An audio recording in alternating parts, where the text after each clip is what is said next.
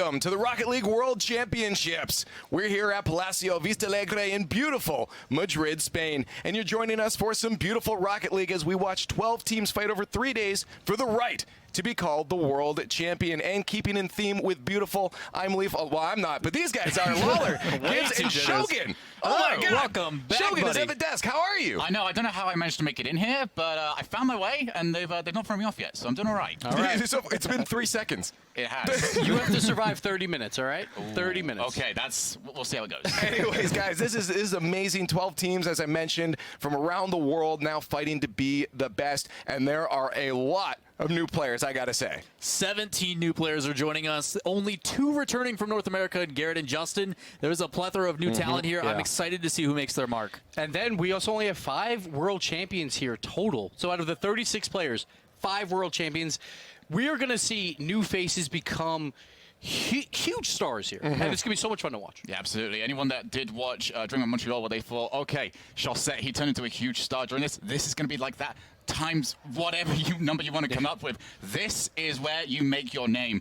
And this is going to be the weekend to do it. Well, let's see how they're going to do it. Let's talk about that format. We have a brand new format coming into Season 8 Worlds, and we know this is all Gibbs talk now. So what are we looking at here? Yeah, we got 2 groups of 6. 3 teams will each advance to day 3, but it's 2 losses, and you are out on days 1 and 2. But day 3, it comes down to 1 loss, and you're done. But the key points here are basically the first 2 rounds. If you lose, you go down into that lower bracket where only 1 team out of 4 has a chance to make it out. Now, if you make it to the upper bracket finals, you actually play that match, but both teams are making it to day 3. They're just playing for seeding. So one team will go directly to top 4, and then the other team goes to the quarterfinal round. And now this is just so much more intense. There's I feel like more chances for teams to warm up at this point. And it's just to me, I'd love to play in this kind of bracket. I think for me, I'm looking at this, I'm thinking, wow, regionals has never been more important than it was this season. There's been a lot of seasons previous where it was just, okay, make sure we get to the World Championships. After that, we'll sort of wing it, make sure everything's fine. Here, if you got yourself that top 2, everything is much easier. Yeah. Yep, obviously as well, bringing it back, and I'm a huge fan of it. I've been talking about it publicly. A single elimination bracket on the last day. It is all or nothing, and the best part, whoever's in that grand final has yet to lose, so it's all on the line in that last match. And then all best of 7s on day 3. It's going to be a lot of fun to watch.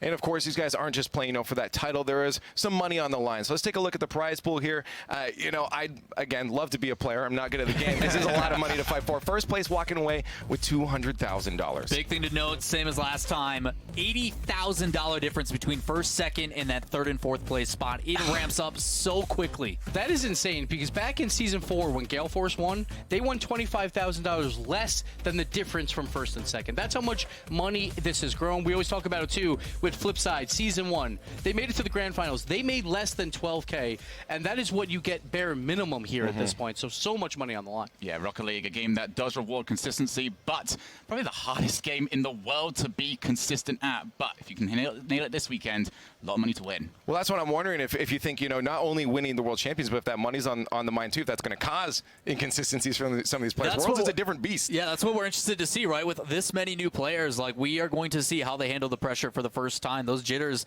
they always mention it. When you're on the stage for the first time, you got to get those out. You got to figure out how it's going to go. So when we're looking at these teams, I'm not exactly sure who's going to step up and who's going to falter. But it's going to be crazy, because those semifinals, about 45 minutes of gameplay, right? That's like $2,000 a minute.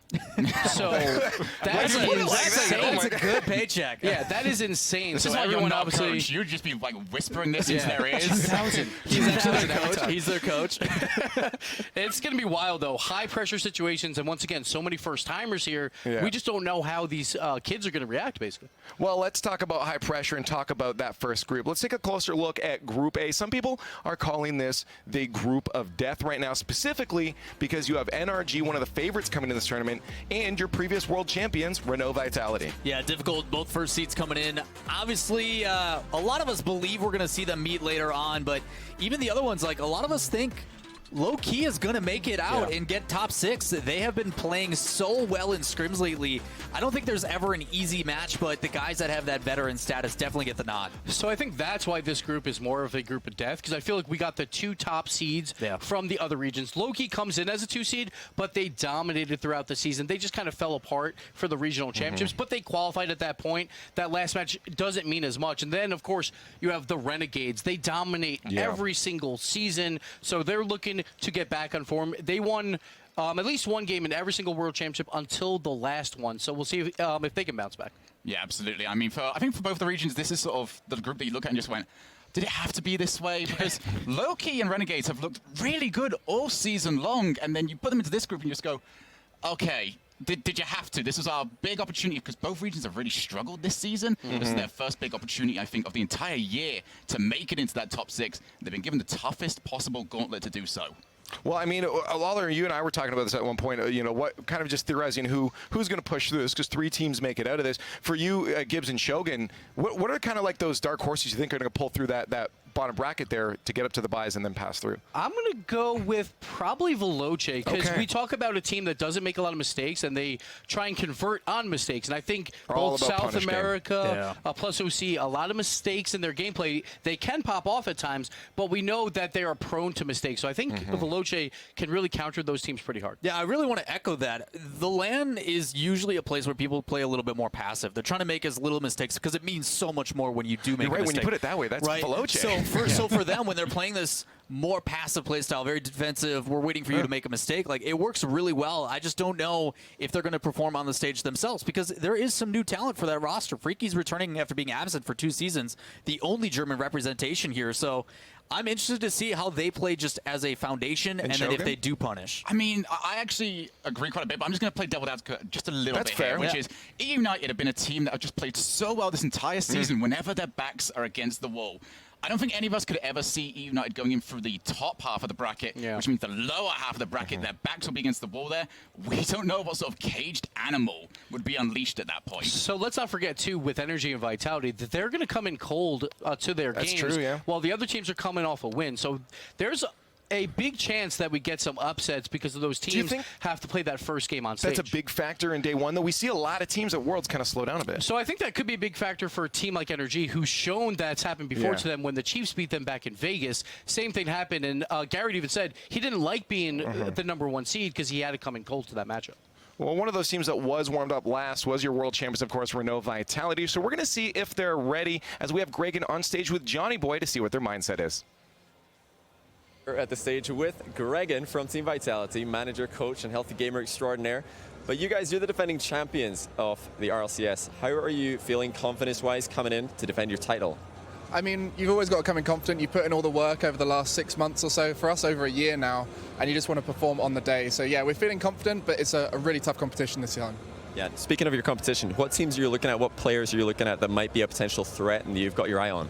I think for us, players like Astral, Justin, you know, I mean, even the ones like Flame, Typical, the kind of star players in each team, they can really pop off in a game, and that's the most scary opponent, I think, in any match. And I know you're very excited this event. We're going to see you on stage for the first time as a coach. Tell us about that. What are your thoughts about that role, and what are you looking to do to help your team get the Ws?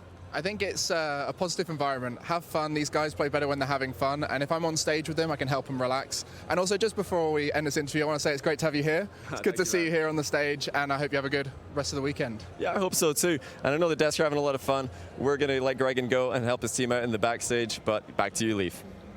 Well, GREGAN, at least someone wants Johnny here. No, I'm kidding. I gotta have one dig. Hopefully Johnny didn't hear that. Shogun's actually probably proud of that one. Oh, dude. Yes, absolutely. It's great seeing both Knock him down a peg, man. Johnny and GREGAN there, but I'm even more proud of you right now, Leaf. Thank you. But on that topic, I want to talk about that, actually. GREGAN mentioned, what it's like now to be a coach on stage. This is the first time at a Worlds that we've had coaches up on stage now. So how is this going to change the dynamic, Lawler, for these teams having that support behind them? They got a taste of it at DreamHack, and a lot of them believe that it is more so for the nerves and the calming of when they're in high-pressure situations. The analysis side, like, these guys practice every single week and know what to do in those situations. It's just having that reassurance from the outside perspective is really helpful. So we talk about Rocket League, it's a momentum game, right? But I think it's a morale game more so. And I think coaches are really going to help that, just keep that morale up. Because like even when I played, when the morale is down on a team, we play so much worse. So you just want to be in good spirits at all times, and I think coaches will really help that. I mean, we've seen a lot of examples actually throughout the entire season of coaches that do speak to these players midway through the series, and they managed to turn it around. Verge is actually a fantastic example of that. But the one thing I want everyone at home to be watching out for is that the players, when they're on the stage, they can't show any emotion. But take a look at the background, take a look at the coach. They will show all of the emotion that the players cannot. To be fair, though, Vitality, they're going to show emotion. Scrub Killer, you Scrub know loves he's going to that be showing a spotlight. ton of emotion. Yeah, no, I think all that team, but just in general, having someone like GREGAN, I think, behind them is a real good uplifter. Because sometimes, like, well, I guess K-Dop can yell too, but Fairy Peak's a very quiet player as well. So I think if you agree, GREGAN's a good person to have behind them. Yeah, it's fantastic. He's going to keep them, I think, not only level-headed, but also in the moments where they need to be expressive. Yeah. He's definitely going to pipe it up, as a certain one from G2 would say. So on the other side of that buy, the other buy we saw there, and I mentioned it briefly, but these are the favorites coming into these worlds. Let's talk about NRG for a second. These guys have had one of the longest runs, and on that team, Garrett G specifically, the only player to get to every Worlds. Are they going to be able to get it this time? So I predicted them to win it. I predicted them to win it last time. I think I'm just going to always predict them to win it until it finally happens. And we just don't know. They won Beyond the Summit to kind of break that curse a little bit. But as I have said before, that was in a basement. They were having a little bit more fun. It was a little bit laid back. It's not the same as a World Championship title. Yeah, I think we've come into every single season where we always say it is NRG's to lose, but it gets to a point where we see what they do throughout the season and it almost becomes irrelevant to this point. We've seen them play every single day incredibly well up until the final day, where they do eventually get knocked out. It happened last season with Reno Vitality, but the good news for NRG is in the last 3 seasons, they have only been eliminated by the team that goes on to win the whole thing. Yes, but they have to beat Europe. That's the thing. We know they can beat North America. They have to take down these Europeans. They have to beat Europe, and to do that, there's a big factor we're missing here, is they brought some European onto the team. Yes. Turbo Pulsa, one of the biggest moves we've seen in any roster shuffle in Rocket League over our entire history has been Turbo Pulsa, moving over to North America to join this NRG roster. And so far, things are looking good. Yeah, not only does he solidify that it is a viable option, obviously the Drippe situation wasn't met with the best regards, but Turbo has proven that he alone is kind of that it factor that they've been looking for. Yeah. It's a big change that I was waiting to see, like, who's going to fill the shoes of Fireburner? Another player that before the season had been to every single LAN, so how do you replace someone of that caliber? I think Turbo is the perfect fit for it, and it's been proving. Absolutely. I think, like, when you do look at Fire, the unfortunate thing for the entire team there, you say, Fire, Justin, Garrett. Problem is that they didn't really win anything big as a team. They brought on now a proven winner in the 3-time world champion, Turbo Pulsar. Yeah, but there's a couple regions we haven't been talking about. Of course, we talked a little bit now about Europe and North America, but we do have 2 other regions, South America and OCE. I want to talk about OCE in just a second, but to get us started and on that track, we actually have Johnny Boy still down at the stage, but he's got Siki with him this time. Yeah, I've managed to grab Siki out of the practice room for a little question and answer session. But Siki, I wanted to ask you about OCE because you are, of course, here representing that region. What are the expectations of the region coming into RLCS Season 8? Compared to last season, our expectations are a lot higher. 2 last places is obviously not good. But if both teams play like they did in scrims, we're definitely going to get a few wins on the board. Hopefully us as Renegades make it into day 3. But Canberra Havoc are also looking decent, so I'm guessing they're going to get a few games of other teams as well. So who are we looking at in particular for Canberra Havoc, if you had to pick one player to zone in on? Canberra Havoc, obviously, got to go Spydoge. He's pretty nutty mechanically, so just got to watch out for him. And you were the regular season MVP for OCE. Tell us about your new team, Renegades. You're coming into that roster. It seems like you're doing pretty well if you're getting the MVP. What's it been like playing with Tarsos, who seems to be perpetually tilted? Okay, with the Tarsos myth about him being tilted, we can just delete right now. He's normally a happy boy. He just looks like he'll want to kill you. But coming into Renegades, it was a rough start. I wasn't quite used to the rotations because it was a lot different from Ground Zero. I had a lot less freedom and we were more restrictive on rotations, but I've gotten used to it now, so it just turned out I was a golden striker as well, so I was scoring a lot of goals, so it's working out well. Well, hopefully we'll see plenty of that this weekend. Good luck with the goal scoring. Good luck with the games later on today. That's Siki from Renegades. Yeah, I have to agree. I think behind the scenes is Torsa's a really nice guy. Yeah, So I got to sit and hang out with him when I arrived on the first day, and he's just like, I don't know why people talk about this. It's just like, it's just the way you look, man. He's like, he does look very depressed He on has stage. made an effort this season to be as positive as possible with his team, and they're all feeling pretty good. So, shouts to Torres. But what a story for Siki, though. He's been in every single league play, and it took till last season where he finally like blossomed into one of the best for OCE. Yep. Then not only that, he joins the 2 best players from OCE, and he takes away that title from both those players. He is now the best for OCE, the regular season MVP, the playoff MVP. He's been playing out of this world. And you got to remember, there was a time that Drippe was on his way back, and yet we're not even talking about Drippe right now. This is a player that we could not stop talking about for years and years and years. We've got one problem though, which is it almost feels the same way for NRG as the way I want to talk about Renegades, because we see them throughout the regular season. They pass so well, they're so good defensively. But when we get them to the World Championship stage, they can almost go flat at times. It's so important that they bring their regional performances to the international stage. How are they going to do that, though? They've got to relax. Every time they get it, they look so tense. I don't think there will be any tension after seeing how Siki holds his control. He looks like a T-Rex up there. So like he's playing like this, like all the guys are laughing, having a good time. He sits like his cable. So his cable was too small, and he had to like push it in. So he got used to So he had to plug it in a certain way, otherwise it would disconnect. So he was like holding it like this, and it's the funniest thing. And I was just used to it. It's so funny. That's hopefully you can find a more comfortable ergonomic position for Worlds. That's rough. But anyways, we just talked a lot about Group A. So let's move on and talk a closer look at Group B here. People again talked about Group A being that group of death. I almost disagree now. I think maybe at the top end you have a bit of that power with energy and vitality, but overall the spread here. I mean, you have some dark horses here. I've heard some good things from Scrims, from 3 Sins. Dignitas is on a huge upswing. Space Station Gaming look good. Knights. There's so many good teams in this. So there is no easy matchup. We have the reigning champions of DreamHack with Pittsburgh Knights, and let's not forget about Reciprocity, the #1 team from Europe. They swept Vitality. Yeah. So very 2 strong teams there. Yeah, I really want to actually talk about 3 Sins very quickly, because I looked at them before this and I thought, wow, there's a lot fundamentally wrong with the way this team plays. But from what I've heard about teams in scrims is that it's actually almost working in their favor sometimes. A lot of teams are playing against them and just go, we don't know what's going on.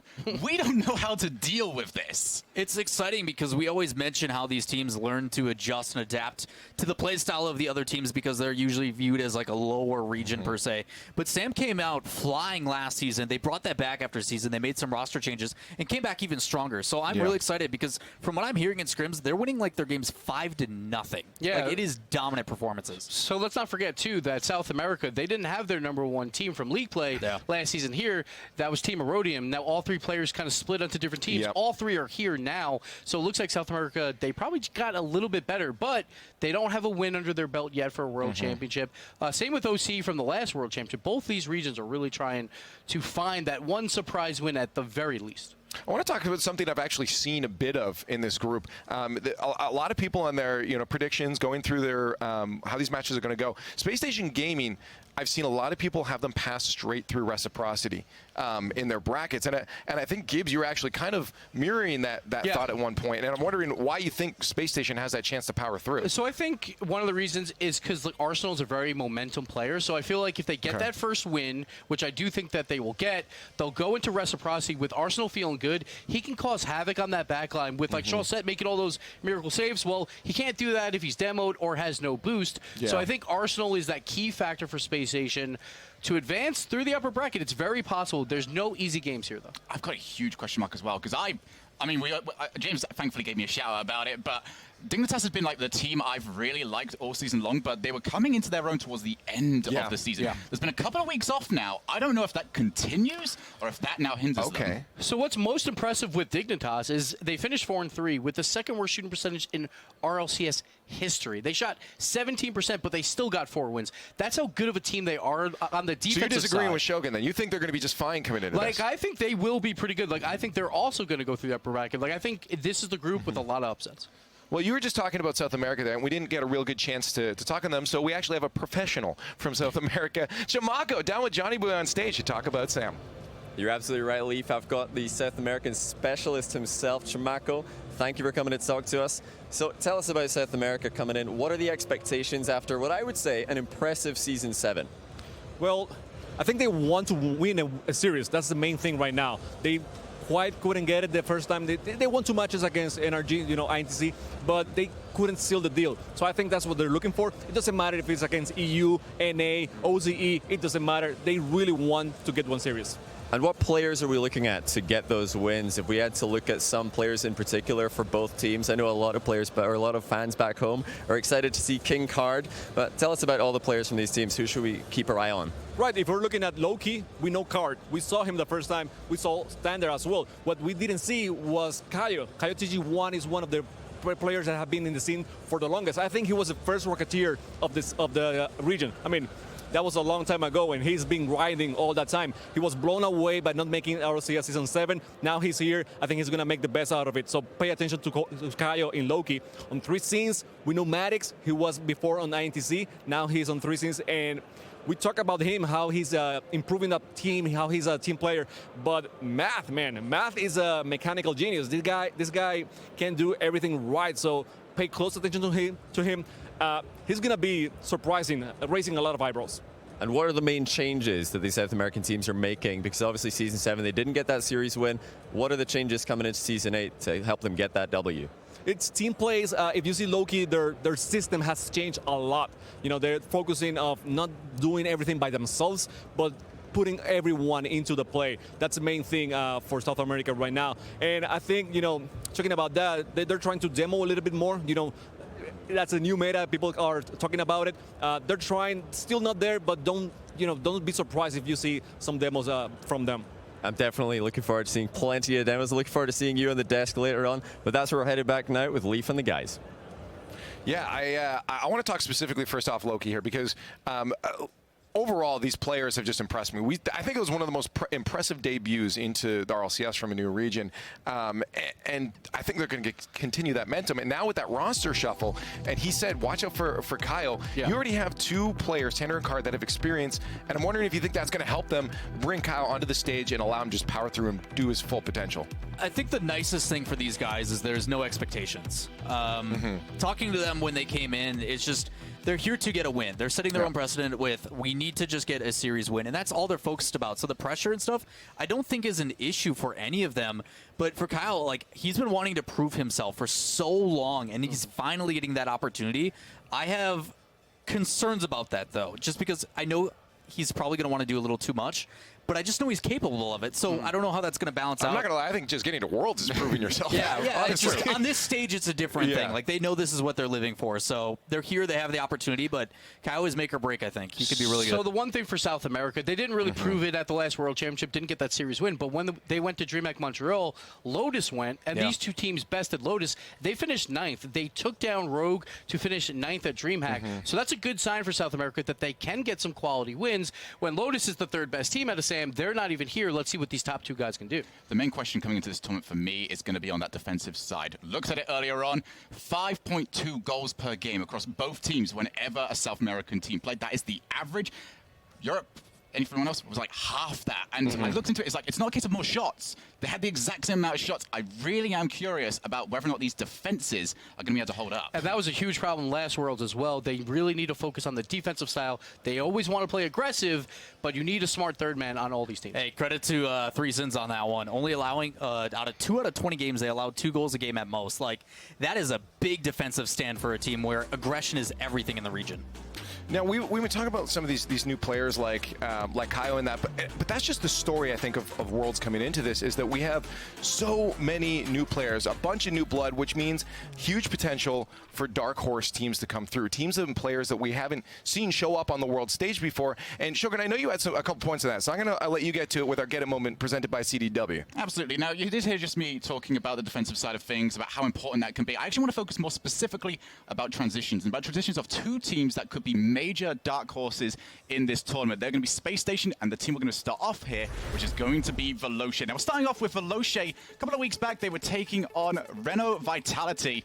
And this is just how quickly they can escape from their own side of the field. Whenever on the offensive side, they do get pushed back just a little bit, but just look how quickly they escape. So, it's going to get paused here. Take a look at this line right now from Red Vitality. It's not well done at all. But what they do over on Veloce is they've pushed a player out on Freaky. He went for a challenge earlier on. Wasn't really expecting to get it. The important thing is he's now in the mid side of the field. That now means they can get the ball over to him.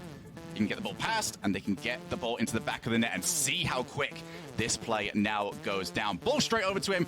You can see Fairy Peak, he's trying his hardest. Not a chance. And the shooting accuracy is what makes that play ever so good. Here's yet another one. Taking on Mouse Sport. Another quick transition. Don't need aim for this one. Just beat a player to the ball. And as you see, Free doesn't even take a look. He knows he's got past the player. And here's the last one. I think this one might be my favorite in terms of how they go about it. So much pressure. 2 players forward. You got Violent Panda just off the screen. Flame is by himself. Is there a worry? Not a chance. We've already got Freaky on his way back. Cassio giving himself as an offensive option, and it means that they can just get that pass off. There is no fear when it comes to defense. There is all of the trust in the world. And he makes a little bit of a difficult time of it, but he's determined to score himself. There's a lot of pressure in that overtime, Shogi. Yes. Open nets are the hardest to score. We know this. Oh, absolutely. So I want to talk about a very different start. We've gone through the team plays of Veloce. Yeah, Space Station don't really believe No, in it's that. great, because he's got so much space here, too, to slow this down, right? Absolutely. Now, this is going to be a major danger that we're going to look throughout the entirety of the tournament. Do not put weak shots on the net, because this can happen. We've got right now Sipical. He's on the ball, and he's going to start moving forward with it. And just see how much control he actually has over this, because you can't afford for him to have this sort of space. And as soon as he does get this, he can now start moving this along. He's got options. You can see AXB might try and take the boost, but doesn't need it at all. Instead, takes it all the way by himself. It's a very different way of transitioning. It's all mechanical based, but this is my absolute favorite. They were just in defense. You're going to stop at this one here. Arsenal just got the ball laid off to him. He took it to the wall. But I want to take a quick look at Rettles here, because you've got Arsenal. He's slowed the play down. They've managed to transition it. Now, we know for a fact all players have ball cam on in this situation. All vision is now over in this direction, which now means AXB has nobody looking at him. So instead of Arsenal going directly to net, he's going to drop it straight down to AXB, and that is them transitioning from defense to offense in a second. Something they're definitely going to need to look at. Arsenal leading the charge up there on offense is going to be a really big deal to open up opportunities for his teammates back inside. And that's the weird thing with Space Station is, like, everyone kind of forgot about them. They were a top 2 team. They lost to Pittsburgh Knights, and everyone's kind of like, all right, they're okay. But they were top 2 throughout league play. They dominated Pittsburgh Knights the first time they played. They can definitely make a run here. Well, now we're almost there, guys. We have just a few minutes left. I just want to take a moment to revel in the awesomeness that is Worlds. You know, we've been through, well, this will be the 8th one now. And just looking forward, what are we expecting out of this new landscape that we're seeing form after Season 8 with all these new teams? We're going to see new legends in the making here. This is going to be the start of something really special. With this many new players coming in, it's kind of make or break. Either people rival in it and they live in it and they love and cherish those moments and step up, or you see some falter. The ones that step up, like I'm reminiscent, Justin's first season. Season 5, he hits that shot. Everybody's talking about it, even though they lost. Which shot? Welcome back, Shogun. Hi, buddy. Welcome back. Was it Rocket League? I think it was anyway. But that is the key thing right here. 17 first-timers. That's a new record, and we're in the 8th season right now. It's just going to be so fun to see these guys even just walk on stage and see who's nervous. Like, you'll be able to tell who's ready for this moment and who's not. Yeah, but I think there's almost a way to just say, you know, some people just don't know what to fear. And for a lot of these new players, they're either going to look at this as, this could be the biggest moment of my life, and there's going to be other players who just go, well, this is going to be a lot of fun, isn't it? Well, I think that's actually a very true thing, especially some of these players, how young they are. I think they just don't realize what's the going on. significance of it all. Knights come to mind, I think. The Pittsburgh Knights, and I think that's exactly why they were able to plow through at like a DreamHack and just take out all those teams, G2, Vitality, because they just had no fear. Yeah. Right? And we're on home field for Europe. We've never seen a team outside of Europe win on European soil, so we'll see if it happens here. North America looked great all league play. You can't count out South America. You can't count out OCE. I just want to see some surprises. We've seen it all season long. We had 2 teams from North America plus Europe that were considered the 8th seed, the team that would come in last, and they're both here at the World Championship. You have a team from OC that went 0-7 last season. They're here. So many surprises already. I just want to see more. So I'm just wondering, though, what's it going to take for these experienced teams to make sure that there's a lot of pressure on them to go through, like NRG, Vitality to win again. What's going to take for them to stop these new teams from plowing right through them? They got to play their game. Obviously, for NRG, like, they're at the top for a reason. They've been dominant for so long. They've proven dominance over everybody else during league play. But transitioning that into the world stage is always the question, and NRG has faltered, especially with coming in cold on their one match. So I'm curious to see on how they're going to settle down. Yeah, they stay confident. And maybe it's going to be Sizz, maybe it's Turbo. I don't know. They have to kill momentum. They have to win that game one when they're coming in cold on the stage to just begin anew, basically, for both teams. Well, here, guys, we're almost in that final thing. Final thoughts before we get this show, this 3-day event underway, Lawler. Let's just get it started. I'm so ready for these matches. Yeah, high-pressure games. We're going to see a lot of surprises. I can't wait. Last time we were in Europe, it was loud. I'm not expecting anything different this time. You got to get you out there and start some chants, too. Oh, I'll be rushing down once I'm done. We'll get out there. Him and his biscuit. All right, well, guys, it is now time. Welcome to the Rocket League World Championship Season 8.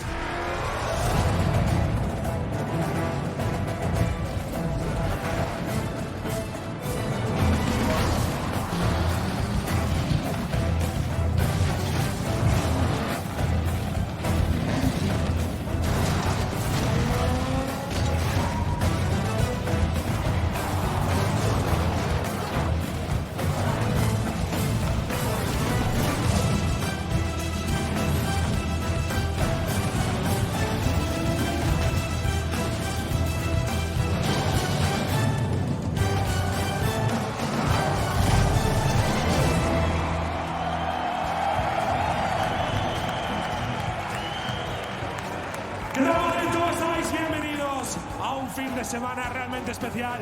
Estamos con los mundiales del Rocket League, estamos en la temporada número 8 y desde hoy hasta el domingo vamos a estar viviendo un montón de partidos para decidir el nuevo campeón del mundo. Tenemos a los 12 equipos preparados y queremos que los conozcáis, queremos que veáis quiénes son los participantes que están ya aquí en Vista Alegre. Así que vamos a empezar con el primero de ellos. Si no me equivoco, está todo preparado para que entre uno de los primeros equipos. Un fuerte aplauso para United.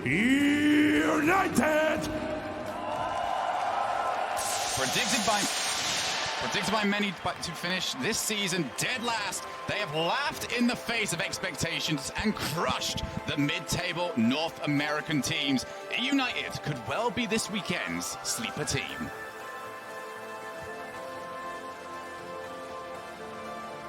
El siguiente equipo es Space Station Gaming. Un fuerte aplauso para ellos también.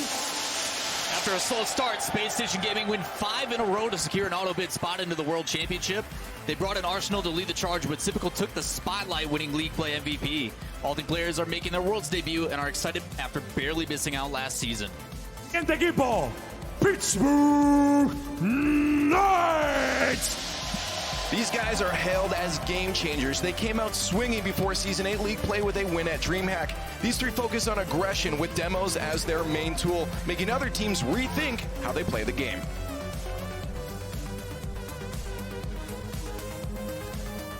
También aquí con nosotros, NRG. Led by Garrett, the only player to participate in all 8 World Championships, but he's still looking for the first title. Well, he's got backup. He's got the 3-time Turbo Pulsar, the first player to represent 2 different regions at the World Championships. Seguimos con más equipos y ahora tenemos a Canberra Havoc. After going 0-7 last season, the addition of Walcott has breathed new life into this team, taking down regional favorites Ground Zero and the Chiefs to make it here. They have blown the OCE scene wide open. Próximo equipo, Renegades.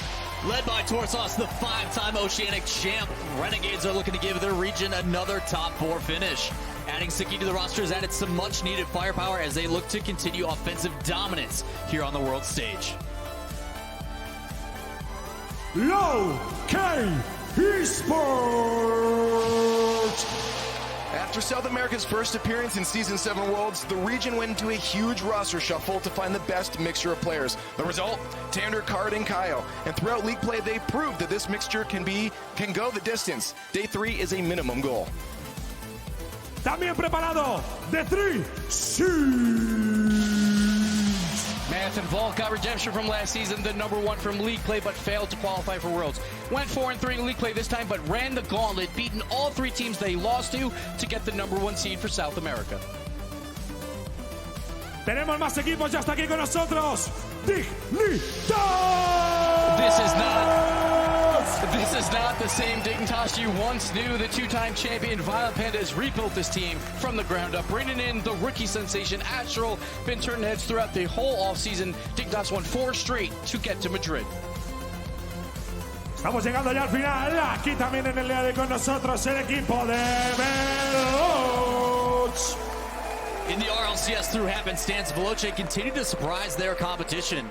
A team in the truest sense, each player proved significant in their victories. Between Freaky being absent for 2 seasons and Casio coming over from Triple Trouble, they've surpassed all expectations.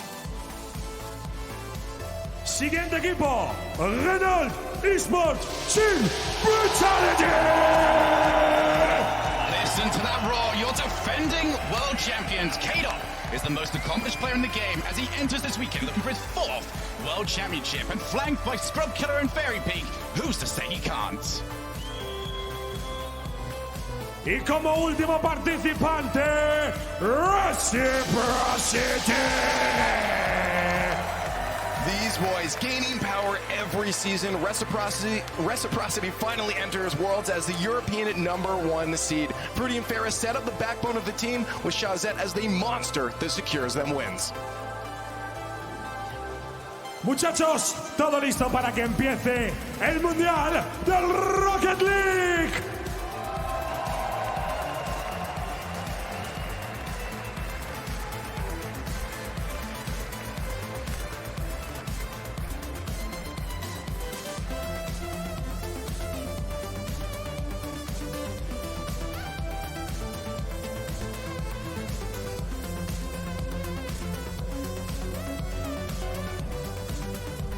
Estamos ya preparados, está la mesa de análisis aquí en castellano para que empiece el Rocket League. Voy con vosotros, muchachos.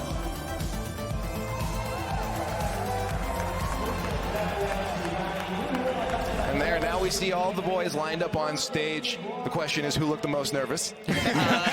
I don't know about the most nervous, but Vitality rocking those medals around the neck. They are ready to play. They want to defend that title so badly. It's going to be insane. 36 players. The goal for everyone is to get here. Every single Rocket League player that plays this game in any competition wants to be here, and these guys have done it. Yeah, I mean, we've talked all the time about how teams should maybe be happy that they've got to this point. When was the last time any of you guys talked to a Rocket League player that was happy about where they are? Only the winners are usually talked to after this tournament are usually happy with their performance. Everyone wants that championship. Well, happy with performance, but at the same time, I saw a few smiling faces up there, too. Mostly experienced guys. You saw Justin was kind of feeling it as well. You saw K-Dop. I mean, obviously, they won one. But, you know, there are players up there that are feeling that. And I'm wondering if that comes from experience or just understanding, hey, I'm loving playing this game. Well, to be fair, like, Justin's not going to dance off the stage if he loses. So that's not going to happen. They want to win this. There are some teams, probably from South America, that are here to try and get that series win. There's different goals for different teams.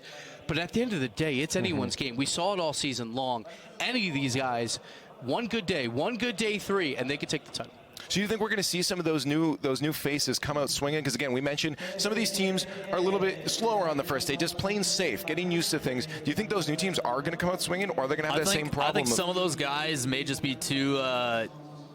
I think they just might not even care about it. I think they honestly can just come in and do their job. Like, I don't think the pressure is going to matter to someone like Arsenal, per se. Like, he's just here to have a good time, and the rest of the guys are going to carry through. He'll probably be rapping through the whole series for all we know. I call it the Take 3 effect, where, you know, it's like, hey, I'm just having fun, and you do well. Hey, it did a big deal for them. Once again, like any team that plays one of these veteran teams that have a bye, they're coming off a win. They're all going to be confident going into that series. They'll get those nerves out through their first series. Absolutely, and we've seen in previous seasons how important that is to get that first game out. Heck, I want to take Season 5 as an example.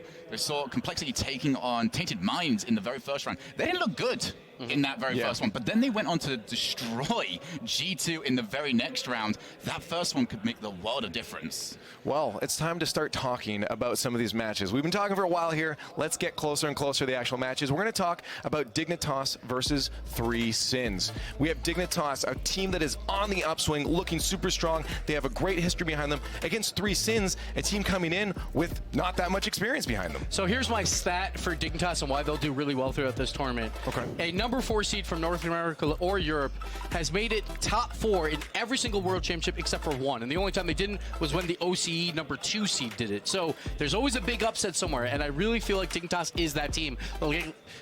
But probably a lot of people rank them higher than Veloce at the very least. They took Reciprocity to 7 games in that semifinal. Yeah. They look great doing it. But who's to say that 3 Sins aren't that team to disrupt that stat again, right? It was an OCE region. Why not Sam this time? They looked really good in scrims. Everybody has been buzzing about it. That's been the general consensus through the entire player room about how well 3 Sins has been playing.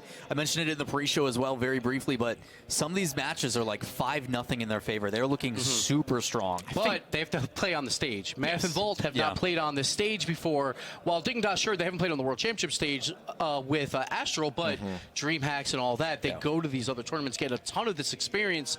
So I worry about the 3 Sins in that first game. There's going to be some nerves, but if they can kind of calm those nerves, and maybe they won't have them because they just don't realize the value of this matchup, but it's going to be tough, I think, for the 3 Sins just because of that experience. I just really want to bring up the matchup, the stylistic matchup that we're seeing here. We've got Dignitas, a team that, honestly, you watch them, you pretty much know what they're trying to do. You can spot their players, you know where their passing routes are.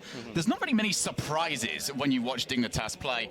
And then, obviously, I mentioned earlier on about the teams that have been scrimming against 3 Sins. No one knows what they're doing at all. This is going to be pure chaos versus as, like, not necessarily passive, but just like pure just stillness. a controlled game. Yeah, Dignitas has been very focused on possession. They want to make sure they maintain possession of the ball. But for me, it's what they've done to combat the issues that Yukio was originally facing. The entire season has been focused on his inaccuracy, but his touches have been there. They just haven't been in the back of the net. So they move him more to a support role where he can still continue the pressure on offense, and it's worked wonders. You saw, like you said, against Vitality and some of the other guys, or Reciprocity, going the distance is not easy to do, and they made it close every single match. Watch out for Astral, because weeks 1 through 4 throughout league play, he's found his footing. Yeah, he shot 13%. Weeks 5 and the playoffs shot 27%. He has found his form, not only with just normal shots, but just the weird plays as well.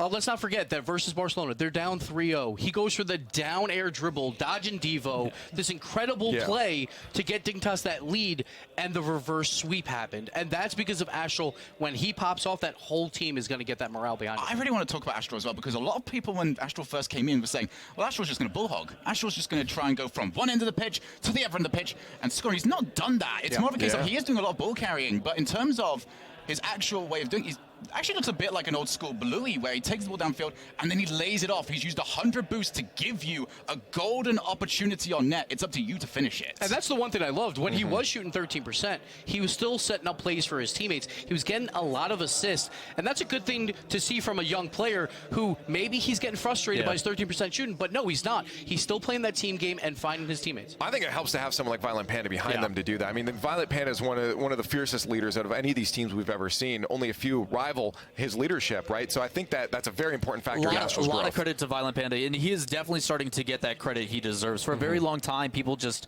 looked past him because he was this passive, always setting up, and never really the flashy highlight player. But he was still clutch. Like, there was moments where he'd hit crazy double touches to get them into OT or secure a victory. But now, like, the precision that he has on the ball, the ability to find those small touches in between all the chaos that is right now with Rocket League's gameplay, Violent Panda has really secured him spot as one of the greats. And at one point, you and I used to call him the best in the world. I don't think that's changed recently at all. We talked about Dignitas weeks 1 through 4 with Astral. Like, he wasn't shooting that well, and then we're talking the reason why they're here is because Astral, with this regional championship performance, they wouldn't have had 2 wins weeks 1 through 4 without Violent Panda. Right. Violent Panda was shooting so exceptionally well. It's the only reason why they made playoffs, and that's why they're here. So I got a question for you guys. You ready for some Rocket League? Yes. Are you guys ready for some Rocket League? Yes. Because we have some Rocket League. We're ready for our first match, so let's head over to the commentary booth. Oh man, I'm excited. Game 1 of Season 8. We're getting to cast right here with some South American action. We've got some 3Sins team here representing #1 seed in their region, going up against Dignitas, a storied name at the World Championships. Violent Panda in this roster, who had a crazy win streak going back from Seasons 5 and 6. Got broken by Cloud9, but hey, they're still back here.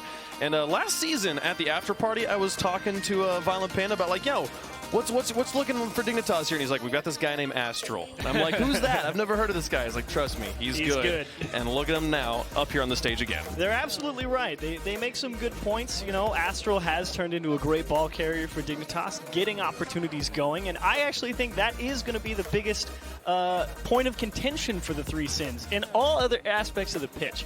I look at 3Sins, I watch the tape, and I say they're fast to the ball. They have the potential to be one of the best offenses in the entire world, believe it or not.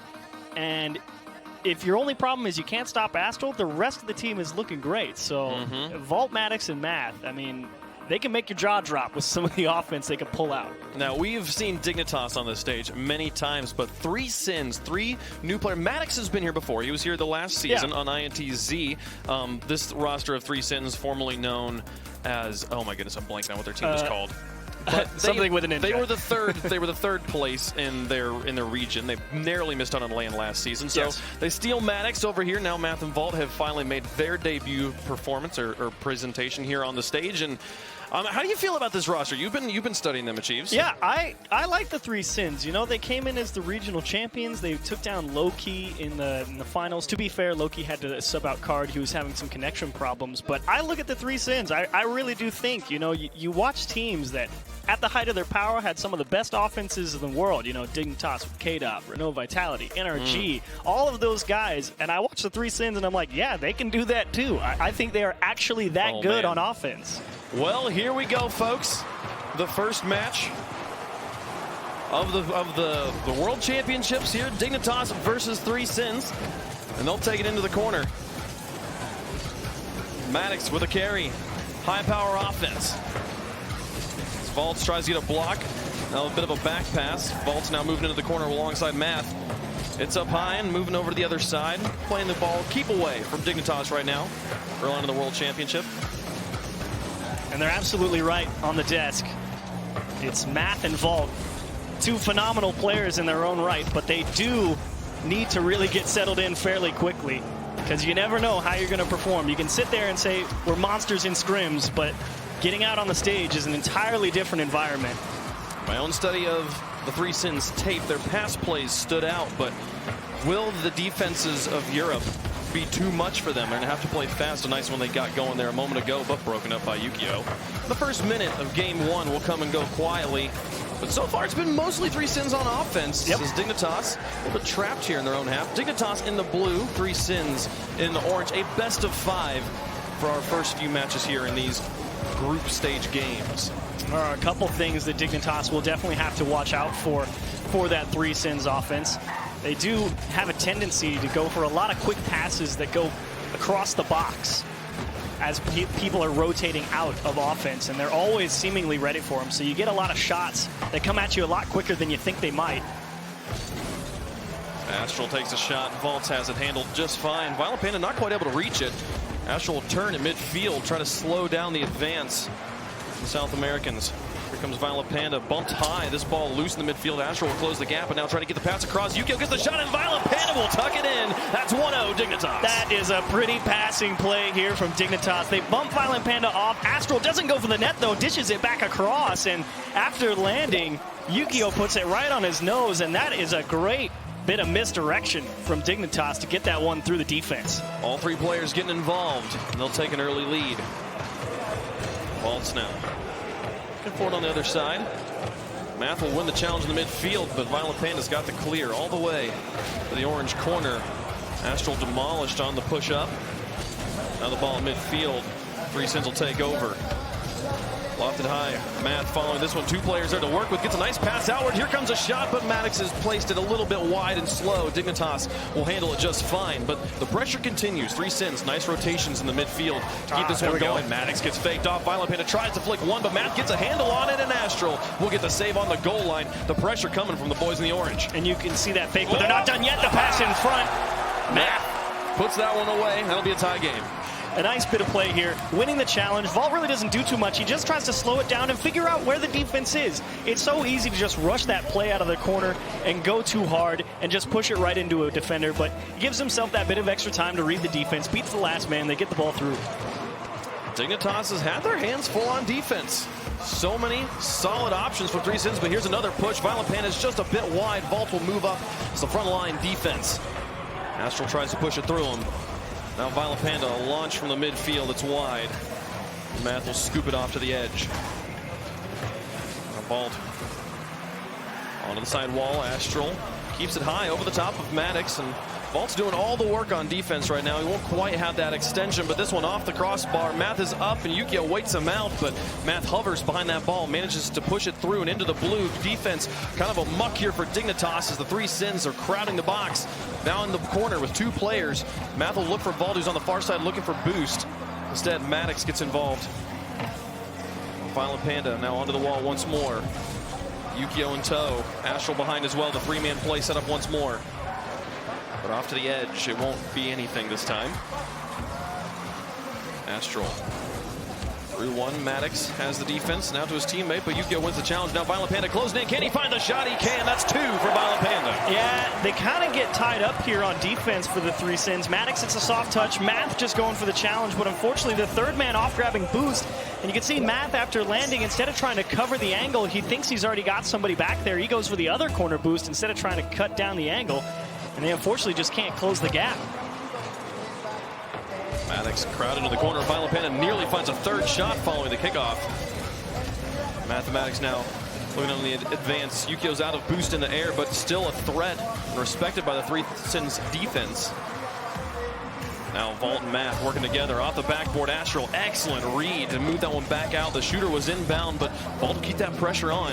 The final minute of game one. Dignitas has the 1-goal lead, but the pressure has been all on the Three Sins. It's been great from Astral as well. Just beating one guy in the midfield. It's buying that little bit of extra time for Dignitas. Ooh, Violent Panda with a setup. Yukio looks at it, thinks about it, but respects Vault's positioning. He's been very solid in contact. Now the pass infield. Astral over the top of one. Can he find the second touch? He's off the backboard. It's dangerous, and Math finds a crazy clear. Excellent defense to keep this one within reach. 30 seconds left, and Dignitas still has the pressure on, but the Three Sins, their defense has been solid. Can they keep it going? Astral with a fake. Math now with a Vault. Violent Panda is the last line of defense, and he's got the block for now. But here come the Three Sins. One bump off the backboard. The pass back out. Oh, you got miss from Vault. Here's Violent Panda with the punish, and that one will do it. 14 seconds left, and they're up by 2. Dignitas looking to take game one. The beautiful counterattack, and I thought that maybe they got bumped in the midfield, but no, you're right. It was just a clean miss. And an unfortunate misread from the Three Sins. They blow a chance at an equalizer. And that means Dignitas might be able to just waltz through, barring a miracle. The pressure of playing on this stage, a completely different environment in two of the players. This is the biggest stage they've ever been on. A little bit of first game nerves will be forgiven, but they're going to have to sort it out pretty quickly here. This will be game one going to Dignitas. They're going to have to do 2 more to keep staying in this upper bracket. I think you're right. You do get a little bit of leeway here from Three Sins. And to be honest, they did show some excellent pressure and capability on offense in terms of the start of the game. A lot of good approaches. But unfortunately, it really did crumble a little bit. One defensive mishap was the go-ahead, and then right there at the end, they got beat on the counterattack because they just couldn't make the read off the backboard.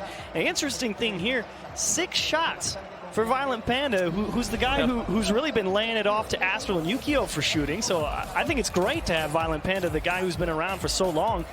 You depend on him to take those shots, and he's been nailing them here at the start of this series. It has been kind of a screw it, I'll do it myself season for Violent Panda, as he has commonly been the cleanup crew on any roster he's been, but now by far the most experienced player on his team. And he's looking to lead them to a victory. He's been on that stage so many times. I noticed the 3 Sins, this is the first season we have had coaches allowed on the stage behind the players. Yes. And for 3 Sins, their coach takes the middle player's headset, puts it on himself, and then he's speaking right next to the middle player. So you can hear. But the side players can also hear very well. It's a loud environment, a loud crowd here. And it's making sure they get all the value out of those 60 seconds in between the games. So we'll be heading into game 2, moving on to Urban Central. And the 3 Sins, I mean, you look at everything they did in that game 1, and I am curious to see what adjustments they make, because you watch the offense that they're able to put together in their own region. They come out here and play against Dignitas, which, to be fair, has had a fairly leaky defense in terms of the European scene. So it's quite interesting to see them have such trouble getting the ball out of the corner when they're usually so strong in terms of getting those opportunities. Game 1, Dignitas had to play a lot of defense at the beginning. And here at the start of game 2, man, they're all offense and they're firing hot. Yukio scores an easy one. Great start. Maddox just trying to get a bomber over clear. Unfortunately, pings off the ceiling. Read by Astral. Yukio's right there for it. And that's 129 Ks towards the net. Good luck. Absolute rocket. Dignitas continues their scoring streak. 3 Sins, they got 1 goal in game number 1. Want to see if their high-powered offense that was so helpful in their regional league play can it hold up here on the world stage. So Yukio with a flick over 1. This one looks dangerous again. Violent Panda nearly finds a shot, but Math has the save. And now, more pressure. Astral, who's been heating up at the end of the season, and the save comes through from Vault. The defense from the 3 Sins looking hot right now, as Dignitas is pulling out all their best options. That was a brutal shot from Astral. That was a phenomenal bit of shooting, and some great rotation for the 3 Sins. Matt trying to find the backboard, but Violent Panda been around the block too long to let that one slip through the cracks.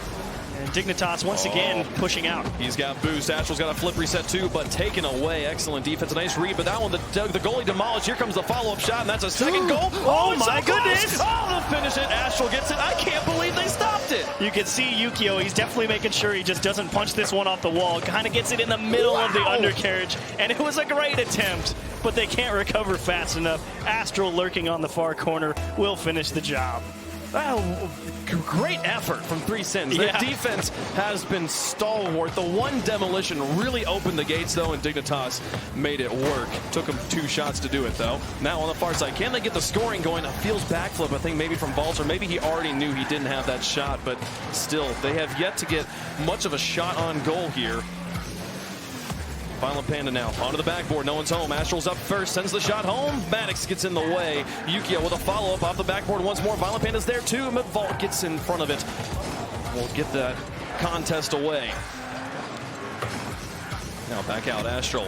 Boosting the tank again. Already supersonic. Looking for the pre-read. Gets him. Now back into the box here. 2 players commit on the frontline defense from 3 Sins. Violent Panda's got 1 dunked, but Maddox will be able to get that one out. Now Violent Panda the back pass to Yukio. They'll try to just hold on to ball control, but Maddox, man, just continues to find these reads. And slowly, 3 Sins is starting to get a little bit more ball control. Yeah, they're getting more ball control, but the problem is a lot of these attempts are towards the backboard, and it's usually so well defended by Dignitas. Yukio getting it back down. Violent Panda will win the challenge. Yukio's up, nobody home right now as he gets it off that corner. A very dangerous touch, but luckily for the 3 Sins, everyone on Dignitas was kind of back in their half and behind Yukio. No one was in the midfield looking for the pass. We're approaching halftime. Dignitas has had all the control so far. Yukio another pass in. Astral with a shot, and Vault's got the block. But here comes the pressure. Violent Panda pass back across. Yukio's up for it. Upper 90. Matt's got it away. 2:20 on the clock right now. 3 Sins now looking for a counterattack. That one will get defended by Astral. Yukio beats Vault in the air, but Mathematics should be able to handle this one. It's been a wonderful job from Dignitas as well on these first touches on this approach on every challenge. They're always able to just slip it by that first line of defense for the 3 Sins, and that's so critical to how they build their offense. It's break them down, break them down, break them down, but they never get the chance to actually box them in, and this one's pushed down in front, but 2 members push it out. Violent Panda slips through the cracks, and Vault will have just enough time to poke it to the corner. Yukio gave him a little bit of space too, and Vault will take it. Now looking to press this one back down. Violent Panda has none of it. He's got it back into the corner. More people in the midfield for him to work with as well. Yukio looks for the pass to Astral, but Astral's not quite there. The pass was too far forward of his teammate. Math now, the carry over one. Yukio in the corner, and Astral will take over. Vault just having to play positional touches right now, though. Not able to get anything going on the offense. Maddox looks for Math. There we go, but the touch is soft in the midfield. Violent Panda will have the block. 1:19 on the clock. Violent Panda tries in the 2v1. Math again just takes the lob shots from midfield. This one nearly makes it to the goal, but Yukio will handle it just fine. And now Yukio upfield, nobody home in the back. That'll be a third goal Yukio puts in. 3-0 Dignitas. That's just a great read from Dignitas here. They go for the pass. It's just a little bit too far out of reach. Astral steals it away. Yukio pushing upfield, and they beat them on transition. 104. Can Three Sins get any semblance of offense going just to get some morale back on their side? Oftentimes, these kind of end of the time goals don't really seem to matter, but I feel like for Three Sins, just getting any sort of energy on their side could really make a difference as they'll be going into game 3 down 2-0. The task of reverse sweeping on your first outing on the world stage. Tall order. Very difficult performance. Astral puts the pressure on. Maddox out. Nice touch in the midfield to extend this play.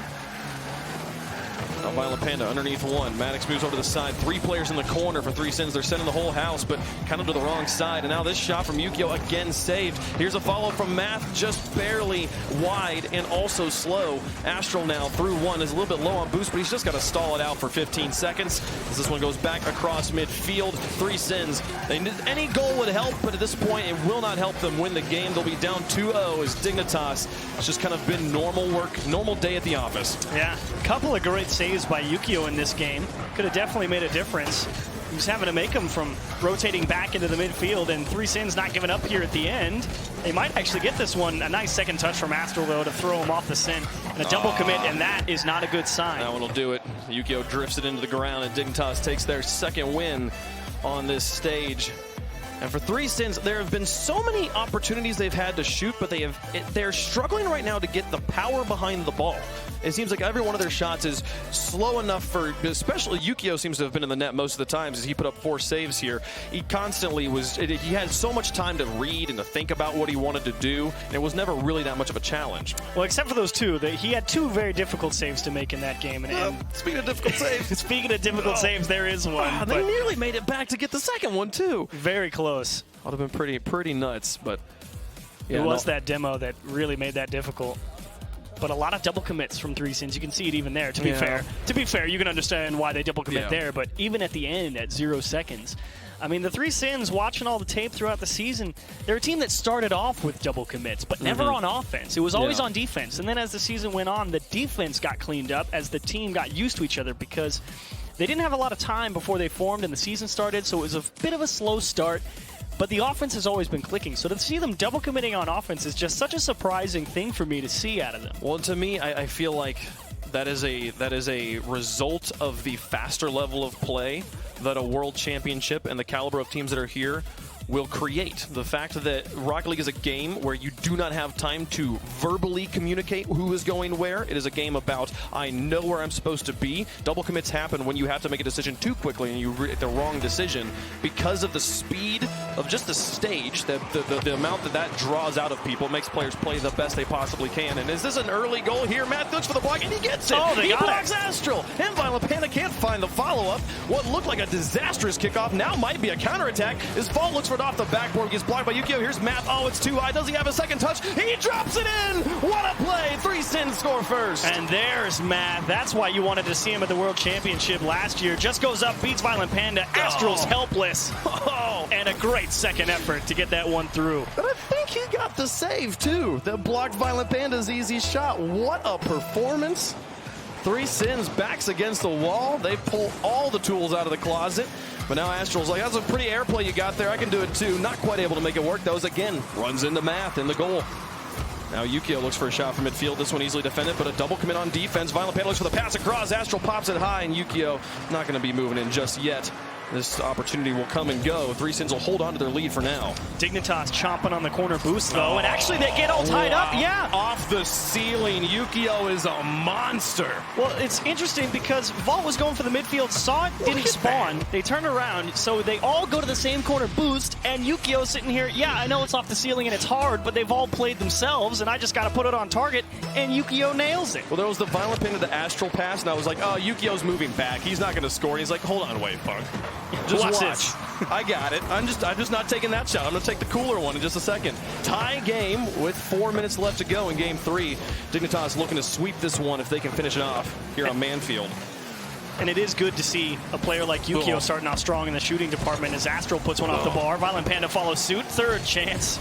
Astral can't get that one between the posts as well, but seeing Yukio start off strong with a couple of nice shots on target is a good thing, and that's back post bouncing around, and Violent Panda will clean it up. They absolutely manhandled them for 30 seconds here. It was Yukio just lurking, waiting. They get the ball past him, but then he just crowds Math off the ball, and then it was Violent Panda and Astral all the way back down the field for the goal. What a performance. Dignitas takes the lead back. It was quite an unfortunate bounce, too. Right off the post and came straight back to him. Thought maybe Three Sins would have an opportunity to get away from that, but what can you do? Sometimes the post helps the opposition. Ball with a nice block that sets up Maddox to push this one into the box, but no offensive presence here from the Three Sins as Yukio just weaves his way through that front line defense now and gets a block on the back line. Now Violent Panda moving into the corner. Looks like Math will have control of this one. Now trying to move up across. He gets it through the front line, but Yukio on the goals got it. And now the pass back out. Violent Panda onto the backboard. Nobody really in position, but nobody up for the defense either. Looks like they may be double committed as well. And Violent Panda will try to get this one out to Astral. Astral now in the corner, lofting this around. A second touch. He puts it in front of the box, but Vault gets in the way. What a pass. And a good play from the Three Sins to manage to find the block. Still, they got to find a way to hang on to the ball, and finally maybe that bit of extra space, but even the double commit just puts Three Sins right back on defense as Yukio driving across the front and putting pressure on him. Okay, the defense does manage to come from the side angle and find a block, but one beaten. Vault slows it down. Violent Panda and Yukio has a bit of a double commit again. Dignitas getting a little antsy right now and playing a little bit faster than their means as Math puts it over one. Violent Panda not quite able to be there, but Yukio will come in from behind and get that transition. Back down the field now, looking to pressure the defenders in the corner. Maddox beats one. Astral's got to fly back. He's got to make this block, and he does. Good pressure, one of the best options we've seen from Three Sins in a while. Maddox now setting this up again. It'll be Yukio. They'll take that one over the top with Astral. Violent Panda rotates into the back. They are light on the pressure. One defender here. He gets Goomba stomped a little bit, but manages to take control over the top of the former world champ. And now Vault looking for the pass back down the map, looking for the tie game, and a block. The pre-flip from Astral to hang in the air. What a stop. He had him read from a mile away. It's right into the middle. And the shot even to the back post, I thought maybe the second chance would get through for Three Sins. But they are keeping it close, and again, there's that close-range passing, but they can't get it in between the goalposts. Just skips out to the side. That's a lot of boost for this Dignitas roster to work with. 1:30 on the clock. Astral's up now out of the tank, but he's got the shot, and they've got to find the block. It'll be Math to Vault. Now back out. Vault also low on boost, but it gets one miss. Astral's touch off the side isn't the best. Math is there. Nice shot. Yukio can't quite reach it, and it's a tie game. Great placement here from Math. And actually, it all goes back to Vault just not having the boost. They pulled out a Dignitas defender. They trusted him, thinking he was going to have that hit off the side wall, and then it just popped into the middle. Nobody there to contest for Dignitas. And they had to play the shot, and perfect placement gets it through the defense. Three Sins might dodge the sweep after all. So they tie it back up here in game 3. Off the side wall, all of Dignitas was over the side, but Astral manages to stretch over. Stall out play for the moment. Now Maddox looking for the setup. It's into the box. Yukio's airborne long before Vault could get there. And now he looks for the fakes. Violent Panda tries to help him out. Astral looks for another fake, but no respect. Three Sins just tackle outright. Now 50 seconds left on the clock. Tie game in game 3. Three Sins trying to stay in the upper bracket of their group. The pass across to Yukio. He misses, but Violent Panda, he's still got a boost to work with. Not really getting challenged either here. As it comes back down, and a crowd here from the front line of Three Sins to break up the offensive pressure. But Astral shot might be on target. Vault makes a stop, but Astral's back up for it. Another save from Maddox. The plays continue for Three Sins on the defense. And now on the backside, Astral, he'll be able to tuck it away for now. But with 24 seconds left, Three Sins is breathing down their neck. Oh, and that's passing in the middle. Double commit here for Three Sins. The offense really might not have much teeth here, and they might be on defense for the final seconds, but Dignitas need a little boost. Ball back into the middle. 10 seconds left. Overtime looming on the horizon. Maddox tries to slow this down. Yukio, though, pushes it back in the box. Matt gets up and in the way. Where's Violent Panda? He's airborne for it, but gets blocked. The defense holds. Vault's got the save. The pressure's still on, but Matt now trying to maybe look on the other side. And Violent Panda keeps this going, but it's onto the edge there. They'll let it touch? No. Actually, they keep this alive somehow. Math, I think he just wants to push us into the ground, play for overtime. And no, they keep getting these passes. Astral nearly found the second touch. Yukio, does he do it? No, he bumps into Violent Panda. We'll have our first overtime of the 8th World Championships. So here you go, Three Sins. They're starting to adapt a little bit. They're taking the challenges. They're going for a couple of fakes, which is what Dignitas had going for them early on in the series. They're so used to Three Sins just diving at everything. Violent Panda beat one backboard defender, but wasn't able to set it up for a teammate. Now Yukio will look for a second one. He's out of boost. He's got to rotate out. The defense holds on. Violent Panda drops Astral. This could be the game. He gets the block, though. The blocks come through. Maddox keeps his team alive as it's into the corner. Wow. Now this wrap is dangerous. Maddox again on the back wall will make the play. Astral tries to slow it down. Violent Panda moves in to take over. That's a screamer to the far side, and it's just wide. Yukio, the pass back in. Violent Panda lofts it past one defender. It's back down into the box. Again, Three Sins have been just absolutely hammered on defense. And Astral's in front. There's another pass and another block. The defense continues to hold. They're trying to just get this ball unstuck from the corner. And actually, Yukio with a big loop there. A late challenge finally means it goes out across the pitch, but it's over their head and double commits again, but strong touch into the corner, and they might just play defense on the other side now. Violent Panda. Two defenders, it's constantly two defenders, but Maddox finally wins a crucial challenge to fly back down the field. It's up onto the backboard. Yukio's up for it, and he gets the stop. Three Sins, their first opportunity of offense in overtime, and they're not going to be able to do it, thwarted by Yukio. Now Yukio and Astral, dual threat here in the corner. Astral will back off. Maddox with the attempt. Takes it away from Violent Panda onto the backboard, but Astral's got him, and Violent Panda now looking for the extension. He gets it over the top of one. Onto the backboard there, further the other side of Three Sins. 1:37 in the overtime. The midfield pass blocked. Now Maddox looking to win the game for his team. Yukio's got it over the top of Vault. Math comes in, and the play is wide. Thinking maybe Math might be able to fire a screamer, but here's a great bounce off the wall. Oh, Maddox up for it, but blocked again. Violent Panda caught very awkwardly here, and Yukio will just continue to stall as long as they just get in the way of the ball. That's good news for Dignitas. Math now set up. They look for goalies. Three Sins tried to find the bumps, but it's not there, and now a counterattack. Violent Panda out over the top of one. Astral up for it, and he pins it to the side, not able to get a shot out of it. Maddox now looking for a counterattack. Maddox with a slight mistouch there. He wanted a lot more power, but he just mistimed it. And actually allows Dignitas some extra time and the ball back, in fact. Vault. Important contact to loft that above the inbound shot from Dignitas. 2.5 minutes into this overtime. Matt's passes into the midfield. Now back up from Vault. Maddox will look for it now. Matt with the shot blocked by Yukio. Where is Vault? He's too far away. He was demolished, I believe, and had to spawn all the way back to his own corner. Now the pass back in. Look for the shot. Violent Panda's got it. Back up above. Astral looks for it. He's got it to Violent Panda on the edge. Vault, a little bit of a breather for just a moment. Three players crowded up close from Three Sins. They are so hungry for that first win. This is the closest they've been. Violent Panda pass to Yukio to finish it off. Oh, and it's in. That's the sweep after a brutal 3-minute overtime and so much defense. Three Sins will be sent packing. Oh, that got squirrely. Just Vault not expecting it to bounce off his teammate's car, and it sort of slows it down and lets Yukio shoot it behind the last man. An unfortunate way for it to go down, but Three Sins, decent start to the series. Game 2 definitely goes Dignitas' way.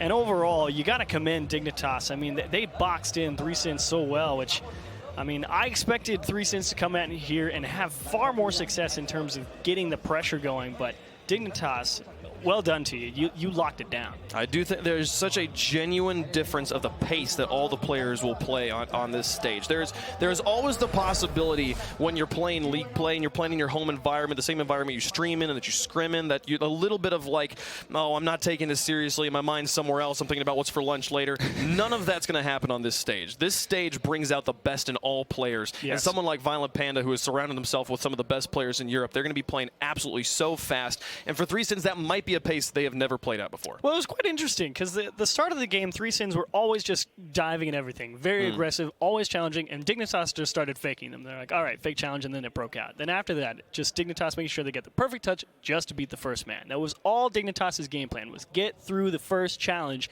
and then from there it all clicked. And like you said, it came down to pace, and they eventually tied up 3sins on defense enough to break them down. Yeah, but props to 3sins too. They made it very competitive. There were no games that really got away from them. I believe game 2 there was it was 3-0. So that one started to get, but it wasn't. There was not a large lead at any point. And that final game, going to 3 minutes of overtime, absolutely brilliant stuff there. 3sins, a solid performance for their first start here. They'll drop to the lower bracket. Not quite done here yet. And Dignitas, they'll improve to 1-0 and stay there in that uppers. And for right now, let's go back to the desk. Our first game of the day and our first sweep of the tournament, Dignitas was a 3-0, but an overtime at the end. It looked like maybe 3sins started to grab a hold of something. Good thing with this tournament is they do have a double elimination on them, so they're not out of the tournament yet, but, you know, Dignitas looked pretty comfortable with that win. Yeah, starting off with that stellar 3-man pass play, everybody getting involved, and that's the easiest way to handle those jitters from the new guys. Astral was the question mark for all of us. I think we can all agree he stepped up. Dignitas looked comfortable throughout this entire series. They looked like they played their possession game, and it just came down to the 3sins would dive at plays, and once they miss it once, then it's all over. Then Dignitas has possession in the 2v3, and they start off with a fantastic team play there. Yeah, but for 3sins, it was the things that I was worried about coming into this tournament being the things that were the right things to be worried about coming into this tournament.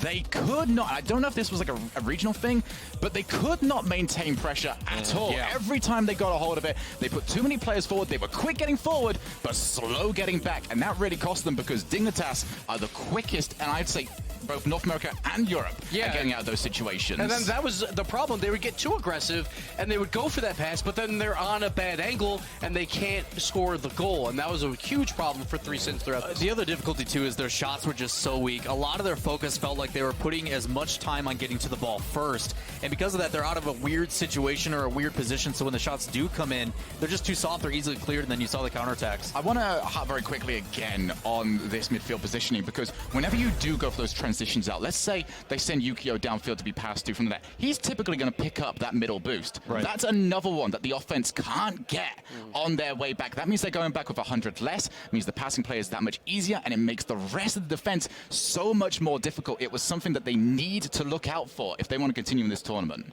So Shogun, what's the next step then for this team? What is the key factor or player that needs to do it? Who's going to do that though? Or you know, is it everybody they're has a to do? team Is that it are one? so good at controlling the ball, but they don't seem to control the game. That's a big problem. There's a rush almost when Dignitas almost just seem fluid when they create these plays. I think they just need to relax a little bit more, make sure they've got the boost, make sure they've got a defensive option, because if they don't, it might not be worth going for the play. Well, just to capture in on the energy and emotions of their first match and their first win, Johnny Boy is here to talk with Astral on stage. That's right, Leaf. I heard Shogun mention fluidity, and I'm here with one of the most fluid players in the game. But Astral, this is your first World Championship. Tell me, how is it different from other LANs that you've played before? Yeah, like you said, it's my first LAN. I've been watching all the season from home, and after doing DreamHack, like RLCS is something different. Like, it's huge, and it's pretty good. I'm really happy to be here. And how important is communication? I know you guys are really big on passing plays, counter-attacks. How much does communication help in-game to make those plays happen? It helps a lot for knowing where your teammate's gonna be. So we are not saying I'm middle, but we say I'm going to be middle. Then we know that he's going middle, so I'm here. He's here for the pass and either for left, right? For every position we say before doing it, and then we know what our teammate is doing. Yeah, you guys seem to be passing the ball a lot better than your South American opposition. But what did you see from the South American guys that you were impressed by? Was there anything that you were looking out for, that you were worried about when you're playing against them? Their speed and their mechanics. They are really speedy and mechanics. I think they just need experience with rotation, and they can be really, really good. So just experience, rotations, anything else that they need to work on to compete at the highest level? I don't think so. Maybe passing sometimes, because it seems like they just win with solo plays. They don't do that much passes, so I think just passes. Well, we'll be seeing more of Dignitas later on today. We'll also be seeing more of South America. But right now, we're going to go to a short break. But we'll see you right after that. Don't go anywhere.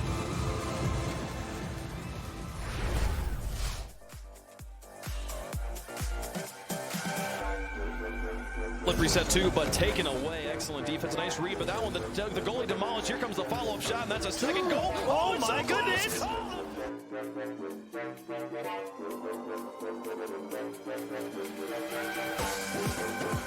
It's to defy convention and challenge expectations. It's what we do at Intel, powering you to master your potential. Intel, unleash your brilliance. What if they sold tires online? We do. We're TireRack.com. They could offer lots of tires and help you find the right tire. It's called the Tire Decision Guide. Oh, and they could ship them to a nearby mechanic. We shipped over 7,000 independent recommended installers. This is an amazing idea. Sorry. Visit TireRack.com/Pirelli to find the full line of Pirelli tires. Pirelli, power is nothing without control. TireRack.com, the way tire buying should be. At CDW, we get you want happy, productive employees. That's why we've made our office pet-friendly. Maybe a little too pet-friendly. Well, you know, CDW can design a mobility solution with light, powerful devices from Lenovo to make your people more productive in or out of the office. Anyone have any questions before we go? It's great. I really need to get out of here. Snake people are freaking me out. Hey, Cheryl, do you have a sec? For workplace productivity, you need Lenovo and IT orchestration by CDW. People who get it. 誰もが旅をする。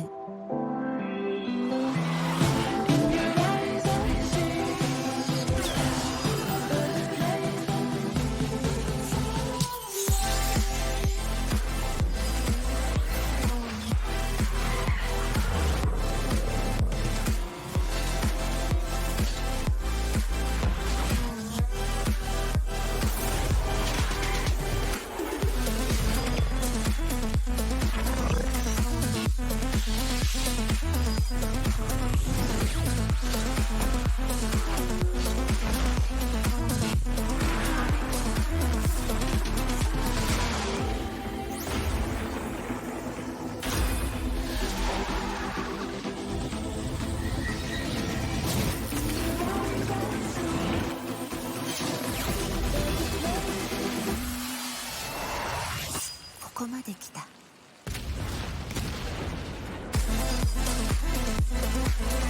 たはどこまで行く？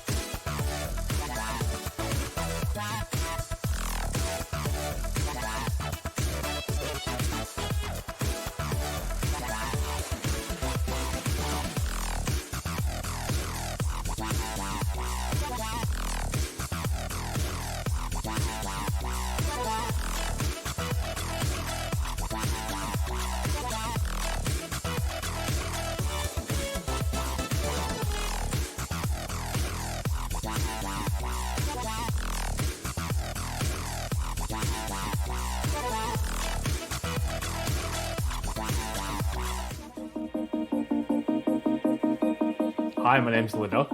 I'm Spidoge. And my name is Walcott, and we play for Canberra Havoc.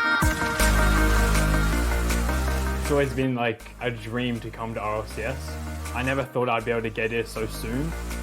Spydog and I only came into league play a season ago.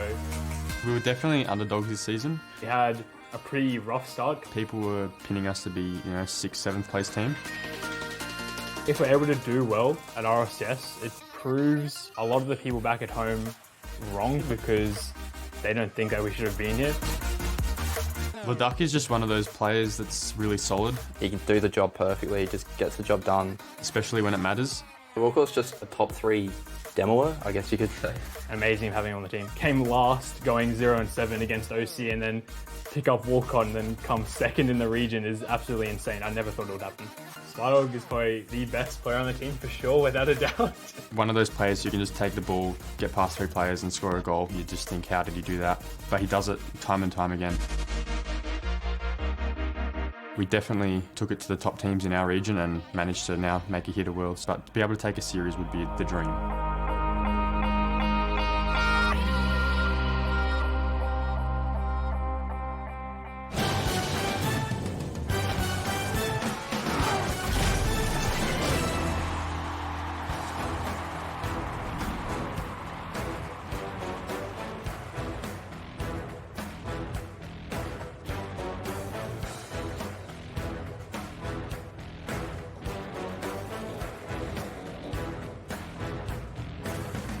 Hola Madrid, ¿qué tal? ¿Cómo estáis? Seguimos aquí con el Mundial del Rocket League. Vamos a pasar directamente al grupo B. Creo que los equipos están preparados. Se están preparando ya, si no me equivoco, ahí está. Les está diciendo el regidor, vengan ustedes por favor, que es su turno de salir al escenario. Porque después de ver la victoria de Dignitas vamos a ir directamente, como os digo, con el grupo B, donde el primero de los equipos es ni más ni menos un fuerte aplauso para ellos, Canberra Havoc. One team that will not be late to their walkouts. We see Havoc, they're excited to play on the World Championship stage. We always talk about, is there depth for OCE? Well, this team, they are the epitome of depth. 0-7 last season, battled back, took down all of the top 3 from OC. They deserve the spot, and they are here. I think my favorite part is Leduc's pants. Yeah. Oh, definitely. That's a Y amigos, statement. enfrente van a tener en este grupo B como rivales un fuerte aplauso para ellos, para Space Station Gaming.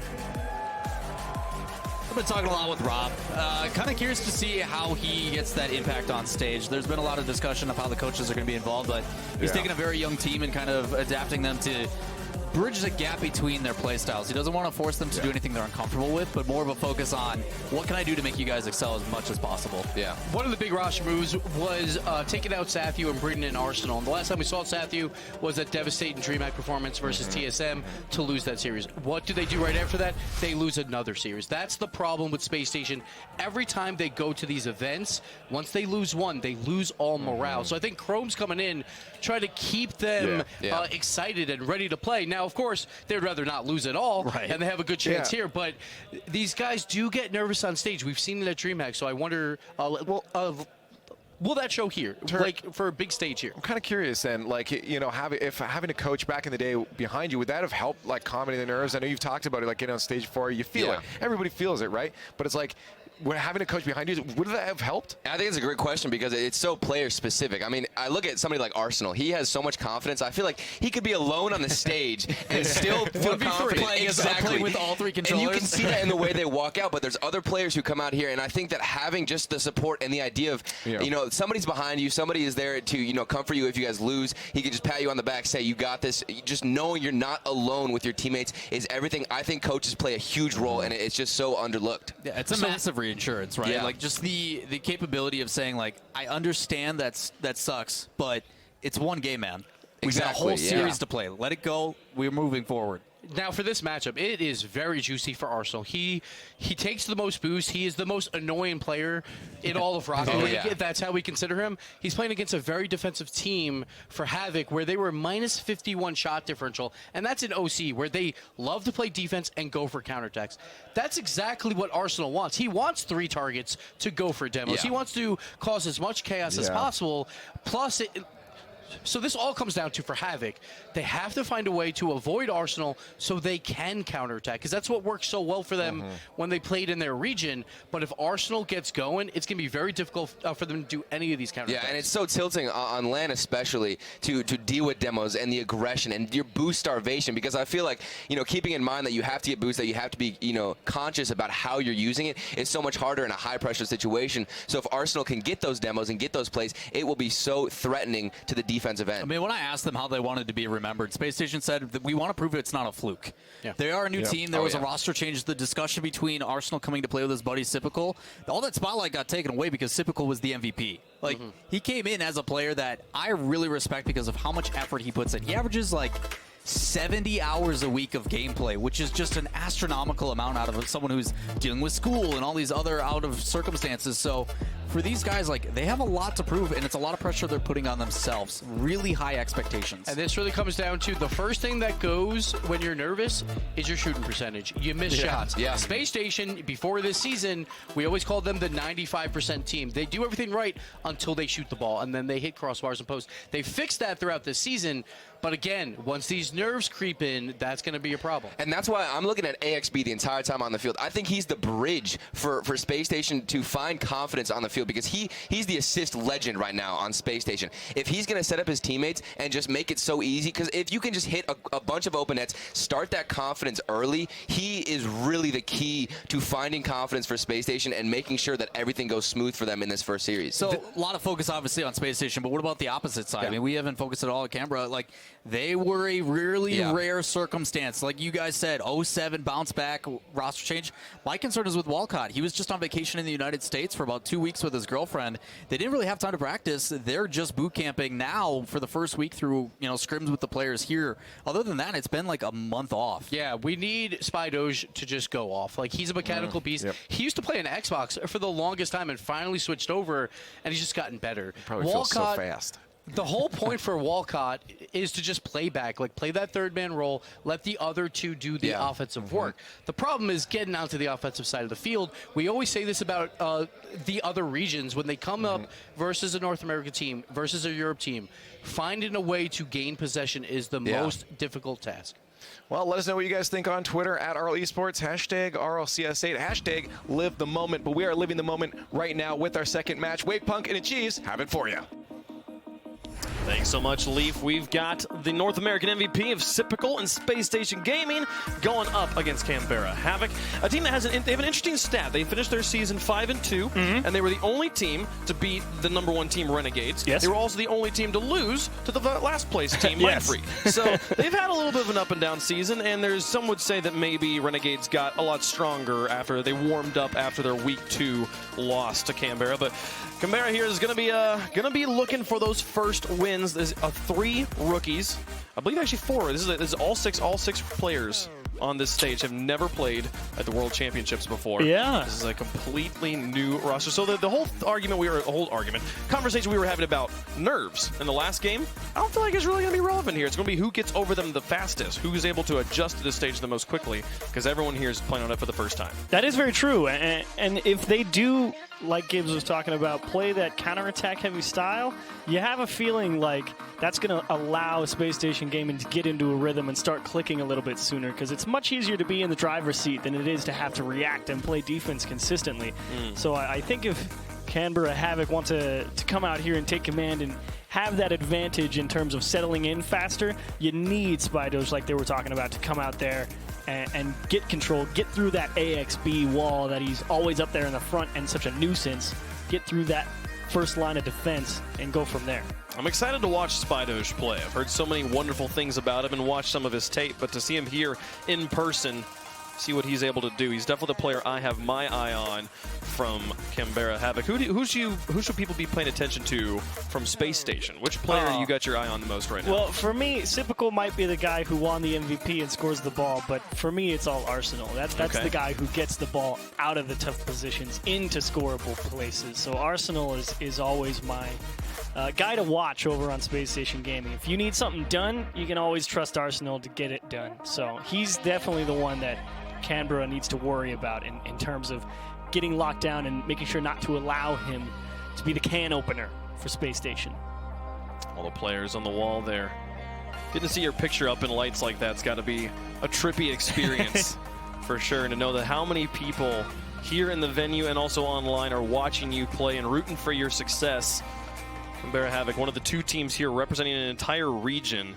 And it always becomes like one team usually gets eliminated early and then the other team, they just become the champion. It's just if you're a fan of OCE, you're rooting for whichever team that is. Both teams, though, will be trying to make it to day 3 here. And I'm actually incredibly excited to see Canberra Havoc. You know, we've had a lot of the same players coming in. We've swapped one out here, there. But, you know, it's great to see a breath of fresh air and new blood come into the regional championship for OCE. So we'll see Spydoge, Leduc, and Walcott. I mean, what are you going to... Walcott. What are you going to do against Space Station Gaming? Because they're absolutely right. Gibbs brought up Space Station Gaming having trouble shooting the ball occasionally back when they first started, and they're goofing off already. Arsenal's feeling good. I'm terrified for how that's going to go for Canberra Havoc, as we are about ready to get this first match going between them. Start things off on DFH Stadium, as we always do here in the RLCS. And it'll be a best of 5 with Space Station Gaming in the orange, Canberra Havoc in the blue. We'll get our second series, day number 1 going here. The Rocket League World Championships for the Season 8. Onto the edge, AXB loses a challenge. Sipical off the back wall. Get it away from his goal. Arsenal slows this one down, looks for a trap, but Walcott falls on it. Now AXB loses to Spydoge. He's got this one into the box with that bright green Dominus. Car you will not easily miss on the field. Sipical traps it. Looks for the flick over one. Gets bumped by Walcott, though, and manages to actually come back into it. Walcott demolishes it this time. He's like, you haven't given up yet? Here you go. Let me just make you respawn here for just a moment. As Arsenal onto the wall. Here, AXB looking for a bump on the goalie, but Leduc's able to get over the top of it and get back out and extend this one into the midfield. Transition his team onto offense for just a moment. As Arsenal on that back wall. Play this one down. Pass the lead player. Now the pass inward. Typical shot on a screamer to the far side, but it's just wide. Going for the picture-perfect placement. AXB a little stop and go to get the ball on the hood, and a shot towards net saved by Spydoge. And a couple of nice parry riposts from both teams, and an open net for AXB, and it will be Space Station Gaming on the board first. We talk a lot about Arsenal, we talk a lot about Sipical as the North American MVP, but AXB has been just as critical a part of this roster, and oftentimes the goal he's scoring are goals that have been set up for him by their teammates, just like that one. All the hard work was done, just had to hit it in, but hey, they talk about on the desk, they're the 95% team, the team that falls apart at shooting. The fact that they're all shooting pretty well this season has been the difference maker. And you're absolutely right in terms of what AXB brings. But Arsenal catches one from Sipical, blasts one into the top right. Absolute gunfire. This thing was a rocket. 116 kilometers per hour, straight in upper 90. Oh my goodness. 2-0 for Space Station. You see his smiles all around from them. Chrome's happy with what his boys are doing. Talk about getting over the nerves quick. You got AXP a goal, Sipical a goal and an assist, Arsenal with a goal. Everybody getting a little piece of the pie. Yeah, the only player that hasn't scored on their team is the MVP, which has got to feel pretty good. Some demos all around here to open up some space. Slow things down for just a moment, but Arsenal's already back to work in the midfield. One heavy flick gets over the top of one, blocked by Spydoge. He's got out to Walcott. That's 2 players up on offense now. Can the counterattack come through? The defense from Sipical will hold. He'll be able to get this one out by himself. Demos rain galore here. So Arsenal looked for a solo play. AXB in on another one as Walcott also sent to the nether realm for just a few seconds. AXB tries to beat Spydoge. This one drops down. Arsenal's got onto the backboard, and this one will outdistance any of his teammates. Leduc just tries to keep the pace on it to get the transition quickly, but Spydoge and Walcott a double commit in the midfield. The team already definitely feeling the pressure and not quite coordinating where they want to be when transitioning from defense to offense. Well, it's curious. It was either a double commit or it could have been a pinch attempt, and either if it's a pinch attempt, it could have been certainly dangerous. I mean, saw a couple of strong shots occur in that way throughout the course of the season. But still, the ball spending a lot of time stuck in the corner of the Canberra Havoc's half. And again, AXB doesn't even think about where he puts it. He just poked it up there and said, let's go challenge. They got a 2-goal lead, and they've been winning most of their challenges. Why not just force some more of them? So this one bounces off the ceiling. Nearly saw Arsenal with another goal. AXB the back pass to Sipical. Walcott in for the shot, but AXB will just glance it off of his side, and Arsenal's airborne for it. Spending most of his boost just to get this first touch. Spydoge will have the read. Typical's got to play some defense here, and AXB, what a fortunate spawn. Leduc here onto the backboard once more. Typical now. Just the loft downfield. He punts to enemy territory. Happy to give them back ball control, as so far getting it back has not been a problem. Walcott now with the play over AXB. Typical needs to play some defense, and he'll get it away. The follow-up from Spydoge demolished. Walcott also demolished. Oh, and Leduc win. Two-player. That means the defense is pretty strong here. Leduc, I think that's the right play. When he has two teammates spawning in behind him, you got to give them space to make the rotation clear. It worked out for him, but 1:25 left to go here in game number 1. And still no goals. Canberra. One-on-one, Arsenal towards the wall, little flip and spin. Leduc needs to get this out, but still able to poke it off into safety. Here's AXB trying to size up the defense, and Walcott will catch a piece of it. And Canberra Havoc have just not been able to get the offense started here. They said they're a defensive team, and right now it's looking like Gibbs was bang on right. That is exactly what Space Station want, as that one goes under the nose of a shot taker. And Canberra Havoc again, bomb of a clear, try and chase it down. Space Station eat it up and throw it into the corner. Walcott onto the wall. Arsenal through one, looks to block Leduc's save, but keeps it underneath the inbound offense. Spydoge a miss in net. This one just loose. Walcott will be the first one to it. 35 seconds left, down by 2. It's not impossible, especially if Canberra can score an easy one here. Maybe the pinch, another thing they could go for again. So that's one of the fastest ways you can score a goal. Typical through one. Down the midfield, Spydoge looking for Walcott on the edge. It's not going to work out. 15 seconds left. This game has just been all Typical and company the entire time. Their defense has been completely perfect. Very few mistakes, and the few that have been easily cleaned up on the goal line. 4 seconds left. Walcott's up for it, but a nice soft touch won't do him any good. The ball will hit the ground. Space Station take a clean, simple game number 1. Actually, Canberra had a pretty decent push there at the end. They locked up 2 players on defense. They had them stuck up against the wall and were bumping him out of position. It was just all on the shooter to see if he could get that one with enough power before they recover it. Unfortunately, not to be. So at the end of the game, showing perhaps a little bit of promise for Canberra going into game 2. But man, we were talking about AXB and what he brings to that team. Typical and Arsenal scoring the ball here, but yeah, but man, the stats department for Canberra in game number 1. 2 saves and 4 shots for Spydoge, 1 shot for Walcott, and a donut shop for Leduc here. That's more of their stats have zeros than don't have zeros, which is never what you want to see. But they definitely want to find a way to get on the offense and just get something going. Any goal could really help. Just get, and again, we talked about it at the beginning, getting over the nerves, getting past that first, like, okay, it's the same game, same controller, same sort of monitor I play on at home. I can do this. It's just a different country, different environment, different people watching. It's just different everything. Everything else is different, but the actual core of what you're doing is the same. And the moment you can kind of get back to that in same headspace, it seems like Space Station's gotten there. Canberra's going to have to catch up pretty quickly here. Oh yeah, perfect start for Space Station Gaming as far as you're concerned. And it is going to be, how do you break past that midfield line? Because it really was, they got 2 early goals, and then the rest of the game, they just punched it into the corner and let AXB and Arsenal go and challenge the ball. And unfortunately, those mechanics from Spydoge not able to slip the ball past a defender and get the offense going. So how did Canberra Havoc bring the ball down, gain control, and force Space Station Gaming to give them a little bit of space to work with? AXB on the first kickoff of game number 2. Started aggressive. Player over 1 trying to put it underneath Spydoge, but he'll hit that correct block position. There we go. We'll block everything, and now pass to Walcott. AXB out. Arsenal's got Spydoge beat. That one could drop, but Spydoge will keep it up against the crossbar and away from his goal before being demolished for his efforts. Now AXB through the air, over the top of Walcott, looks for this. It's dangerous. The guillotine drops and Arsenal scores. Space Station up by 1. Beautiful touch from AXB. Touch to yourself, read the defender, go over him, and as you say, the guillotine falls. Arsenal will put it into the net, and Space Station Gaming starting off well in game 2 also. Space Station have been unstopped so far.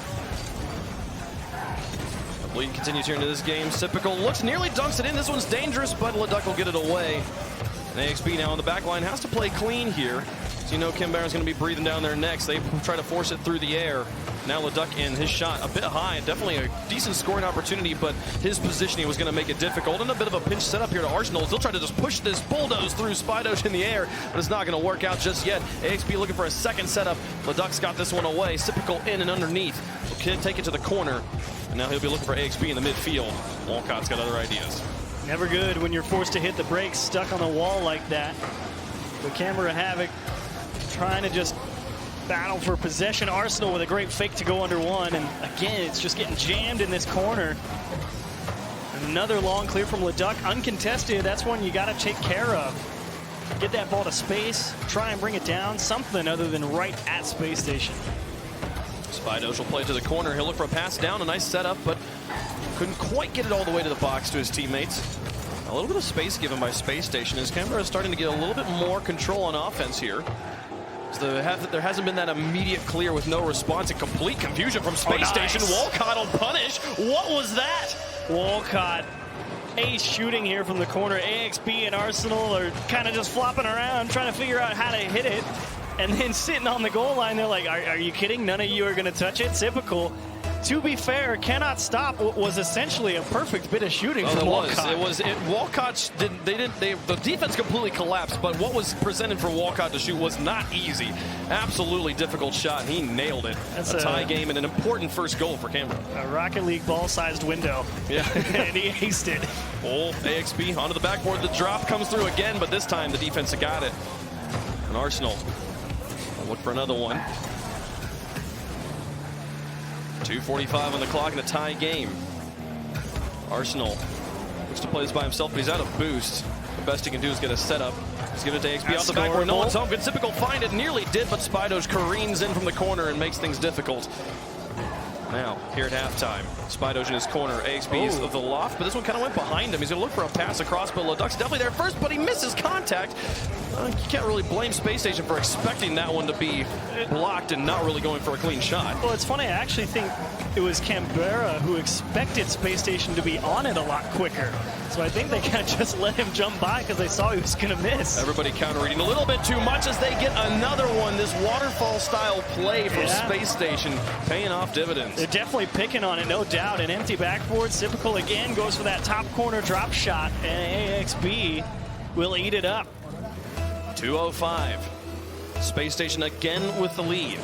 They won game one. Bear Havoc would love to bounce back here. They've got to find some more offense. They've only gotten one goal to their name so far. AXB into the corner. No one's there to touch it. Arsenal's up to block the first defender. Here comes Sypical. This shot looking dangerous. Looking for the double tap on the far side. Just couldn't quite get it. He had the defense beat, but just couldn't get the placement perfect. Arsenal demolishing the midfield. Might open up a little bit of space here, but AXB's just keeping this pressure on. He'll even get the boost steal on his way out. Now Arsenal back in. Off the respawn. Sypical onto the backboard. Arsenal looks for the drop in. Oh my goodness. What a pass. And Sypical puts in a third one. Oh, what a touch. Walcott wins the challenge, but woe betide you for Arsenal is above again, and he drops it down for Sypical. Oh, that was pretty. That's the best goal of the day so far, and Space Station will take a 2-goal lead with a minute and a half left to go. We had one sweep already today, and we're quite a ways away from another one, but this start has been so strong from Space Station. It's been a bit of a wash-repeat of game one if you're Space Station Gaming. Canberra Havoc have broken out and got one excellent goal, but an open net. AXB beats the man coming out of the midfield and make it 4-1. I love this challenge from Arsenal as well. Like, as a defender, you're like, what are you doing, Arsenal? And it's just enough confusion for AXB shot to make it through. Spidoge is going for AXB, but still, they're looking for communication. They're looking for the mix-up. And Space Station now up by 3. Cruising here in game two, and I mean, let's go back to what we were talking about in game one. You were talking about AXB a little bit and what he brings to that Space Station team. AXB really is that front man. He used to be the guy who sat in Sypical's position, the cleanup crew, and they swapped it all around. They let AXB take the role in front and just be an absolute nuisance of a player, and let Sypical be that strong put-away player. And after they made that change, Space Station Gaming absolutely started lighting the scoreboard up. They are a team that has absolutely clicked. Spidoge looking for the air dribbles. the player we've been told to watch out for has been more or less silent the entire game. And it's not because of anything I think that he's doing wrong. As Arsenal gets the dunk of a century, 5-1 for Space Station. And yeah, Spidos just cannot seem to deal with what Space Station's thrown at him. Walkout missed the boost. Jeez. And he just realized it and said, well, I have no momentum. Just try and get in his face. And unfortunately, Arsenal, excuse me, with the perfect bit of car above the ball, just slaps it straight into the net. Those ones feel so bad. You know he had you red, and you still make the same play. Typical looking for a 6th goal. AXB now on the back pass. Canberra, can they get another one here? The Canberra will put that one in. Leduc will get one on the board, and that's nice. Just break up some momentum. Get a little bit of confidence back on their side. But you know when the game gets this far out of hand, it starts to feel like, are they even trying, you know? That was definitely Space Station having a little bit too much faith there in AXB. Yeah. He got that little backflip touch to beat the guy. And the guy who was supposed to be defending the net pushed forward thinking he was going to be able to go and make a follow-up touch. And Leduc just absolutely made him pay for it. AXB and Arsenal rocking the gold anodized cars. Like these are the medals we're going to win this season. They got the full gold cars there. They are feeling hot as they take a 2-game lead here. Canberra. The Havoc maybe needed. I would look to their namesake a little bit more. They have been demoing a lot, but still, I feel like they have to change something here. Something has to be different in Game 3, or else we're just going to see another sweep on the day. Was this the pass play? Yeah, this is insane. Oof. I mean, you can see Spido sitting there on the line. He's like, wait, why is that ball coming down right there? Because he's actually positioned to get this bounce as it goes past Arsenal. And unfortunately, it cuts a little down early, and that's all she wrote. I don't know which is more deadly for Canberra's hopes in this match. The fact that they scored that goal or the laughs and smiles that followed from Space Station.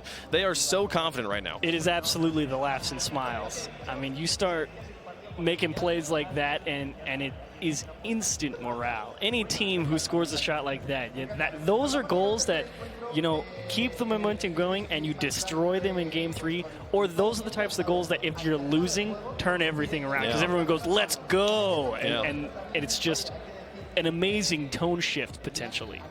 Well, we'll see what happens here. Can Canberra dig deep and find something different? Can Spidos get his solo plays going or help carry his team?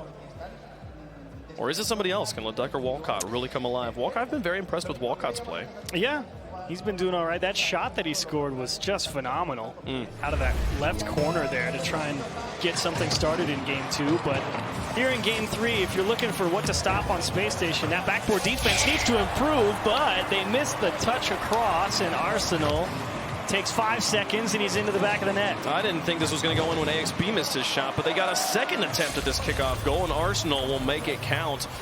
5 seconds into the game, like you said, that momentum, that train just keeps on rolling. So they win a second kickoff here.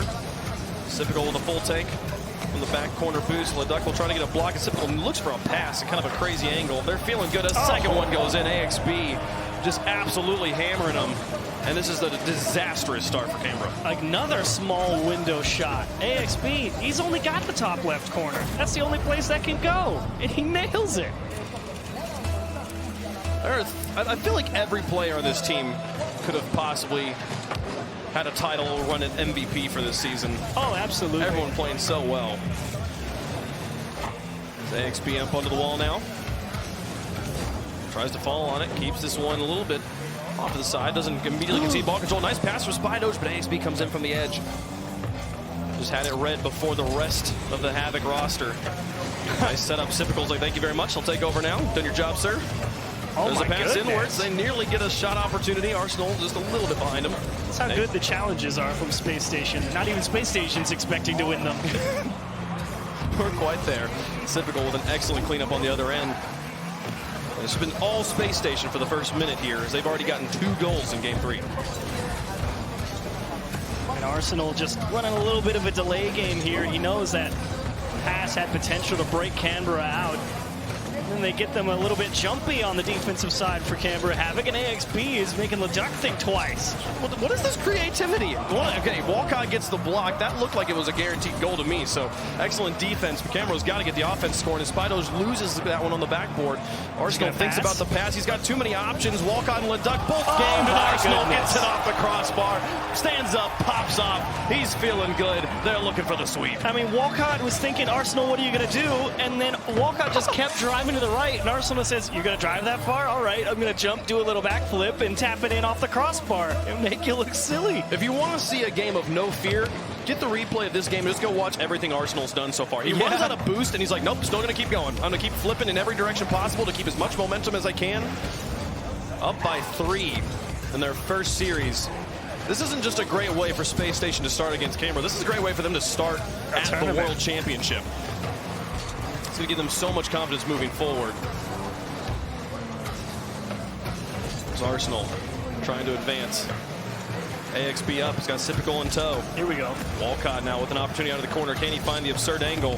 His first goal was a crazy one, but not going to get that second shot. Leduc looks for the pass to Spidos, but it's broken up. AXB's in the way, and what a pass on the retreat. Here comes the rest of Canberra. Can they find this shot? It looked like Space Station was going to have another one. This one still actually might be in. They'll get back in time. And if you're Canberra, Havoc, you're not done yet. You're just past halfway. It's definitely doable. You just got to take control of the ball. Sippical play, and I wouldn't be surprised to see Space Station just have 2 play far back and go for the 2-on-1. That one pops off the crossbar. Not only did he get the save, he flips backwards and immediately gets the clear himself. The stuff that Space Station's doing right now, if you just took their inputs and put it into free play, but yeah, this is a free play session. Immediately gets the clear himself. And it's working. Double commit on defense. Arsenal just cuts it back across. He knows it's going to be a difficult save for anybody in the net. Everything, they're just going for the craziest things, and it's quite unfortunate that Canberra didn't score that goal, because to be fair, it was a great approach and an excellent bit of shooting. But Sippical, always a great setup, man. And it pinch. Get it down the field. Spidos. I feel like the answer right now for Canberra is the defense. None of it. What a pinch.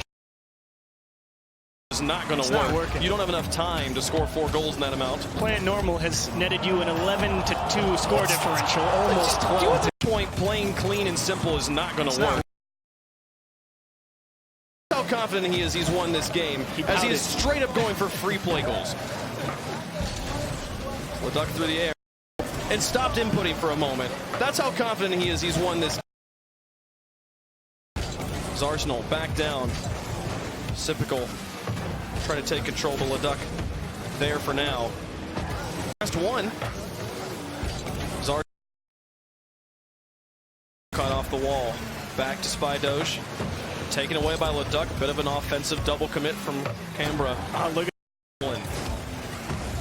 Walcott. The game is yours. They're just going to sit here and let this stick and then tap it back into space. Just burn time off the clock. Shooting here to say enough of that. Space Station Gaming, we're done. There's a little bit of, you can't let them continue to be cocky like that. Leduc will and play it off the corner. A great bit of at all. He was so confident his teammates had. It's a little bit of a pride check. A much needed one as well. Arsenal was not expecting that at all.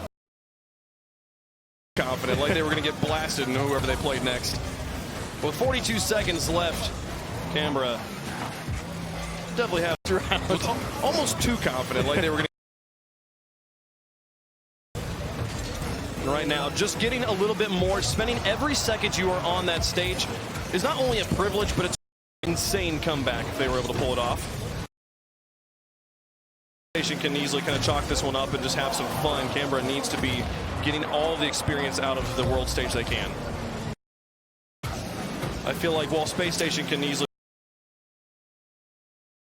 one will find its way into the back of the net. AXB will put in the 5th. And Space Station Gaming is looking at a date with later on for them in the lower bracket, as that one looking forward to right now. 7 seconds left. Canberra Havoc. They're already thinking about what's coming up solid. And it's a match I am definitely looking forward to. Back to the corner. Walcott will try to keep it alive. Maybe look to respect the #1 rule, but it won't happen. Space Station take it. 2 sweeps on. Typical over the top of 1. Back to the corner.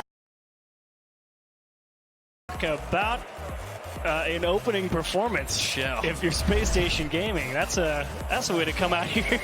Dominant regions have been dominant. Talk about an opening performance. Yeah. If you're Space Station Gaming, that's a insane play where he carries it onto the back, or he hits it on the backboard and goes for this double tap in angle, almost hits it, and he just leans back in his chair and his car starts to roll down the wall because he's just, I mean, he's not even playing Rocket League at that moment. He's just thinking about, like, man, how cool it would have been if I'd hit that shot. He doesn't have to worry about the pressure of the game.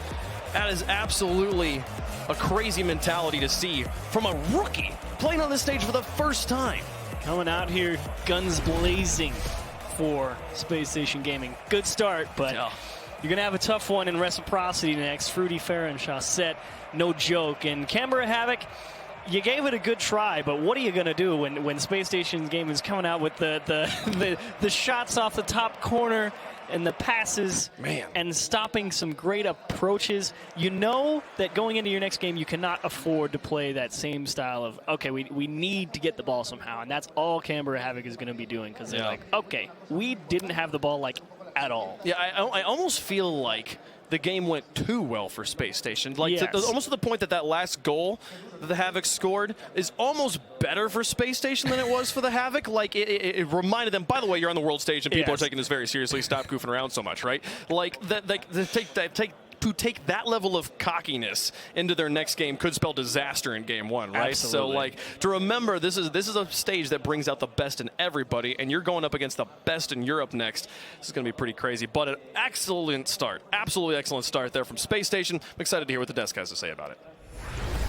Excellent indeed, and I don't want to say it, but I feel like I have to. Space Station had some space there, like a lot of space there. They were in free play mode, as Wave said. There was just way too much space from Canberra Havoc, and it wasn't even like, I don't know, like Walcott. One of those plays, Walcott just drives away from Arsenal. He thinks that the third man's coming in for the challenge, but he's nowhere close. And that was the same thing throughout the entire series. No one was ever close. Intercept some of these plays, Canberra Havoc. They were not doing any of it. And I love the way that Wavepunk described it as waterfall style play. Literally, they use that upper corner so much for Space Station. Like this, that pass, finding the space on the backboard up there was a great thing to exploit because Canberra had nobody up there the entire time. Their defense was just non-existent on the backboard, and Space Station knew it. I was the whole game trying to figure out why nobody was in that midfield, and it wasn't demos, it wasn't bumps that we normally see out of Space Station. It just, the people that were rotating, and I hate to break it out, but Walcott, their new guy, like, why is he's driving away from it? There's no reason for him to do that. Like, how often do you see a musty flick in the RLCS? He was driving to his teammate for no reason. I think the respect was just there too much. I mean, you see Arsenal going for it. There's two options. No, come on. You got to give a little When you bit. respect players, that means you want to challenge the ball constantly, and they were not doing that. There's a lot of discussion about how they played, but I want to focus more on Space Station because they were the clear favorites. So for me, and how they played and the difficulty that they may have with Reciprocity, is that confident, that aggression, that arrogance almost, like, I want them to be as serious as possible. I want you to bury this team. The fact that you let goals go in that game, I'm worried about. I love it. I love it. I think it's good for them. Okay, DreamHack Montreal, Reynolds jumped on the desk and he won the whole thing. But that's after he won. So after, okay. I still think it's free play for them. They're getting warmed up. I think they need it. Hey, why don't we talk to someone that would actually know then? Because Johnny Boy's down with Arsenal on the stage. Thank you, Leaf. I am very glad to be joined by the winning player and the winning team, Space Station Gaming's very own Arsenal. You guys look like a different kind of beast out there. What was it, in your opinion, that separated you from your opponents, Canberra? I feel like we were more confident. Like, we were going for a lot of balls. They weren't. They left a lot of spin, or a lot of, like, midfield open. So I feel like we were able to capitalize on that. And, yeah. Yeah, you definitely look like you were feeling confident today. Now, a lot of people, when they hear about North American RLCS, they think of the big three, but two of those teams aren't here this season. Why do you think there's so many new teams in America right now coming out and really taking games, taking series, knocking the former big three out of contention? I feel like the meta is changing. We're going for like more demos, like all the new teams, more demos. We're playing faster, and I think it's throwing the old teams off. So I think they're going to adapt eventually, but right now I feel like we got it. So later on today, you're up against Reciprocity. What do you think about them? I hear they're doing quite well in practice games. Are you looking forward to that matchup?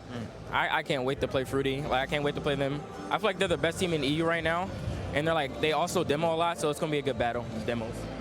And up next on the stream, we've got the Pittsburgh Knights against Dignitas. What's your predictions for that game? Who are you looking at to dominate? I mean, PK won the last lane, so I think they're going to beat him. You think PK are going to take it? Well, we will be going to a short break, but right after that, we're coming back with PK versus Dignitas. Don't go anywhere.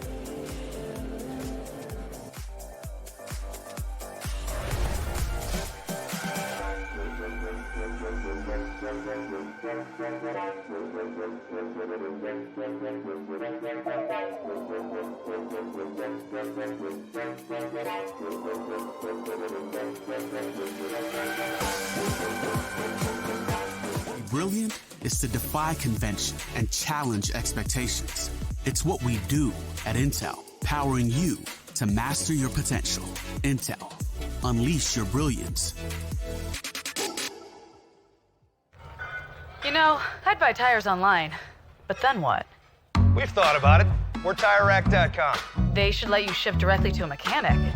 We call them independent recommended installers. Then you just make an appointment. At a time that's convenient for you. This could change tire buying forever. Visit TireRack.com/Pirelli to find a full line of Pirelli tires. Pirelli, power is nothing without control. TireRack.com, the way tire buying should be. At CDW, we get you want happy, productive employees. That's why we've made our office pet-friendly. Maybe a little too pet-friendly. Well, you know, CDW can design a mobility solution with light, powerful devices from Lenovo to make your people more productive in or out of the office. Anyone have any questions before we go? That's great. I really need to get out of here. Snake people are freaking me out. Hey, Cheryl, give a sec. For workplace productivity, you need Lenovo and IT orchestration by CDW. People who get it.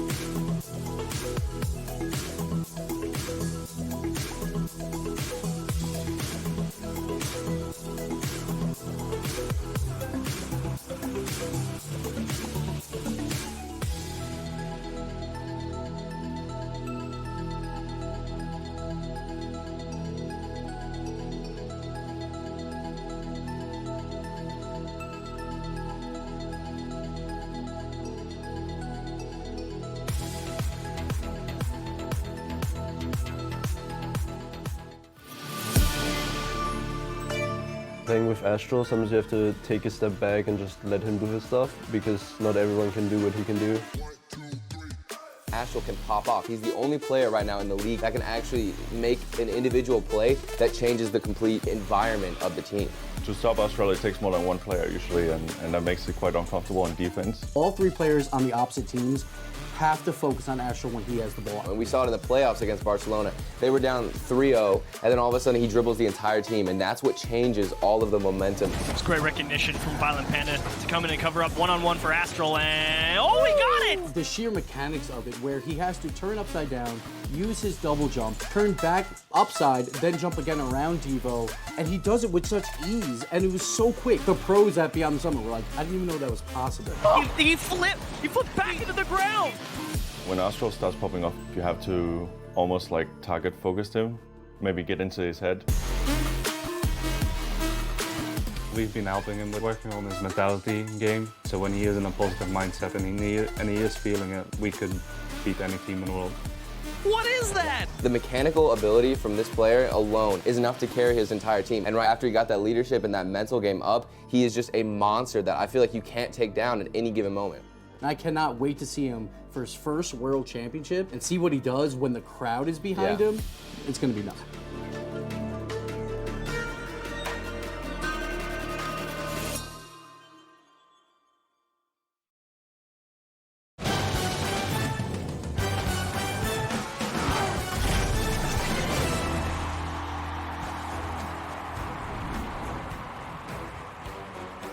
Hola, ¿qué tal? ¿Cómo estáis?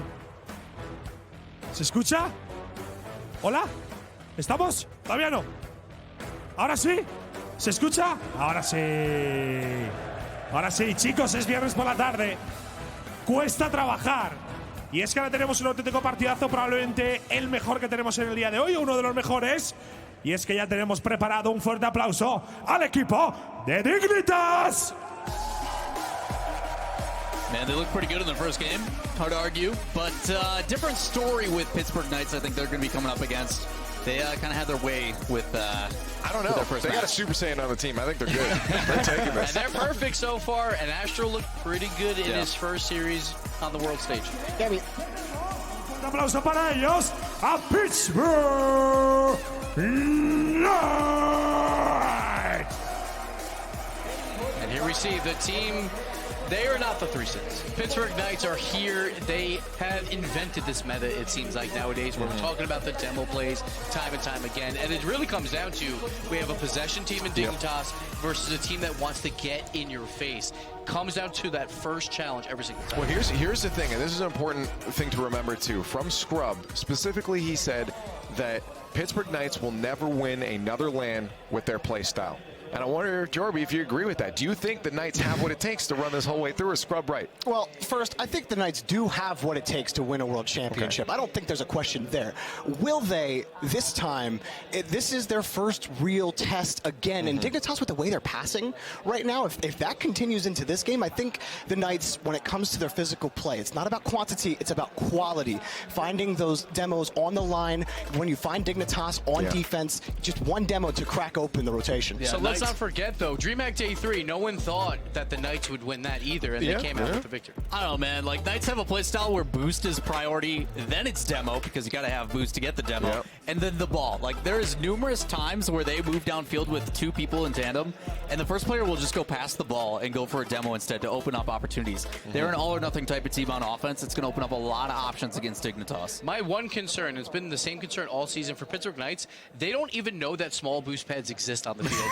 They're dead last in that straight line. They never look for them. They look for cars, they look for the ball, and then the big boost. That's it. So, like, if they get in trouble where they're getting boost starved by Dignitas, it seems like they don't know those exist, and they could be in trouble when they're on defense. I do have one worry for the Pittsburgh Knights, and that's Gyro, because if you remember back in Montreal, Gyro had a slow start, and that really affected the Knights' ability to win games. So if Gyro comes out and he's feeling good, I think that that bodes well for the Pittsburgh Knights, but it's going to be difficult against Dignitas. I think the same thing can be said about their entire league play, too. Their first week, he came out really slow as well. There was definitely some nerves there, and if that same thing happens, you know Dignitas is going to exploit it. Plus, we saw that DreamHack Day 3, both Mist and Gyro looked pretty nervous, but Riddles, Never gets He's nervous. always on. He will lead this team here on stage. So how's that Dignitas playstyle going to match up against this right now?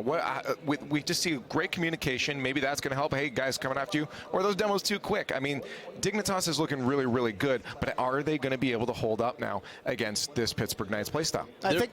Go ahead, Lawler. Yeah, their biggest asset is their possession game. Something they've been focusing on a lot is those passes, and we saw a lot of that already in their first series. So the jitters are out of the way. They can now focus on what they want to accomplish. The difficulty, though, is there's going to be a lot of aggression, a lot of demos, and stopping from those passes develop in the first place. Early challenges are going to determine who wins this. And that is the hardest part. When you're a great passing team, it's a lot easier when no one's going after you like on the ball every single play. Pittsburgh Knights will have someone on the ball every single time. Biggest difference between the Pittsburgh Knights and the Three Sins is Dignitas were reading every single touch the Three Sins had. They knew exactly where the ball was going to be at all times. Their vision was impeccable. I don't think that they're going to get that same leeway against the Pittsburgh Knights. They're going to mask what they do a lot better than the Three Sins were able to. They're fighting the pioneers of the demo meta that we're starting to see. The new era of this Rocket League that's accomplishing.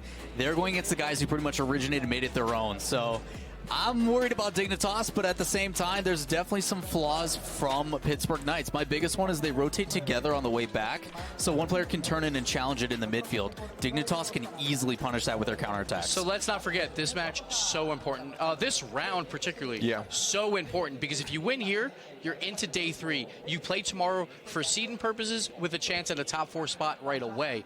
But if you lose, you reset all the way back to lower bracket round 1. And then you have to be the best of the 4 teams left. So important to win this round.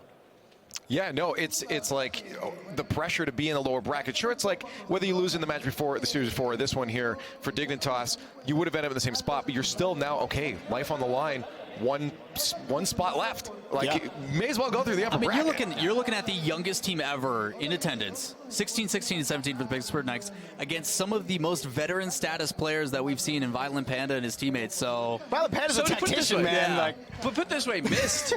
He couldn't have even played at Landon. He was not eligible. He was 14 at the time when that happened. So this team is so young, and that's one of the probably positives. They're so young that they don't realize what's at stake here, and that might help them. It might, but Dignitas, something that stuck out to me against the Three Sins was Astral's passing. Astral usually the one putting the ball in the back of the net for this team, but if Astral keeps dishing out passes, even if he's not the one that receives the assist, he gets that second assist that you don't get any credit for. If they find these three-point passing plays right in front of the box, if they can find success that way, I don't know if the Knights can stop Well, that's them. the thing. You see, again, Astral, this man, and he's seeping confidence. You see him smiling. He's ready for this. That's a guy, if he's feeling good, he's playing good, and we've seen what it looks like when he plays good. I feel like he's got that opportunity to just go and do something weird on offense, generate that attack for his simply teammates. the fact that he's willing to do an interview. Like, usually we have the young guys come in for the first time, they're super nervous, they're afraid to talk in front of the camera, and he immediately is just like, yeah, I'll take an interview, I'll talk with the guys one-on-one. Well, hashtag live the moment. That's the one you want to use on Twitter right now, at RL Esports, hashtag RLCS8 as well. But we do have our third match ready, and James Bott and Shogun are going to walk you through it. Thank you very much there, Leaf. And yes, we are going to be getting into this now. James, the last time these two teams played was all the way back in DreamHack Montreal, actually. Pittsburgh Knights, one of the teams they actually lost to was against Dignitas 2-3. I really want to come into you for this one, which is, what are the keys for either team to try and pick up a win here? For me, it's all about Reynolds getting comfortable upfield. When he's up there getting demos, getting opportunities, that is when the Knights are playing their best. And also, for Reynolds, he's a physical player. He's an aggressive player. And you heard the teams talking about getting in Astral's head. If there's anyone that can get in Astral's head, it is Reynolds. Actually, looking at the playstyles, though, I actually feel like Astral, Astral is the least demoable player on this team. He has spent so much time up in the air. Well, we're about to find that out. It's going to be a difficult moving target. I actually feel like Panda might be the viable target here because we talk so much about the Dignitas passing plays. Pretty much all of those passing plays go through Panda as either the first or the second part of it. You take him out, you might remove the entire play altogether. Ever since, it's back to Season 2, Violent Panda, or Season 3, Panda has been a passer. That is what he does. He is a solid passer. You're right, Shogun. Astral and Panda are the heart of the offense, but even earlier today, we're starting to see Yukio get involved as well. So who is the target? For Reynolds, I think it's everyone. Everyone back there is a target. But if the player that you want to put off their game is definitely Astral, because we've seen what he can do. And we're going to go on to the Knights very quickly. There's one player, we talk an awful lot about Reynolds, we talk an awful lot about Gyro. not really talked about Mist all too much, and he's the player that's the furthest back. If his positioning's not on point, that's where it all goes downhill, because that team needs to rotate back. It's his job, very much a Fireburner style role where not necessarily the person's going to get the save, but the person that's going to be there to slow everything down, get everyone back into position. And get those quality hits at the midfield that keep his team on the attack. Reynolds and Gyro, they love to go upfield.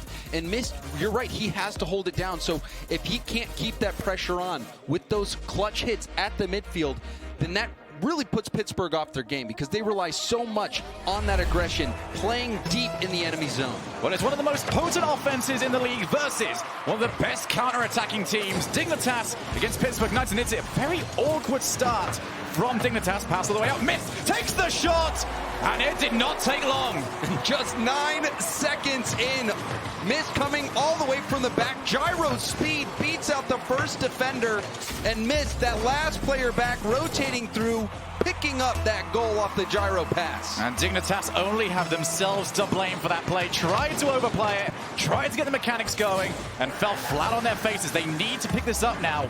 It's been a season where coming back from games where you've dropped the first goal has been so very difficult. Dignitas need to buck the trend. Gyro now getting pressured. Astral wants to look for him. Gyro does manage to keep himself out of the way. Missed with another long clear. Astral keeps that pressure on. Looks for another block. Once again cleared. Rails on his midfield. I think he's actually delayed himself maybe a bit too long. It's going to allow Dignitas to hold on to this midfield pressure. They've got the transition. They've now got possession. And they're going to look to try and squeeze their opponent to their side of the field. Shot on target. Mist pushes it to the corner. Mist, all reliable, getting the block there. And we're seeing some demos come out on both sides. Some aggression. See if Pittsburgh Knights can hold off this Dignitas attack that's starting to form. Dignitas, though, looking sloppy when it comes to their offense now. Chance to turn it over. Astral gets that one over. Gets it away from the defensive side. But unlike Dignitas, a lot of these plays don't seem to be going anywhere. That was a free shot. Dignitas very shaky our opening minute. That pass from Mist almost connecting with Reynolds, and now again Mist rather, keeping this attack going. Pittsburgh Knights, they're in the driver's seat right now. Dignitas, they're even struggling here. That ball was dangerously close to bouncing in. Should not even been within the vicinity of the goal, let alone a chance for a shot. Astral should play that one out, but Panda's not in position to take it back over. Pittsburgh Knights have all of the offense right now. They look to try and get that second goal. In a season like this, that second goal could be enough to seal it. And this was the question for many of us. I mean, Cloud9 and G2, teams that finished at the top, world champions and the runner-ups from last season, were in the relegation tournament because of teams like the Knights. It's a new era, and they were the spearhead.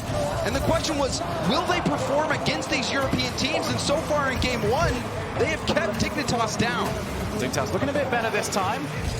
Popped over the top. Reynolds gets a touch. I don't think he wanted. Allows Yukio to move through, but Yukio just takes so long to get onto the ball. Immediately hands away possession.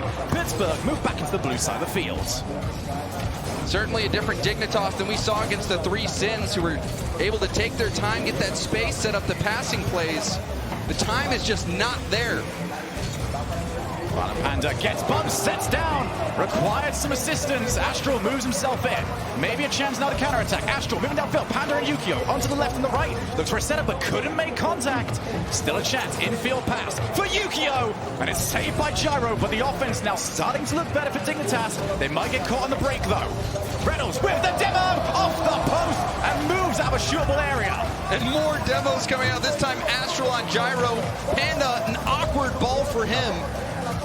And you saw that the chance was there for Dignitas, but how quickly it got turned around and how fast the Knights can get on the attack. Whatever you know about rotation, whatever you thought you knew about Rocket League, it is looking so different in this game. Dignitas looking shaky to start. They've got better, but they're still trailing by a goal. Yukio completely out boost. Needs someone to come and support. He's got no one around. Panda coming from an awkward angle as well. That's going to give Pittsburgh Knights a chance to move forward. Good challenge as well. Up on the wall, Gyro. Off the backboard. Will he set up for himself? No, gets intercepted. Missed by himself, but he can clear it long. Get everyone back. Mist just continues to perform in his role. Staying back, keeping the Pittsburgh Knights upfield. Dignitas has been fighting out of their own half for a majority of this game. Gonna be off the backboard one more time. No boost on Astral. Someone's gonna be taking into this. Another ball off the backboard. I don't think Yukio's got much either. And for Dignitas, if they lose this game, they will be so upset about it because the way they gave up that first goal. Another shot comes in. 2 goals for Pittsburgh Knights. Rels gets himself on the board. Immediately following that demo, Yukio gets taken out. He was going to consider turning, but it wouldn't have even mattered because Reynolds just blasts that one top shelf. But Dignitas, the options to escape just have not been there. Usually, it's just a light pass down to someone up to the left or right. Although a shot from Astral, not going to trouble the net. They're just not looking like themselves here. It's tough to look like yourself when you have a team that is so aggressive. We saw the old guard of North America struggle against this playstyle. Europe hasn't really had to deal with these teams yet. This is their first look, really, besides the DreamHack events. But it works. The Pittsburgh Knights are the real deal, and they just keep that pressure on. Ball popped up, missed all the time in the world. 2 players committed, though. That's going to put enough time off the clock. Pittsburgh Knights looking pretty secure on game number 1. They'll be very happy with how it went down for Dignitas. Minute and a half now. Got to try and go to the drawing board and figure out where it went wrong. Complete control from the Knights. There really didn't seem like that many moments where Dignitas might be able to get back in it. You just look at the shots. 8 shots from Mist, 5 from Gyro, 2 for Reynolds, 15 total to just 5 from Dignitas. Astral forced to play defense this entire game. Just take a look at this. Now, here's where my main issues with this sort of play come from is, where is that ball from Panda supposed to go to? It's just giving it back over in a shootable position for Reynolds. There needs to be a better idea. Yukio was moving aside. Yes, he was demoed. I think maybe it was a case of he saw the demo happening and tried to improvise on the spot, but they need better options because they're taking so much time to escape their own final third that these demos are becoming even more prevalent. It's because they just can't get the boost. You watch the players from the Pittsburgh Knights, when they're up there and they're being aggressive, they're also stealing that boost, which makes Dignitas play even slower, which makes them easier targets to demo. It's a snowball effect. And the Pittsburgh Knights, they had that game get out of hand for them where they just kept keeping possession, getting Dignitas down, keeping them low on boost, keeping them in their own net, and then even the times that Dignitas pushed up, we saw Pittsburgh get the counterattack going. Dignitas, they have to go back to the drawing board and figure out how to deal with this aggression from the Knights. Well, that was actually, I love that you brought that up there, James, because that's actually bringing up a case of Knights did what we expected them to do well, but they also did what we thought Dignitas would do well. Almost like they took over both sides of the field. So Dignitas, we saw them chatting in between games. Let's see what they've come up with. Yukio, no boost for them to pick up, and that's another setup. Dignitas need to be so worried about where that ball goes after they try and play it out their own side of the field. We'll see if they can start finding each other. In their first series of the day, they were passing brilliantly. Astral was distributing the ball, and they need some kind of spark. That's a poor challenge. Puts the ball back onto the other side of the field. Open net. Rails has to dive back in to save it. Pretty poor play out, though. Astral looking to try and get a hold of it. Back into the midfield. Yukio's not around to try and take control. Instead, he's decided to wait back. Ends up being the correct decision. Up on the wall, no challenge available. Looking for the backboard. But and he had Panda in the middle. Rails just sat there, ready, waiting. No real issue. Pittsburgh Knights, cool as cucumbers. You really can't tell if this is their first World Championship. They are playing so confidently. Dignitas seeing more of the offense now. Need to find the end product. Gyro only getting it as far as Astral. Tries to land on the wall. That would have been the quicker recovery. Not a great ball from Mist, though. Leaves Reynolds by himself. Good challenge is needed, and he does get that first clean. That's past one more. Gyro trying to hound away Violent Panda. Yukio comes in. Dignitas get that first goal. Dignitas taking advantage of that hesitation. You see Gyro trying to turn on that. Just couldn't get around the ball, and Yukio attacks him. And that could be the spark that Dignitas needs. And this time it was Pittsburgh Knights that looked awkward on them trying to get out the defensive side. Tried to get another player forward, ended up whipping the ball, required another player to come in. In a series and in a game where those one-for-one trades is going to be so important, you can't afford to just lose a player that easily. Every touch so important. especially on the world stage. Gibbs was talking about it, how valuable a win here can be, putting you through to day 3. If you lose, though, it is a gauntlet that you're going to have to run. And sometimes series come down to those single plays.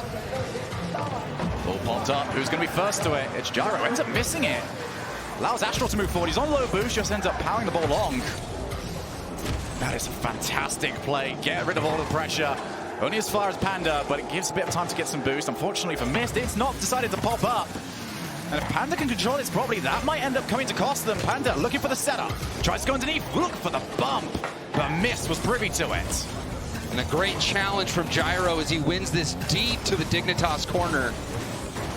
That was really the first possession game that we've seen, and now the passing play shut down from Mist. Excellent effort. Yeah, 2v1 for Mist, and he comes out on top. Great job to read the play. Now off the backboard one more time. That's a whiff. Astral open net to aim at, and he could not find the target. Astral was expecting someone to hit that. He wasn't playing the miss. And when it came off the backboard, he had already jumped. He didn't have his second jump to use, so he was just floating there and couldn't get the power that was required. There's been so few players that we've actually jumped onto their camera angle. I've seen that them being on at least 80 or more boost. Boost is at a premium right now. And in a game that's being as quickly played as this one, it becomes all that much more difficult to maintain. Now to the side, 1 minute and 40 left on the clock. Pittsburgh Knights this time, the team that is trailing, the team that needs an offensive chance. And to be honest with you, James, Pittsburgh really have not created anywhere near, well, anywhere more chances than Dignitas did in the last game. You're right. Dignitas is, well, it seems like they're slowly starting to figure things out. They've had time on the offensive end. They capitalized on that mistake from Gyro. But can they hold on, and can they get another goal? Because, you know, these 1-goal leads with that 0-second rule, Shogun, they are never safe. Violent Panda for Yukio. Immediately challenged from Mist, again making himself useful. Although Gyro does not look comfortable. Yukio makes it too. He's got his brace. And there is the insurance goal for Dignitas. Astral getting up very quickly. And you see Gyro, it looks like he was coming off the post. He wasn't able to recover in time. He was just coming off that post, scrambling. And Yukio gets an easy goal. How important is it this tournament, James, for Yukio to get going? There's been a lot of chat about him throughout this entire season. He got much better as the season went along. How big is it for them to get goals on that, lads? It's huge. Astral getting one of his own. As surely it seems Dignitas is going to get this win. But Shogun, Yukio, he had a difficult start to this season. Especially that series versus Veloce, where you could argue that his mistake cost them that series. Yukio, however, later on, especially in the regional championships, started to play very well. He scored the goal that sent them here. So Yukio stepping up, that is the puzzle piece that Dignitas needs. Astral and Panda have been rock solid all season long. Yukio, if he can continue to play well, that is what will put Dignitas over the edge. Well, 30 seconds left in this game. Will be allowed to drop all the way back. Good challenge though, rolling towards the net. Panda sweeping through the very last moment. Going for air dribbles. Air dribble is a very solid shout when you start heading into these final few minutes and you've got yourself a 2-goal lead, because this burns so much time off the clock. At least 5 seconds to get through. Gyro on the backboard. Looks like a set down, almost cross team play. The own goal almost finds its way in, but as we do tick down these final 2 seconds, Dignitas respond, and they respond in a big way. This series isn't going to be a sweep like our first two. Dignitas taking game 2. And we're starting to see the beginning of a slugfest. Pittsburgh Knights, they were the one putting on all the shots in game 1. Game 2, Dignitas started to figure some things out. They were avoiding the demos much better, and they were keeping possession, finding boost, and getting pressure when they needed to. And they also took advantage of some of the mistakes from the Knights. And you can see there, Gyro, you know, not so much a mistake either. He was just being harassed. Gyro, it was a tough situation to deal with. Effectively got punished for that miss from Mist coming in. Just tried to go in, ended up losing the challenge. In those situations, you have to get contact. You cannot afford to lose it for free, because it not only means that you're getting the ball into your own side of the field, it means the recovery for the player that just took it past you is exactly what they want it to be. As you can see what Panda did with it, he decided to go for Gyro. And that was the smart play. Gyro, you could see there, he was expecting the hit to come in. It slowed him down just a little bit, and that was enough time for Yukio to come in and clean up that play. So Dignitas, they're starting to deal with the aggression quite well, and this time they were in the driver's seat. Absolutely. So, one game apiece. Lots to learn of either team. I think we've pretty much now seen both teams execute their plans. As we go into the rest of the series, is now who can execute better, who has now spotted the weak links in their opponent's play. Because, James, Des mentioned it, this match is so important. You lose this, you've got to win twice tomorrow. No other option. And you win guaranteed day 3. That is absolutely massive, especially with how tight things are looking to be shaping up. Every team here so good. We'll be starting off over in the Dignitas side of the field. The first goal has been the telling one throughout this series.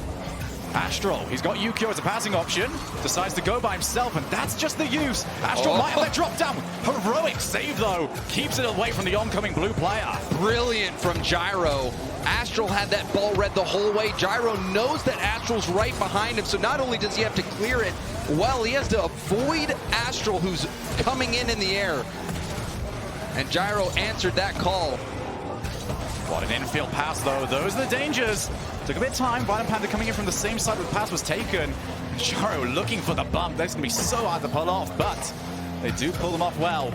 Rettles fakes it out, and he's got underneath. Pick that one out. Rettles plays him like an instrument here. Rettles, that first touch control, the fake. Astral comes off trying to block the shot, but it's a changeup.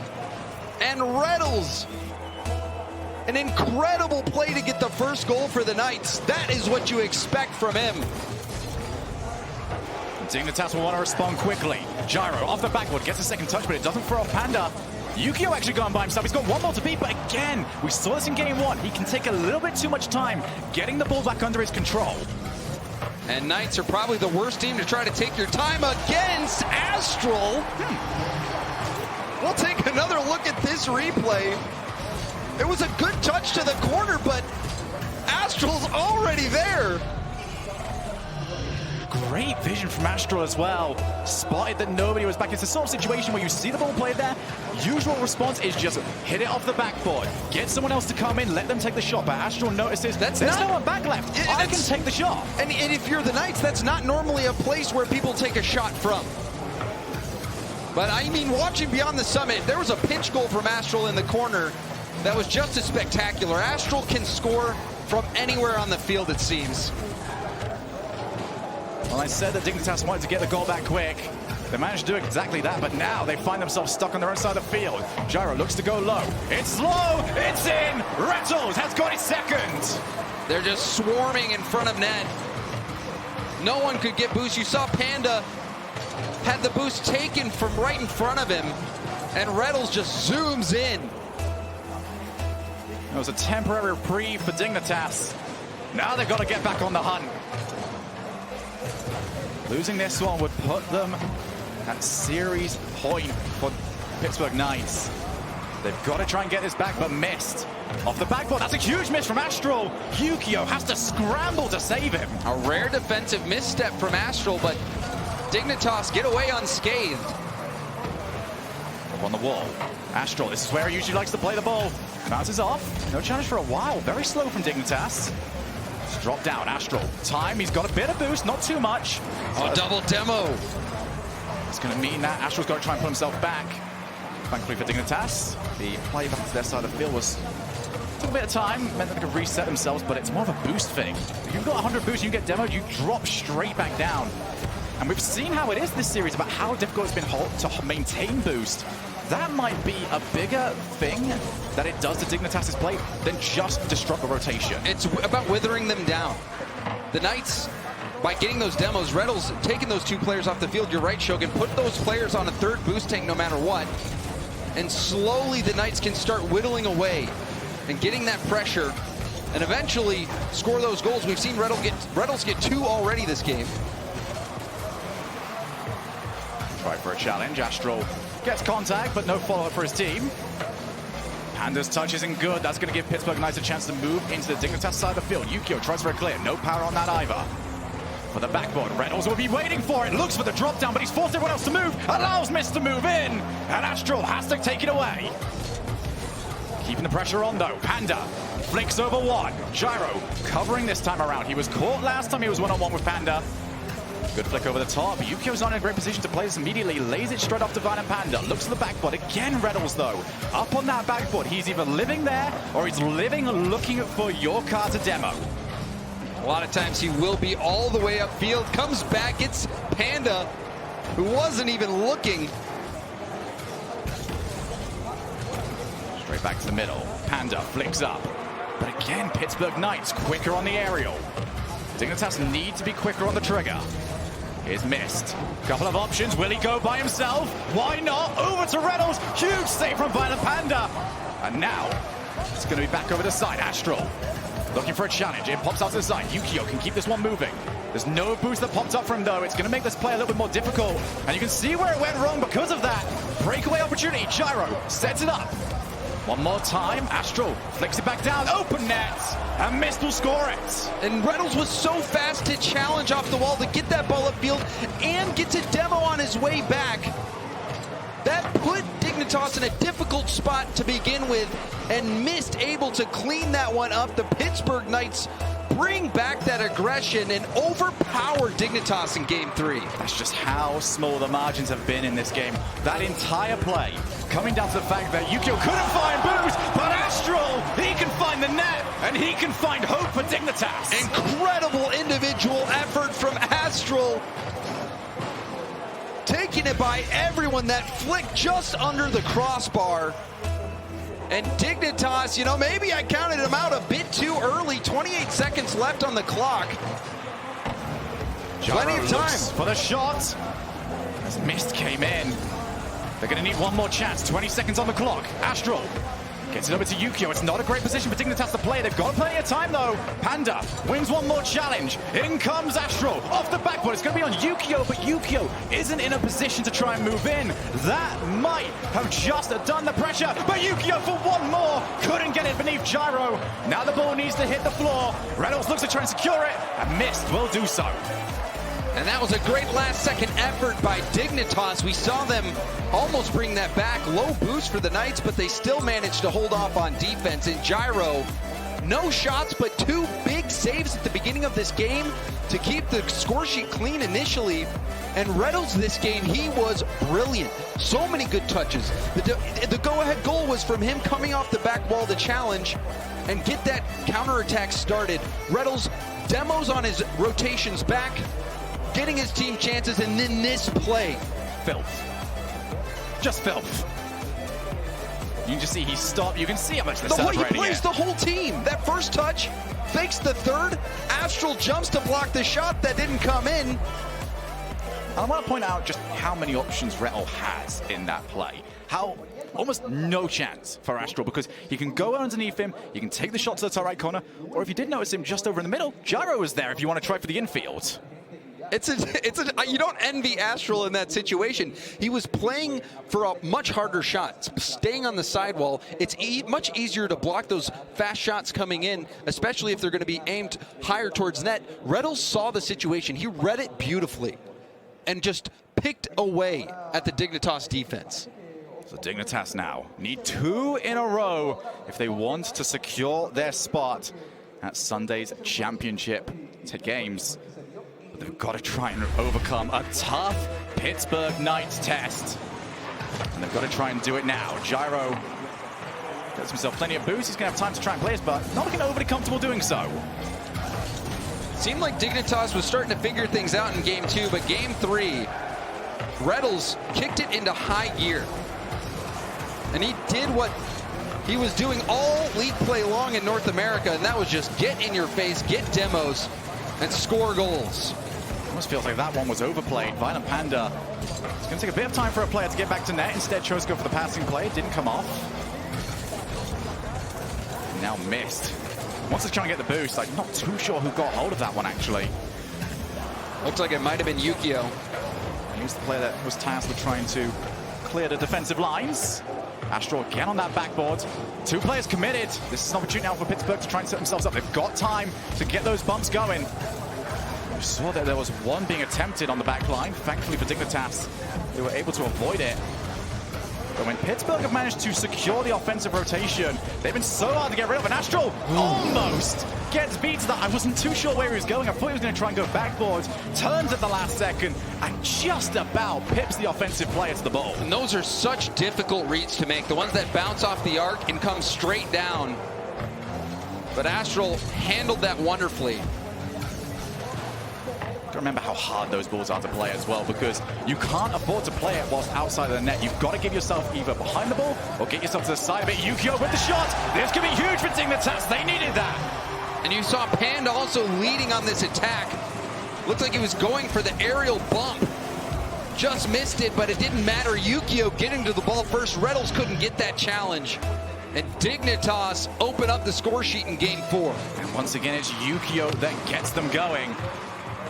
It seems like his positioning is almost the most important right now. A lot of these plays are falling to him. Sometimes he's been there, sometimes he's been out of boost, sometimes he just hasn't been able to spot the rotation. It seems right now like Yukio's ability to read the play might be the most important on the field. And when Yukio's playing well, that spells good things for Dignitas. But they need 2 wins back-to-back against a Knights team that has already shown us that they're here to play.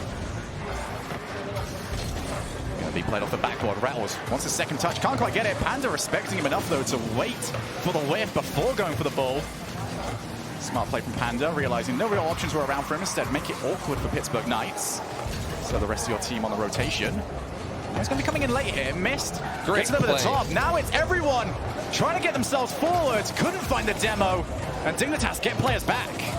Dignitas fortunate to walk away unscathed there. Mist had such a good play in his own defensive corner to take that ball all the way downfield. Rolls out midfield. Pittsburgh Knights not in a rush. They probably should have been. Yukio just tease it off the top of the car. Almost finds the net. Now it's Mist. Looking for a chance. It's going to be a little bit heavy to immediately come in. Now Gyro moved from the rotation. Forces Rettles to go up earlier than he would want to. Yukio by himself, just plays it to the corner. But right now it's not Dignitas that need to go looking for these goals. They don't have to spend every single player to get one. They've just got to make sure Pittsburgh Knights stay on their side of the field. Astral's been doing a good job of getting demos on his own, coming from the backfield, which is something Rettles usually does so well, coming from the backfield, demoing players from behind. And now Astral will bounce this one in.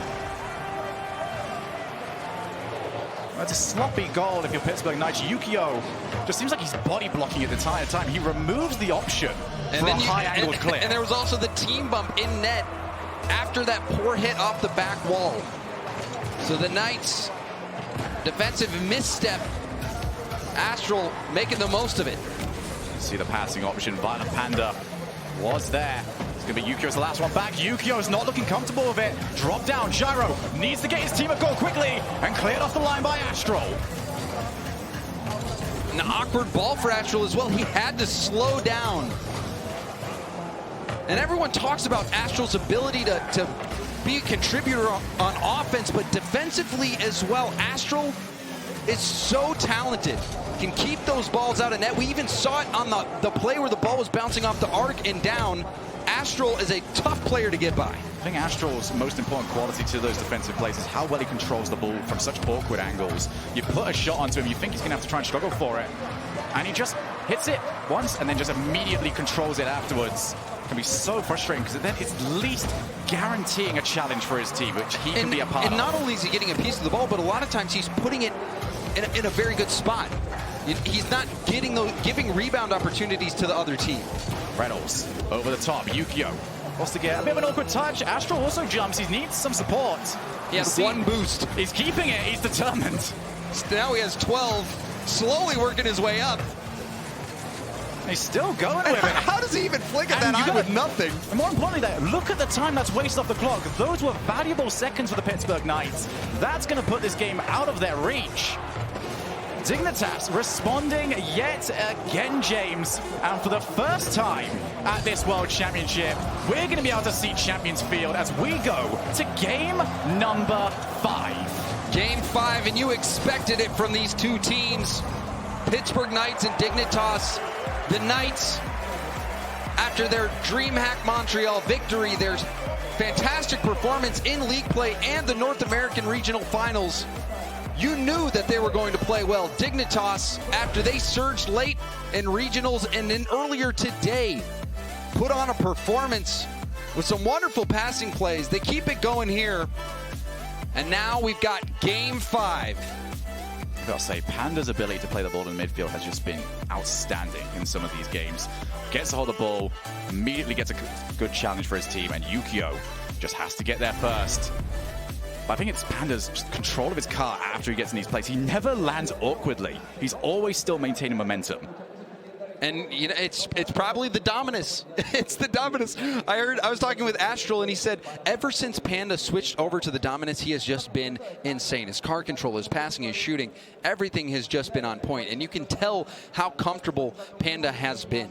His challenges were excellent, and his passing just continues to impress. But in this series, a lot of it has been Astral and Yukio.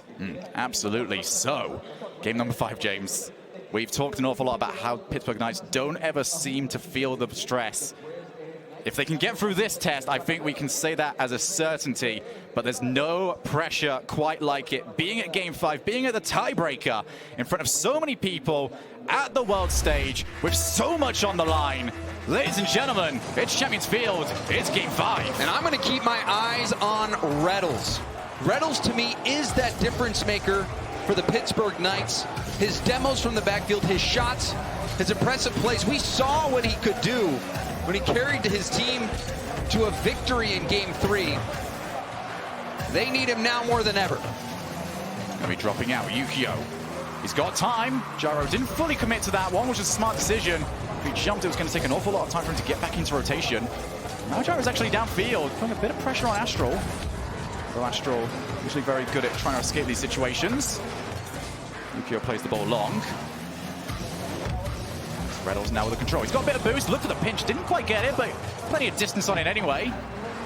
And this is actually almost not what I expected from this. These teams giving each other attempts at 1v1 plays. And I don't know if that's a risk you want to take on either end. Reddles got one on Violent Panda. Now you can see him harassing Astral, not giving him a single second to think about what he wants to do with the ball.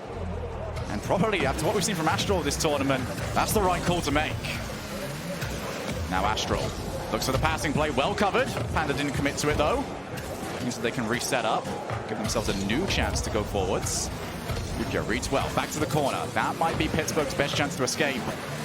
But good pressure again, Astral on nothing. That was crucial that Reddles got a hold of that one. And Reddles now upfield, only 6 boost. Nothing at the midfield. It's going to slow this down. Great chance for Dignitas. Oh, it's just out of nowhere, but that's the danger you have with Astral on the field.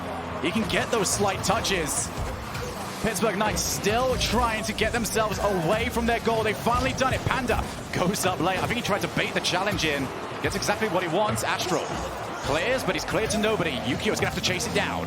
And that was a good place clear, or well-placed clear rather. Now the shot low. It's a major opportunity. Went for the infield. The bread and butter of Dignitas' play. Couldn't quite get it. Although Astral, he's got time. He's gone for the reset. Gives it extra power. 2 players committed though. It's going to allow Yukio to move himself forward. I don't know how much boost is currently on the Pittsburgh Knights. We know Reddles is quite high. He's going to drop down. He's going to be required. He's passed out again. Dignitas have a lot of the ball, but they're not creating opportunities. Huge demo as well. Find a Panda out. Astral out. Nobody back. Reddles will get the ball in. Gyro just eliminates the defense off the field. The double demo from Gyro, and Reddles can just take it down on the counterattack. Dignitas was building pressure, but it was relieved after those demos came through. It was almost 2.5 minutes of all Dignitas. But your offensive rotation is worth nothing when you've got nobody left on the field. Now Reddles looking to be awkward. Every single game in this series has been won by the team that scored first. Pittsburgh Knights, if they can get that to happen one more time, they will be secure going to Championship Sunday. Panda looks to move in. Astral's been removed as well. That's going to really slow down Dignitas off the backboard. Reddles has covered these well for the entire series, and he's not going to make a mistake here. Oh, the dunk from Astral! He almost brought it back earlier with his dribble plays, but now he's just getting angry, dunks it past Mist. And that was such an important equalizer for Dignitas. They've got it back, and they've got it back before the time you would expect teams to maybe start thinking about the defensive side a little bit more. Maybe not chase that second goal. Dignitas have got it, and they've got it when it was most required. And now they might have a chance here. Reddles, he's only have one player in support, and that player was just demoed. Thankfully, that is a monster challenge that he came up with. Buys his team time. Oh, the miss. But Gyro's not helped out with that, really. Reddles forced to move back. Goes up to the wall. Yukio moving his way all the way back. Probably no boost in the middle right. That's a good interception as well. Reddles again downfield. He's just all over the place. You have to keep an eye out for both where the ball is and for where he is, because if you lose track, he's going to get you. He abuses you for using ball cam, because he's always hunting for those players from behind. Missed. Gets a little bit of boost, but extra angle required to get a hold of it. A little bit loose late there. 1 minute left. 1 goal each. Long clear. Gyro's not got a hold of it. Who's going to be first on the rebound? It's Violent Panda. It's 2-1. And Dignitas have got the lead. Gyro's going to have nightmares about this play. Just misses that. It bounces off the post, and Panda will sneak it by Reddles. Less than a minute left. The Knights now have to fight from behind. Now Gyro off the backboard. Reddles is already there, but Violent Panda takes it away immediately. Yukio comes in a little bit late.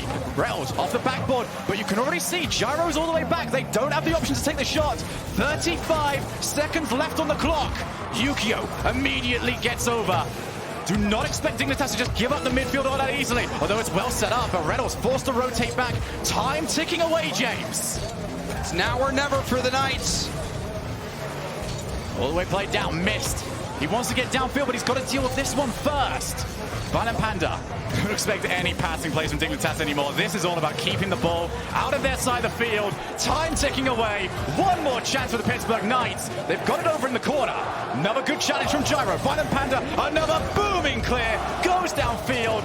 Pittsburgh Knights have got it all to do now. They've got to go coast to coast, put that ball in there, and they're winning overtime. And they simply cannot do it. Dignitas have taken the series. And you could see Gyro just putting his head down on the desk.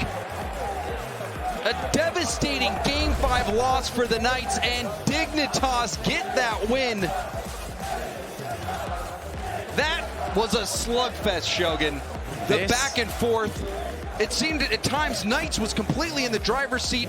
Dignitas trying to fend off that aggression the entire series, and then just a few mistakes on defense. That was the difference in this series. And we've talked over and over again about how good the mentality is from Knights. But it's very good to have a good mentality when you're winning. We've never seen the Knights in a situation like this before. We know players like Panda have been through it. We know players like Tovaposa have been through it, where they have caused the mistake that cost their team the entire series. Tomorrow, the big question is, how's Gyro going to bounce back? Yeah, how is Gyro going to bounce back? How are the Knights going to respond? It's a long journey ahead of them. But for Dignitas, this couldn't be any better. They had a very rough start to their league play. Shogun, you've been a believer of Dignitas all season long, but they came within one game from being eliminated. They had to reverse sweep Barcelona to even get a chance to be here. And now 2 wins back-to-back on the World Championship stage.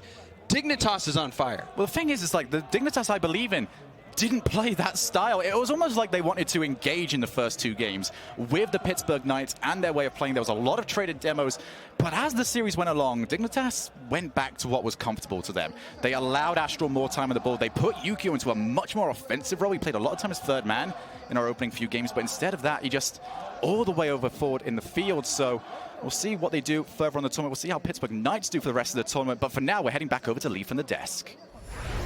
That's right, we will see them later, but Dignitas finally given a challenge. They had a 3-0 sweep earlier, but now going to a Game 5 against the Pittsburgh Knights. I gotta say, that was textbook Pittsburgh Knights, especially with that double demo near the end there. Yeah, we got to see pretty much the culmination of what both teams are. Yukio, I'm sorry you missed it. You gave possession the other way, Straight back and down. then it was a double demo to open it up. So you got a little bit of that, but credit to Yukio, though. He did move up on offense, and he was a lot of the reason why they got this victory. But you have to give credit to the Pittsburgh Knights. One major question mark for all these teams that have buys in their first game on stage, they took it to Dignitas. 15-5 shots in game 1. Pittsburgh Knights were all over them, and it looked like a completely dominant Pittsburgh Knights, but credit to Dignitas, they bounced back, and this series was just back and forth both ways. It really was, and for Dignitas, Astral popped off in this series. So many times you felt like, okay, the Knights, they have the lead, now they're going to control the game again like they did in game 1. But then Astral, he had that dunk later on in the game to put Dignitas back on the board. Reynolds with that sick fake, but still Dignitas, they were able to hold on strong, and I was really impressed with really their moxie because the Knights just kept coming at them time and again with the physical play. They never faltered. And plus, we talked about the mistake from Yukio, but then the mistake from Gyro as well. 2 big mistakes on both sides to even it up. Gyro just barely missing that ball. And that was it's like we saw at DreamHack. That was his field. That was all Gyro when they won DreamHack. It was always him on Champions Field playing out of this world, but just a slight mistouch, and that's all from going to day 3, and now you start all the way back at ground 0. You have to win through the entire low. So how do you feel then against them playing against Canberra Havoc? I feel like they should have the upper hand. But in it this doesn't one. really matter about them because they have to beat everyone that Yeah. will It's true. lose It's today. true. So Yeah. it's not only that matchup. They have to beat every single team going through. I hope that for the Knights heading into tomorrow that it's better for Gyro, because Gyro was my question mark heading into this series. And after game 1, I was confident with Gyro. I was like, Gyro looks really good right now. And then game 2, just a couple of key mistakes and a couple of key missed touches and whiffs. And that has always been the Knights' fall, is when Gyro is not playing well, this team does not win. We got more matches to get to, but before that, Johnny Boy is down on the stage with the VIP. It's Violent Panda. Thank you, Leaf. I am joined by Violent Panda, team captain of the victorious Dignitas. Now, I have to ask you, did you think that you were going to Game 5 today? Yes, I thought it was going to be a close series because Knights are very good. And we could be very good, which we showed. And yeah, Knights are in the same team. Like we knew they were going to go for a lot of bumps, which they eventually still did. Sometimes it worked, but we tried to avoid them most of the time. So they're just bumps, is that all you're looking out for against the Knights, or is there anything else that they're good at that makes them difficult to play against? No, it's just bumps. Gyro, if Gyro pops off, it's Gyro you have to be careful of. I don't know, didn't really watch how they did today, but if Gyro pops off, he's insane, and most of the time the strategy is just bumps. Now, I know a lot of people back home will want to know, how do you deal with bumps? It's a very, infamous strategy in Rocket League, shall we say. So what do you do if people are bumping you? What's your #1 way to avoid that and to outplay it? Don't sit still. Basically, just rotate around. If you know a guy's behind you, just rotate around him real quick, and you can't do anything because you're out of his way. Brilliant. So there you go, guys. Rotate. Got to learn that. So up next on stream is going to be Reciprocity versus Space Station. Tomorrow, you guys are going to play the winner of that game. So first thing, who would you rather play, and who do you then expect to win? Who do you think you're going to play? I would expect Reciprocity to win, but Space Station has been looking good in scrims and stuff. But I'd rather play my EU team, Reciprocity, because they're good friends, and it will be a fun series. Well, thank you. Thank you, Violent Panda, for talking to us. We'll be right back with that matchup we just talked about right after this short break.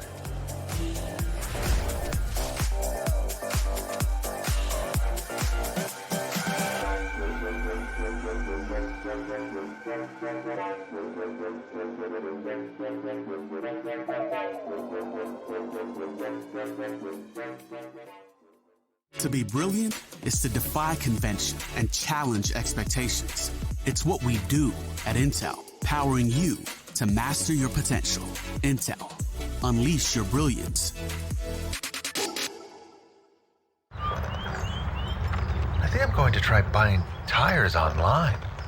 TireRack.com can help you with that. I guess I could buy the same ones I have. No need to guess. Our tire decision guide gives you all the right options. Someone should invent a tire decision guide or something. Can he not hear us?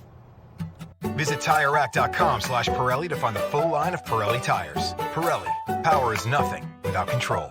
TireRack.com, the way tire buying should be. At CDW, we get you want happy, productive employees. That's why we've made our office pet-friendly. Maybe a little too pet-friendly. Well, you know, CDW can design a mobility solution with light, powerful devices from Lenovo to make your people more productive in or out of the office. Anyone have any questions before we go? It's great. I really need to get out of here. Snake people are freaking me out. Hey, Cheryl, do you have a sec? For workplace productivity, you need Lenovo and IT orchestration by CDW. People who get it.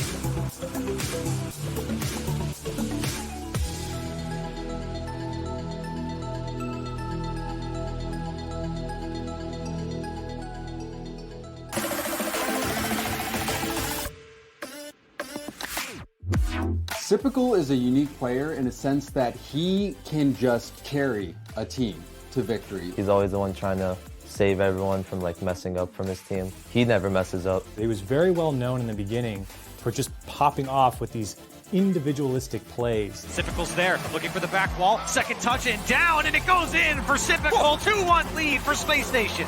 It's just hard to outplay him because he always does exactly what he needs to do and puts the ball where it needs to go so his teammates can follow up on it. Playing with SIKION is like having someone in the back you can always like rely on, and then when he moves up, he just puts his shots in. When he hits the ball, it's in the right spot. We just do our stuff on offense, and he just holds that defense down, and when he moves in, it's a goal. He can score from anywhere, and he can do things that you just don't expect. If Sip's popping off, like, he can carry his whole team.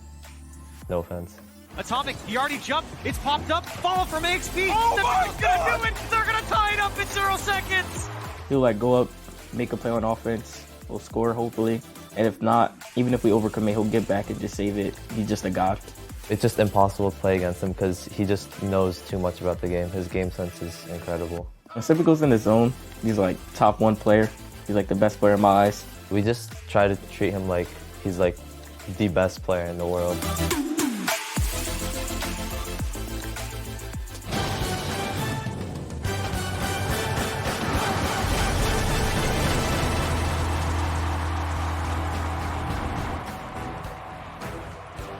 ¿Qué tal? ¿Cómo estáis? Cuarto partido. Llegamos al Ecuador ya a la mitad del día de hoy, del primer día viernes. Gracias a todos los que os habéis acercado aquí a Madrid. Vamos con el siguiente partido, que es un partidazo igual que el tercero, donde hemos llegado a los 5 mapas. El primero de ellos, un fuerte aplauso para Space Station Gaming.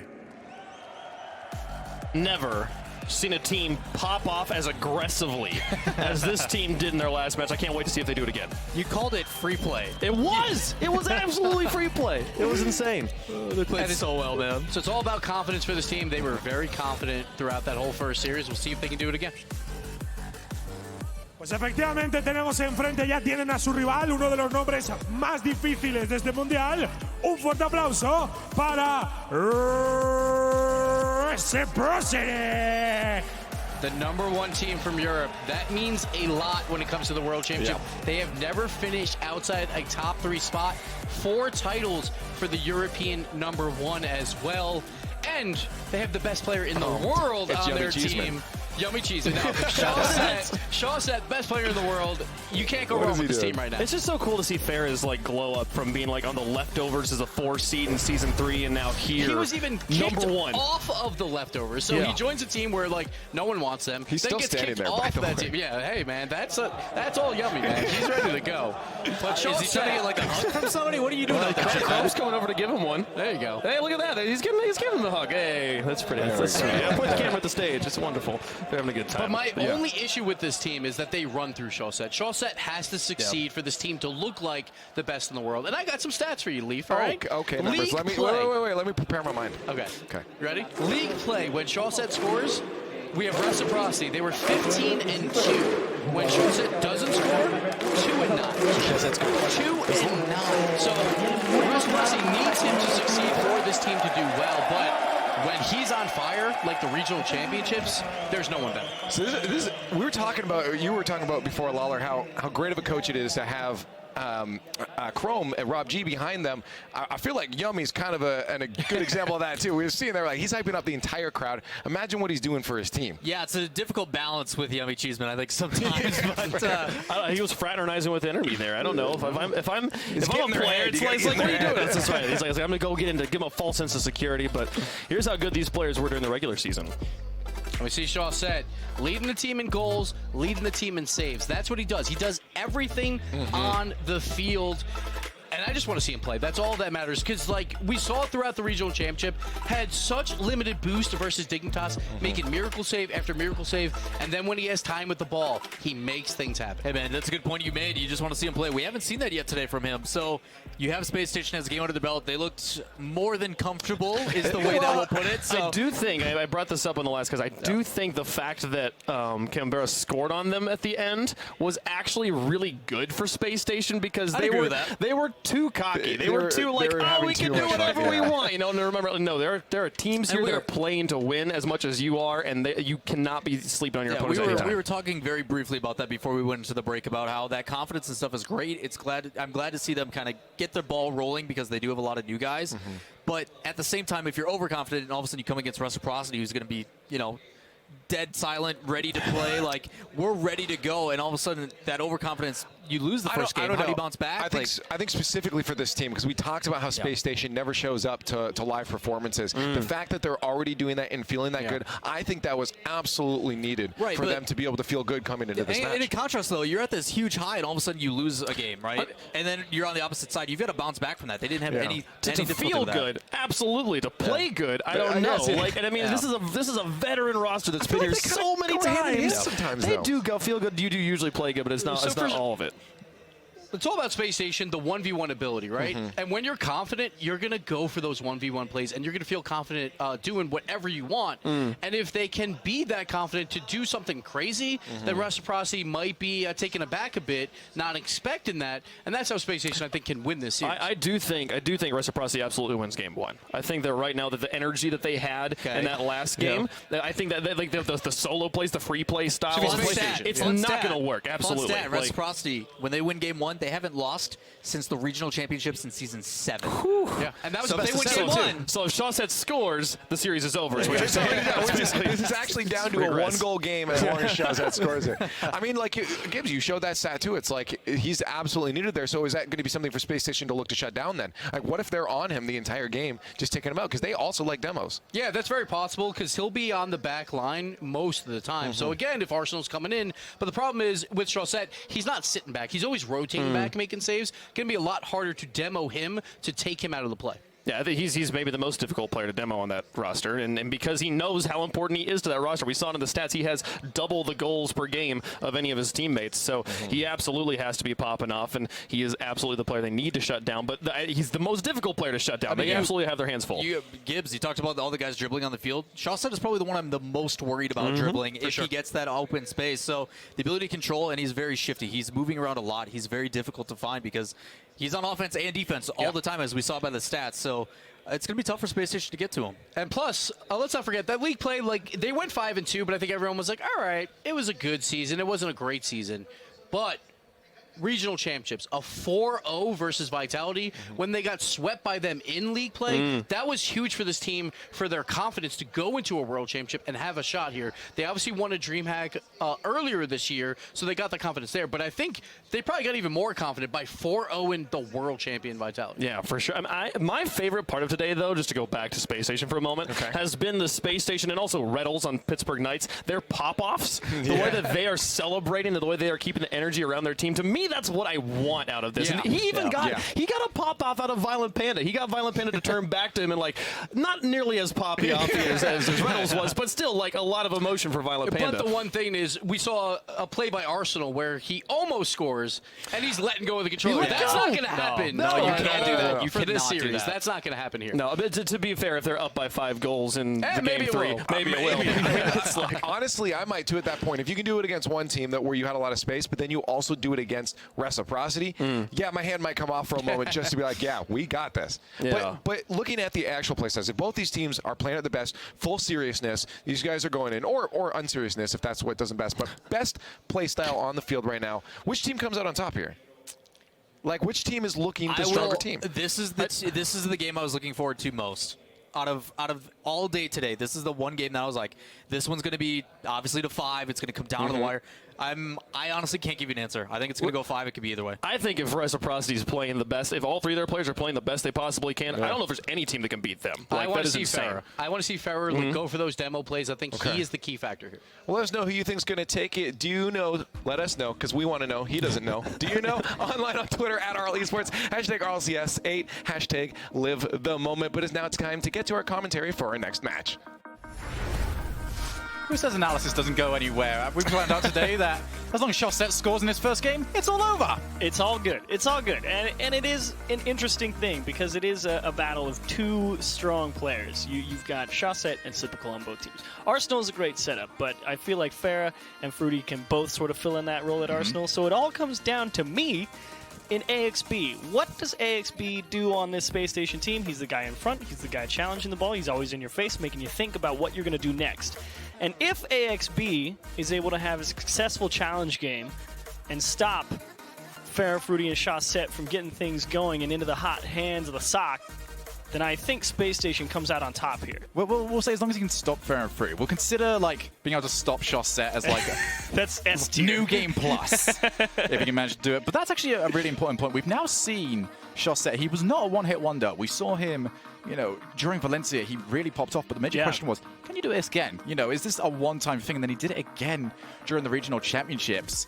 But we got to ask for it for a third time now. It's few and far between. Chaussette, when he's on, I think I will relent to Gibbs and say, yeah, Chaussette makes a case for best player in the world when he's on. But it has been a while since we've got to see Chaussette since the regional championships. So who knows? Because it's either he's on and they're crushing people, or it's a slugfest and it's a battle for reciprocity to win a game. And if it comes down to that, I think Space Station's got the firepower to take him down. Yep, absolutely. Now, Fruity, this time last year, he was his very first World Championship all the way over in Las Vegas.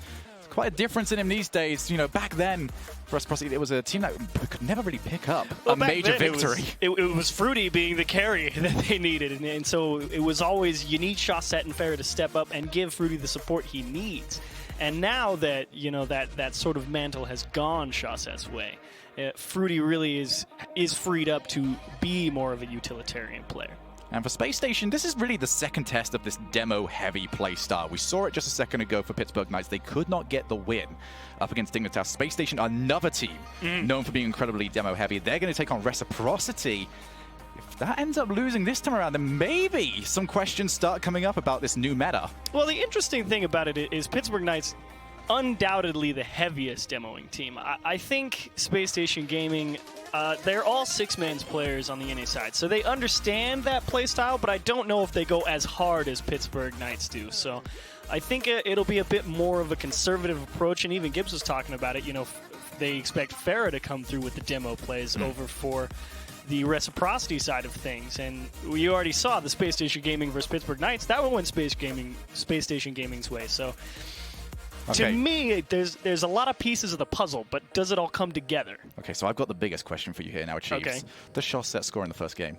Does Chaussette score in the first game? Let's say no, because if he does, it's already over. Can he hear us? Can he hear us? But I would say I don't think Reciprocity comes in warmed up. I think Space Station Gaming, yes, they make a great point. They were maybe a little overconfident at the end of their first series, but I do still think they're locked in already. I think Reciprocity needs one to warm up. Well, Space Station definitely looked mechanically sharp earlier on. We didn't really get to see much when it comes to their tactics, their rotations, because realistically, they didn't really need them throughout that series. This was more of a case of just taking the mechanics, making sure that those are good. But for the most part, mechanics are like the base. Like, there's a lot of coaches out there, a lot of them I speak to just go, okay, I'll take a mechanical player. We can teach them.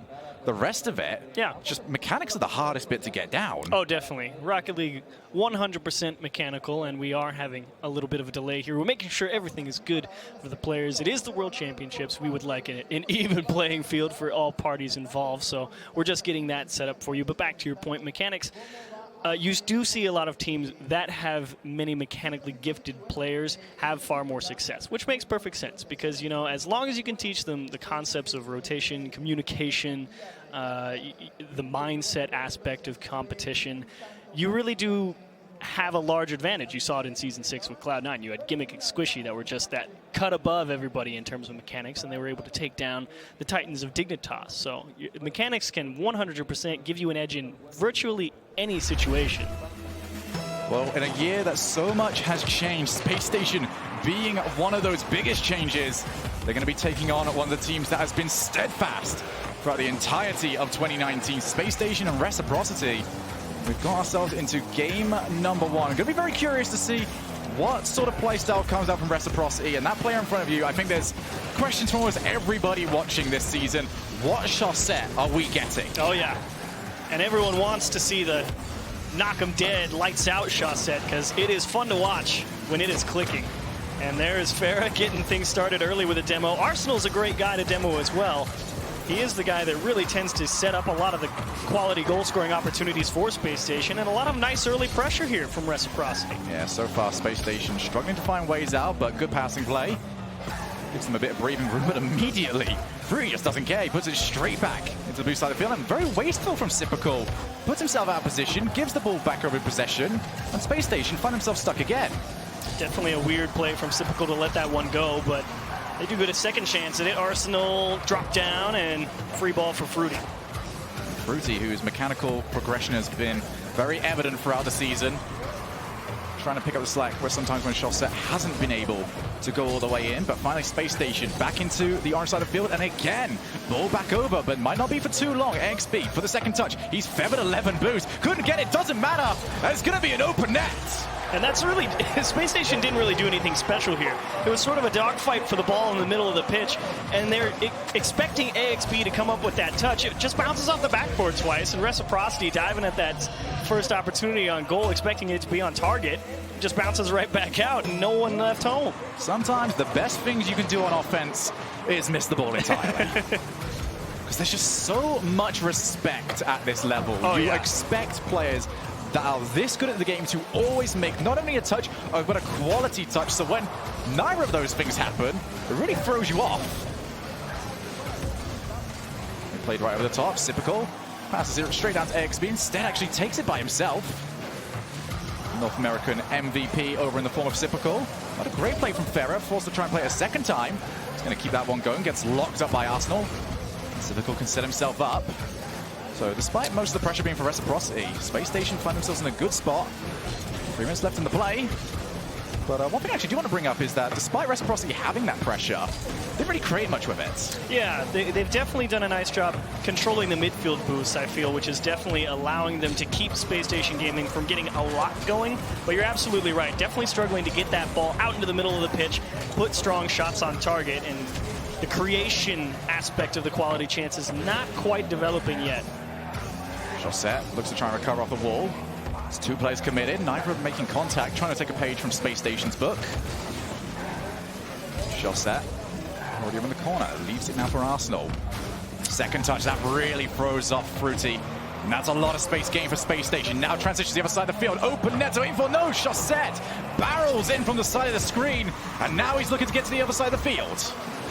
And it's back pass as well. It's an awkward ball for Fruity to handle. This could be another chance for Space Station.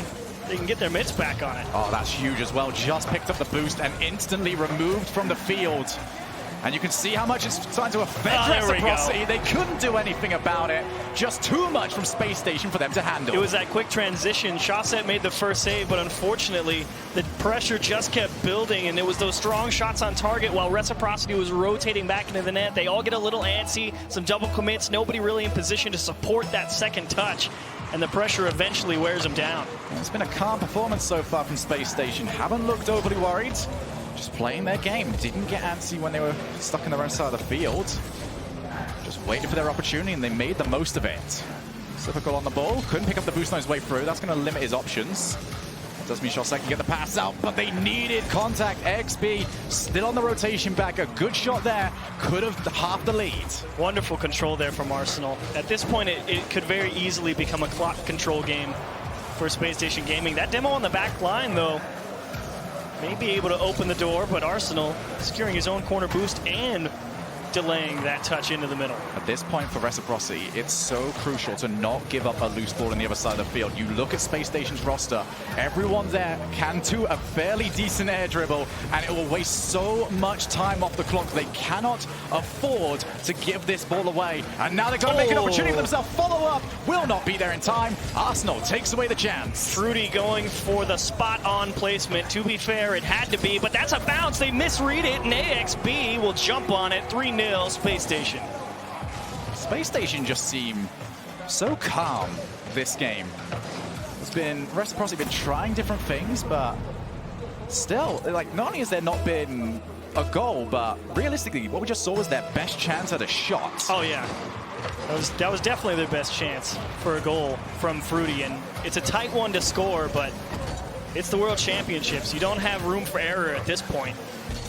And unfortunately, you talked about it earlier on in the game. I mean, There's been some decent approaches from Reciprocity, but it took, what, 4.5 minutes for them to really get a great shot on target. Just feels like they're adding maybe 1 or 2 extra steps that might be just unnecessary at this point. Maybe overestimating what they actually need to do. The answers for their coach, Yummy Cheeseman, to try and answer after this. He's got a minute to try and figure it out because Space Station Gaming have taken them to school in game number 1. Chaussette trying to get a spicy goal there to close it out, but everyone's, oh, they're not going to let it fall. Simical just stopped. He's like, are we done? Okay, we're done. And Space Station, you said it, calm, cool, collected, and to be fair, it really didn't have to be anything more than that. It got jammed in the corner a fair amount, battled on the midfield line, and overall, Space Station get the better of Reciprocity. And going into game 2, I mean, you hope to stop things like this from happening because Chaussette's just trusting AXB to come up with a touch. Arsenal beats the last man, and Fruity's off grabbing Boost in the midfield, so Typical, thank you very much, we'll take that. And more importantly, we see 3 minutes 33 on the clock. That was the first time Space Station even looked at the orange side of the field, and it was immediately given up. Reciprocity will not want to be so wasteful. They won't want to get maybe too far ahead of themselves when they get on the offense, because when you spend a lot of time on offensive rotation, it can get frustrating. It is fairly annoying, to say the least, if you're sitting here. I mean, they have, what, 6 shots on goal, and really, it feels like maybe 1, maybe 2 pretty decent looks at the net. But it's annoying because you just spent, like you said, 90 seconds on offense, 1.5 minutes, and you really didn't generate anything too scary. So you're thinking, all right, Space Station finally broke out. Let's just go grab some boost. And then it all goes wrong, and you immediately get scored on. You're thinking, man, why was that so easy for them? And it took us 90 seconds to even maybe get something going. And then you're down 1, and on top of that, you get shut out at the end of the game. And it's just a annoying game 1 for Reciprocity in general, because you know that's a team that can really get things going. And they absolutely needed the 1 to get started because you knew Space Station was coming in hot after their game against Canberra Havoc. Yeah, actually, you brought attention to that earlier on, that you thought Reciprocity were going to require at least one game to start getting themselves going. My fear is I don't know if that was the game. You feel like it needed, more of a natural game of Rocket League to play through for them to maybe start feeling a bit more confident. Oh, yeah. If you wanted Reciprocity to feel good about this game, too, you needed to at least get something. If that Fruity goal goes in, you're thinking, all right, cool, fair enough. But unfortunately, off the mark, tough stuff. And they're all going to sit here and they're going to think about what they're going to do about it because they said, what was it, 15-2 if Chaussette scores, and nobody able to get him the ball. Chaussette at the end almost had a nice dunk play, but to me, again, it's all that midfield line, and AXB is the biggest proponent of the midfield line for that Space Station roster. Yeah, absolutely. I mean, Space Station backboard control especially, just been so impressive throughout that first game, just constantly transitioning, hitting the ball from the backboard to someone waiting in the midfield, especially when they were struggling with it quite a bit at the start of the game. Once they got the lead, here's the thing. Reciprocity have got to go on offense again somewhere that wasn't working for them, and they've got to go even heavier on the offense, which makes transitioning so much easier as a defensive player. Yeah, and we are getting an audio issue sorted for the players before we head on into game number 2. And so the issue is Chaussette hasn't scored. Yes, obviously. He's not used to this. And he's sitting there. That's the audio issue. Chaussette hasn't been able to say, I got it, and then have a goal explosion go off. But Reciprocity, I mean, you think about why they didn't get much going. It's that ball just jammed in that Space Station corner.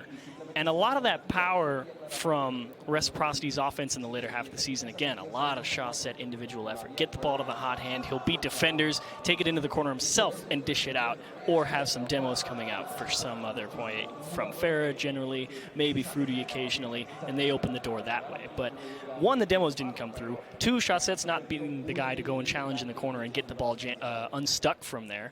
And overall, Space Station Gaming, they're more than comfortable to play a corner game because they have a player like Arsenal who is a master of getting the ball unstuck from the corner and getting the ball into the middle of the pitch. I do. So we've had a lot of time now to talk about this game, but I do want to talk to you very quickly about one of the players and sort of his story here recently. I actually want to bring up, because we talk a lot about Chaussette, we talk a lot about Fruity. Sure.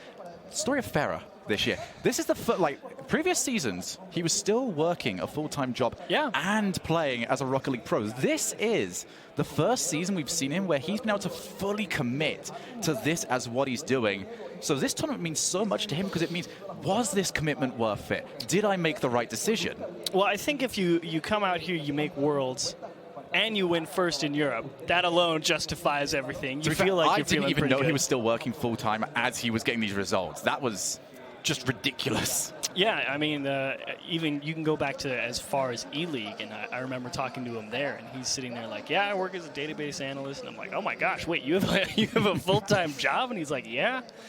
So he's definitely been working double time, as you'd like to say, and having him come in and being able to fully commit to the Rocket League scene and really help and develop this reciprocity team, which again, his teammates give him a lot of credit for that. Oh, yeah. You know, maybe some of us on the analyst desk, we're always a little harsh on Farah, feeling like he could contribute a little bit more. But when your teammates are sitting there saying, don't listen to them, we know you're great and you're doing good work, and then he goes full time, you come out here, you make the World Championships as the first seed in Europe, I think everyone on Reciprocity is happy with that move. I think that actually shows a lot of maturity from him, because whenever I heard that, I always had the feeling of, if Farah tries to do more, this team breaks apart. Because you need him to sort of make sure the fundamentals are there. If he tries to do too much, it means you lose access to some of the big plays from shot set. You lose some of the more mechanical plays that we started to see from Fruity over these last few seasons.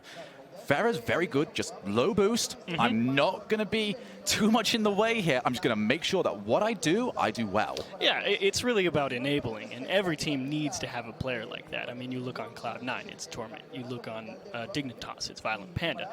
You look on pretty much any team. There's always one guy that just takes a backseat and says, you guys do whatever you need to do, and you need to have that player with flexibility. And Farah absolutely fills that role. I also want to talk to you, like, obviously we've talked an awful lot here about Reciprocity. I want to talk to you as well about Space Station Gaming. This is going to sound almost harsh in a way, but Space Station's rise has just been so quick that it was a point where you just look and just go, wait, I'm not used to thinking about you guys being up here. Yeah. And it's been that way for also a lot of the community, where they just go, wait, they're good now. Yeah, but maybe like people that don't stay as up to date with the scene, it's a little jarring at times, and I feel like it's almost been jarring to them, where they just went, wow, we've really just improved so much. It's one of the most impressive team just jumps I've seen. The only one higher is Pittsburgh.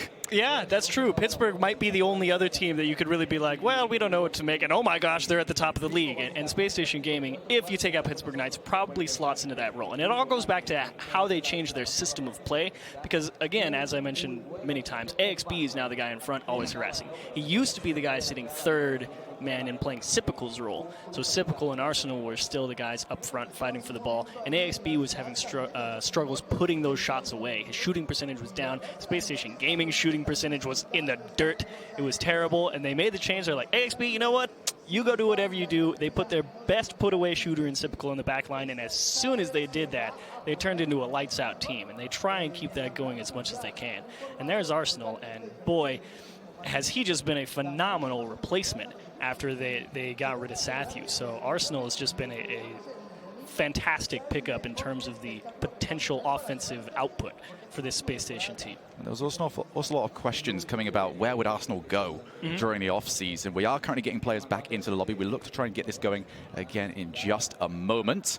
But for Arsenal, this has been a roller coaster this few weeks for him. I mean, this is a team that a lot of people were looking at and just going, okay, they're bottom two. They're going to be fighting it out. And they don't have to think about that to this point, but what they do need to think about is the match right in front of them. They've got Reciprocity on the ropes, but has the extended timeout given a Reciprocity an opportunity to reconsider what they're doing? Or are they simply at the mercy of the North American MVP? Space Station Gaming locked in, and a wonderful challenge from Arsenal, but it's the control, the first touch from Sipical to stick it close, get the air dribble back in command, and he even just gave up after he beat everybody on defense, just laid flat. Says, yeah, I know I got you. And we analyzed this sort of play earlier on, where Sipical, if he gets the ball to just land on him, his first touch is so good, he kills the ball, instantly air dribbles. At the very least, he's getting a player on the challenge. It might just drop in front of net. But he's good enough to beat him. They talked about it on the desk. He starts off with his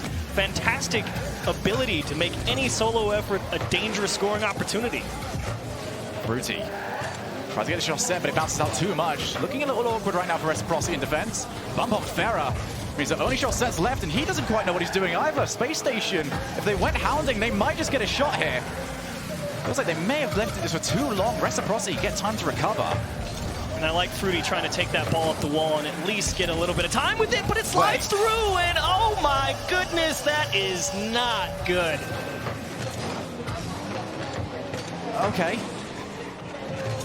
Oh, That's man. not how you see your World Championship going. You visualize it for weeks upon end, and then you do that. I feel like Fruity thought someone was farther back and let that one go and realized too late that they weren't, and then just couldn't fix it. If I had to guess how that happened, that would be my guess. The thing is, they've got no time to really worry about it.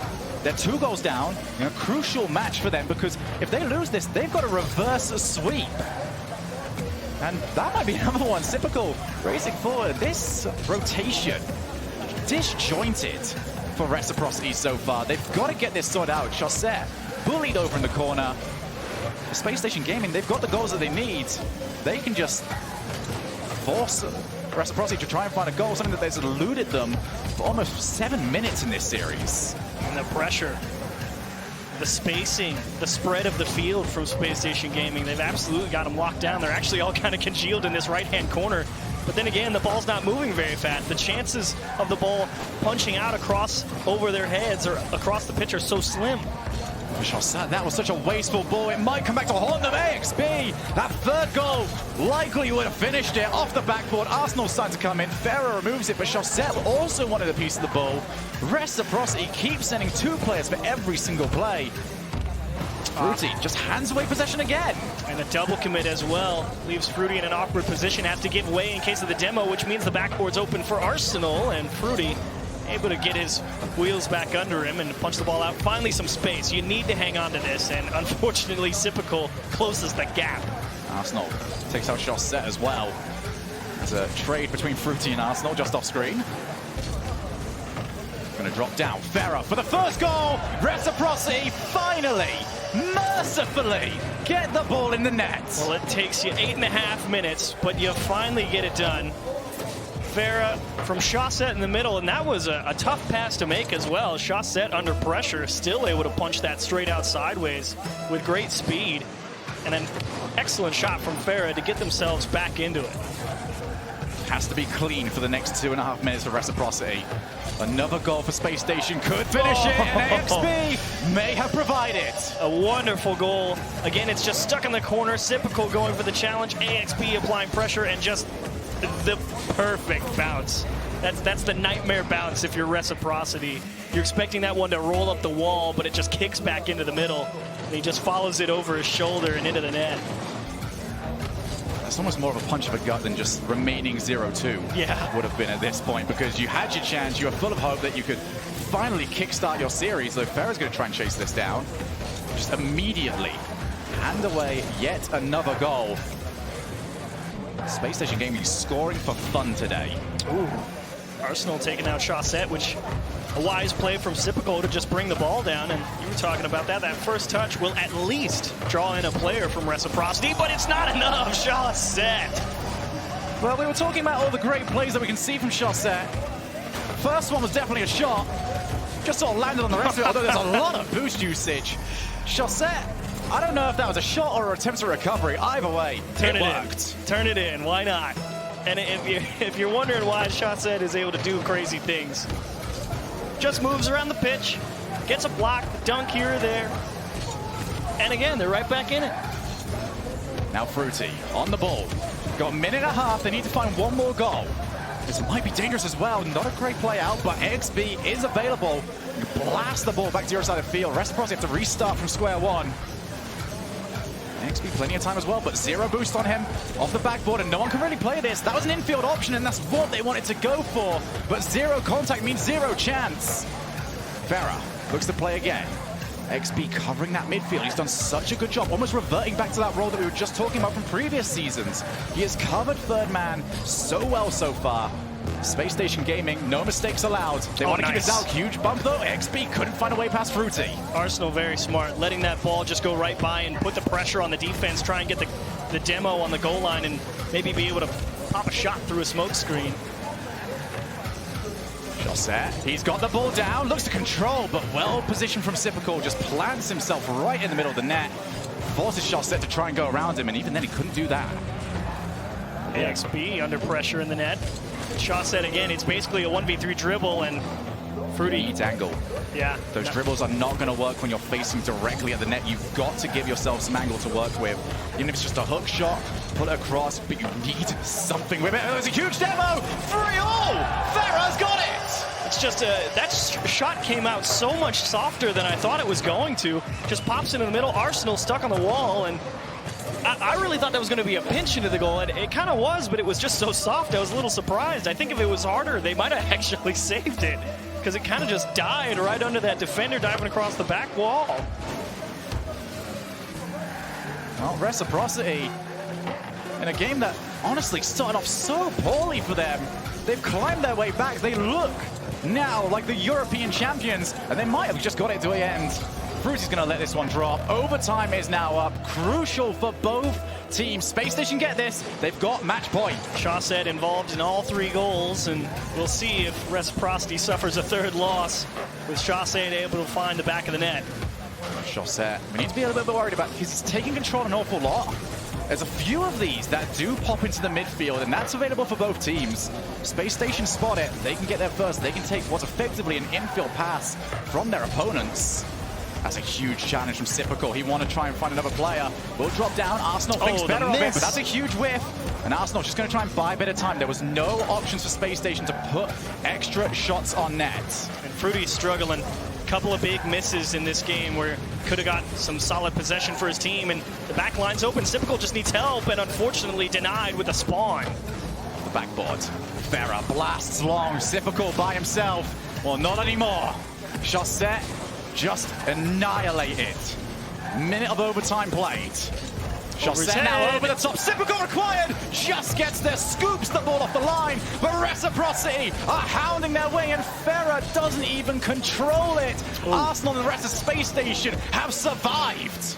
But AXB is just buying a few precious moments. Chaussette so quick, and Arsenal just able to get the nose on it. And now you're absolutely right. Reciprocity starting to put the squeeze to Space Station, demanding that they play perfect Rocket League if they want to get possession back, and AXB in time.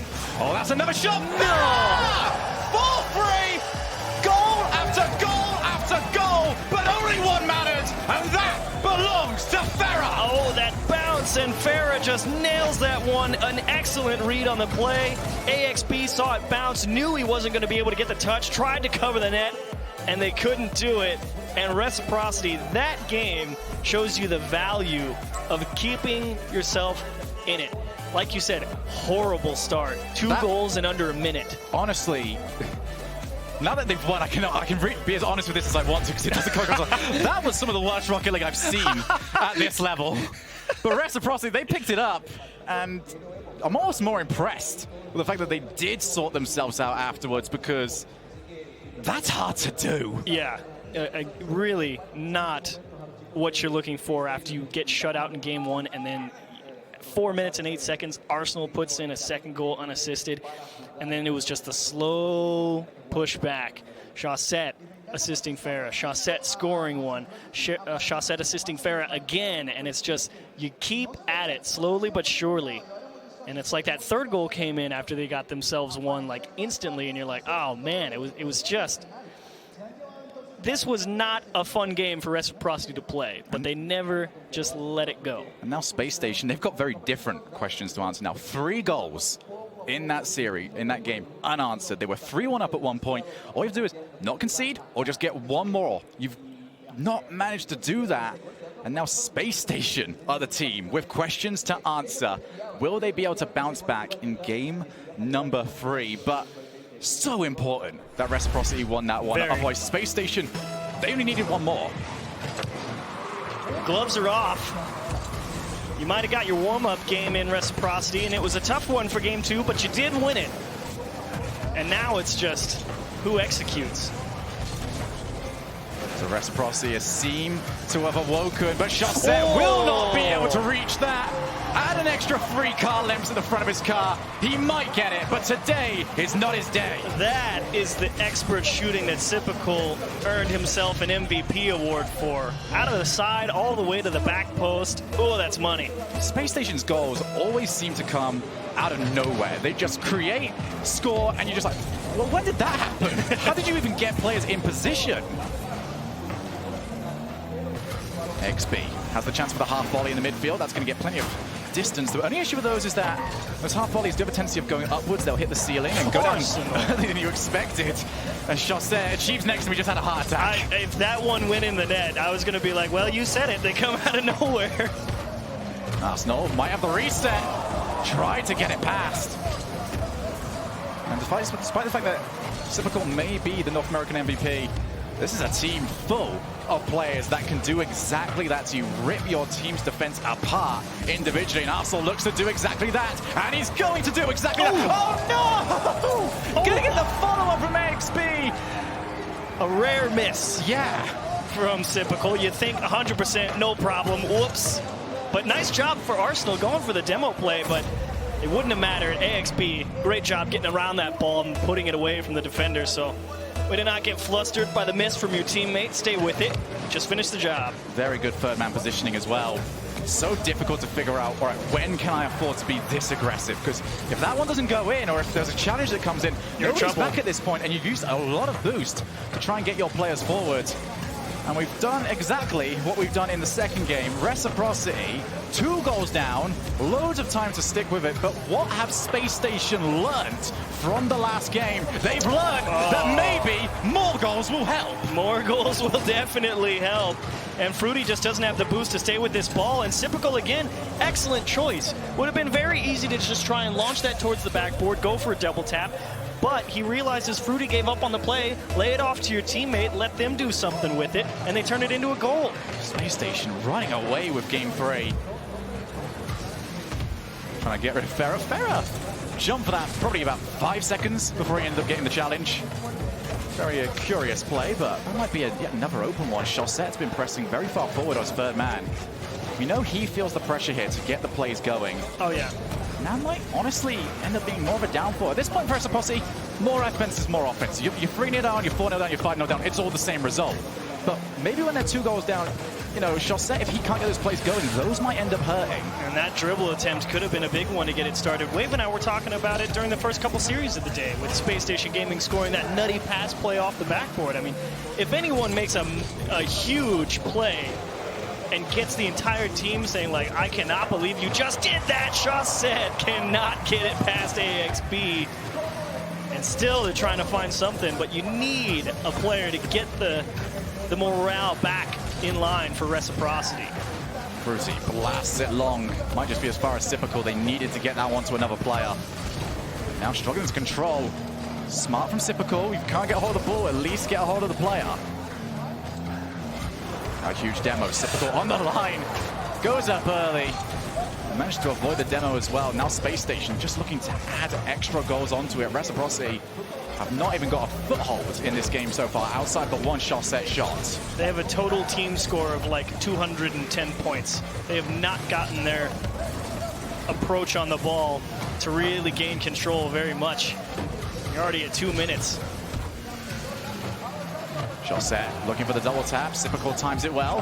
Fruity, this might have just added too much time to the play, and it exactly has. AXB rotates in and clears. And that's what you were talking about in game 1. Maybe one step too many. It feels like that shot has to go in. Yeah. You don't matter how you try and do it, that shot has to at least be an attempt. Oh, a great challenge from Sypical. And actually, I think he wanted help, but nobody was there. Space Station Gaming just tearing Reciprocity apart in the opening of all of these games so far. Reciprocity able to answer in the last one, but now that we've seen it for a 3rd time achieves, this is starting to become very worrisome, because Reciprocity, actually I want to pose this question to you, is this Reciprocity starting slow, or is this Space Station Gaming starting fast? It's Space Station Gaming starting fast. I mean, again, you had 2 goals, you had 3 goals in a minute and a half. It's quick starts for Space Station Gaming. It's Reciprocity always having to dig themselves out of a hole. And it causes them to just try and feel like, you said it, they need to do too much sometimes. And it's just no one's ever truly comfortable on that roster, because Space Station Gaming have just somehow been able to break the door down in the first 2 minutes. And they're going to do it again. Yeah, that should be another one. Oh, he stole it. Might as well pad the stats at this point. Arsenal gets himself up to a second. He's now got even better excuse to steal more in the future because, hey, he's on a hat trick. There we go, yeah. Give him the hat trick potential, and AXP will give him a wry glare. But it's definitely quick starts for Space Station Gaming. Game 3 is a write-off at this point if you're Reciprocity. You're looking ahead at games 4 and 5. You're thinking, man, Chaussette, he actually did a great job in this game. A couple of great looks in getting the ball into the middle. But just that Space Station defense, a couple of nice saves on some decent looks. Pharaoh will end up leaving that one. Fruity just trying to get a consolation goal at this point, but Chaussette gets mind-gamed. He's actually put Arsenal through. XB looking for some style, and here's a scare right now for Reciprocity is that Space Station have played this last minute the same way as they played the last few minutes against Canberra Havoc. Reciprocity will say we deserve more respect than that. I mean, as the #1 European seed, I think you expect it, but then you come out and you play like that, and you put up 0-0-0-0 for Farah, 0-0-1-2, 0-0-1-2 for Chaussette, the supposedly best player in the world. Well, you're going to lose a lot of respect pretty quick. You need reciprocity. That's what they were talking about on the desk, you know. Reciprocity can be unbeatable, but it so much depends on one player, and that's what makes it so difficult. And you said it back earlier on in the series. Every player on Space Station can make something happen. Absolutely. So Space Station answer the question. They answer it with flying colors. I mean, could they get themselves back into momentum? And they've played the start of every single one of these games so very well. Managed to basically just brush off game #2 and straight back into the driver's seat. Honestly, that's all you're looking for. If you're Reciprocity going into game 4, you think, all right, fine, well, we'll just play and we'll go into game 5 and anything happens in game 5. And it literally is just, okay, can we get through the first 2 minutes and not allow a goal? And that's all I want to see from Reciprocity right here. You cannot have to play from behind again every single game. It's just an absolutely ridiculous thing to ask of any team.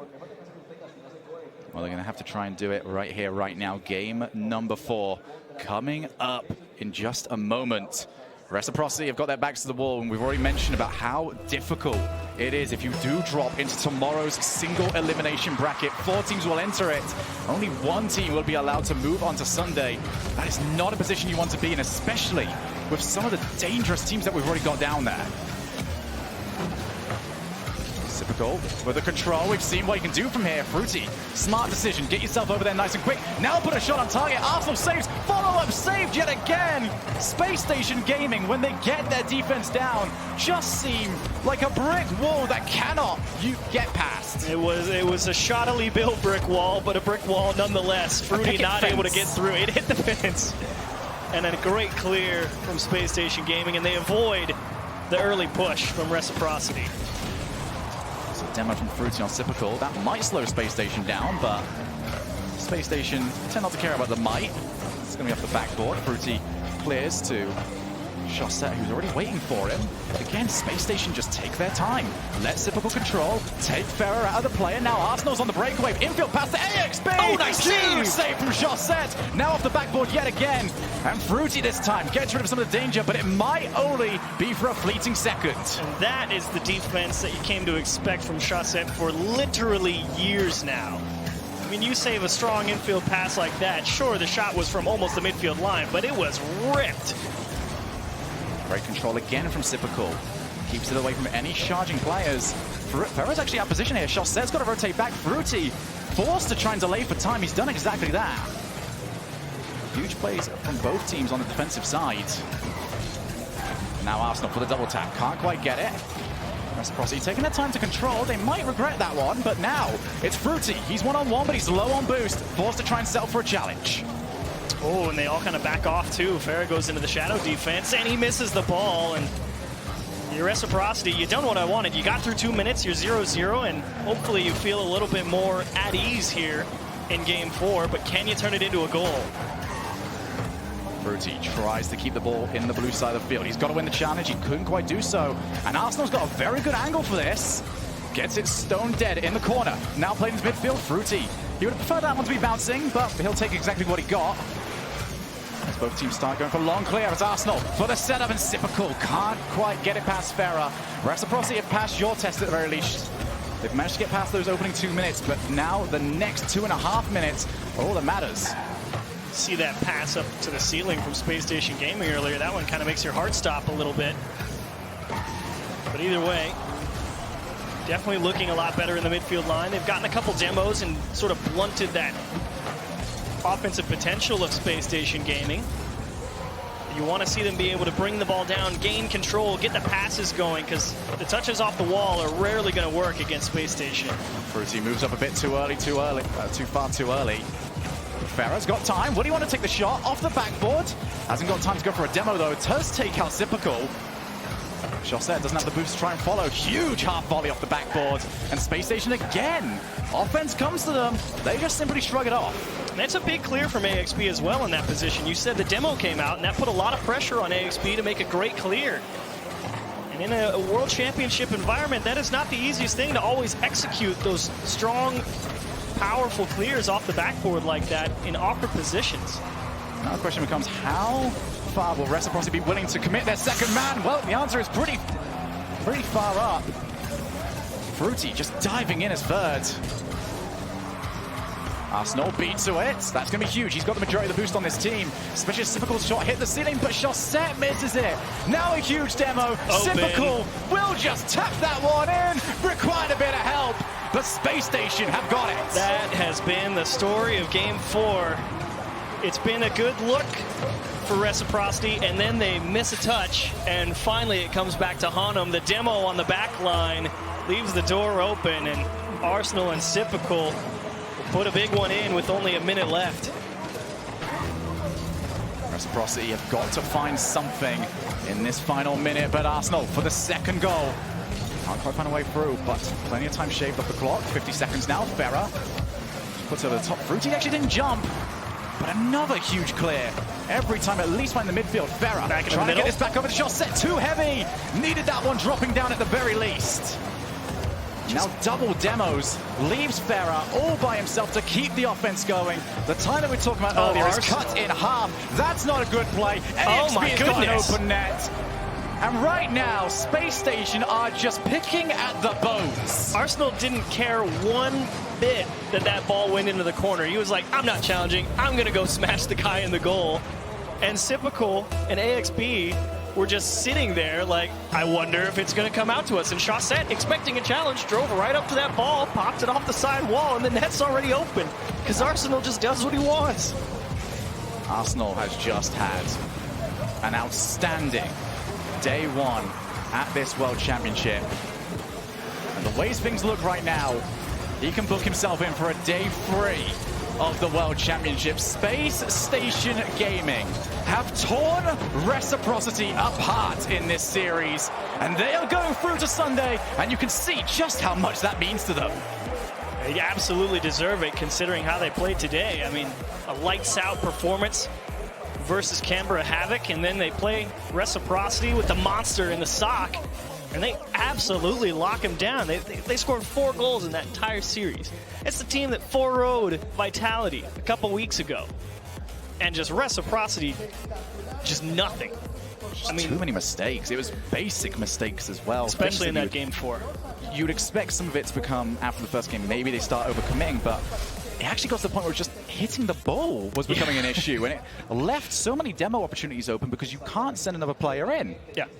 And if you're Reciprocity, what can you do? You take that one on the chin and you think, okay, well, we'll see you tomorrow, I suppose, because that's the only thing you can do. I mean, Space Station Gaming, you came out here, you played a hot hand, and both teams that won their first series, Dignitas won their series against the Knights, and now Space Station takes down Reciprocity. So everyone out of the first leg of the bracket coming in hot and gets a good W to continue the day. Absolutely, showing the depth that we've got in these tournaments. You know, I said earlier on that maybe getting the first and second seed was going to be so important to this tournament. Well, I'm wrong. not in this. I'm definitely not in wrong Group on that B, one. at least. No, definitely not. And you know, this wasn't even the one that we were calling the group of death. We've got that still to come. There's a lot to look forward to for the rest of today as well. But Reciprocity, it's It's okay. Well, you've got to come back tomorrow. It's okay. You've got to come back tomorrow. You've got to beat 4 teams to try and get. You've got to get past the Free Sins. You've got to get past Canberra Havoc. And you've got to get past the Pittsburgh Knights. That is a gauntlet if I've ever heard of one. We're going to hand this one back over to Leaf and the guys at the desk. Wow, they have not stopped. You know, the question was, are they going to be able to keep this up? And absolutely they can. Well, they made Farah scored in 1 game, and that was the game they won, and they didn't score anything in any other games. So, yeah, that's holy cow. Like, it was just a better team. Space Station was the better team. Yeah. The quality of touches from all 3 players was on point, while we saw a lot of mistakes come out from Reciprocity that you wouldn't expect. It all starts, though, with the kickoffs. Space Station, I think, won every single kickoff and transitioned it to the other side of the field so quickly. And the ones that they did lose, the team that got possession on the other side, they immediately went and bumped them off of it or caused some sort of interference to make it very difficult. Starting on every kickoff with advantage, that's such a good thing for Space Station to get that aggressive play. And then towards the end of this series, the demos that started coming out, they doubled down on everything they wanted to try here. It's probably the most dangerous part about Space Station. It's just a well-balanced attack right now from all 3 players. All 3 players with 12 shots, scoring 3, 4, and 5 goals. And AXB led the team in goals. That's not something you see a lot.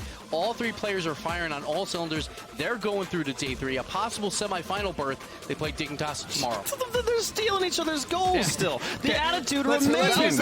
Arsenal is stealing goals. That's insane. Like, I just don't understand. I genuinely thought that game 2 overtime was going to be a difference maker. I thought it was just went 3 minutes of overtime. Farah won that. He scored a hat trick. This is when Farah comes alive. They're going to turn this around. And then, no, they got shut out 2 games in a row. And now, for the lower bracket, you have the European 1 seed and the North America 2 seed. Only one of them will make it to day 3. Possibly. We still have the other guys down there with Sam and OC as well. The question, though, is should they keep playing like this going into the next day? Should they still be... Are you asking, should Space Station Gaming continue to like blast steal their teammates? goals And absolutely. At this point, it's working. Sure. You just beat the #1 seed from Europe. And clearly it's working. So, yeah, they're having a good time. I'll eat my words. I thought it was going to be a problem, but they are dominating their competition. Well, there we have another interview on stage with the winners from Space Station Gaming. It's AXB. Thank you, Leaf. As always, like you said, I'm very glad to be joined by AXB here on stage. You guys just beat the #1 team in EU. How are you feeling? We feel amazing. We had no expectation coming into this game. We just played our game plan, we followed it, and we just went into it and played great, I guess. And you were scoring a lot of goals. In fact, you were scoring so many that Arsenal stole one. So how do you feel about that? Yeah, I'm feeling good, but like it's all about the teamwork. Like I score a lot of open nets. Like Arsenal and Typical setting me up, doing all the demos, and I just had to put the ball in net. And of course, you've got one more team member behind you today. You've got Coach Chrome. Tell me a little bit about what he does for you guys. He does so much work. He analyzes all the teams. He tells us like what we need to do against certain teams, and he's trying to like just help us in every way of the game. And tomorrow, you've already beaten the #1 team Europe. Tomorrow you play the #3 team from Europe. Is that going to be easy? Is it going to be free win versus Dignitas? Yeah, obviously, free win. And next up, we've got more EU action, this time versus South America. Are you pulling for the low-key boys against Veloce? Oh, yeah, obviously. I want them to have a great showing. Low-key, we play them a lot in scrims, and they're doing very well. I would not be surprised if they show up and beat Veloce. Awesome. Well, thank you so much, AXB. Congrats on day 3 already. Looking forward to seeing you more this weekend. But don't go anywhere. We'll be right back after this short break with more Rocket League at Season 8.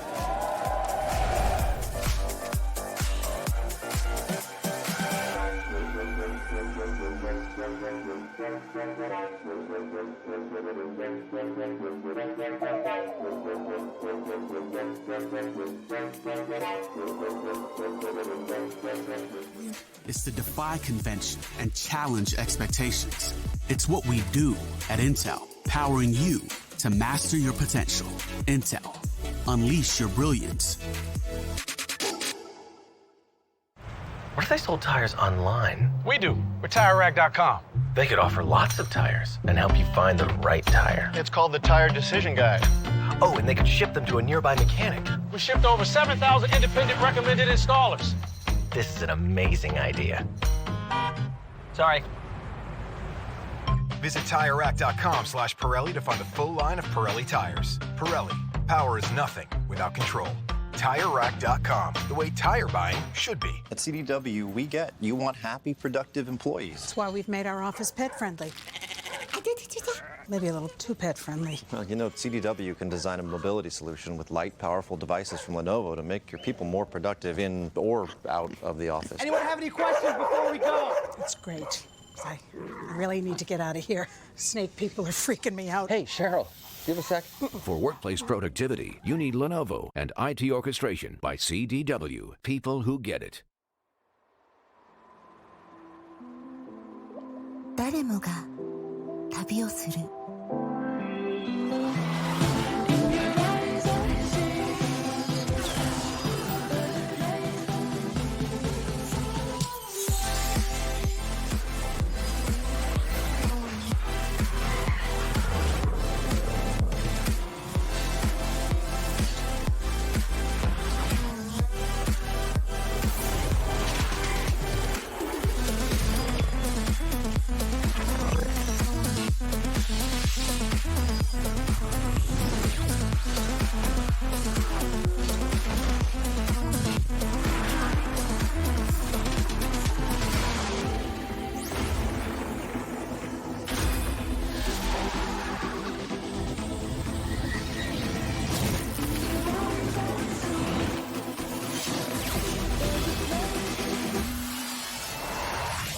ここまで来た。あな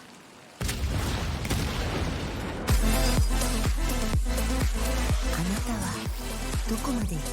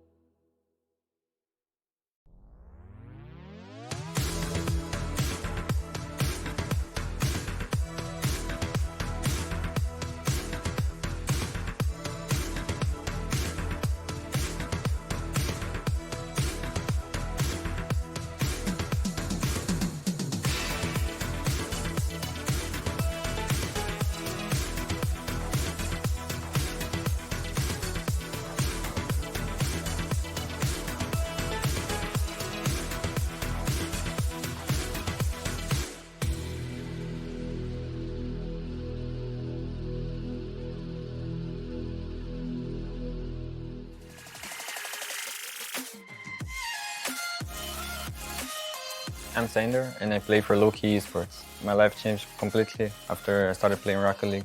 I was studying, I was in school, but basically my life now is full-time Rocket League. We played for a long time without being part of work, so we basically developed a different kind of play style. And when we finally got here, started practicing and screaming against these teams, we learned a lot. Tander is a player that we knew him as a wall, as a defensive wall. And going to Grand Series Season 1, he was trying to transition to a more offensive player. And we saw it. I mean, when he came into the World Championship, the first goal that Loki had was an amazing dribble from Tander against Gimmick. In front, Tander back over to his teammate. That's card back to Tander. Tander picks this up himself. Goes under it. He fakes. Give it out, Tander. I will never forget that in my life. You know, it was one of my most exciting moments here as a caster. It was a great goal, but I wasn't thinking too much about it. I just wanted to win this game. This guy makes insane saves, so he's kept that part of the game, and it really has transitioned nicely into a wonderful attacking player. Yeah, he's becoming a playmaker for the team and allowing them to do better, more incredible plays. Yeah, we know Brazilian fans are very passionate about esports, so a lot of people are going to be watching, a lot of people are going to be supporting us, so we got to use that to our favor. Yeah, in our first time, we needed experience, and now we have it, so no more excuses. We got to get there and we got to win.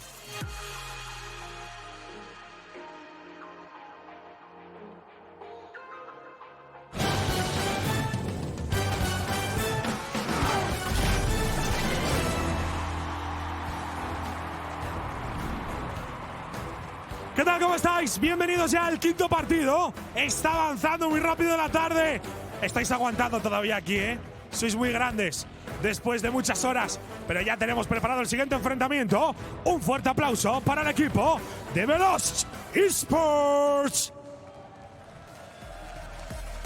All the time. They were in the RLCS on a technicality. We saw Casio join them. One of the hardest things to do is to take a rival series team and then bring them to the World Championship. And it used to be something special, but for Casio, it doesn't seem like it matters to him. People take all these teams. They're not nervous. Nothing mattered to them. So casual from Freaky, just like, do we walk now? Or now?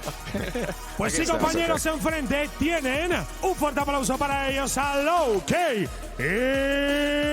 eSports.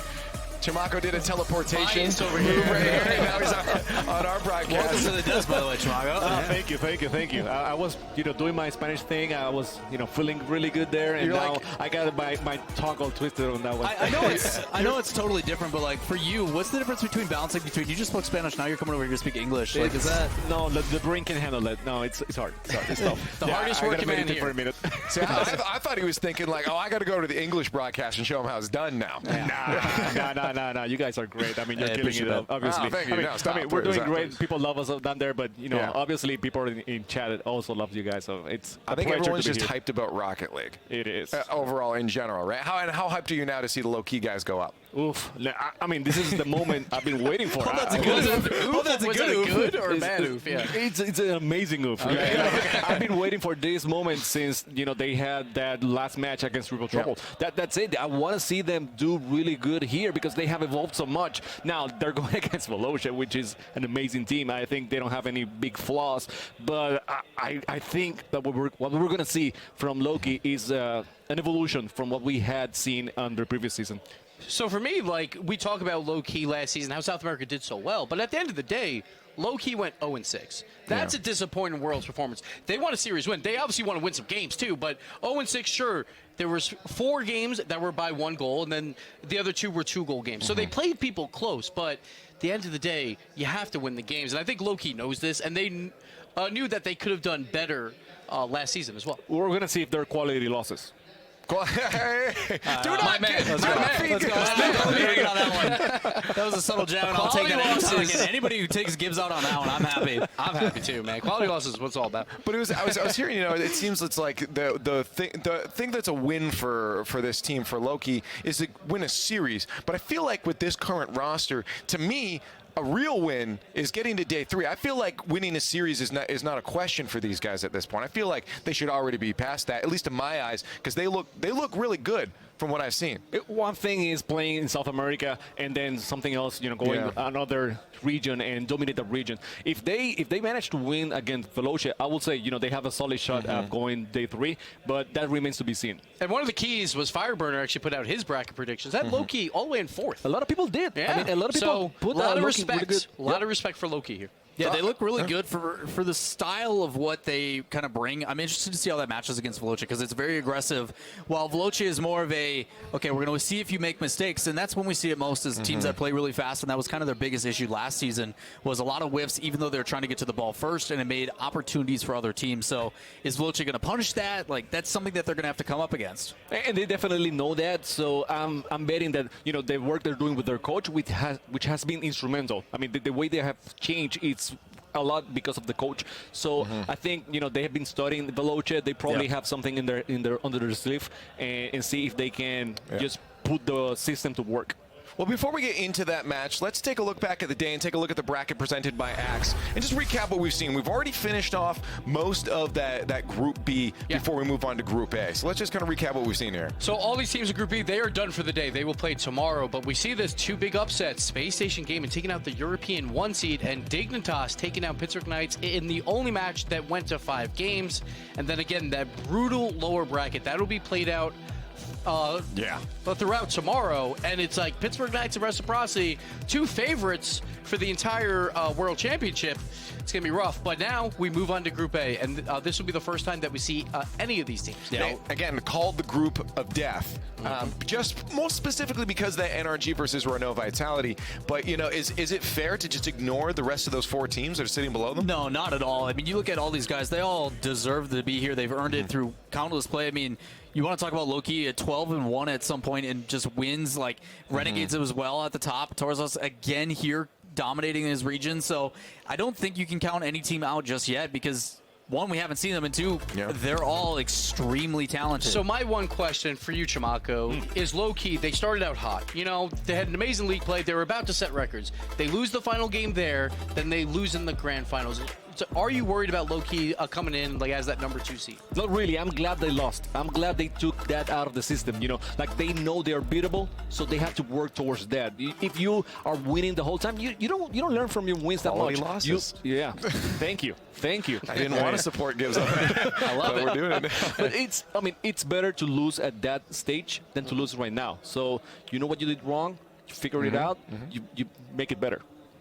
So what is better about them? Obviously a bit of a roster shuffle in South America. Now Kaio joining these 2 players. What is he bringing to these 2 players that have experience like they do? I gotta say that it's experience because Kaio is one of the guys that's been in the scene for the longest. Okay, so you just think it's that overall experience? I think so. I mean, one time I think he told me, or someone told me, he was the first Rocketeer in South America. Okay. So that's a long time ago. A lot of hours. Yes, I'm telling you, like he's been playing for a long time. When I first when I first came into the scene, one of the guys that called me was Kaio, and I'm like, what does the TG1 stands for? And he said, well, nothing. Well, now it's the Great One. That's what it stands for. Yeah. So it's Kaio the Great One, and I think he brings a lot of let's improve, let's make this better, and let's play for whatever you guys need. If you're cold and you need me to score, I'll do that. If you need me to pass the ball to you, I'll do that. So Kaio is a crucial part of the team right now, and I think they have a solid friendship with Kaio rather than what they had with Renan before. And I don't mean to talk any bad about Renan at all. I mean, he's a great player on his own right, but chemistry is essential. Yeah, I mean, Veloce is a prime example of that. They're a team that is some of their parts. Every single player on that team is absolutely crucial to getting their wins. I think a lot of it is based upon with Flame setting up challenges in the midfield, but you still have to have someone to put those away, and Freaky's been doing just that. You also have Cassio to be, who's been quiet, but he's always in the right place. Very rarely do we hear us calling him out because he's not making issues for the team. So they are a very dominant team, and everybody's been talking in scrims like they are playing fast, they're playing dangerous. You need to watch out. And one of the coolest things that I saw, we are doing player spotlights on RLEsports.gg, so check those out, was for Cassio. He couldn't afford a PC to play Rocket League, so he saw like all these YouTubers playing, so he bought SARP BC like on PS3 to get warmed up for Rocket League. Then he saved up for 2 or 3 months, finally could afford a PC that could run Rocket League, and now he's here. That's how hungry he was. He's like, cool. I love this game. I'm going to practice on the first gen, and then when I have enough money, then he can play here. And well, it's just awesome. I want to talk playstyles, specifically Veloce again. You're talking about everything working together. Over the last season, just looking at how they played, it's been very, counterattack heavy, very punish mistakes. And I really feel like that playstyle could be troublesome for Loki here. All you need to do during any of this is just watch Flame's positioning. You saw it on the exact first replay. He turns, challenges it, and it creates an opportunity for his team. But every single time they get aggressive, but it's the difference in what I've been seeing in offense the past couple weeks that I've been really happy about. They've been counterattack heavy, but they are starting to transition to a little bit more aggressive. Pass plays from the corners, just making sure they punish any single mistake, and you can't do that unless you are in the right position.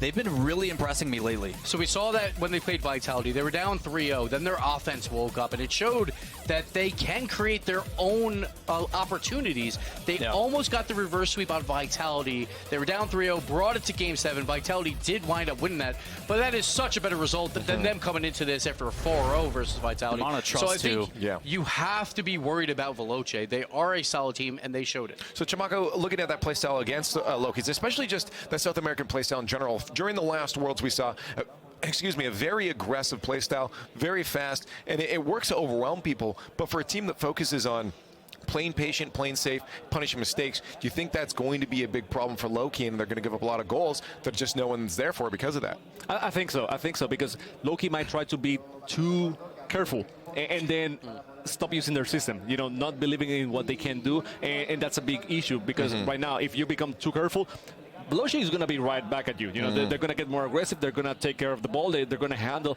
the situation, and then you will be stuck on your net trying to defend, and that's it. And that's a problem we have seen before with Loki. Like we have seen INTC and some other teams. I think like the 3 scenes that they've been able to put a lot of pressure and put the back against the wall in Loki. They have managed. They managed to avoid the goals, but still, it's I want to see them work for it, right? Like, the last time we saw a South American team really give it to somebody was with NRG. Everybody, like, their heads turned and we're like, okay, this team's aggressive. And then NRG was like, we can just beat these guys. We're better. We're faster. And they started doing that, and it was a level of respect. And I'm curious to see how Loki makes that adjustment if those things happen.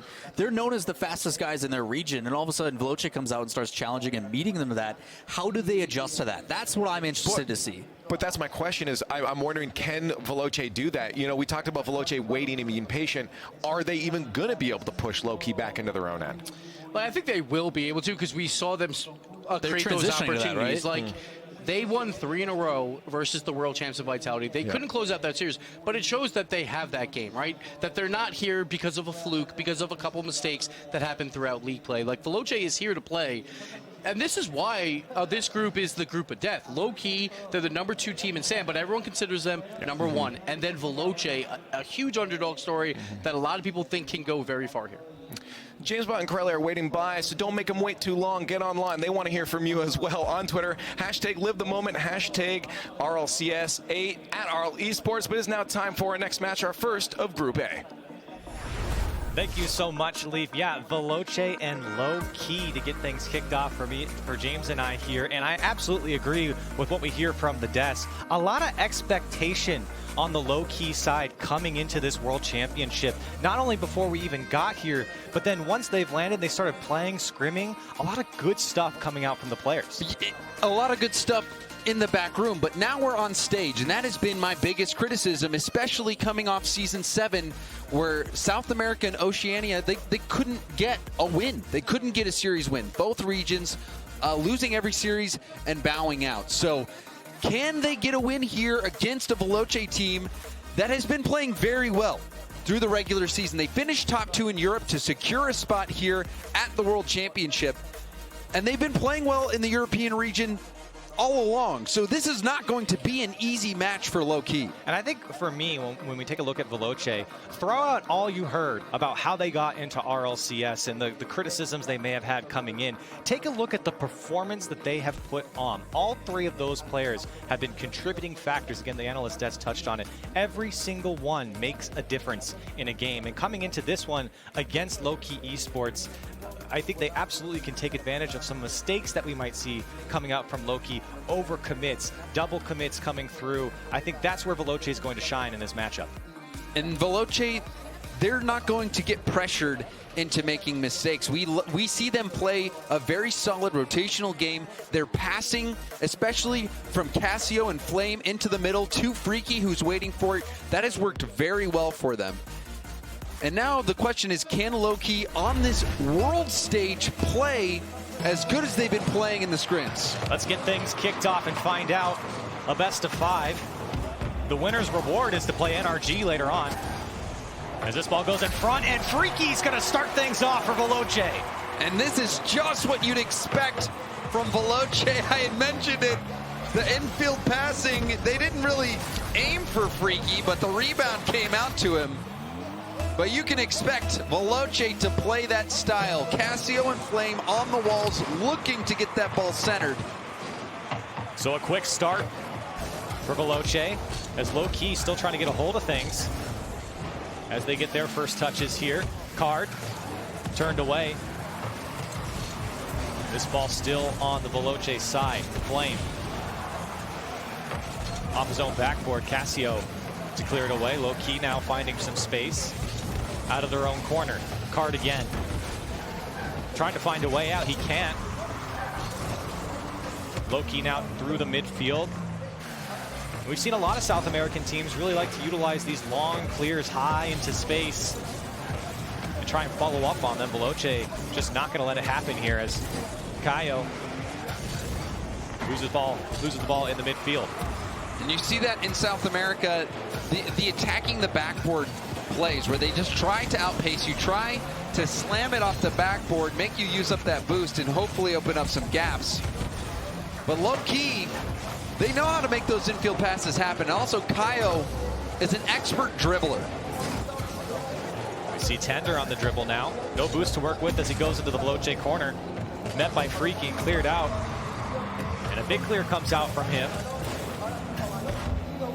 Low-key struggling to push this one back. Tander to Kaio. This one's going off the back wall for Veloce, dropping down into their own corner. Opportunity now for Low-key. Given up and away. Flame quickly down the field for Veloce. Here's Card to the midfield, and Veloce have really locked down the midfield. It's taking these high balls to the back wall for Low-key to even get to the Veloce side. We've seen only one shot registered so far in these first 2 minutes. Low-key still trying to find their footing. An opportunity is there for Low-key. They just got to spread the defense of Veloce a bit more. Here's Flame to the midfield. Lots of space for Casio. Tried to give it back. Not enough power. Low-key jumps all over it, but just can't follow it up as it goes into the Veloce corner. Opportunity now. This one going off the back wall. Follow up from Card. It's going to go just high of the crossbar and cleared out by Freaky. It seemed like that double tap was going to connect just a few inches high. Card almost making that play happen. That ball almost pinched away for Low-key. Still, one defender from Veloce, making it so tough for two of Low-key to break out. Veloce now keeping Low-key in their own end. Here's an opportunity. Kaio can't get over that one. Freaky barely getting to that ball in time. Kaio even got a piece of it when Freaky went for that clear. Here's Flame to the midfield shot. It's upper shelf, and Freaky gets the second goal for Veloce. And this is textbook Veloce. They did this all season long. Flame coming off the sidewall, just feeding Freaky in the middle. He is an expert shooter and a clutch shooter as well. Freaky making it happen for Veloce. So a 2-goal lead opens up for Veloce. No chance. And Low-key's going to respond immediately back. It's Card who gets Low-key on the board. It looked like there was a bit of a pool shot here. Flame, and it skips off Flame's hood and just launches back 127 kilometers per hour. Unfortunate challenge for Flame, but now Low-key right back into it. They get their first goal on the response here. And now things might heat up for Low-Key. As another shot comes through, and it's going to go in for Card. They tie it up with 1:25 left. I didn't think this was going to sneak through. We had two defenders in net. Flame just picked up Boost Freaky right on the goal line.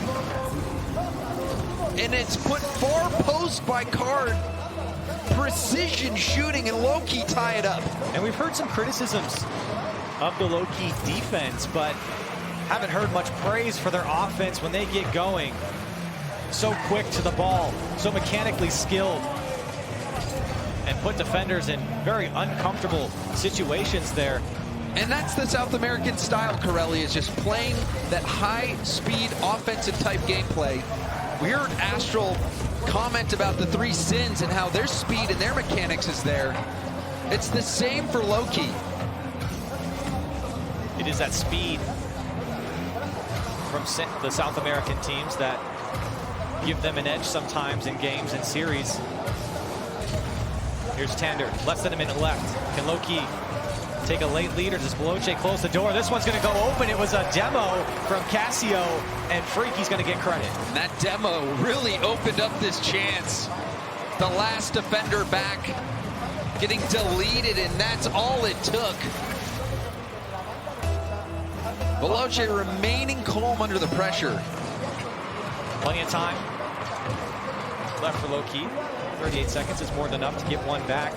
He's got to get control. Great pass down from Kaya over to Tander, cut out by Flame off the back wall. Veloce looking for one more to close out game 1. Card pops this one up, but it's straight back to Veloce, as he again is called upon to clear it away.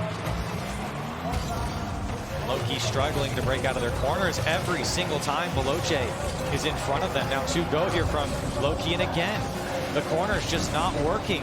Veloce are always there to respond. They're going to have to go down the field at 0-second time. Opportunity here as Veloce, good pass. They go back, and up they go for South America. Low-Key can't follow it up, and Veloce take game 1. Some good moments from Low-Key, but overall Veloce in the driver's seat. Freaky with a hat trick, and his teammates finding him. Casio put that ball out into the middle. We saw the hit off the back wall. It fed back out to Freaky. He was able to easily get that goal. And then the passing play as well. Flame had that center to Freaky that was beautiful. And then the demo to finish off this game. Card tried to beat the defender, he did, but Freaky was right in position, and no one was left back for Low-Key to keep that shot out. And good from Low-Key to respond back and keep this game close. But I think that last 30, 40 seconds of that game is definitely telling of what Low-Key is going to get with Veloce. You saw them lock him in on the corners, and Low-Key just couldn't break out. And that's what Veloce does so well. It's those rotations. And again, every single one of those players being at the right spot at the right time to keep their opposition locked down. And that's exactly what we saw from Veloce here in game 1. Their spacing is just so good. And the passing, the vision from Veloce is what they specialize in. Look, fine, and it's usually Freaky, waiting in the wings, waiting for that ball to get distributed to him. He hangs out in the back and waits for his chances, and his teammates serve him up time and time again. It was a hat trick for Freaky, and he looked good, and all of Veloce looked good. And for Low-Key now, the question is, how do you break out of your own end, beat the first defender, and create opportunity? For me, it feels like it's a mental thing as well. That shot almost finding the far post,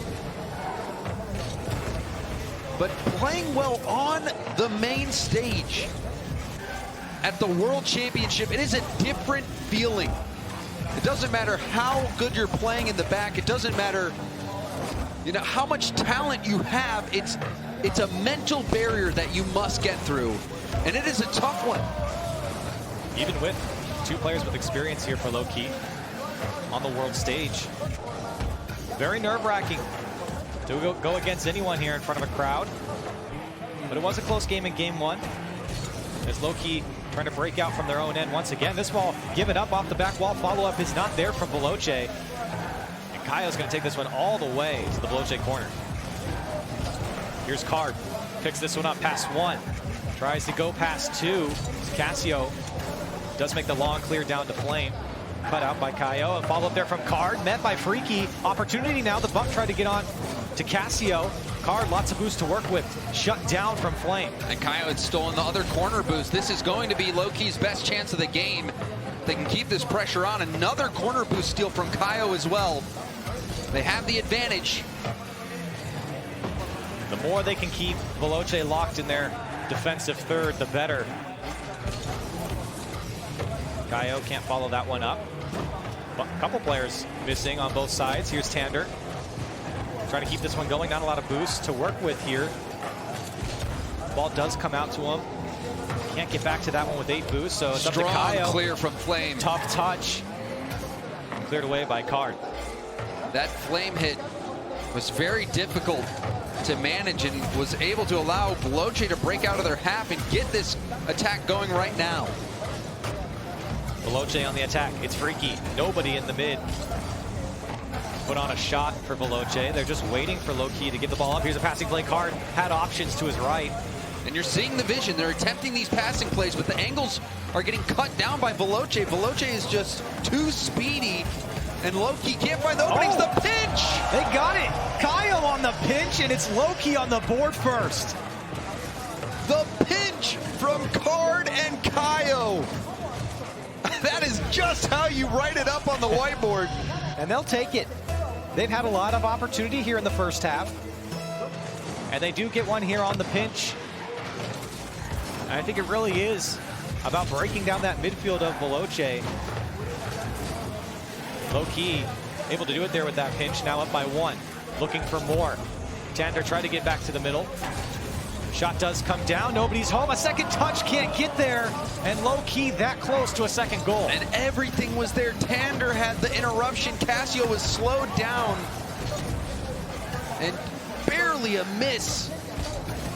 We'll see if that missed chance comes back to haunt Low-Key. And it was a good attempt. And they all backed off afterwards, and Veloce was able to break out, and now Flame able to tie it up with 1:55. And it certainly does. Just moments later, Card bailing out, and then you see the bump from Freaky opening up the doors for Flame, and he waltzes right in. So a tie game, just under 2 minutes. A response from Veloce here. Things seem to be speeding up here for Low-Key, though. This one going off the corner. Kaio tried to get it out. And a follow-up there. Shot goes high. One more from Kaio, and again off target. They're just circling around the Veloce net. They just can't put it on target. And this is the defining moment for Low-Key. They made it to this World Championship, and now they almost get that goal. It seemed like that was going to be the go-ahead. Another close call here for Low-Key, but they are putting on the pressure of Veloce. There's a pass across. Nobody from Low-Key to follow up. This time it's Tander. Can't get it. And Veloce able to take a deep breath coming out from their defensive third. Definitely a different game here for Low-Key. Going down 2 games in the series out of the gate. That is going to be a very difficult situation for them. Like I said, Corelli, this is the defining moment for Low-Key. This is a must-win situation. Oh, big miss there from Flame, and Low-Key wasn't expecting it. But it does give them some possession. Big miss there. 2 go now from Veloce. A second touch from Card, and another one out towards his team to at least keep possession. Follow up here from Tander. Can he drop it in? He can't. Freaky to clear it away. Here comes Flame. Opportunity for him. That just pushed into the Low-Key corner. Card just cradling this one above his box. This time it's going to go towards the net. A follow-up. This is one on target. Kaio almost able to find the angle as Flame on the clear. 10 seconds left now. Overtime looming. Double commit. 3 seconds left. Low-Key looking for one more opportunity, and that one's cleared across the net, and it's going to drop down overtime in game 2. Very important game for Low-Key. This series can get out of hand, or they can get back into it right here. The shot does come down from Tander. Card trying to create opportunity for Low-Key. Veloce have given up a lot more space here in game 2. And Low-Key has absolutely taken advantage. Shot comes out, far post off the inside. Flame denied. And here comes Low-Key back the other way. It was Freaky on the clear. And now Flame. Opportunity cleared out by Kaio. Huge challenge from Kaio on that 50-50. If he loses that, Loki's in a horrible situation. Cassio playing this one away for Veloce. Flame couldn't get the touch. Freaky there to follow up. Coming up on a minute of overtime. Tander looking for options, but shut down by Cassio. Demo comes out. Veloce hunting. Oh, the miss. For the go-ahead goal. Low-Key get out. The pass over to Card. Card puts that one high. As nobody from Low-Key was able to get a hold of it. Now Cassio over to Freaky. Shot. Turned away by Kaio. Tander, big clear for Low-Key, and their clears have gotten a lot better into overtime. Not letting Veloce have these extended stays in their defensive third. Flame can't get the touch. Cassio gets 2 here to go over Tander. This one popped up. Flame met by Kaio. Seeing low boost from this Veloce squad. Flame used up every ounce. Card getting challenged by Cassio. We're seeing Low-Key start to build momentum. Here's Freaky looking for that back wall. Follow-up is there, and it's off the post. Now off to the races. Low-Key, they've got an open net. It's wide open for Kaio, and they take game 2. Veloce went all in, and Low-Key calls their bluff and runs it right back. The counterattack goal for Low-Key, and that was a defining moment for them in this series. Getting back into it, equalizing it 1 apiece. It's exactly what they needed. It felt like an opportunity was going to come, and look at the shots from Low-Key, 14 in their favor. And I believe it was Kaio that was going for that a double tap that he narrowly missed. There's a couple. I'd have to take another look at it, but regardless, Low-Key had the opportunity to get that insurance goal, and they missed it. And then seconds later, Flame got the equalizer, and it seemed like that was going to be the defining moment in the game. However, Low-Key keeps their calm and gets the win, and that is going to do wonders for their morale as they continue on in this series. No, the defense holds strong there at the last second in overtime, and Low-Key, much better game here in game 2. Is still very close. Obviously could have gone Veloce's way, but Low-Key had a lot of opportunity in the final third on the Veloce side. It just felt like for Veloce, they struggled to control the midfield in game 2 like they did in game 1. And I think it's really credit to Low-Key figuring out how to get out of their own end, long clears away from the opposition to just buy themselves some time, get some boost, get back in rotation. Quality clears and also quality challenges, getting some key 50-50 wins. There was a situation where Kaio was in a 1v2 situation and had to get a quality 50-50, and that's exactly what he did. The challenges are there, the clears are there. But we're still not seeing that many passing opportunities from Low-Key. We've seen Veloce make it happen. But for Low-Key, it's not so much that. It's more individual efforts.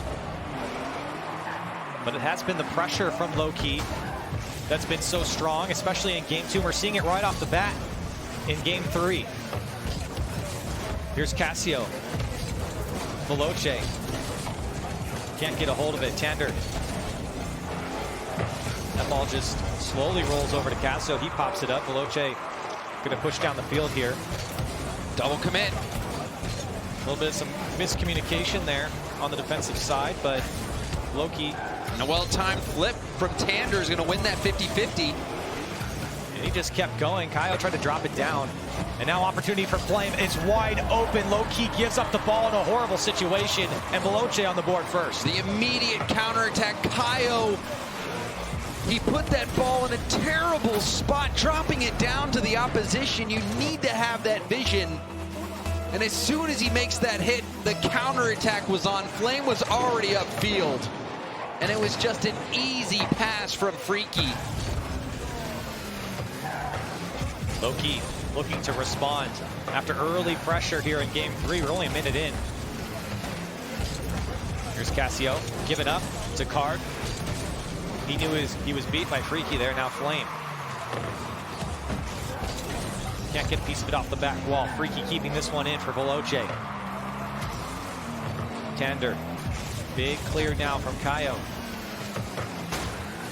Card just popping this one up, but it's tough to go up when Veloce knows exactly where you're going. Great pass down, Flame jumps, but barely gets on the ball on the ground. Follow up on the back post, can't get there. Flame it pre-jumped, and that shot was a scorcher right along the ground.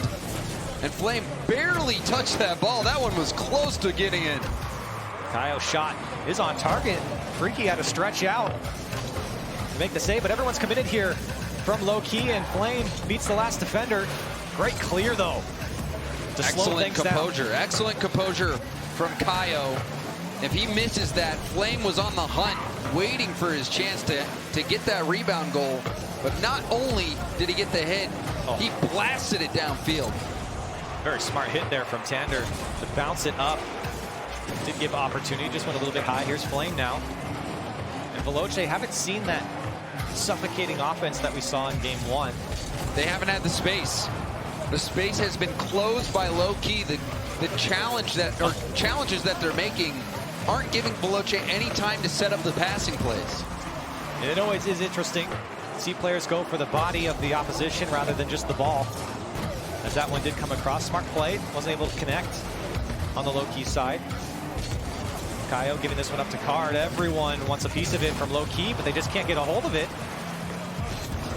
Flame comes through and says thank you very much. Veloce though, a lot of balls given up in the final third. Low-key, quick to see where Veloce is going to formulate an attack. Freaky. Now give it up to Card. Card goes over one on the air dribble, gets the bump. Casio still slowing it down just enough. Tander tries to drop it off. Kaio back the other way across the box. Follow-up is there, can't connect for low-key. A second effort, and it's Kaio to tie it up. And low-key was building this momentum.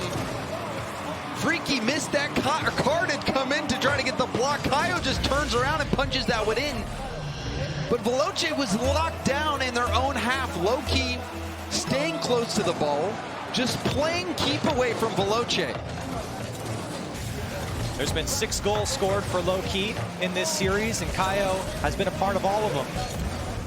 Talk about CHAMAKO on the desk, talked about experience just playing the game. Kaio's been around for a long time, Corelli. We're seeing it pay off here. Cool under pressure and contributing to his team on all fronts. Kaio barely missed out on representing South America last World Championship. And many would regard him as the king of Sam. He's definitely hungry. He is hungry, and he's showing it in this series. To prove his worth. And so far, so good.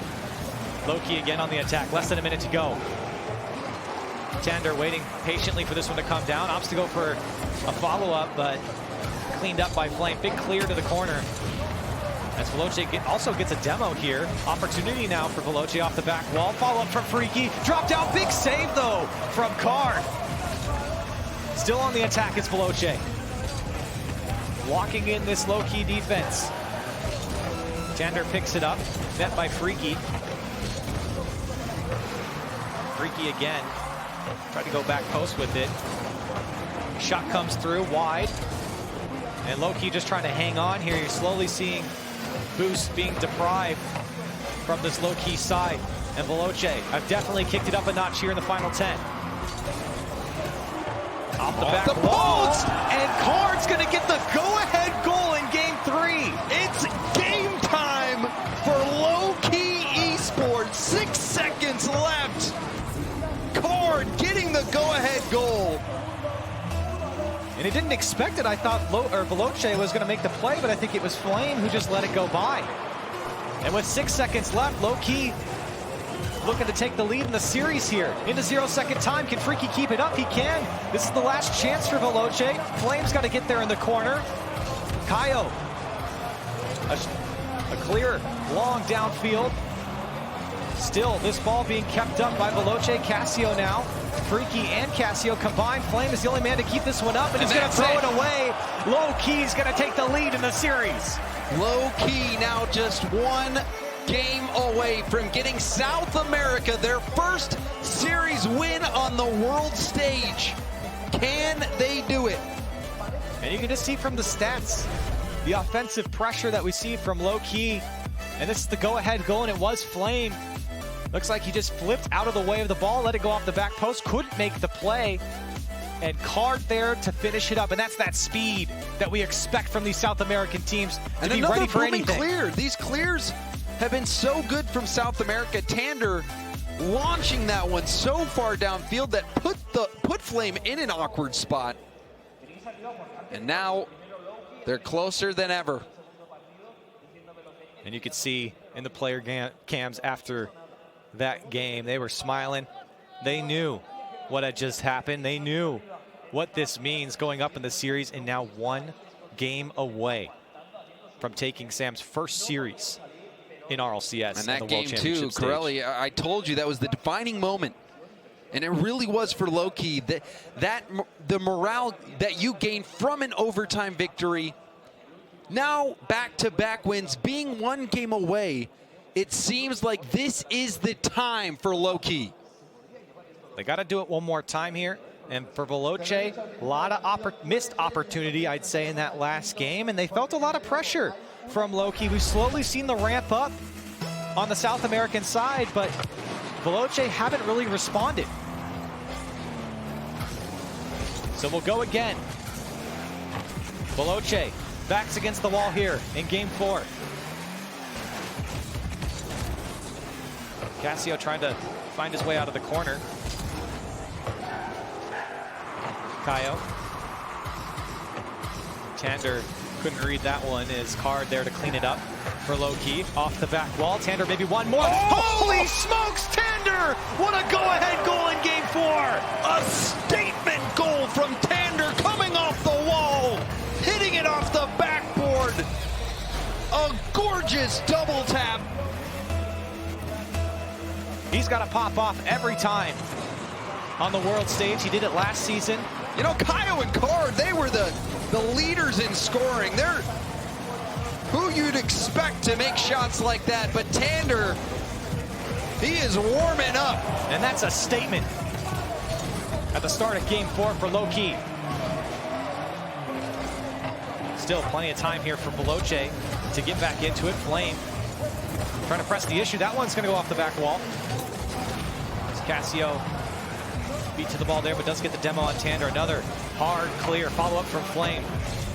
He's had some impressive shots throughout the European RLCS. See if he can step up here. Kaio, another long clear, and Veloce forced to deal with it.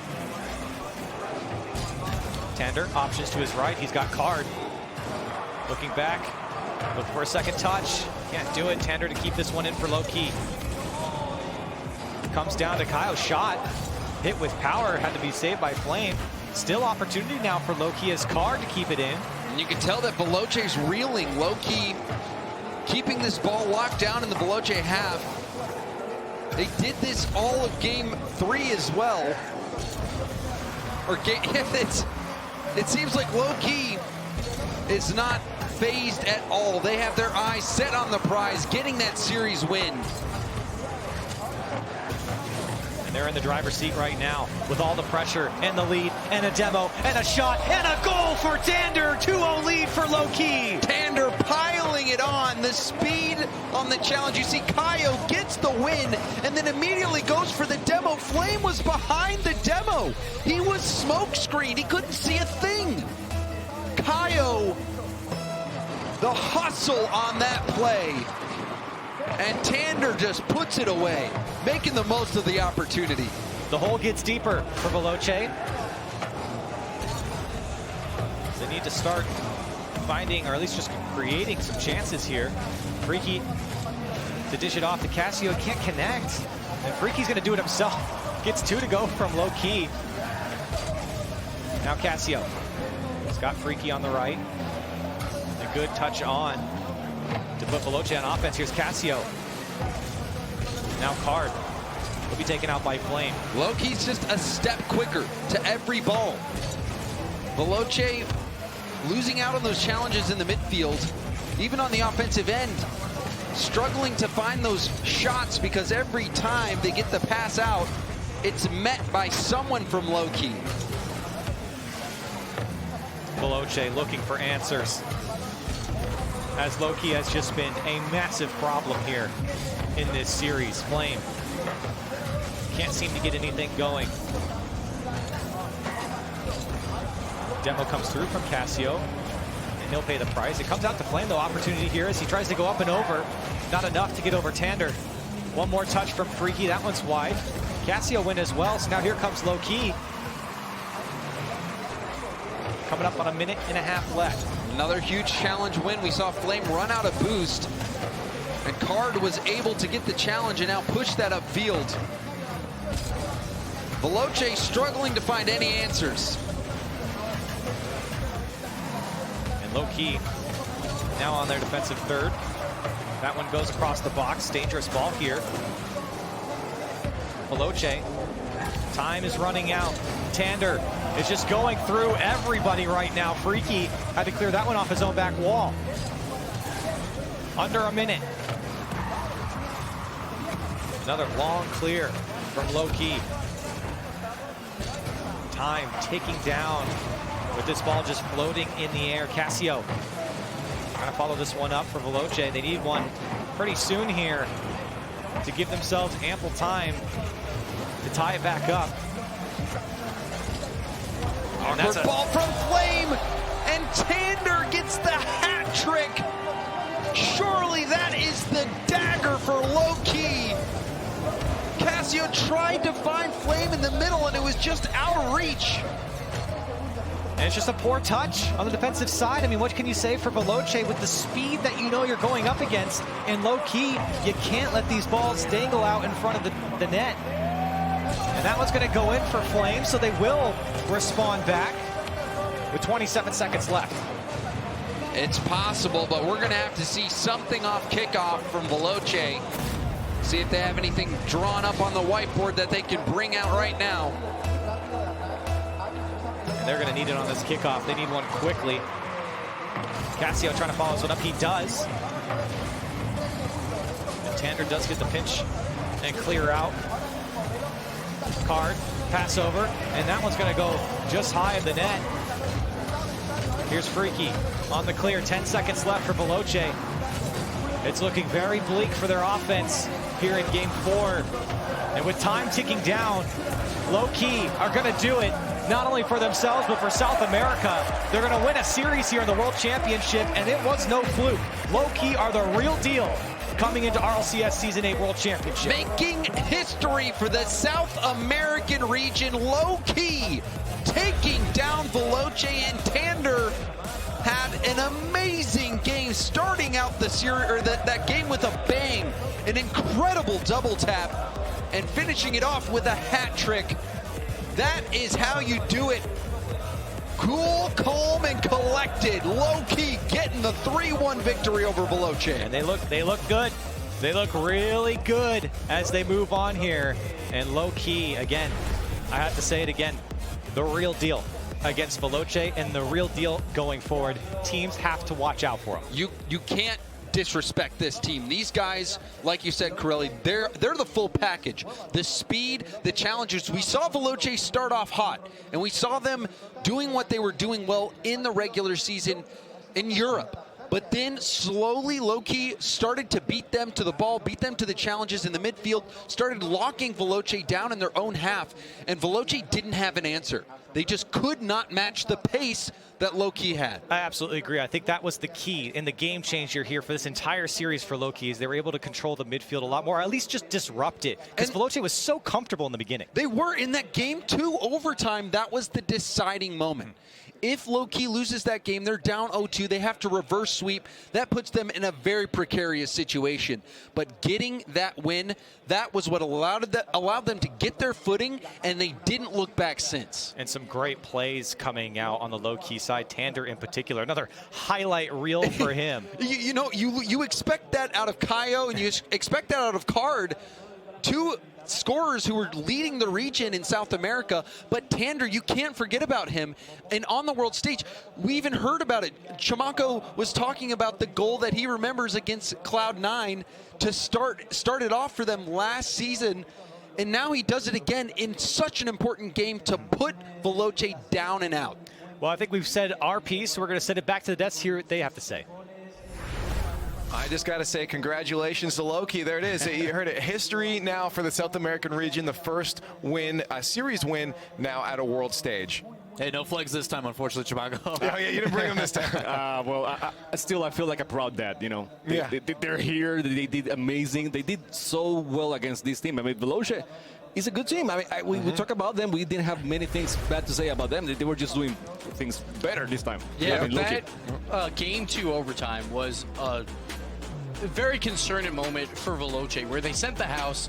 They set up Cassio for a shot, and he misses. He misses, and then it's a wide open net. Cassio, 6 shots throughout the entire series, 0 goals. He was nowhere on the field throughout this. I had questions, right? At the very beginning, I was like, okay, they're going to be playing fast. They're going to be aggressive. How are they going to match or adjust, or how is it going to play out? And it started with Veloce, you know, infield pass plays, creating opportunities on offense, the things we've been looking forward to and excited about going into Worlds. And then all of a sudden you see Loki, they're playing faster. Tander's at double touches. They're attacking from all sides. They're bumping. They're demoing. Loki is the real deal. To echo the guys that just casted, they are the real deal. Everybody needs to watch out. And I think they did have times where they were with the back against the wall, and they managed to stay patient. Yeah. And that was a great thing, because old Loki never would have done that. But these guys, you know, they're so much mature now. I think it's just, I think it's great what they did at the beginning. It looked like they kind of adopted the Veloce playstyle. Like, when you make a mistake, we're going to punish you. Yeah. And Veloce didn't have an answer for that. For Veloce going forward, though, you know, can they still stick to the same style? They're going to have to drastically shake things up if they want to make it to day 3. I'm a little worried. In the past, and I'm looking more so at Freaky than anybody, he's the one that's got to step up. He's their finisher. He's the one that scores the majority of their goals. And historically in the past, when they lose one, he falters. Now, it's really cool. The big story we've been saying this whole season is so many new faces. So many people have just been climbing to the ranks, and a lot of it starts through the rival series, and they get to this point. You see that? Do you guys want to be a part of that too? I bet you do, and you can. Right now, sign up. Season 9, rlesports.gg/play. It is up, it is ready, and I want to see some new faces. All of you better be on there with the team. Yo, Gibbs, CHAMAKO, you guys wanna go sign up? Yo, let's do it. Let's do it. Wait, what about me? I mean, I don't know if you saw yourself playing that cast tournament, but yeah, I'll take the South American. A little awkward. Does anyone want to sign up with me? Someone at me on Twitter? Guys, don't. You'll have to put them in your backpack. It's not worth it. It's too heavy. Hey, I tell sometimes good jokes. I'll coach. Can I coach? Coach, yes. Okay. You can be our coach. You can be our coach. Okay, I'm really upset with this. So we're going to go to Johnny Play. He's got an interview on the stage. It's my pleasure to be joined by Tander. Congratulations, you just put South America on the map. So how do you feel about this matchup as a whole? Did you go in feeling like the underdogs, or were you confident that you're going to get the win? Well, we were confident.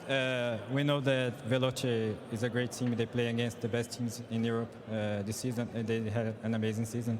So if they are capable of beating those teams, we know they are a great team also. So, but we prepare.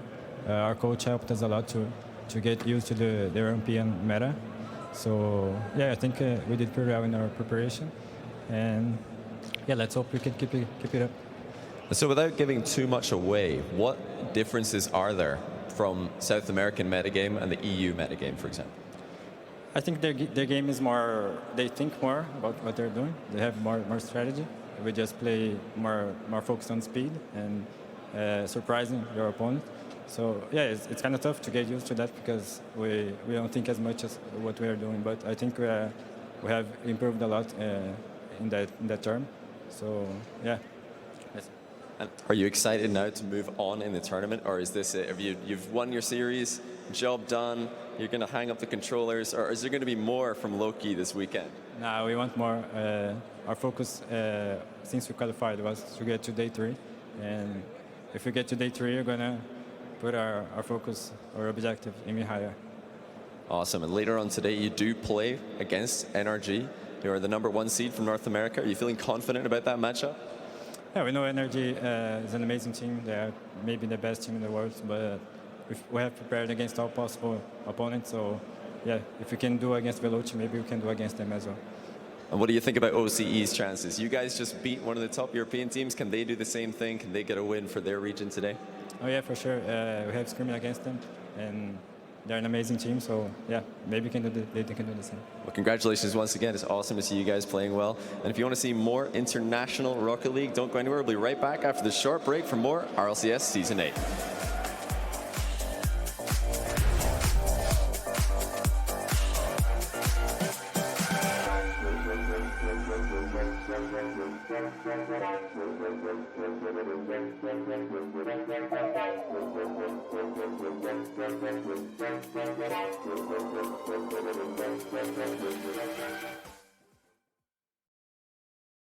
Brilliant is to defy convention and challenge expectations.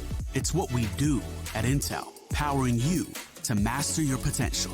Intel, unleash your brilliance. You know, I'd buy tires online, but then what? We've thought about it. We're TireRack.com. They should let you ship directly to a mechanic. We call them independent recommended installers. Then you just make an appointment. At a time that's convenient for you. This could change tire buying forever. Visit TireRack.com/Pirelli to find a full line of Pirelli tires. Pirelli, power is nothing without control. TireRack.com, the way tire buying should be. At CDW, we get you want happy, productive employees. That's why we've made our office pet-friendly. Maybe a little too pet-friendly. Well, you know, CDW can design a mobility solution with light, powerful devices from Lenovo to make your people more productive in or out of the office. Anyone have any questions before we go? It's great. I really need to get out of here. Snake people are freaking me out. Hey, Cheryl, give a sec. For workplace productivity, you need Lenovo and IT orchestration by CDW. People who get it.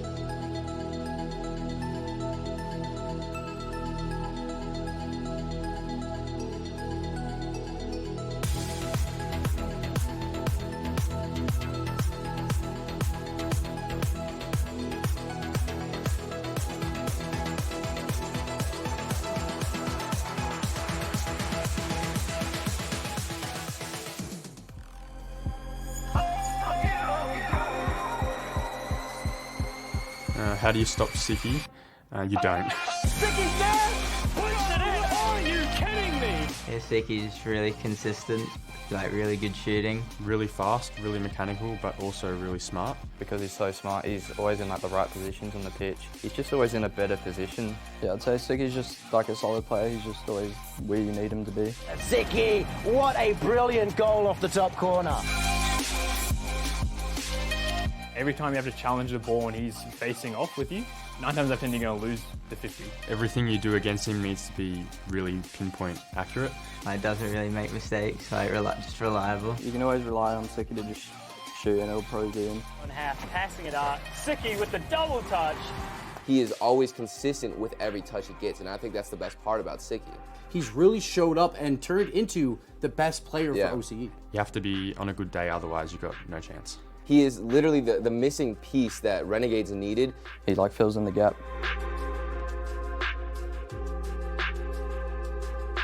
The best asset that Siki has is how humble he is. Siki's just one of the boys, really. He's really easy to get along with, to banter with. Really good off the pitch as well. Not just a good player, but a good person.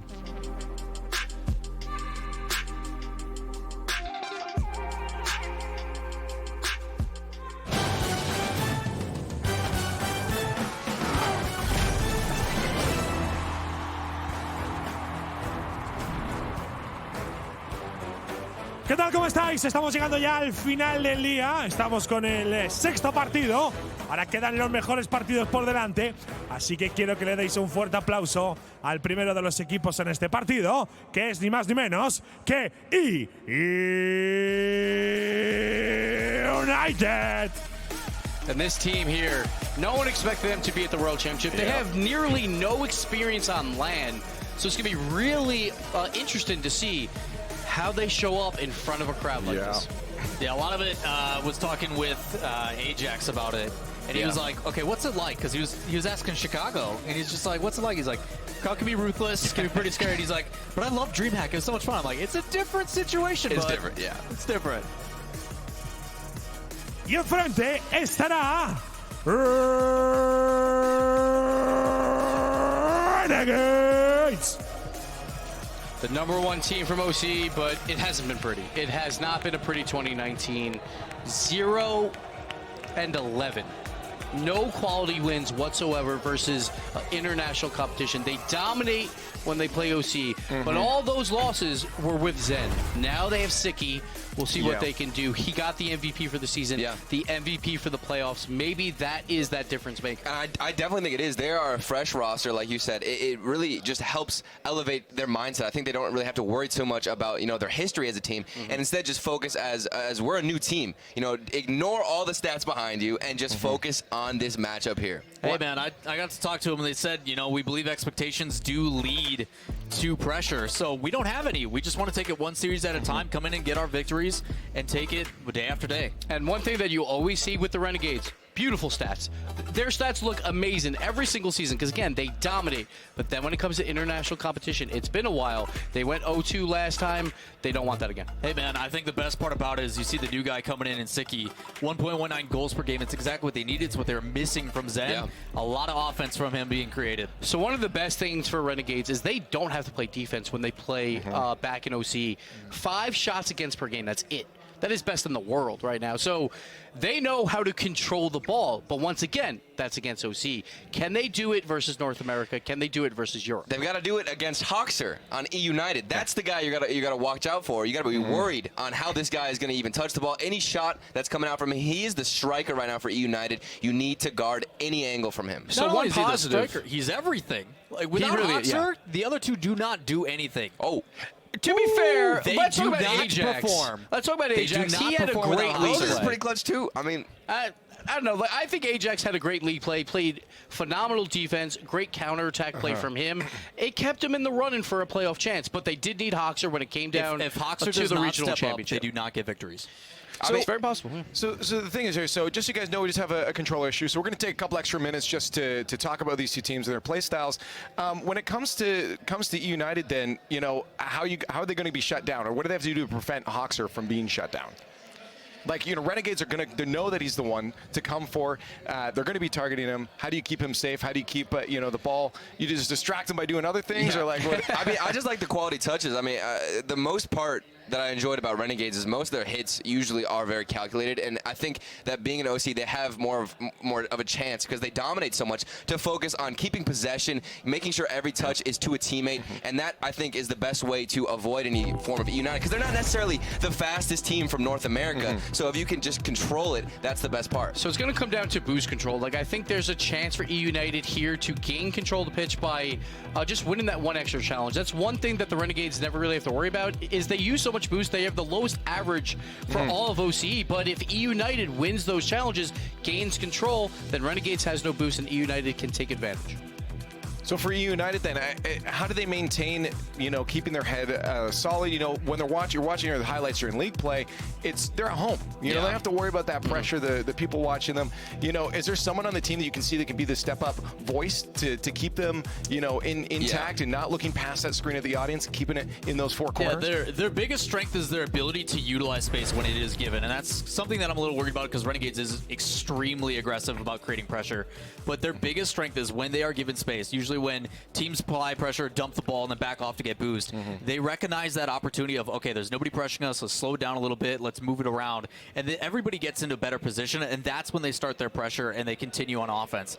I'm just worried that Renegades is going to go a little too aggressive, and it might catch them off guard. I need to see, more than anything, them the ability to adapt throughout the series, because they've struggled with that in the past. So the only LAN experience that E United really has is rolled as an Ajax. They went to DreamHack Dallas, that played with Austin, and they went to 5 games versus Vitality. So they played pretty well, but that's it. While the Renegades, they're here every single season. Torres, he's been to all 6 World Championships. He has 5 regional titles. So much experience on this side of the field. I think that nerves are actually going to come out more from E United because they're playing against a team, Renegades. You know, they're known to basically have been dominated so far this year on the world stage. So I feel like the pressure is actually on E United right now to perform against OCE. And you could double down on that too, because when they were with Birds, they didn't have any representation to go compete at the DreamHack. So this is truly a first-time experience for them. Definitely. I don't know. I feel like the pressure does lay now on the Renegades to represent the region. Because I agree with you, because what we see now, they're that last kind of hope to say, hey guys,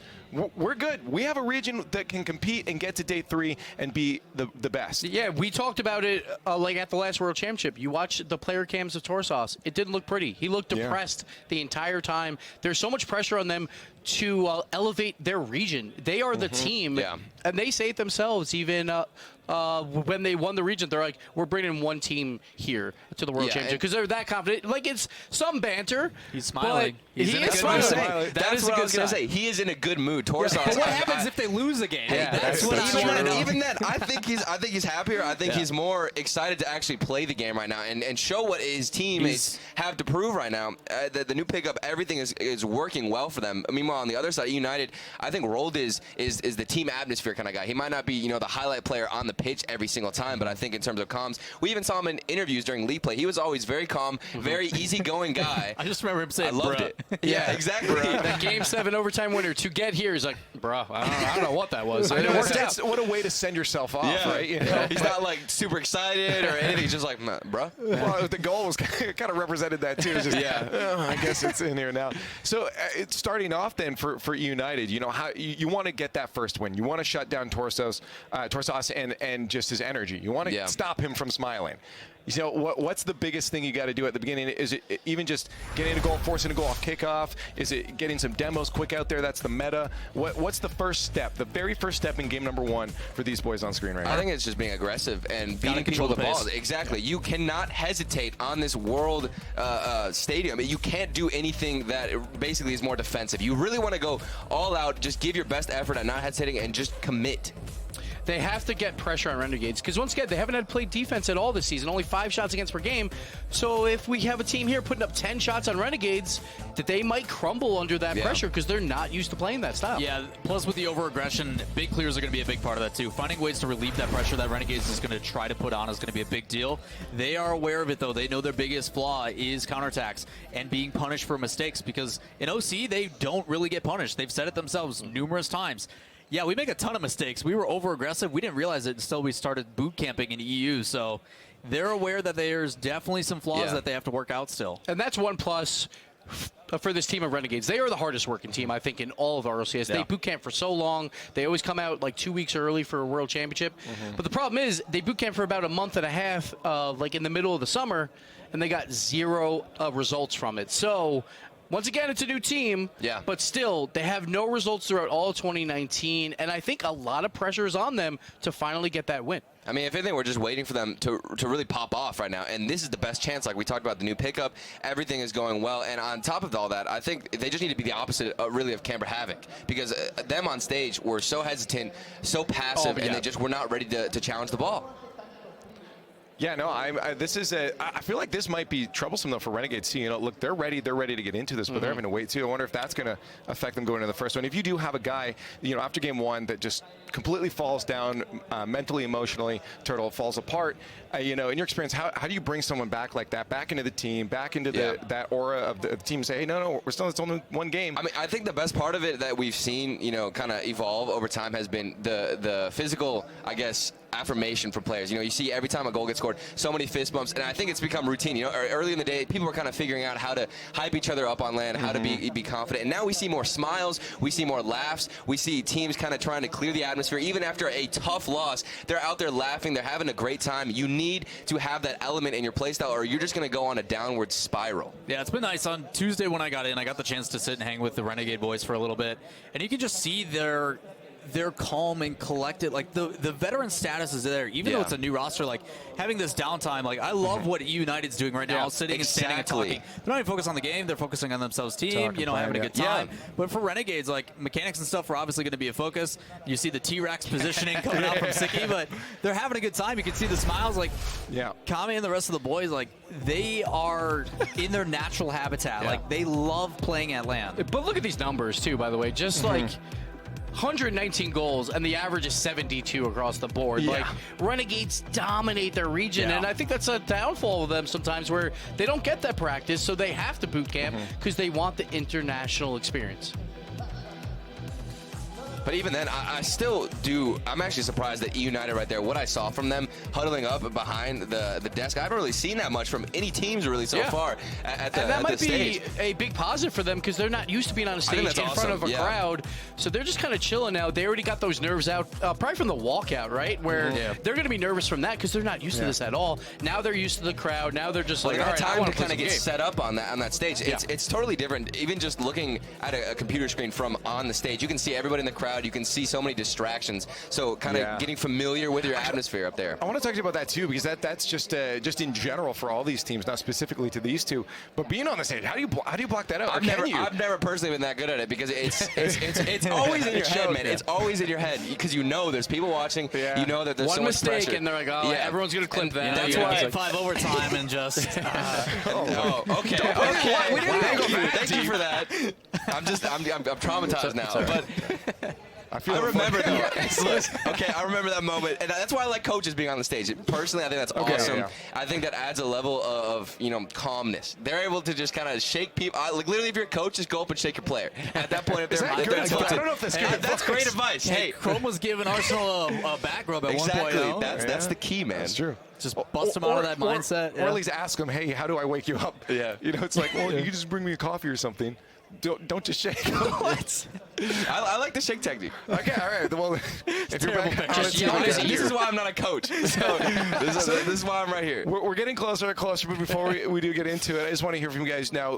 Play styles, they're both playing at their best. I like to theorize, our world, they're playing their best, the best we've ever seen them. Who wins? What play style takes this? I've got a nod towards Renegades. I think they're really strong. Watching the replays and stuff, the aggression is there, and the biggest flaw I had, counterattacks. They're not getting punished for mistakes. They have had focus on that. They're improving towards those things. Yeah, like if they're playing at the best, you have to go Renegades. But again, that's against OCE. For United, they barely squeaked by and made it here, and I think that's because of Hoxer. Well, I think we are finally ready, guys. Let us know online who you guys think is going to take this next one. Hashtag live the moment. Hashtag RLCS8 at RL eSports. But it's now time to get into the match with our commentary. Thank you so much, Leaf. And I have to echo what we heard on the desk there. I think there's a lot of pressure on Renegades to perform well. Oceania has not had the best record in the last couple of lands here on the world stage. It feels like they need to prove that they belong here, and Renegades is the team to do it. It's been a tough year. It has been a tough year for the region. The last World Championship did not go well. The Renegades, they underperformed. And now this is their chance to end the year on a positive note, and they looked very good in their regional championship, especially Torsos. He was lights out. He was the factor for them in the regional championship. And it's nice to see him perform, of course, but I love the excitement around Siki. We saw it even before we got into the desk.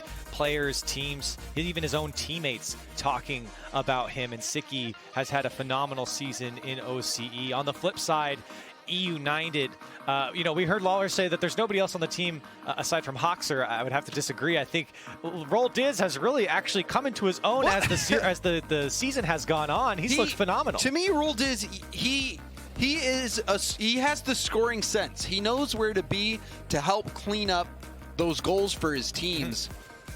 So I agree with you. I don't think it's all Hoxer. I think Hoxer is a big part of it, but also Ajax, he's a mechanically talented player as well. He's someone who has flip resets, double taps in his back pocket and can pull those out when he needs to.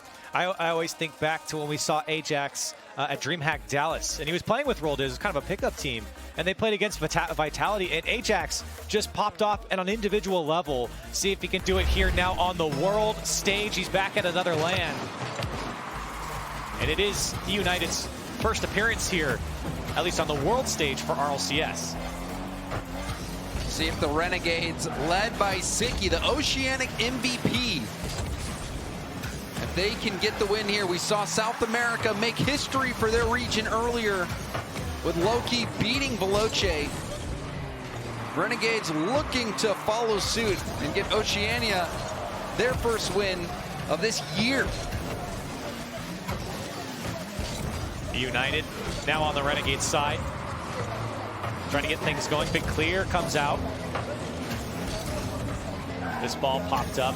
Renegades trying to find that space. Back the other way now for United, but team bump. Yeah, Siki gets caught up. They do get out of it. Torsos just going to throw it downfield. Siki now meets RLCS in his own corner. This one popped up but pumped away. RLCS was there, and a follow-up. Renegades threatening here. Can't put it on target. The defense stands strong for United. And Siki got the corner boost and the mid boost. And his back corner boost. So we'll see if all that boost will help him get on the attack. This ball bouncing. Ajax, dangerous spot. Torsos was able to knock it down, but just not far enough. Needed a bit more of an angle there, and RLCS throws it off the Renegades' back wall, and a big miss comes out from Torsos. Follow up there from Ajax, saved away. Hoxer to keep this one on now for United. Well, Torsos from Siki were at 0 boost. Kami had a massive save there, streaking across the front of his net to keep that shot out. Kami did intercept that one and then make the defense think about him coming for a demo. Here's Renegades now. Kami trying to slow it down. Ajax, not the best touch. It does set up Kami. That one's wide. Follow-up is there. Still a dangerous ball. It's going to come off the ceiling, but a save by Ajax. And Hawks are going to save it away for United.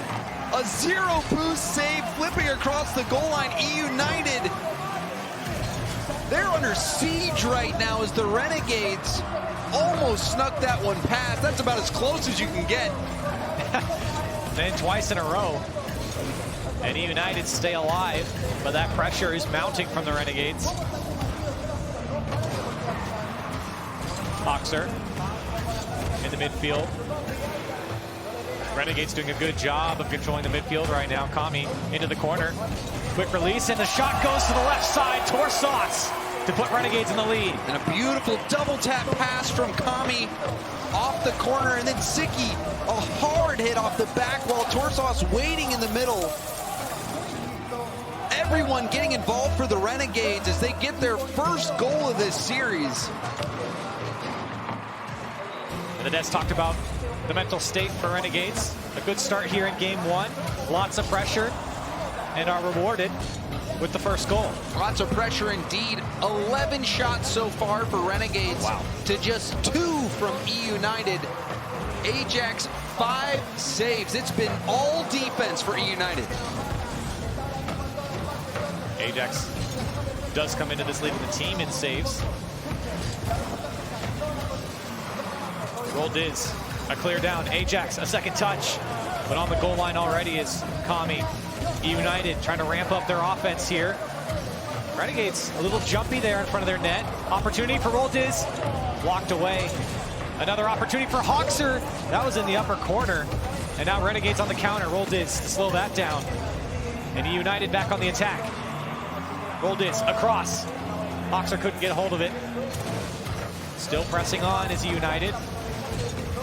Ajax trying to get a piece of the defense. RLCS drops it down.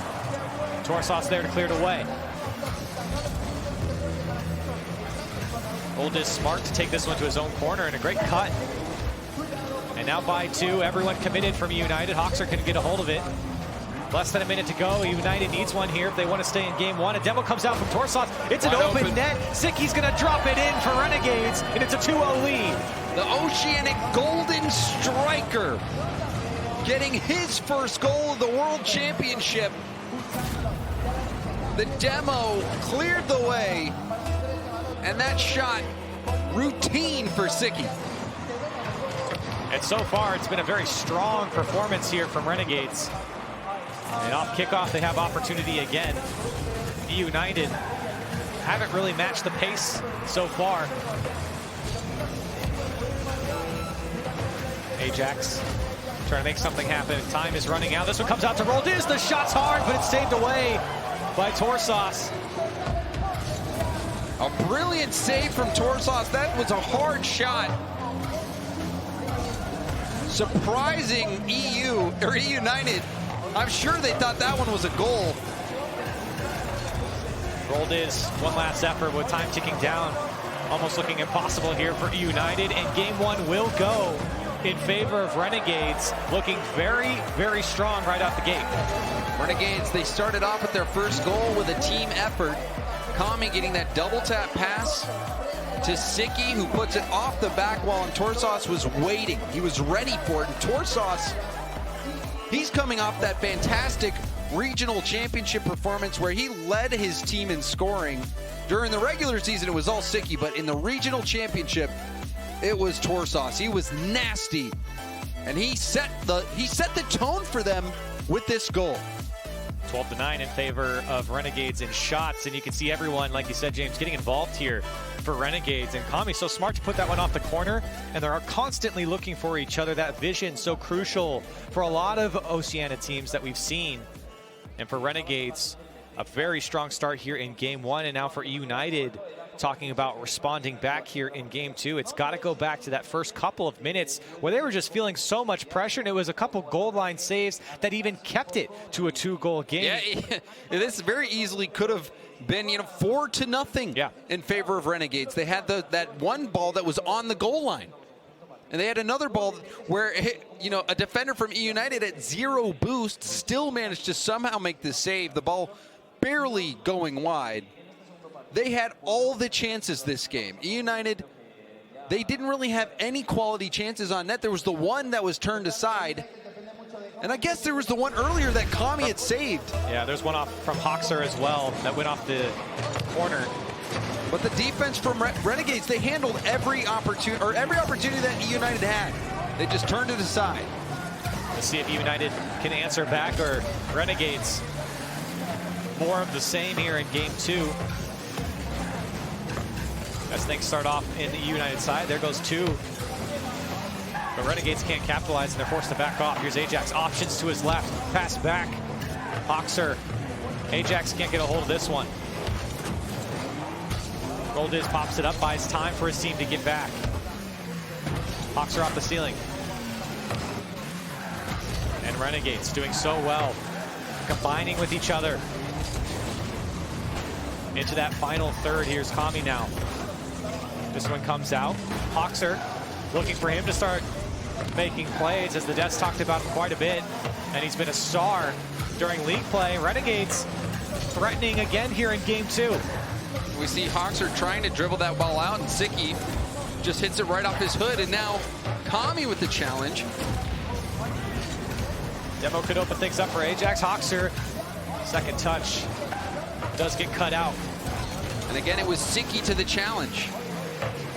The Renegades not letting United really take any time to do anything. Every ball getting challenged, just like what Low Key was doing to Veloce. Just cut down the space.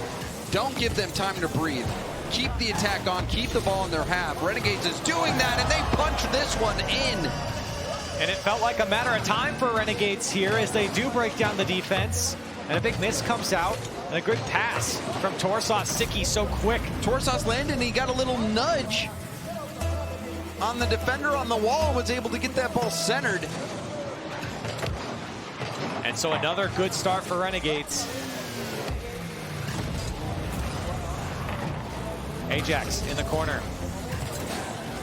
Tries to pass it back. Does slow down the attack though, and Hawks are there to pick it up. Rolled is. Ball given away. And Renegades now back on the attack. Siki. Torsas opts not to go. Big clear comes out from United. Here's Ajax. He's got no more help. Now Rolled is over to Hoxer, finds the back wall, can't get the second touch. He hits it back towards his own net. Just got out of reach. Here comes the Renegades. Kami. Now Hoxer. Can't get to that one. Renegades threatening once again, just past halftime. Siki looking for that back wall. It's cut out by Ajax. He seems to be that last man every single time United gets locked in.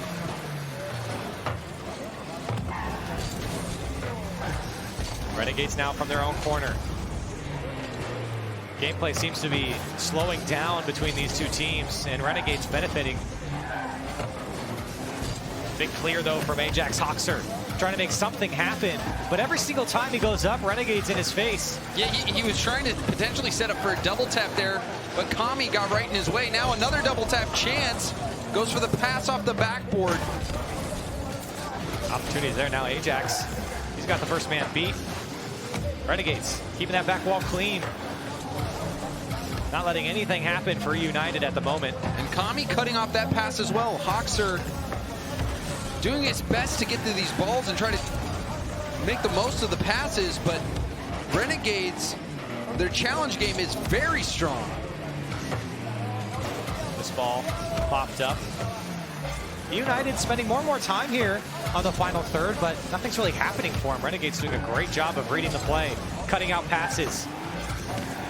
2 go here from United. Rolled is going to keep it, at least in the final third for them. This ball cleared out. Rolled is cut it out. Ajax tried to go for the bump. Rolled is off the post and in. He follows up his own touch. Rolled is born and bred scorer. He finished 8th in scoring in North America during league play, and that's what he specializes in is finishing those shots, doing that one all by himself. It was a very innocuous shot and first touch, and Renegades couldn't respond. Look at the passing play over to Hoxer. What a beautiful goal for United. United trailing this whole game. And now in the final minute, they come alive. Ajax with that pass over to Hoxer. A thing of beauty. And United take the lead. See if this is a change for the better for United. Or at least see if they can keep it up here. Clearly a change for the better.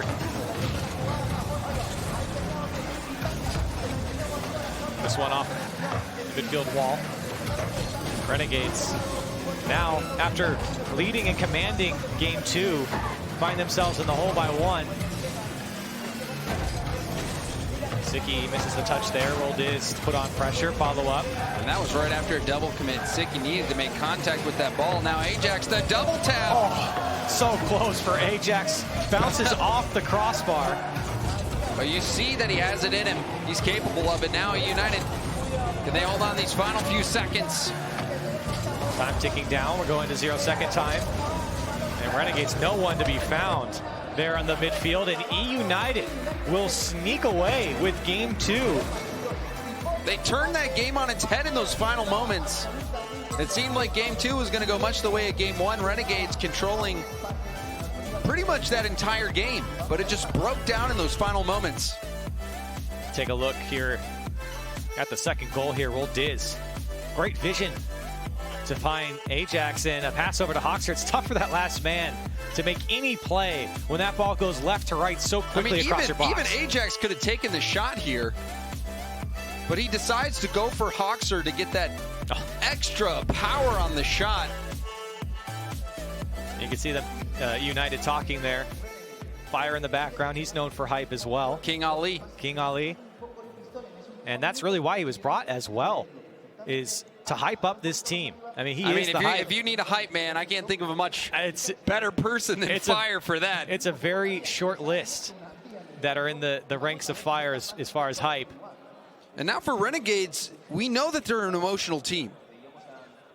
That game, they had it in their control and gave it up in those final seconds. How is that going to affect them? This certainly going to be a very important game in the series. We'll see if Renegades bounces back or if E United can start something, because even though they pulled back that game, they weren't necessarily dominant, and it didn't seem like they were going to come back until just those final moments.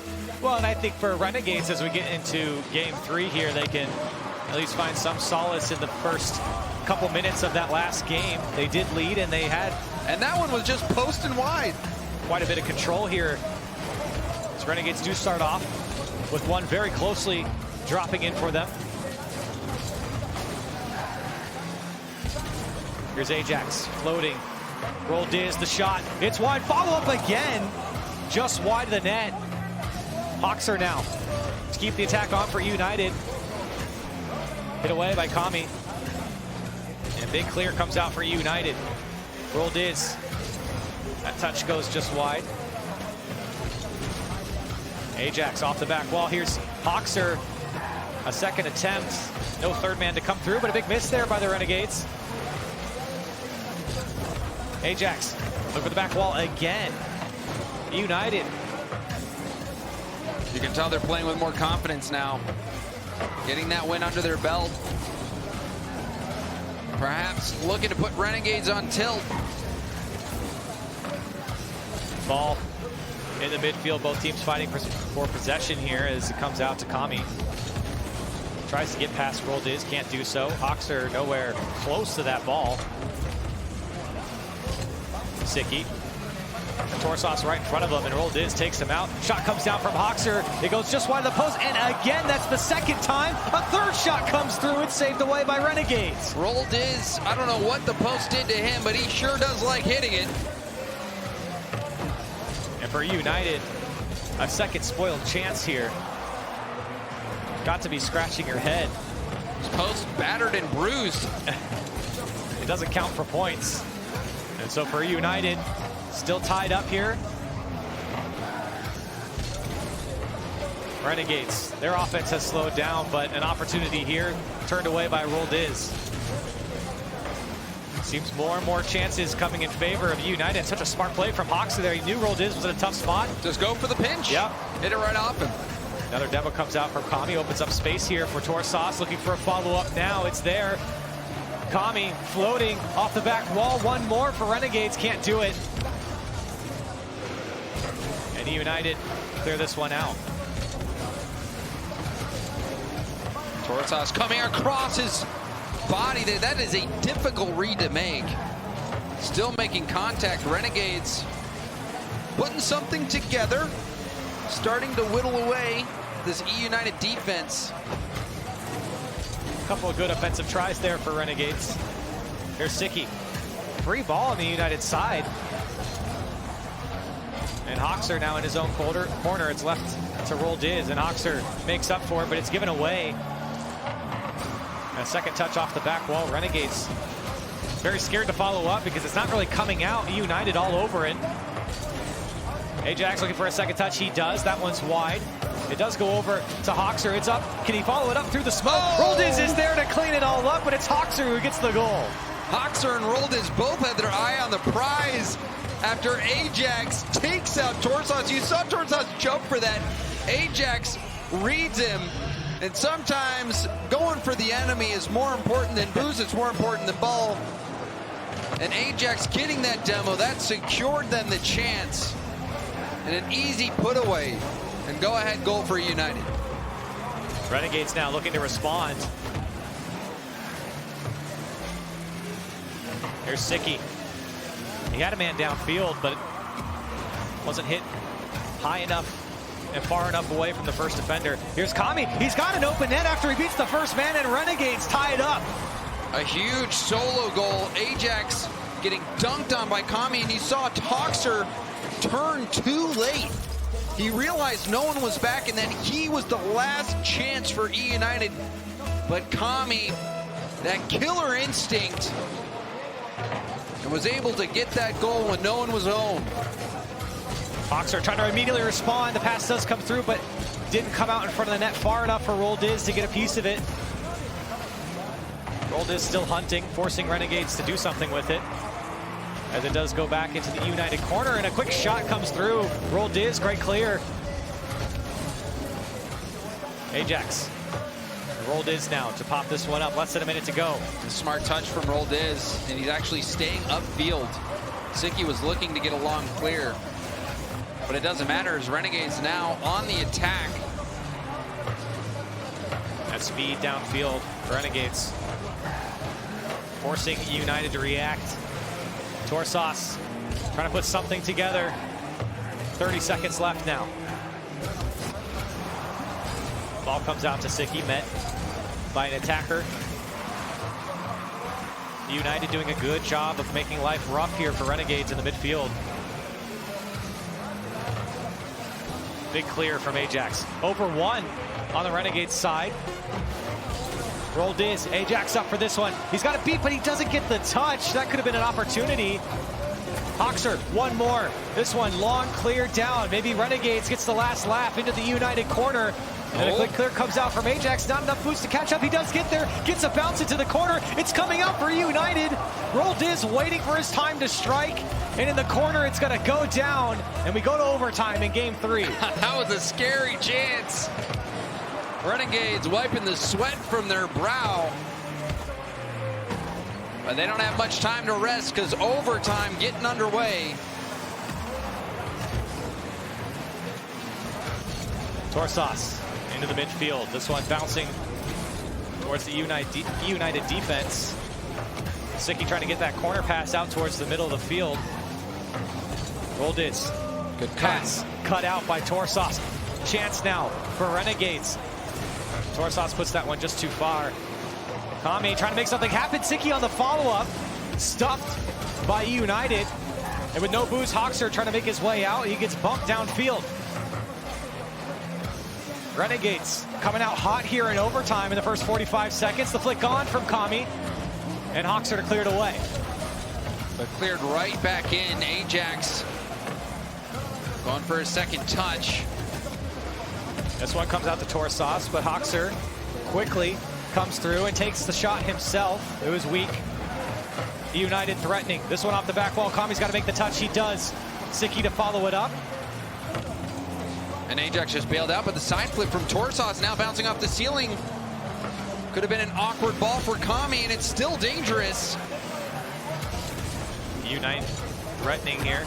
RLCS trying to find a second one, or at least a block. It doesn't happen. Here's Hoxer. Ajax, can he get up to it? Not a lot of boost to work with. Couldn't find it off the back wall. Needed about 10 more boosts. Might have been able to get a center off the back wall. United floating a lot more balls atop the crossbar here. Kami, a shot saved away by Ajax. Good demo from Kami. It's going to open up some space. Center ball. Siki, shot turned away by Ajax. A great setup though by Renegades. RLCS. United now feeling the heat. Torsos tries to put a shot on. United dealt with it nicely, and Hoxer try and clear it away. Blocked by Kami, but it went straight to Ajax, and the pass comes back to Ajax, and he put it away. Oh, the crossbar, it's on the goal line, and Renegades can't get to it. United take game 3. The dunk from Ajax, and the ball's just sitting on the goal line. Ajax has no boost. That was a close call, but it was enough for United. And Ajax, he was receiving those passes all game long, and he finally gets one to drop, and just barely. And you know, he knew that the clear attempt was coming and just played the block. He went for the dunk, and that was a close one. My, oh my, that one was just lingering on the goal line, and Ajax had no boost. He could do nothing but watch. I don't know what's going on with Fire. He's trying to get in the comms here. And RLCS, you saw all smiles from him just a second ago. Very lively team here on United. How can you not be after this 2-minute and 22-second goal on the other side? Renegades, they know how close they've been here in the last 2 games. Game 2 was stolen away from them in a matter of seconds. and now in overtime, crushed by United, and now it's their last chance. Things going wrong for the Renegades. They had a strong start, even in game 2. 4 out of the 5 minutes, they were just in control. And then things started to slip, and now losing a game in this fashion, they are going to be tested. This is the ultimate mental test here, as they are 1 game away from being sent down to that single elimination bracket on day 2. That is a tough situation to get out of. Especially with this United team heating up here. You do start to think about, you mentioned it in the desk message too. How does Renegades bounce back from a loss? And how does their mental state persevere? We're about to find out in game 4. And I mean, those aren't even normal losses. Those are tough. Those are the ones that are hard to swallow. The ones where you're in control and give it up in the final moments, and then losing in overtime. Those hurt. And it's not to say Renegades, they've been playing pretty well throughout this series. Hasn't really been a bad showing from them. United have definitely started to play a lot better, especially in that last game, game 3. And Renegades, they find themselves trailing. Regardless of how good they're playing, now their backs to the wall. And not the start they were looking for. Ajax, he had the most important goal of last game, and now gets another one very early in game 4. And United, you can see how spread out they had the defense. Only 1 man back for Renegades, and everyone from United jumping on top of the ball in the box. And a 1-0 lead opens up. And now's the time where Siki can show his worth. The Oceanic MVP. The roster move, swapping out Zen to bring in Siki. Just over a minute here in game 4 has gone by. United, Hoxer really kept Siki thinking there on the back line. Popped up, Ajax tried to go past one more. Kami there on the clear for Renegades. Roll Diz picks it out and trying to follow it up. Torsauce to his own corner just to bring this ball down and get it out. Roll Diz, pass across. Hoxer trying to slow it down over to Ajax. Roll Diz can't get a piece of it. He's got a lot of boost to work with though. And nobody was home for Renegades there. If Ajax put that one on target, it would have gone in. We're starting to see United play with much more confidence, which could spell disaster for the Renegades. And you have seen the shift as United has gotten more and more comfortable on stage. They have definitely picked it up.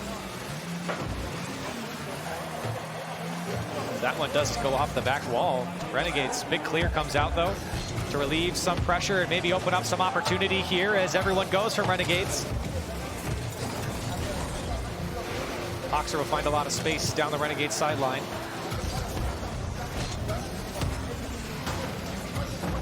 This ball popped up by Ajax. Kami can't get the touch. Roll Diz, realizing he had a lot more space than he thought. Oh, lovely. Takes it up the sidewall, throws it downfield. The demo did come out on Kami, but the last man back in Siki gets the clear. And that's not the first time we've seen excellent ball control by United. On the defensive end as well. Just cradling that ball, taking their time, taking space. And that is the mark of comfort. Like you said, Corella, these guys getting used to playing on stage. You can tell they're continuing to improve the longer they're up there. Hoxer, maybe a second touch here. It's going to come down right in front of the goal line, and United a 2-0 lead. An astonishing effort from Hoxer.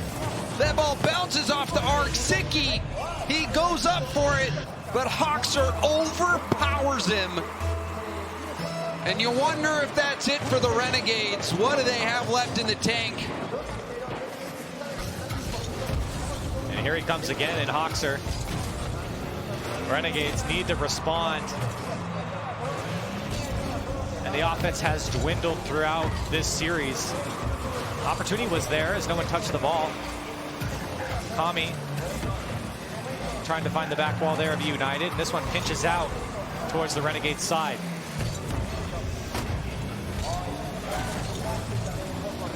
Roll Diz Up and over Torsauce.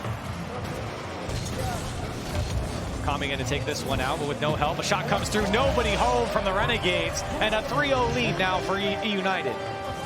And despite the slow start, United has roared back in this series. They lost game 1, losing most of game 2, but ever since then, United has not looked back.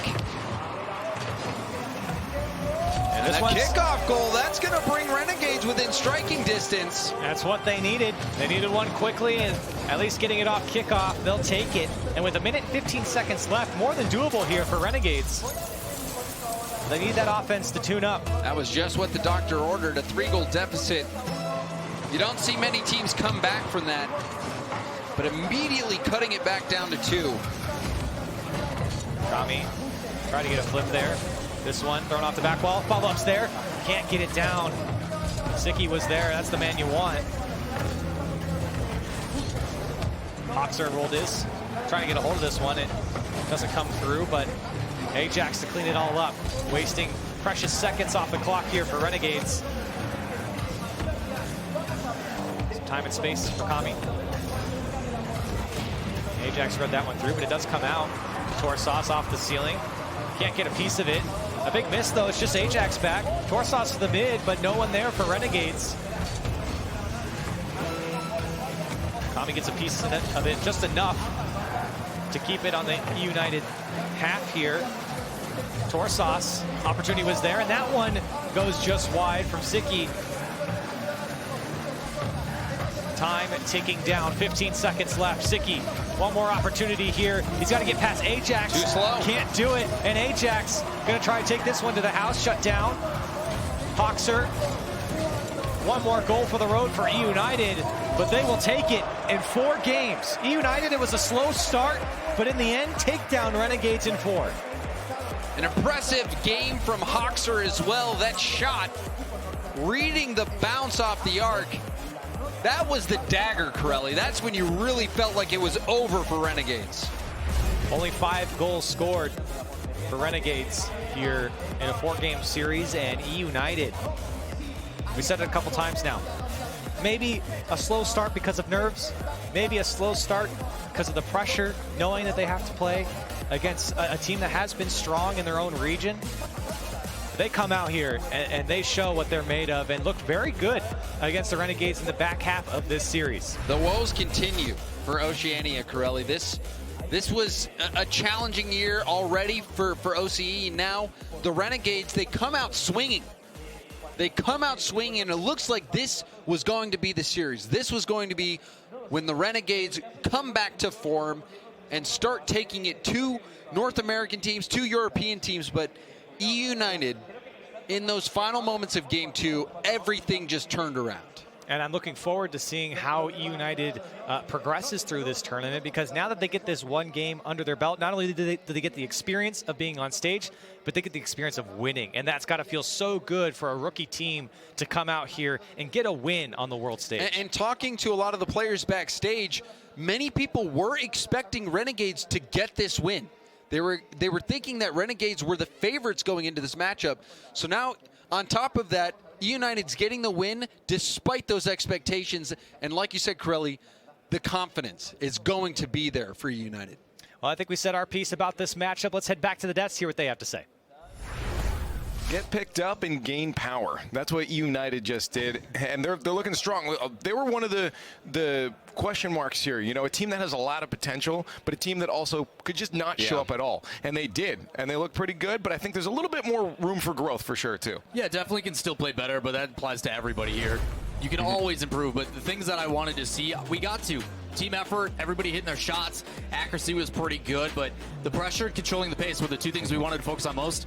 United dominated that field. And this passing play right here, that was the game changer. You know, we saw a solo play, but since that goal happened, everything was team-based. They were pushing up forward, and before then, I thought they had tunnel vision. They couldn't push up as a team. It was just sending one person up, 2 people back, and then they got that one passing play, and everything changed for United. And then we see that dunk. That dunk by Ajax. We talk about game changers. He made a big save right before that, then that dunk.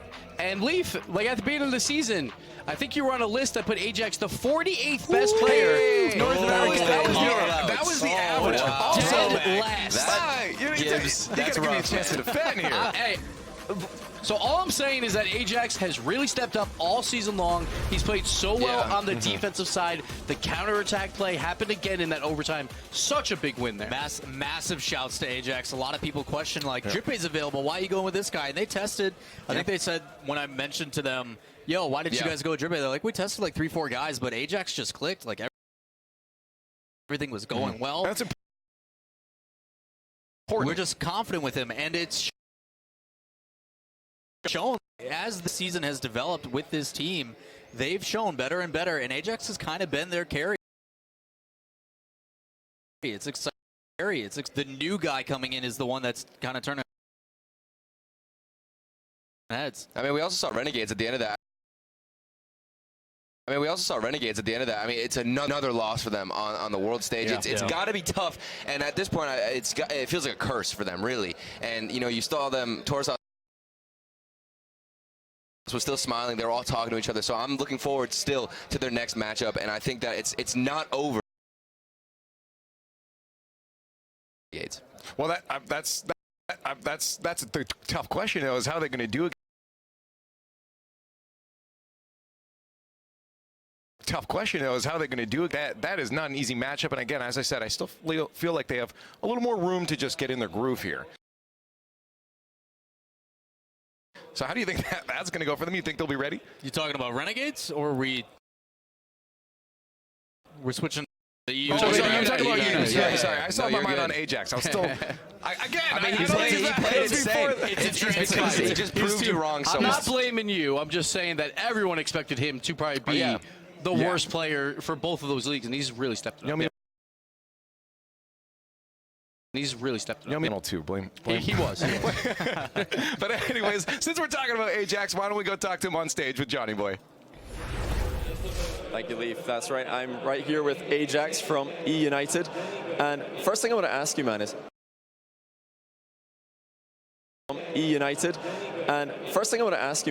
how do you keep your morale up in a tough start to the series like that? I know you guys were struggling game one. Game two wasn't going too great. Expected to see some different kind of teams here. G2, Cloud9, of course, not here. What is it that you think that the new teams are doing now in North America that are causing problems for the old guard?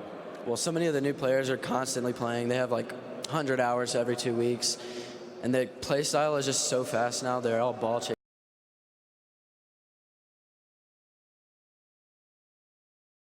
I don't think the old players are used to it as much. So is that your advice for any new players, new aspiring players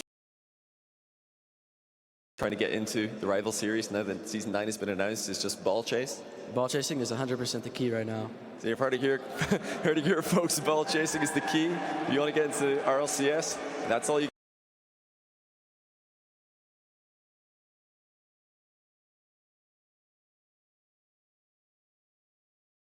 Arsenal. Jax, congratulations on your win. Looking forward to seeing you later on against Vitality. But coming up right after this break, we'll have NRG against Loki.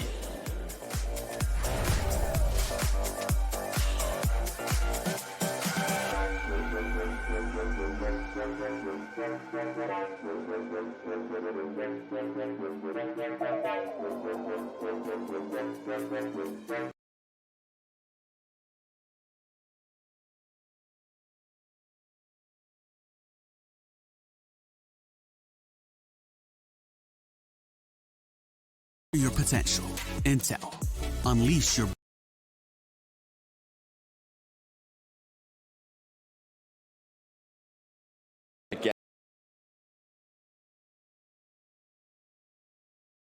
buy the same ones I have.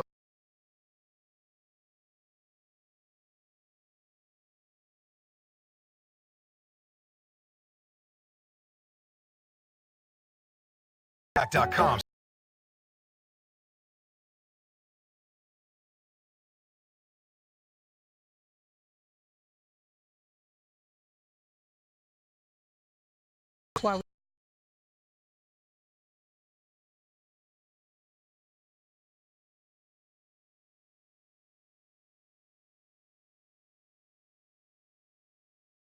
have any questions?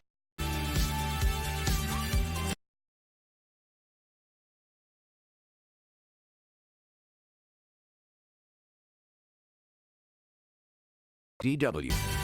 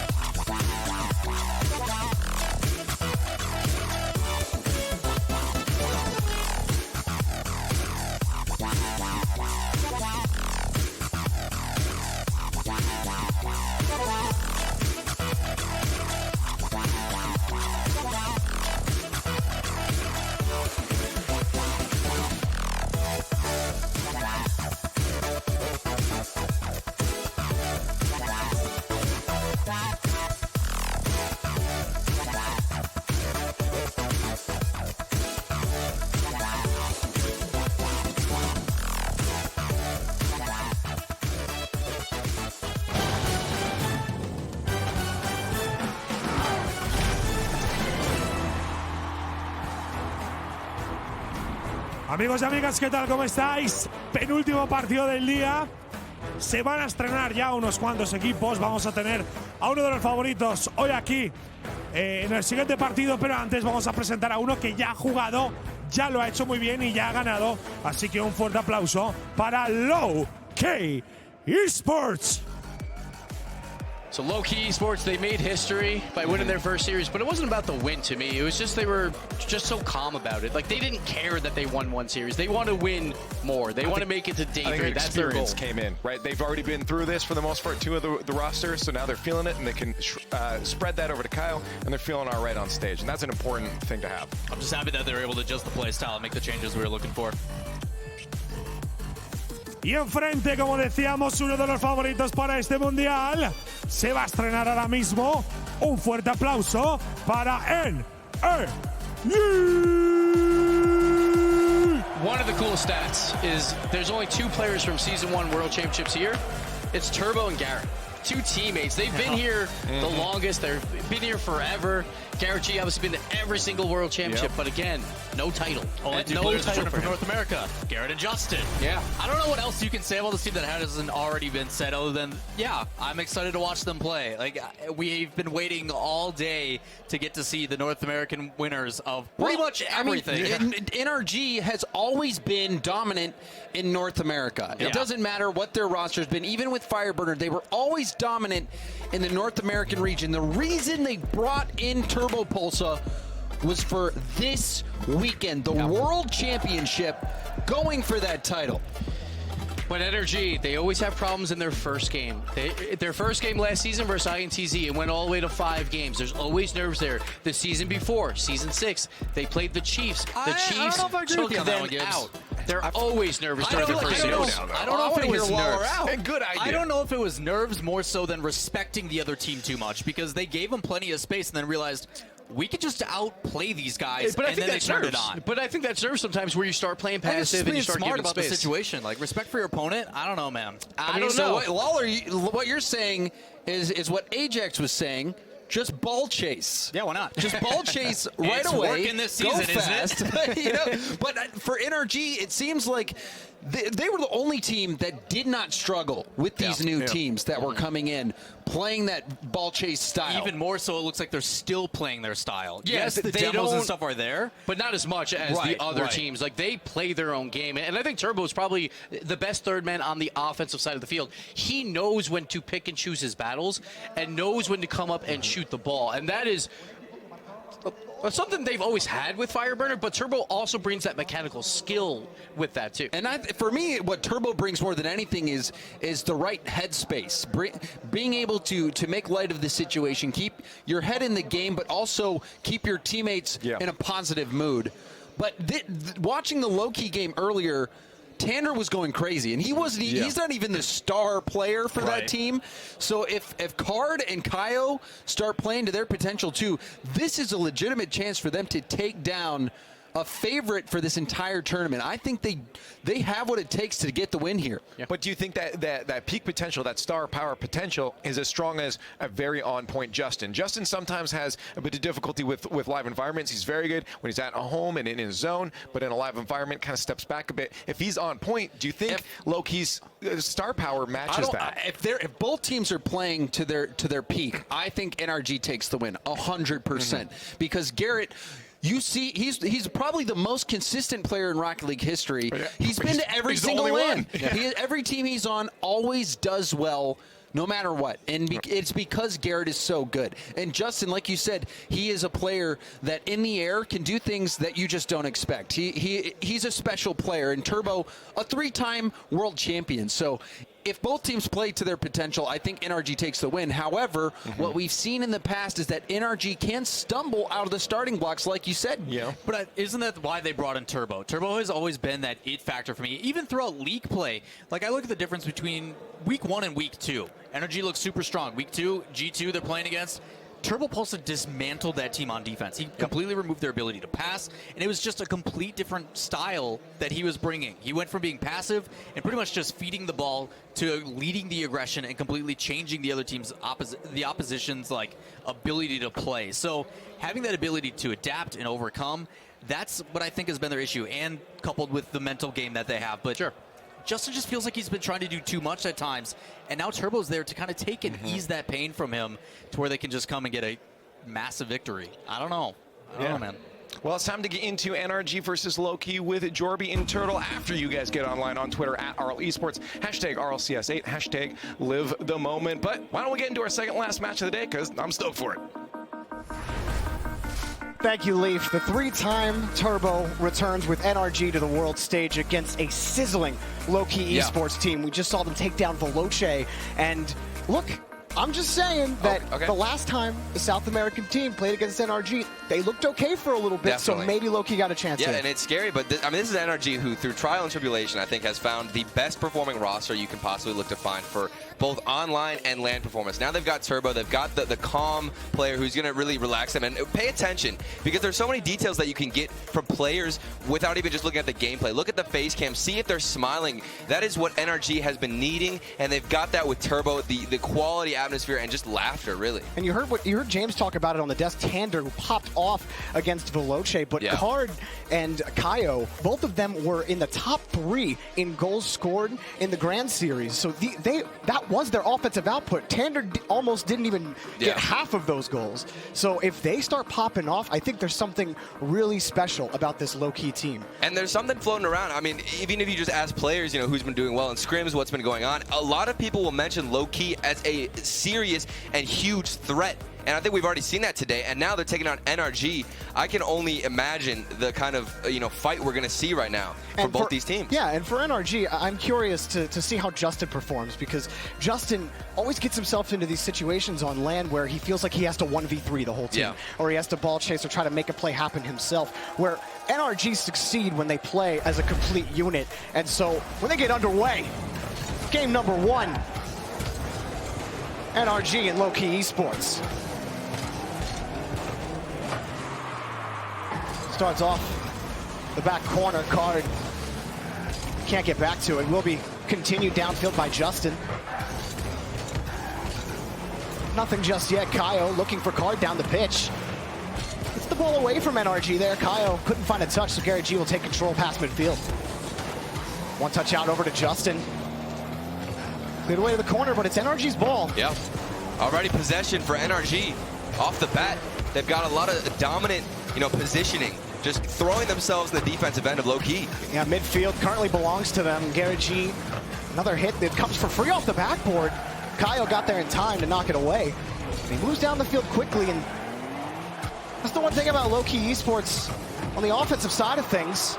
Another shot, maybe straight down. It's in for Kaio. Scores for Low-Key. Kaio starts it off with a huge hit above the net, so high in the air. The fact that he got this angle and managed to hit it downwards, that's just a complete spike from the air.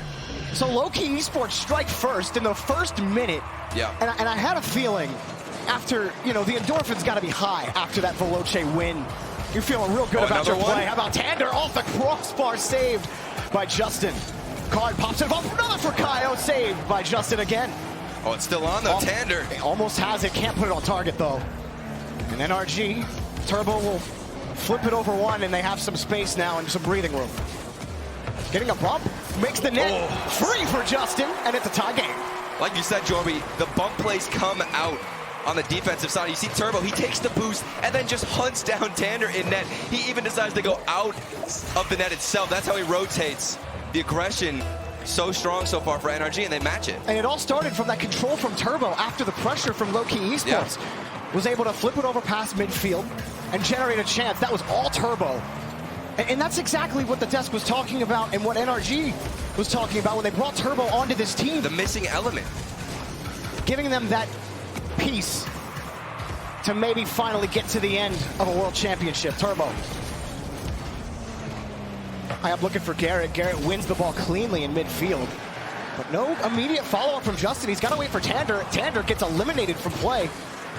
Justin still couldn't get a hold of the ball. Card right in front, off the ceiling. Pop for Kaio. Card wanted a bump. Love the chance there for Low-Key Esports, but it's NRG's ball. The net's open. The demo onto Garrett saves the goal. Unbelievable effort from Low-Key. And that was the only option that Kyle actually had. There was no way he would get himself in front of the ball. The last-ditch effort to go for a bump, and he keeps it with a tie game. Turbo blocking 2 defenders. Card forced to make a save out to the corner. Card gets back to his touch again, very quick to the ball, but it will be slow getting back to it. Turbo looking for Justin, and it's blocked by Tander. Garrett forced back, a quick pass down the pitch for Loki Esports. Garrett G, another save. Justin couldn't handle the ball. The press from Loki Esports continues. I am incredibly surprised right now how well matched Loki has done with the pace. And look at that shot from Card. Another option from Kyle. He hits it, and it's an open net for him. Card sets all of this up. He's the anvil. Wow. Kyle, the hammer. What an angle. And then the bump, the Tander. Oh my goodness. Everything goes right. Low-key are here to play. NRG getting everything thrown at them. 2 minutes to go. Loki Esports here to dance. Card looking for Tander, long pass, it'll be broken up. And NRG, they've had a couple of solid opportunities, but it's been really heroic defense by Loki Esports. And you think back to that demo play as well. There would have been this would be a tie game right now if we didn't see that last-second demo play before Justin got the shot. And Card again takes this one up high. Gets the flip. Card. Oh, he buffs him out, but he can't score. The ball stays out of the net. No goal for Loki Esports. What an effort, and he had the flip. He got the dunk, but the save came out. Shot is good for Turbo. He sneaks it in. NRG not out of it. A big response here. Garrett and Justin a little bit mixed up, but somehow they make it work, and Turbo finds space in the midfield for a shot. Kyle's out of net, and it's an open net for him. Couple of chances for Loki Esports that they weren't able to capitalize on. The one from Tander earlier in the game, where the shot went wide, and I mean, the mechanical effort from Card on the last one. And they got killed on the transition. That's something that has hurt Loki Esports before. Card able to send this away. But right now for Loki Esports, it's not getting too antsy. Don't try to force anything. You're tied up right now with a minute left. You can't get too desperate. If there isn't a play, don't try to send the house. Tough enough already against one of the best teams in Rocket League. Kyle just trying to create some space for Loki Esports. Right now, both teams feeling each other out in these last 30 seconds. A couple of boomers back and forth. Nothing quite yet. Turbo on that challenge. It'll be Card's ball. Card high off the back wall. We'll find another touch. Low on boost, though, and headed the other way. Garrett G has that carry, but couldn't hang on to it. Cleared away again. Lots of space right now. Like you said, really just feeling each other out. And the goalkeepers seem to be going deep in net, but now here's some great chances for Loki Esports, and they have been bringing it this entire game. They have not stopped with any of the pressure. Justin up for this quickly. It's in front of the box. No one's back, and Justin will score with 9 seconds remaining. NRG have the lead. I'm just surprised that Justin had the boost for this, the conservation, the way he was able to bounce off the ball, and 0 boost. Like I said, he saved his flip. That was so perfectly timed, and now they've got the edge. NRG, it's been a battle for 5 minutes.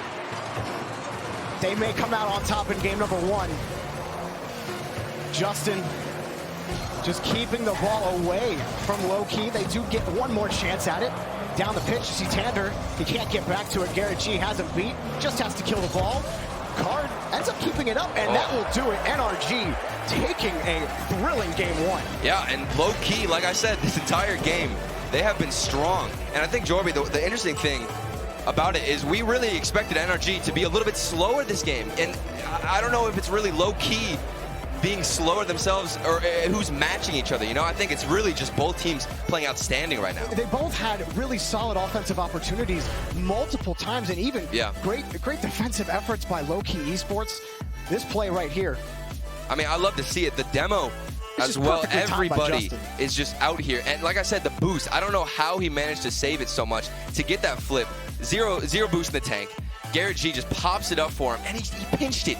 And he reacted. It's the response time. And that's exactly what you want to see from Justin. And I love how NRG look right now as a squad. They're playing as a complete unit. Yeah. You don't see, Justin, he's not feeling desperate. And even when low-key, they were winning the game, and NRG really weren't able to they were calm. grab possession for the first half of the game, but they're stuck to their game plan. And ended up winning after scoring the game-winning goal with 9 seconds And left. it feels more consistent. Ever since Turbo really joined, I felt like the previous NRG roster, maybe we'd see them just completely dominate a team, and then it would be the opposite after that. Every other series, it was just a coin flip. And now with Turbo, I think it's really just a consistent grind all the way up to the top, and they're looking so dominant. Turbo, he came in, that first goal, the demo plays from him, just calming his teammates down. That is what they needed. Yeah, and again, as good as low-key eSports looked, the transition game is what hurt them, what killed them on 2 of those goals for NRG. And it leads to panicky, to jumpy, acrobatic defense, and a lot of times that puts you in bad spots. And it also gives you some of the flash on defense that we saw from our South American boys earlier. That shot blocked by Garrett G. Oh, now more space on the field. NRG just kind of walking around, slower pace from Loki. Maybe they're trying to play a little bit more of a reserved route, be a little bit more defensive. They are trying to control right here with Justin. He wins 1 challenge out. Loki aren't trying to press too hard. Yeah. Good control off the back wall, and a good follow-up touch as well.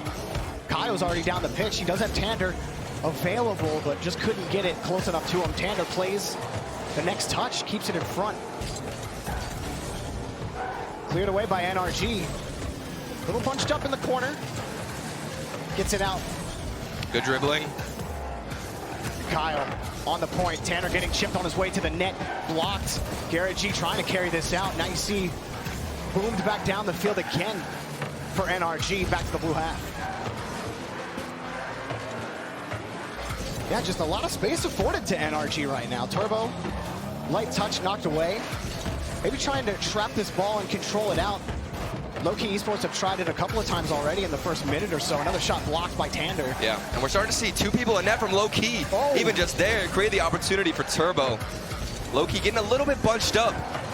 Need to spread the field a bit more. And they're forced to have to fight for their back boost. They do get this clear. Caught the back pass out across, but it's an NRG car that's in the way.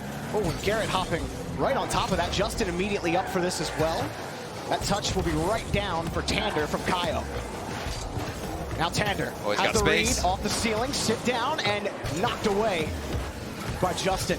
Card keeps it going. Nice touch. Looks in front, but read well and handled by Garrett G. Another shot blocked by Justin. The low-key eSports, the pressure's still there. The shots are still coming, but they just can't maintain possession.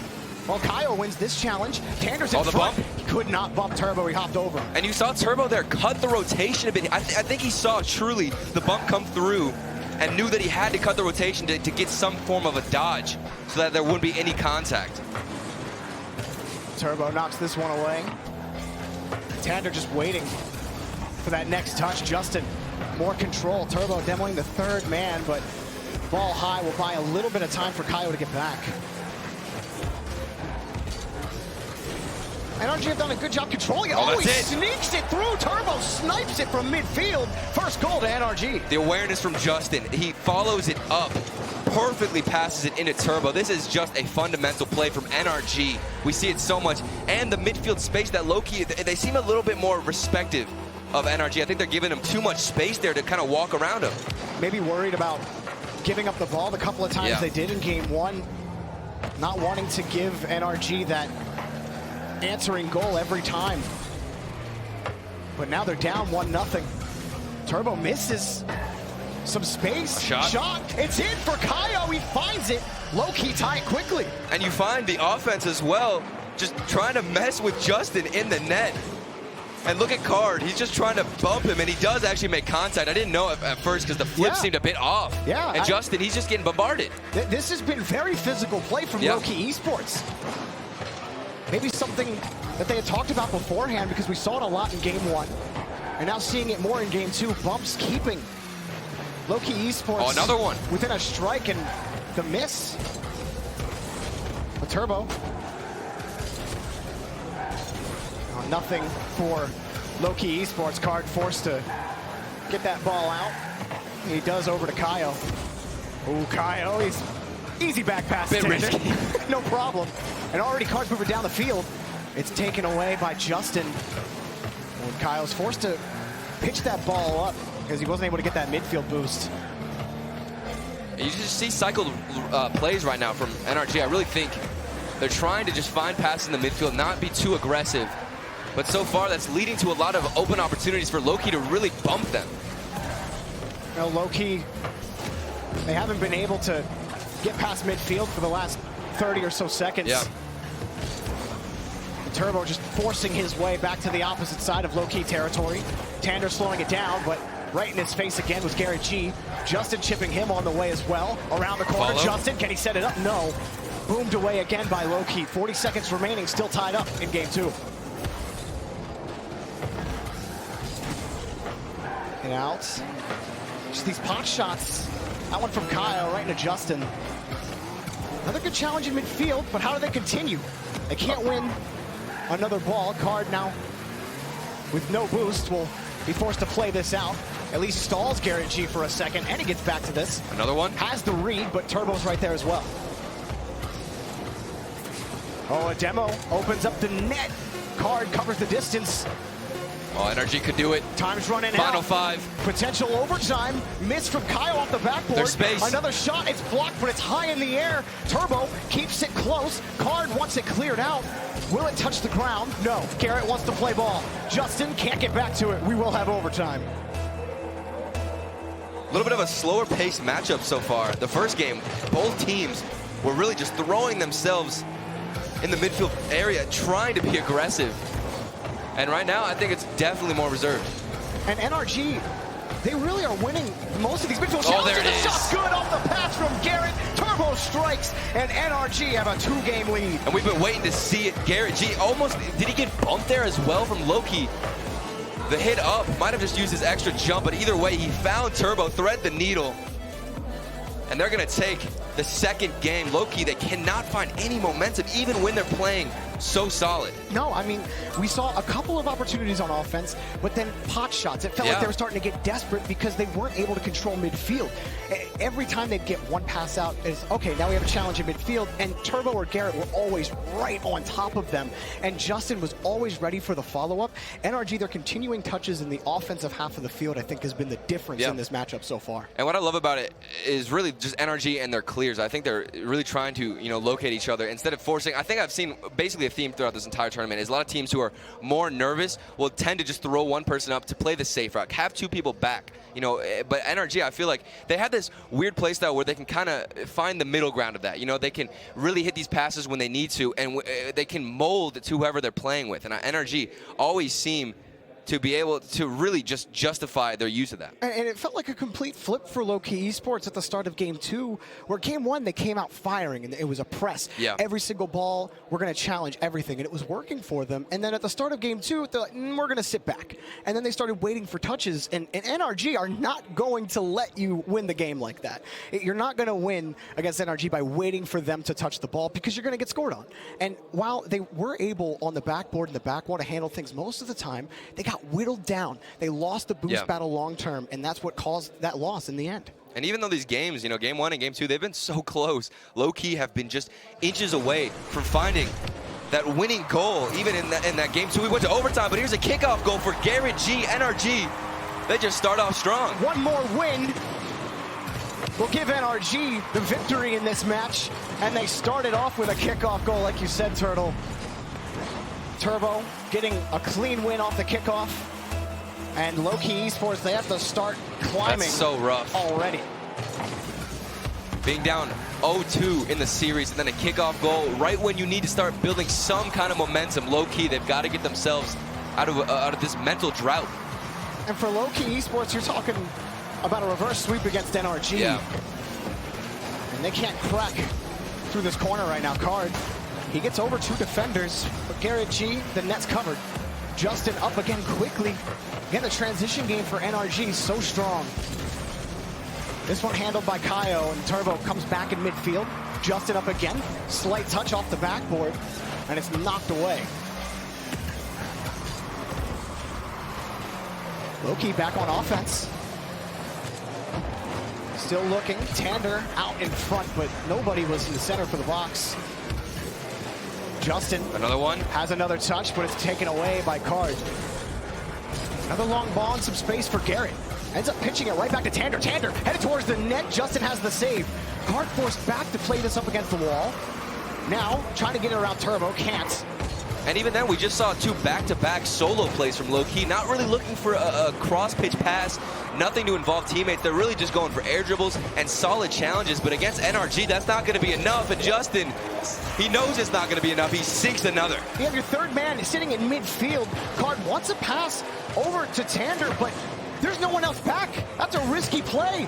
It's a poor touch from Card, and it's a free goal for NRG. Those are mistakes you cannot make in this situation. So NRG, I mean, they're the team that really punishes the best out of pretty much all of North America. It's why they're so solid. You can see the demos, all the playstyle changes from league play with the new teams coming in. It did not affect them whatsoever. Ooh, and just missing. Right there was Garrett G, and it was Low-Key eSports who scored the first goal of the game. And you thought, oh man, are Low-Key really gonna box against NRG? But ever since that first game, it's been all NRG. Here's Justin. Oh, he tees it over one. Card knocks it away. And again, just no possession from Low-Key eSports. They cannot hang on to the ball. It's a good win from Kyle to give him some space, but it's going to be difficult. Opposite side, Tander can't win that challenge. Does block the ball here in NRG's corner. Oh, there it is. Good pass shot is saved by Turbo. Hops over across the post. Tander. The one time Low-Key gets some kind of connection in the midfield, Turbo just gets an outstanding save. Oh, and a good touch from Turbo to Justin. Turbo popping off today, off the back wall for Justin. Gets it around one. Kyle just trying to run back on the defensive wall, and look at the disorganization on defense. Low-Key, they're not even expecting those passing plays, and they assume some kind of challenge is going to come out. And NRG are just too good and too quick. Yeah, Turbo completely killed the ball on the backboard, and it froze the defense on the goal line. Another shot, it bounces off the crossbar. I mean, this is it for Low-Key. You can't let a fourth in. Yeah. You still got some time left, but they have to start the clock soon. Turbo back to Justin. Justin off the crossbar. Garrett G following up. It's blocked for now, but straight into the net. Kyle has the save. I mean, you can see it here. You block one shot from NRG, you've got another, what, 2 coming? The response time. Yeah. Good carry from Justin. Barely saved by Tander. Card out of boosts. Turbo pass to Justin again. It's been Turbo to Justin in game 3. They have been feeling it. Pass, maybe a goal if he can slip it in. No, Kyle just took too long to get that shot on. And Garrett G even dodged the bump in the net to get that save and still prevent anything out of Low-Key eSports. They have been quiet this whole game. And this is something NRG has done all season, is they won't always go for the shot. They'll just go for the touches where you can't get them. Exactly. As long as they are the ones touching the ball, they're the ones keeping possession, they don't care. And with a 3-goal lead, that's all they need to do with about a minute remaining. And that's the thing, they don't get too desperate for goals because they know that if they just keep the starvation up, keep the pressure, they're gonna force a mistake out of a team like Low-Key eSports. Just no boost to work with for Low-Key eSports. Kyle turns around on it quickly, but the patience from Turbo. Knew that Kyle was going to have to spend some time to turn around. He wasn't going to be able to get a quick touch on it. So smart from Turbo. He's playing so well today. He's just everywhere he needs to be. There is no gaps in this defense of NRG. This could be the LAN activation of Turbo. And that's what they needed. That's exactly why Turbo joined this team. Yeah. Already paying dividends in their first series, the World Championship. Boom downfield for Low-Key eSports. Started so favorably for a team that a lot of people, a lot of fans have high hopes for. And so NRG, the hill's just a little too tall to climb right now. Time ticking away. Oh, another Card one. will pick up a goal, but with 8 seconds left, you're talking miracle territory. Yeah. I mean, the only thing you can really hope for at this point is just some form of a kickoff goal. Maybe. If we don't see it go Low-Key's way, it's over. The series, NRG, so strong, so confident. And like we talked about, Turbo, the LAN factor. This could be a glimpse for the rest of the weekend right now. This looks like the NRG we saw all season. Hang on. Oh, Does he maybe? score? No, it's saved by Justin. You thought there might have been a chance. Saw a little glimmer of hope. But it is NRG. They will pick up the win against Low-Key Esports and cool the Jets on South America. But still, low-key, I'm definitely proud of how they played. Watch out the for first them two tomorrow, games, for sure. definitely. The first two games, you saw it, how close they were. I mean, they went into overtime game 2. It could have gone their way. But yet, I mean, how do you face this NRG squad? So much momentum on them. In those first two games, again, bumps and demos for Low-Key Esports. They were working so well for them. It just seemed like all three players were getting involved in some of those plays. There was the quick pass and the bump by Tander to watch the whole team get involved. It was exciting, but then they just couldn't get any boost in Game 3. And they never had any time to do anything. NRG smothered them, Turtle. I mean, we compare this to the Veloce series. I think out of that one series against Veloce, you could easily pick apart a couple of players. You know, Tander, such an outstanding performance. In this, I feel like they were all definitely working well as a unit, but nobody really took that extra step to, you know, outperform and beat mechanical gods like Justin against the other team, because you have to stop him in the midfield. And I really feel like Turbo and Justin, specifically on the transition, were the difference makers. Justin so many times with those continuing touches from Turbo to keep the ball away from Low-Key Esports, and then Turbo's just in general. He had so many assists out. He scored a couple of goals. I mean, the dude always performs at LAN. Definitely. He's never not. And again, the 3-time that's why he shows up. Earlier, that's why I said, I mean, through trial and error, they have figured out really one of their best performing rosters, because Garrett and Justin always, they're so consistent online. There's no doubt in your head that Justin and Garrett G are fantastic, always consistent. And then you think about Turbo, whenever he's in a LAN, that's when he becomes, you know, a beast himself. And it's kind of like a perfect balance right now for this roster. And that's exactly what we wanted to see from them in this first series. Well, this match is finished. Let's go back to the desk and get their thoughts. NRG with the 3-0 sweep. Who would have thunk? Right? I don't think anybody predicted that one coming. That was the perfect series for NRG. Two really close games when they're a little bit nervous, but they clutch out the wins. And then Game 3, they show up like old NRG and they blow them out. That's what I want to see from NRG. Yeah, no, it looked really good, but low-key on the other side of things, too. Didn't look terrible at all either. No, I had a really good start, aggression coming out from them. I think the best part, though, was that they did start on the up end. They were the ones leading the charge, a lot of mechanical skill coming out. We wanted to see, okay, was it going to just be Tander again? No, the other two definitely hit their form. A couple flip resets, a couple fakes. It's been good stuff. But poor low-key, how do you defend this? Look at this shot, so good. The flip reset, I've never seen anything like that. You pinch the ball on the wall, get your flip back and score. That was a one-of-a-kind goal brought to you by Justin. And then Turbo Pulsa was everywhere on the field throughout the series. Like, I think people were starting to worry last season. That's the one I wanted to see again, too. I don't know if they'll show it again. But even Garrett G, his mechanics were popping off, too. He did a flip down or up to get him, not a flip, just a regular jump to get him up to the height he needed to be to flip around. But the one thing that I wanted to say was Turbo Pulsa last season wasn't great on Digging Toss. We thought, is he washed up at this point? But we saw him go to DreamHack with Classics and Corrupted G, and he looked like one of the best players in the world. The Renegade River Rats. The best team name there is. He looked amazing once again, and we knew that Turbo, he was still alive. He just needed to be in a new atmosphere. And now he's with NRG, he's having fun again, and he looks amazing. It's not something we talk about often. Both Garrett and Turbo at one point were like, I don't know if I can do this anymore, because they've been on such a high and now they're facing lows and they just can't close it out. For them to bounce back and play like that. Well, speaking of Garrett, speaking of that leader, he's on the stage right now with Johnny Boy to talk about that match. Thank you, Leafex. I am indeed joined by Garrett G from the victorious NRG. Now, I got to ask you, what's it like playing your first RLCS line? Not your first one, but your first one with Turbo Pulsa on the roster. What's changed from the previous 7? Honestly, it's a lot less serious. I mean, obviously we're taking it serious, but Turbo is always just, having a blast, having fun. So definitely a lot more relaxed, I'd say. And what about Sizz as well? He's right there behind you guys. What's it like having him on stage, goofing around? I don't know. The crowd's giving Sizz the credit, but he just kind of stands there, looks pretty. I don't know. Sizz is great though. He keeps the mood light, because we're a team that when we're having fun, we're doing the best. So. And what's it like versus Low-Key? You guys seem to be struggling a bit early on. What were they doing that was causing you problems before you could make the adjustments to fix it? I mean, they're just a confident team. Obviously, they were warmed up a little bit more than us, but I mean, they were really good. Honestly, I was saying on Twitter, you might catch us in the lowers, but I'm glad we got the win. I was really nervous about this one because now we're day 3, which is great. Yeah, you're guaranteed day 3, but you're waiting to see the winner of the next match on the stage, Rena Vitality versus E United, because you'll play them for seeding, of course, tomorrow.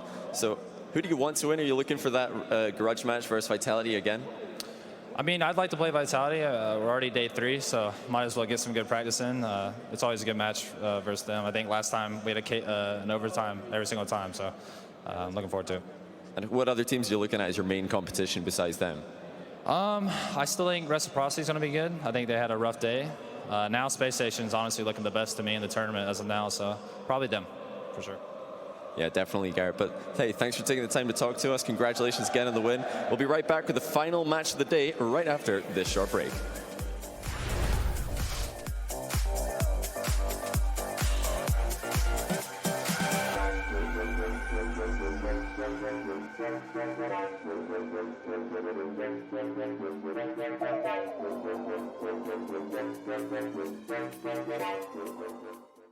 To be brilliant is to defy convention and challenge expectations. It's what we do at Intel, powering you to master your potential. Intel, unleash your brilliance. What if they sold tires online? We do. We're TireRack.com. They could offer lots of tires and help you find the right tire. It's called the Tire Decision Guide.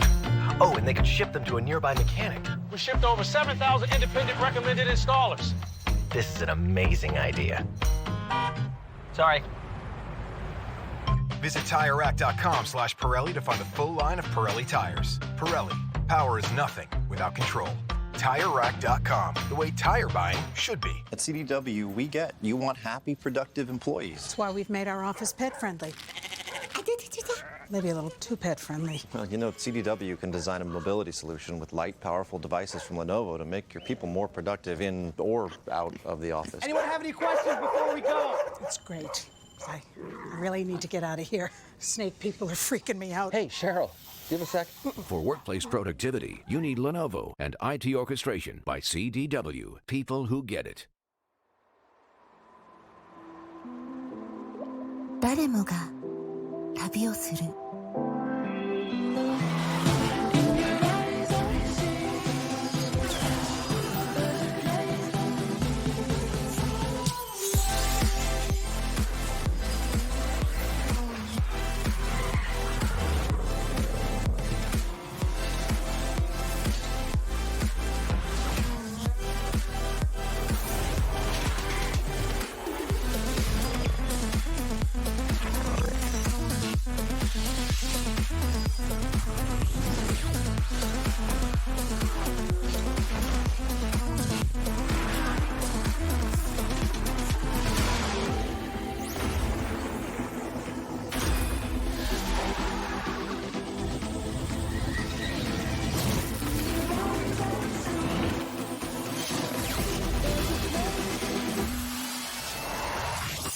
ここまで来た。あ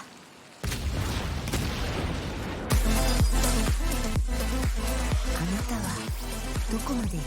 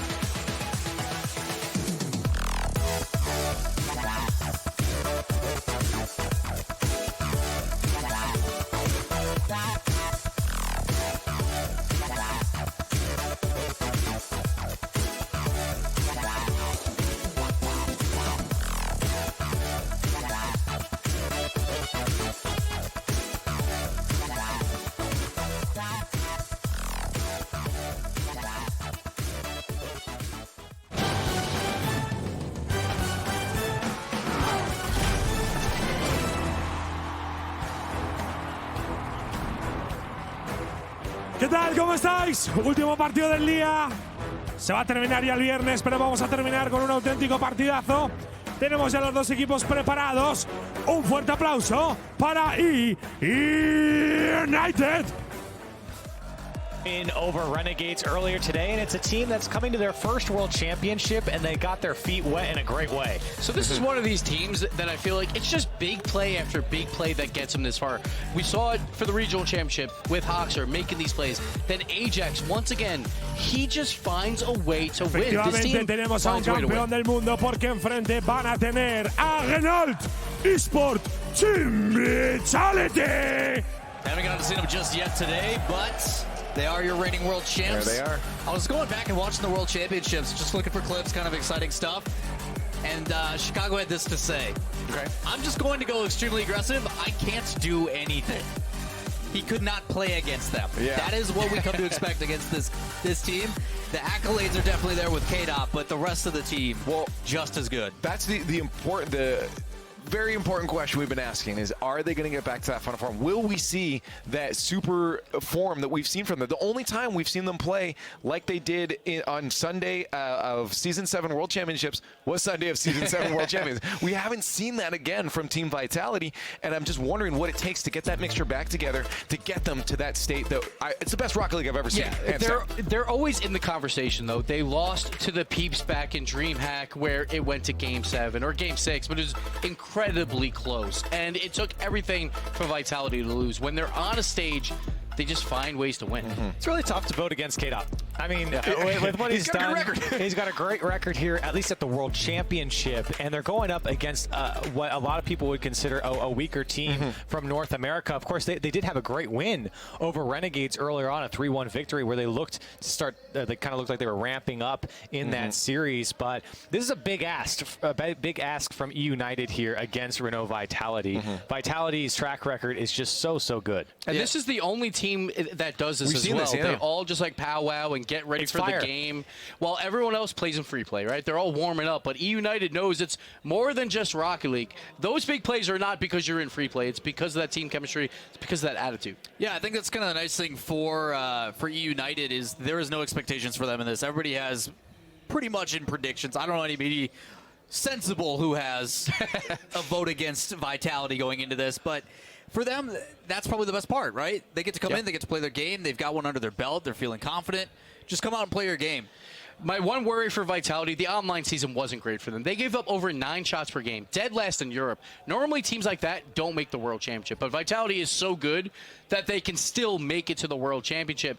But my problem with Vitality is they are overconfident most of the time. Their rotations always basically rely on the perfect touch from their teammates. I see this with Scrub all the time. He'll move up right away, but K-Dot might get a weaker touch, and then no one's back to defend the net. Vitality, they know they're so good, but they have to play a little bit more passive to make this work. I wonder what Scrub's pondering about. You know? He's thinking, he's like, how am I going to get this second world champion title? And that's the crazy thing. Scrubkilla, like in his first world championship, we talk about all these first world championship players. Everyone wants to be Scrubkilla. He got the MVP last time around. He played amazing. So now Scrub's, like, he's just an old vet at this point. You know, he's just an old man. He's just showing up. And we see K-Dot, 5-time regional champion. He finally lost one. He's like, man, this is weird. We're the 2 seed? I don't even know what this means anymore. Very strange for Vitality, but they know how to get the job done, and I think they're ready. I think to your point, Gibbs, early on is for United, for Vitality, it kind of feels like a trap game here, where if they underestimate their opponent, the performance that we've seen from United can absolutely take down Vitality here. I feel like it was the same story with NRG as well versus Loki. If they just stepped off the that gas pedal for like even a second there, they could have been taken advantage of. Renault has to do the same thing that NRG did, and they have to come out full guns blazing and just assume this is the best team in the world they're playing against. Right, because it was a little bit scary for NRG early on against Loki, and I think that something like that could absolutely happen here with Vitality going into United. And one player that we haven't mentioned yet is Fairy Peak, the consistency that he brings to this team, especially when he's on. I mean, he looks like by far and away the best player sometimes when he takes over games. Yeah, think that's part of the exciting part about watching Fairy Peak is how he's molded his gameplay to suit this team. Because when they originally came in, there was a lot of double commits. They weren't sure what he was trying to do, and he stepped back. We know him as this aggressive offensive player with K-Dop when they started in that twos kind of in that tandem. But he's moved into more of a support role. He's there to set him up. And even with that, like, you still see the interchangeability with Scrubkilla. Scrubkilla will go play defense and allow him to move up, and we saw that at the very beginning of the season. So the ability to change and adapt is what makes this team so very strong.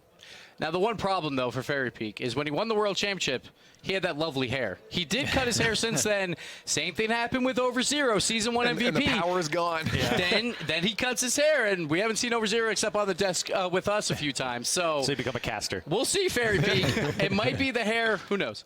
So for the side of E United now, do you think they're going to be able to take down this intense squad of Vitality? Like, Vitality, just everything they do oozes confidence. You even see what K-Dop, I mixed that. K-Dop would be the ultimate player. Is a pretty cool nickname. Carry Peak is a pretty cool nickname. K-Dop walks, it's just confidence, right? And it's an intimidating force to be around. You see that. Can United, break into that and break them apart? I don't think it's completely out of the question, but I think that for United, something that they lacked early on in their series against Renegades is Hoxer's impact. And if he can start off right, that's a huge start for United. And there are their stats there. One of the other teams, a lot of saves. They've had to play a lot of defense throughout the season. And I was trying to look back through their stats to find some positives. And I'm sorry, I couldn't find a lot for this team. They squeaked in here. But again, they find ways to win. They find those big plays. They might not always look pretty, but they find ways to win. Man, we always discuss that, right? We always talk about the best of the best always find ways to win. No matter who's performing, whether you have someone who's playing a little bit less than normal, they find ways to win. And United has done just that. They find themselves at the World Championship, another team that rises from the rival series and just happens to make it. Like, that's a record-breaking thing that's going on. We've got, what, 3 of them this season? And plus, let's not forget about Vitality. They've already played their highest pressure game all season. When they had to play TSM back in Week 5, they were 1 goal away from going to the promotion tournament. Yeah. That was the most nerve-wracking you could possibly be. So at this point, I think they're playing with house money. They obviously want to defend their World Championship title, but they're more comfortable when they're on land. Yeah, but with United now, I mean, like you mentioned that they're always finding a way to win. What is it? Because I feel like Veloce is another team that also just finds a way to win, but we have a clear, definitive style that they go by. It's that punish game, counterattack. But with United, is it the same thing, or is there something different that's going on that's letting them squeak those wins out? I think a lot of it has to be on Ajax. Ajax has really stepped up for the team. He's been kind of the proponent that, even though I personally believe, and I think a lot of us believe, that Hoxer is the bread and butter of this team, when he performs, the rest just kind of falls into suit. But Roldas has been pretty consistent on defense. He makes a lot of saves and keeps them out of trouble. But Ajax is the one that really punishes and puts away. And that's one of the big things with this team, is that when it should be a goal, then Ajax makes that miracle save and everyone gets caught off guard. And then you get that counterattack. And sometimes that's all you need, is to just be like in a bad spot, but find a way out of it, and you'll surprise the other team. I think it's tough. I'm listening to you guys, and I definitely agree. I don't think it's completely cut and dry here about what makes United so good. Obviously, you can think about what Hoxer's done throughout the season, but I even remember early on in the season for RLCS for United, we were criticizing Roll Diz. I think at one point I said he needs to pick up his controller in the middle of the game, and I feel like he's really come to be a powerful force in that third-man position for United. The question is Vitality going to find that form that will bring them to that Sunday? Let us know if you think they're going to be back on top of the game on Twitter. Hashtag live the moment at RL Esports. It is now time, though, for our final match of day 1. Thank you, Leaf. E United taking on the defending world champs in Renault Vitality. Tall order to task here for E United, but like the desk was saying, there's a lot to like about this E United squad, especially in Hoxer, the playmaker of the squad. Yeah, and I think that there's a lot to like towards the end of the series, because we just saw them play, and it was a rough start against Renegades. I thought it took them a while to get comfortable on the stage, but I'm hoping that this time, they've had that experience, they know what it's like to deal with that pressure on stage, and now they're here to just come out swinging against Vitality, because if you let Vitality even get an ounce of momentum early on, it could be over. Yeah, Vitality are so good at controlling the pace of the game. Their passes are always on point. And Vitality, at the start of the season, they didn't really have the greatest start to the season. At one point, they were one series away from either going to the promotion tournament or going to the World Championship, or going to the Regional Championship, excuse me. And, you know, I have to say that United, they do find ways to win, and it is because of Hoxer's ability. It is because of Ajax, who steps up in clutch situations. I'm looking at Roldiz. Roldiz, defensively, you can always rely on him, but when it comes to the offensive side of the field, that's where we really see his struggles. And if you're going to be successful against Vitality, you need to be able to have consistent pressure against this team. And I still just love his personality in general. I think he's a very calm player. Even in comms, I think he can definitely control, you know, the atmosphere, how everybody's feeling. And against Vitality, against anybody on this world stage, you need to have some kind of element that can just keep everybody on the same page. And it's going to be tough, but they've got a chance against the former world champions. We are underway in game number 1. It starts off with a shot from Scrubkilla, saved by Ajax. Well, midfield already belongs to Vitality. K-Dop inches his way towards the box, but it's knocked away. Fairy Peak, a high touch for him back over to K-Dop. Not going to get a lot done there in midfield. Hoxer will kick it back to the backboard. That will be tough to find room on for Vitality. This one sends across, but nobody from Vitality available for the pass across. So E-United move back down to orange territory. And I'm trying to pay attention to the aggression right now from E-United. What are we going to see from them? How are they going to start out this series? We saw, you know, against Renegades, as soon as somebody pushed up, we saw passing plays, incredible. And there it is, a demo rolled is the aggression. I just talked about it. E-United, they're starting out hot. And Ajax puts it in the back of the net. Scrub just could not avoid the demo. Big play from Roldiz on offense. That's exactly the splash you want to make if you're E-United. 100% E-United. Just homing missile on Scrub there in the corner. And now it's just about continuing to press and peppering that Vitality net with shots for E-United. You can't let up. Fairy Peak, back pass over to Scrubkilla. Just a lateral pass. Coming up to get it. Miss off the back wall.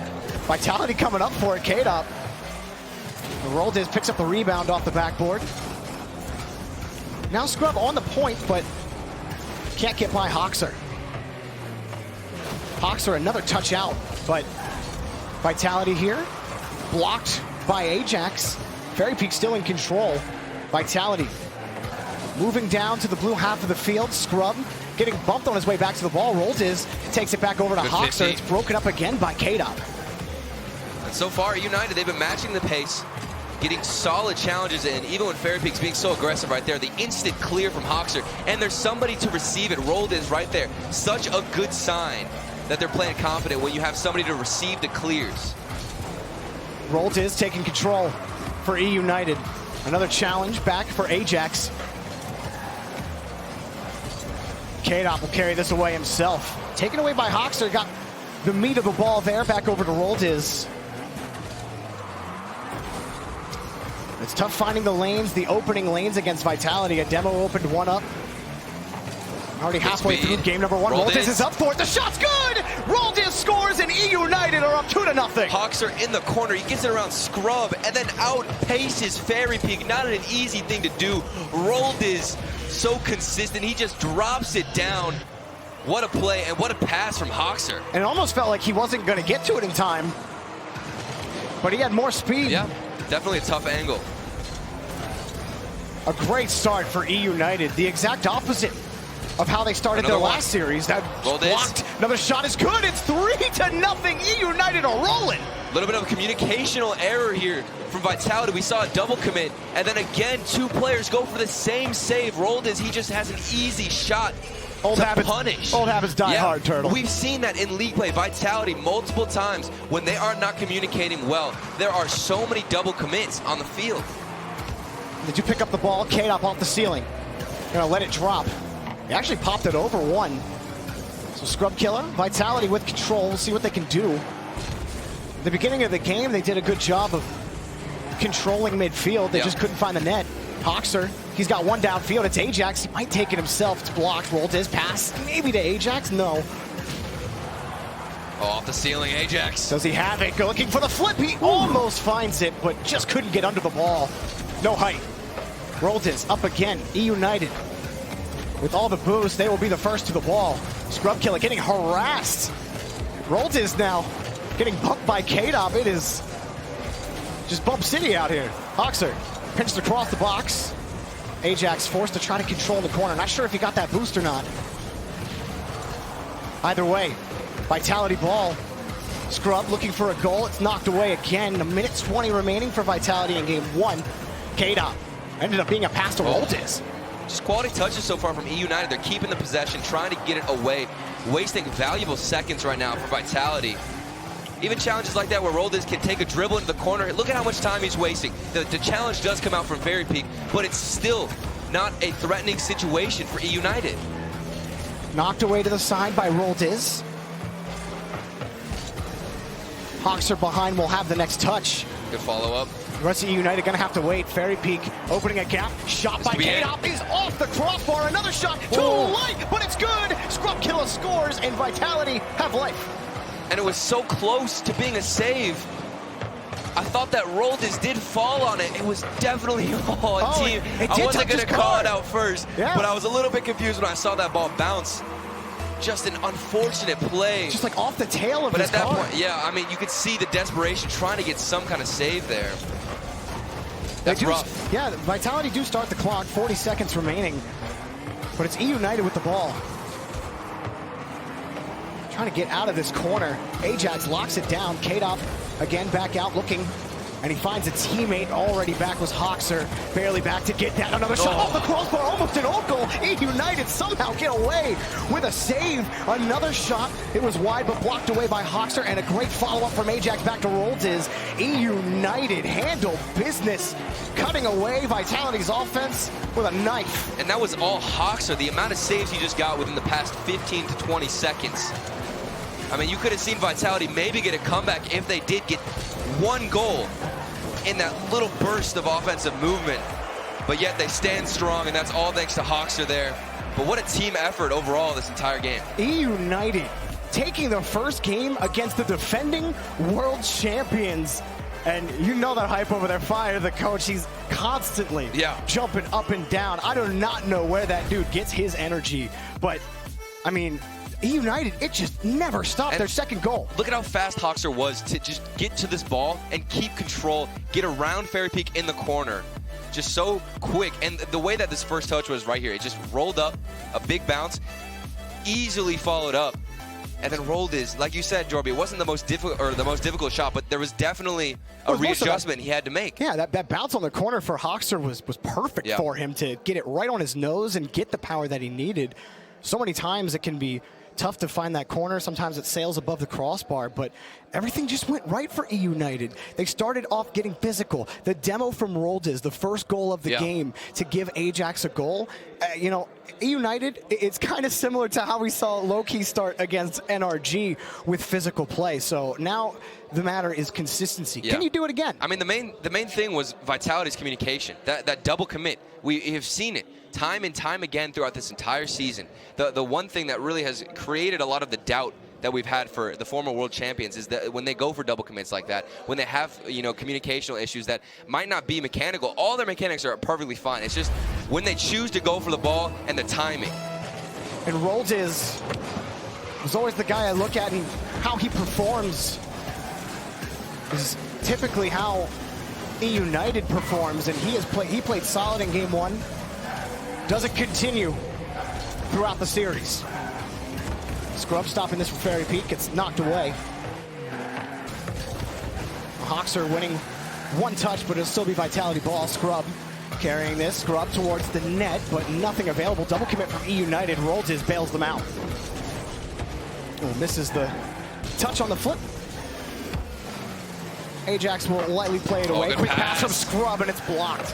Knocked away. Ajax kicking it back downfield. Midfield is still Vitality's.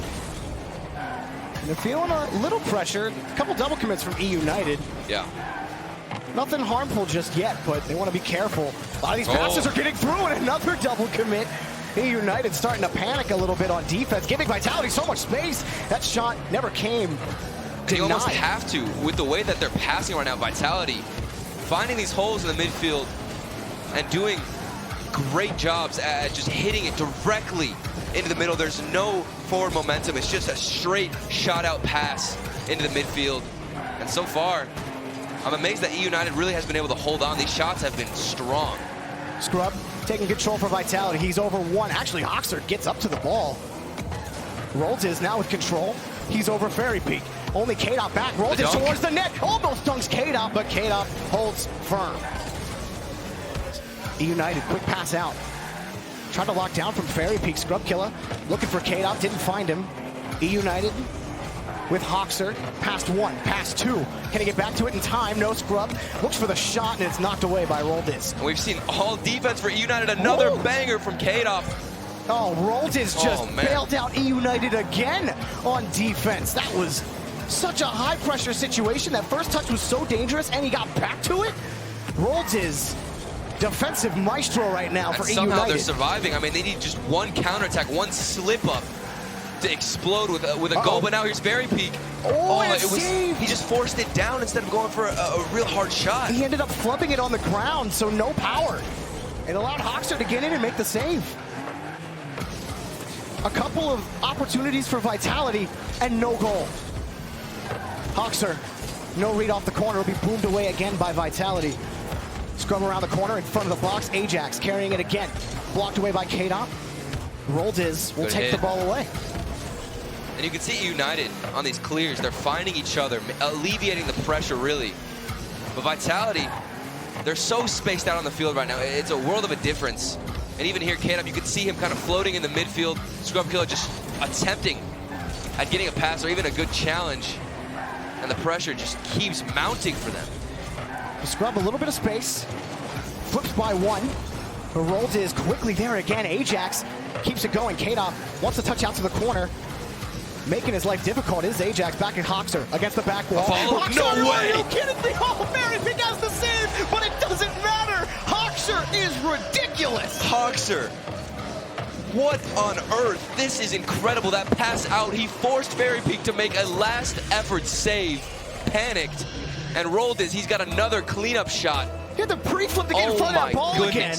Just to get the touch on the backboard to give Roldiz a chance, and he still almost scored it himself. You heard Lawler say it on the desk. Hoxer, when he is on, United are so hard to stop. He had to time that flip so perfectly. And after all the pressure that we've seen from Vitality, it's United who score first. Vitality get by midfield, looking for a dunk, a shot. It's blocked again by Roldiz. Fairy Peak doesn't even have a chance at a shot.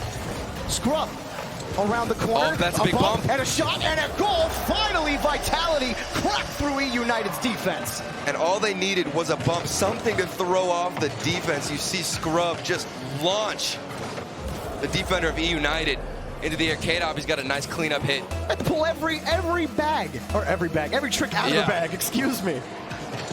Just nothing has been working when Roldiz is just knocking every ball out. Just got to move the defense at this point. Like a steel wall. Oh, the challenge game from Roldiz has just been solid. That shot was also solid, but saved by Hoxer. And United, they're not getting, too aggressive on offense, and they're finding these touches that they take it away from Vitality and their challenges in midfield. But hang on a second, Vitality come roaring back. Fairy Peak scoring off the pass from Scrub. I love this pass from Scrub Killer. Just timing it perfectly off the wall, reaching Fairy Peak all the way across the map. And you've got to hand it to Scrub. That hit, the timing off the wall just comes from pure experience, the way he was able to outpace. And Vitality can keep up the pressure. It'll be tough for Roldiz to keep coming up with those saves, but here coming United. Scrub Killer somehow comes away with the ball on both of those challenges. Trading demos on both sides of the pitch. K-Dot up for this. Still back. United. Downfield. Does he have the touch? He's got one. The opposite side. Touch from Roldiz. Looking for Ajax, but he's so close in front of the box. That was going to be difficult. Does get in front of Scrub. Barry. has one touch, too light, saved by Roldiz. E-United got to move down the pitch. Ajax, the catch from midfield, has the carry, off the air dribble. Can he get it back around the corner? Well, here's Roldiz, taking this from Hoxer. He's got to get it back in front of the box, looking for a shot. Ajax didn't have it. Another chance, maybe against the corner. K-Dop kills it, and Vitality hang on in game 2. What I love to see about Vitality right there is the fact that they didn't get too desperate to find a goal. They just stayed calm that entire time. We didn't see any communicational errors, no double commits really. The one goal out of E-United was just a fantastic, almost triple touch off the wall with a perfectly timed pre-flip. Hoxer almost carrying his team to victory here in game 2. And let's take another look at this pass from Scrub Killer. The way he timed it, he read the wall bounce so perfectly, enough to get the pass out to Fairy Peak. That's incredible. Right on his nose. And I mean, Vitality had so much pressure this entire game. Yeah. And 11 shots on net to E-United 6. And while the saves were really impressive from Roldiz, that was just the result of so much pressure from Vitality. Definitely. And the more that was happening, the more they were going to crack. E-United, I feel like they are about to break away on the transition. Like, it feels like they're starting to figure out their transition game here against Vitality. They weren't able to connect this time, but there was a couple of scary moments for Vitality where they had to rush back off of quick transitions. Hoxer especially, when he gets that ball out in the offensive corner. He completely surprised. He's got I so think that was many K-Dop. weapons. Yeah. K-Dop was on the wall. There's no way he could have read that. And the fact that, I mean, it's probably some of the best players in the world against on Vitality, fighting off, Hoxer alone to be able to make a play like that. And Roldiz on defense time and time again. So many fantastic saves coming out from him. The challenge game was on point. So far, it's really anyone's game right now. Tied up in the series, game 3 underway. Fairy Peak carrying across. K-Dop waiting on the opposite wing. It'll be Roldiz's ball. Now Ajax will take a crack at it here for E-United. Ajax, does he have a double touch? Oh, he does, but K-Dop has the save. Roldiz, another pot shot off the crossbar. Hoxer up quickly. Nothing for him. Roldiz will keep this going. E-United already a lot of pressure in the first 30 seconds. Big clear for Vitality. Up high, Fairy Peak knocked away. The backboard has been tough for both teams to crack through. It's come from a lot of infield passes with some heroic effort from one or the other. Fairy Peak. Even off the demo from Hoxer, I thought that might have opened up something. But the defense holds strong for Vitality. And so far, it's been a bit of an opposite game than before. We see the aggression really come out from E-United, and it's Vitality who needs to break out of their own half. E-United setting up in midfield, but they can't find the hit against K-Dop. Hoxer does pick this ball up finally, but he's got nothing left. He won't be able to chase. Roldiz losing that challenge to K-Dop. And just huge clears so far. Nobody trying to keep possession, keeping the ball low. This ball has been stationary on the top of the pitch, really. Hasn't even touched the ground barely. Now we see Scrub Killer, the 1v1 player, decides to really control the pace. But it is Hoxer who takes control from midfield. Hoxer with the dribble. Oh, and he misses the touch. Fairy Peak takes it away. Now looking to get by Roldiz. Still fighting in the corner. Roldiz making his life hard, but K-Dop comes away with it. Can't get back in front. Shot is blocked by Hoxer, who came flying in off the post. Still Fairy Peak on the press. And Vitality, they've really started to utilize this just press on E-United. Make them crack, go for every challenge, and it's been working. And they're not really double committing at all. The aggression is spread out. If you pay attention to the positioning so far of Vitality, it's completely different from the first game. Really trying to utilize the space that E-United has given them, make sure they're not double committing, and just keep the pressure on. Don't get too desperate. Ajax, he's by 1, but every time E-United try to push down the pitch, they're running out of boost. It's a runaway ball. Roldiz does get back to it. Fairy Peak. Big win. Keeps it in front of the box. K-Dop's already up for it. The shot was on target, but saved by Hoxer. It's another double commit from E-United. Scrub Killer across the box again. No help is going to come. K-Dop playing the corner. Rolls it against the back wall. Roldiz again gets that touch out. Hoxer follows it up for some space for E-United. I mean, how long are we going to see these last-second saves still be viable against Vitality? There's got to be some kind of crack. Something has got to break for EU United's defense. Even right there, Hoxer couldn't win midfield. He won the ball, but it doesn't matter. Every time they try to get those midfield boosts, they're losing it. And every time we switch to an EU United player, there's no boost, and Hoxer makes another acrobatic saves all across the board for EU United. Now here's a great counterattack chance. That was it, Ajax. He didn't have boosts. He didn't have enough boost. He had maybe just 5 more boosts, and he would have gotten his nose on that ball, but he ran out. One of the few opportunities we've really seen from EU United after the onslaught of Vitality. They're really trying to force this ball in front, force a rebound. Yeah. We're not seeing, well, there's a pass to Hoxer. He's got Ajax on the wing and tried to go under Fairy Peak again, but Vitality aren't falling for that. They got to stay behind this ball, or Vitality are going to beat him on the transition again. Now, EU United still trying to find their way out. Vitality can't clear the ball right now. Scrub Killer finally wins in midfield. Waiting for a shot. Oh, it's off the post. K-Dop squares up, blocked by Ajax. Scrub Killer, nothing there. Roltis will kick it away. United hunting for this goal.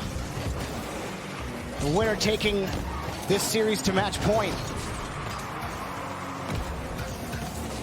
United struggling now to break out of midfield. It's flipped around, bad touch. K-Dop trying to punish, cannot.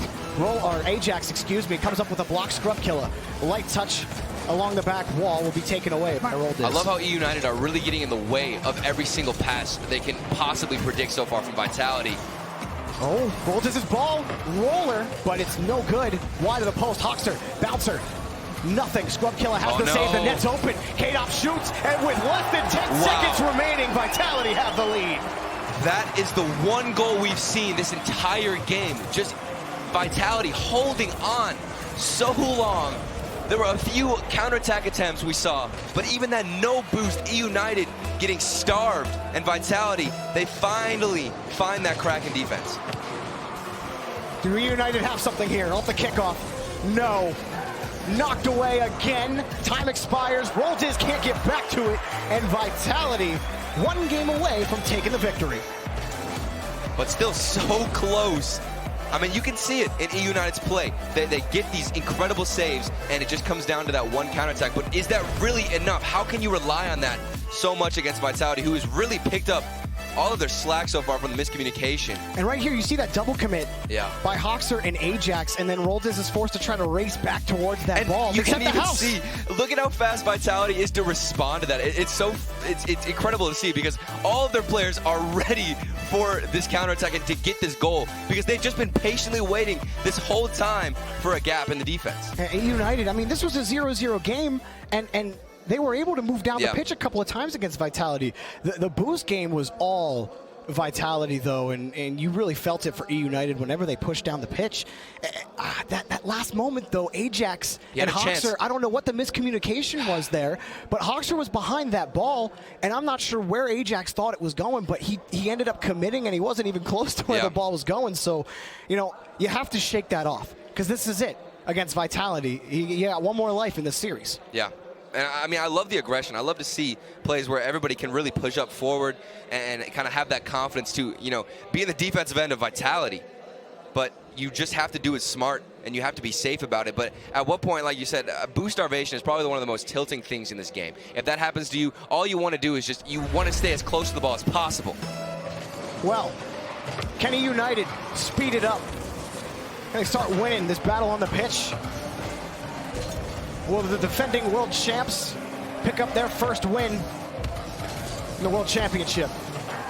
Ajax and Roltis keeping that one away. And the other thing as well is shutting down EU United's passing lanes for Vitality and smothering them on the challenges. Ajax has a potential shot. Scrub Killer has the save. K-Dop carrying this one himself, blocked by Hoxer. And that's always what it comes down to, is midfield. If you can't win those midfield boosts, you're going to have a really tough time finding consistent pressure on offense. And I think it's the decision-making that has gradually changed and become so much more adaptive over time in this series. I mean, even, Fairy Peak in that corner, we saw him hesitate a little bit and kind of fall back, play the passive role, wait for the rush touch to come out from EU United, and then take control of the ball instantly. But even right there, EU United are forced back on defense because they're playing this really tight rotation on offense. And there's no need for that much aggression. You're not going to find those passing lanes in that narrow of a space against Vitality. They have to adjust if they're going to find success. Scrubkilla punches it across, looks for a dunk.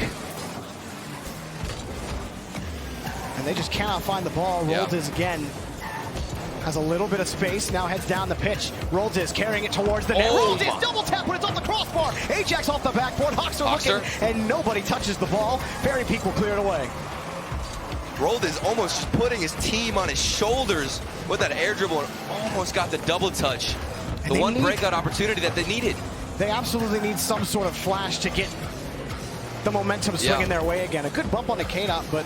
Find that confidence. Go for these demos. First game, it was E-United just infiltrating the defense of Vitality, being aggressive, getting bumps, forcing miscommunication, and now I feel like it's just them trying to hold on the defensive side with saves. Roldiz couldn't get back to it. It's Ajax's ball. He sees Roldiz, but it's way too high. Scrubkilla takes it away, but K-Dop also committed. Vitality cannot get their way out of their own half right now. Scrubkilla around to the corner. Ajax, excuse me. The bouncer off the ramp. Roldiz is there. Midfield is E-United's right now. What do they do with it? Ajax, pass over to Roldiz, but just too much height. Roldiz couldn't get up to it in time. Tough to get off the backboard. Hoxer, nothing. Scrubkilla bumping one out of the way. Scrub doing so much work today. And that's what we expect out of Scrub. I mean, the most aggressive Vitality player. Always going for bumps, taking the boost, getting in people's faces. He's the guy who's going to start and declare war against the other team, really, with all the aggression. And controlling the ball. Yeah. Moving it down the pitch, and like you said, getting a couple of those bumps as well. And even earlier, we saw incredible passing from him. Yeah, to find Fairy Peak. Yeah. It's been good for the defending champs. Less than 2 minutes to go, and we're looking much like we were in game number 3. Key difference being a couple of key E-United errors. But they're so close. I mean, E-United against Vitality right now, I'm guessing so many people would have just been in favor of the experienced Vitality former world champions, but so far the defense has been so solid. And you can see the threatening counterattacks like this. Ajax, patient dribble. Now Hoxer's got a chance on net, but double commit from Vitality, but still nothing incredibly fatal so far. And Hoxer was following that one closely, but the way the challenge went, he had to cut wide to get back to that ball, so he was a little slow. K-Dop, flip reset available, but Ajax already up for it. Light shot, turned away by Roldiz. Final minute. And Ajax really trying to control the ball, trying to find that dribble play. Hoxer back over to Roldiz, around the corner, up quickly is Hoxer. Straight down, K-Dop misses the ball. Fairy Peak will bail him out.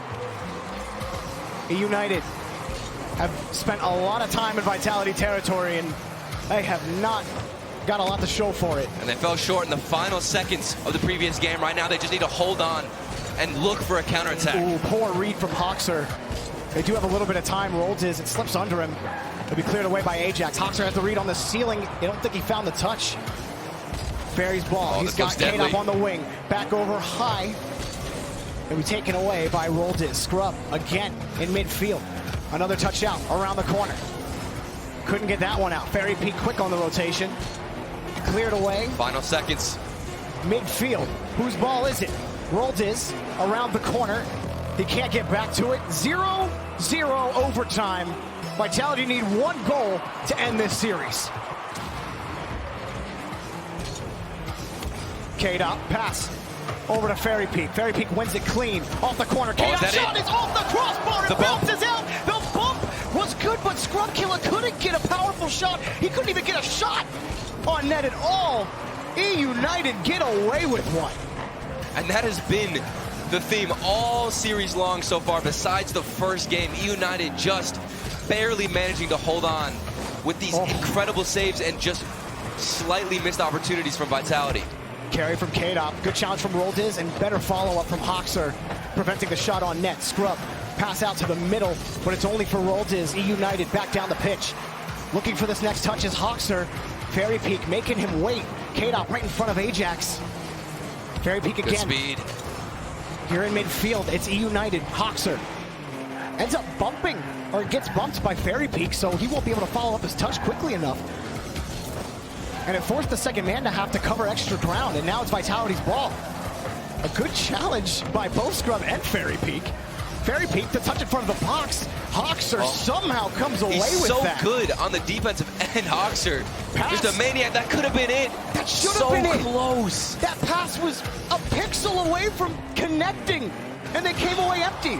The demo opens up for Roldiz. Pop up high. One touch, two touches. Does he have a third? He does, but Scrub has it handled. Ajax blocked by Fairy Peak. Still, the assault continues, and it's a clear for Vitality, but Ajax's ball. And now we see the assault from E-United. They managed to burst out of their own half, really forcing the pressure on Vitality. Roldiz flips it over one. K-Dop closes the gap. Hoxer again, good catch under K-Dop. Scrub Killa stuffs him. K-Dop stole the boost. Scrub Killa stuffing Ajax again. Now Roldiz racing back to this ball. K-Dop stuffs him.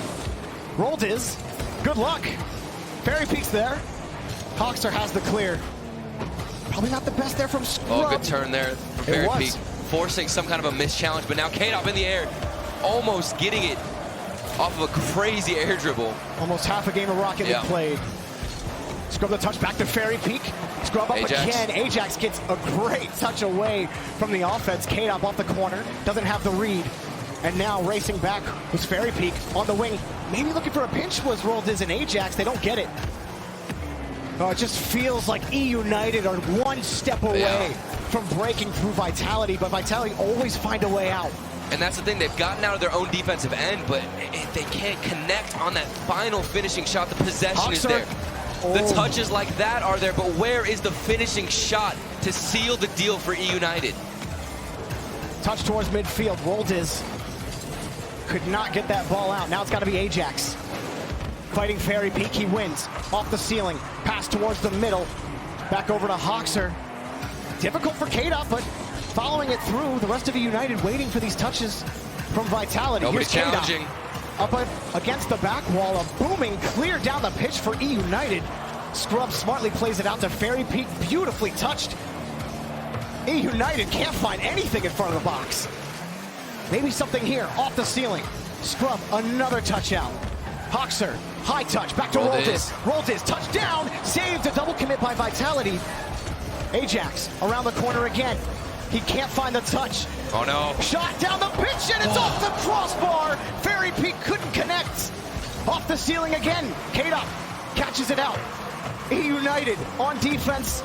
Can they weather the storm yet again with 4 minutes of overtime? This could be off the backboard, taken away again. And Fairy Peak is trying to smother this E-United defense. And both teams have so much pressure, they just cannot connect when it matters. Up high. Hoxer teed down, but I mean, no one was there for E-United. Up again, Ajax. Might have a look at this off the back wall. Fairy Peak gets back in time. He sees Scrub down the pitch. Now, there's an opportunity. Fairy Peak, another touch, it's in! He scores, and Vitality take the series! Fairy Peak cutting off the pass, getting a great clear, and then following it up. This was a tight angle to even manage to have something on net there. Fairy Peak does it all himself, and Vitality clutch it out. Wow, 4 minutes of overtime in game 4. And there were so many times where you felt like, oh, E-United, they won that challenge in midfield. See it. Here's this next pass. But every single time, Scrub, Fairy, K-Dop, these guys are virtuosos on the pitch. You cannot outplay them.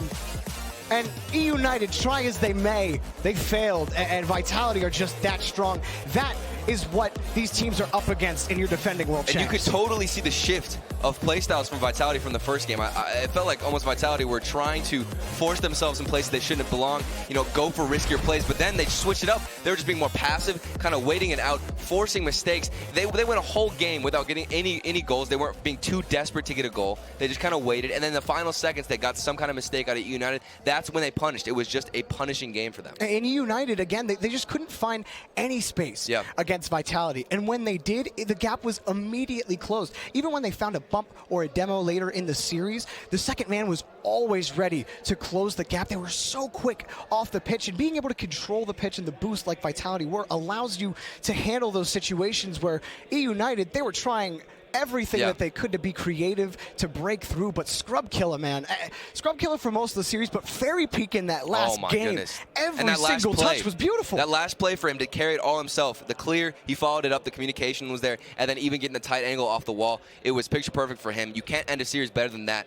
And I really enjoyed the fact that, you know, you could see all the last second saves come out from United. They were getting incredible touches when it mattered most, when it was on the goal line. But how do you counterattack when you used up all your boost to get the save? It's almost impossible. Well, that's all our matches for the day. Let's head back to the desk and get our final thoughts.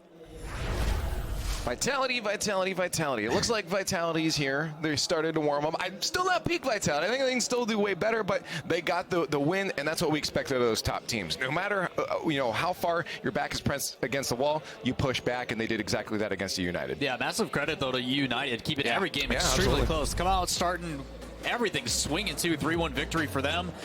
Defensive pairing back and forth, and then a demo. You saw Ajax kind of doing what he does best, but Vitality switches over and it hits a new level. But even still, like Game 3, Game 4, 1-goal games going down to the wire. United came to play, man. Yeah, this was incredibly close. Anyone could have won this series. We hear the casters talk a lot about Vitality. Again, though, United, they look strong. They look like a team that could compete with the best. And that is what you want to see now going into day 2, where they're going to have to run that gauntlet through the lower bracket. Well, they made Vitality work for it. I mean, Vitality's earliest goal in all of this series was 1 minute and 11 seconds left in Game 2. Otherwise, 45 seconds left, 8 seconds, and then, of course, the 4-minute and 25-second overtime. So, United's defense bending and not breaking for a lot of times, but it just felt like those last 2 games just not enough to close out Vitality. We finally saw that Vitality defense from last season, I felt like, really come alive and just shut everything down. They played basically 5 games, as we see this long overtime, where United, after Game 1, they only scored 1 goal. You saw the play style difference as well during that overtime. Everybody stopped going to that aggressive approach and realizes it's one mistake. Here's the break-and-break difference.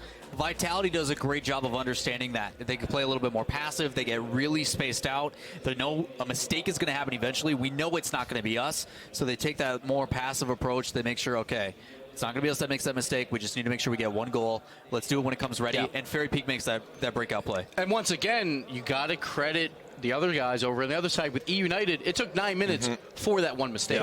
It took a really long time for Game 4, and it looked like, again, like if they would have won that overtime, could have easily won the series. And I just want to point out the veteran kind of status that Vitality has, staying in with this game and never panicking. And you know, it didn't really feel like this game or the entire series was slipping away from them, even though United had the better of them in the first couple games. It felt like Vitality, or excuse me, in the first game, it felt like Vitality was like, okay, you know, this is our first game on stage here on the World Championship stage, and I mean, they slowly closed it out. Kind of like an energy from last season. They just needed a bit of time to realize the competition that's coming into this and say, okay, we have to go out all this entire time. My question is, you know, we see this from Vitality all the time, where they kind of start a little weak, you know, very passive at the beginning for day 1, and they step it up for the next few days, and day 3 is just absolutely scary. Do we feel like that same pattern is going to happen for Vitality this weekend? I wouldn't even say that they were weak or passive or anything like that. I think it was just stellar defense. Like, they have a really good foundation on defense, and we got to see that. Now, credit to Vitality handling the pressure that was from United. United, obviously, with a game under their belt, kind of has a game plan coming through. They're able to continue on the success they've already had. While, yes, Vitality, it is their first match. It is going to have some of that first match jitters on stage, but their defense was stellar the entire showing, and they executed greatly. I think they didn't have any issues with that. And now, like at this point, you probably say the top 2 teams who have a real good shot at winning this World Championship, Vitality and NRG. That's going to be fun. They get to play tomorrow. Space Station. Yeah, Space Station's looking great, but because of that experience, because of those titles of Energy and Vitality, they both look great. For United now, though, looking into that lower bracket, Veloce, Low-Key, and Renegades, how do we think they're faring now? We've seen United, I think, progressively get better in our minds. You know, at the beginning of the season, we're like, oh, league play, we're like, not even giving them a thought. But now they're here at Worlds, and they're starting to get better and better. Do we feel like that trend is going to progress as well, and they're going to do well against these teams, or how are they looking faring in that lower bracket now? I think it's tough to say, but I feel like it's, from what I've seen, I feel like they're a team that could trend upward very, very sharply as they get more and more games on their belt. I mean, for crying out loud, they just played Vitality. I mean, and it wasn't like they got slaughtered. No, you're right. I mean, that's a lot of experience that these rookies are getting right now. That's huge for a team like this. But it's a new day tomorrow, and I feel like teams are going to play a little bit different. And again, like any of those four, I think could make it out of that lower bracket. Yeah, group of death was what everybody talked about for Group A, but I don't think it was for the same reason that we were looking. Yeah, Vitality and Energy are really strong, but now that I've seen all these rookies come in for the first time I play and jitters haven't been an issue, no passiveness, like they're playing their game. I think that's what makes it most dangerous is that everybody is stepping up to the plate. Just to keep it on United for a second, I mean, you guys were talking before the show even started. Hawkster was that guy that you'd look out for. Yeah. Honestly, for me, it feels like Rold is. To me, it was. I was questioning whether he was going to be able to be on that stage and play the way he can play. And I feel like he stepped up pretty well for his team here, and he even looked confident on the stage too. I think that can be said about all the rookies. That's Every true, single rookie has stepped up. Yeah. Like I would say that besides like the first 2 games of the day, I felt like those were a little bit more lopsided. After that, though, I felt like every series throughout the day was very, very close. We only had, what, 1 Game 5, though? A lot of 3-1s, but again, very, very close games.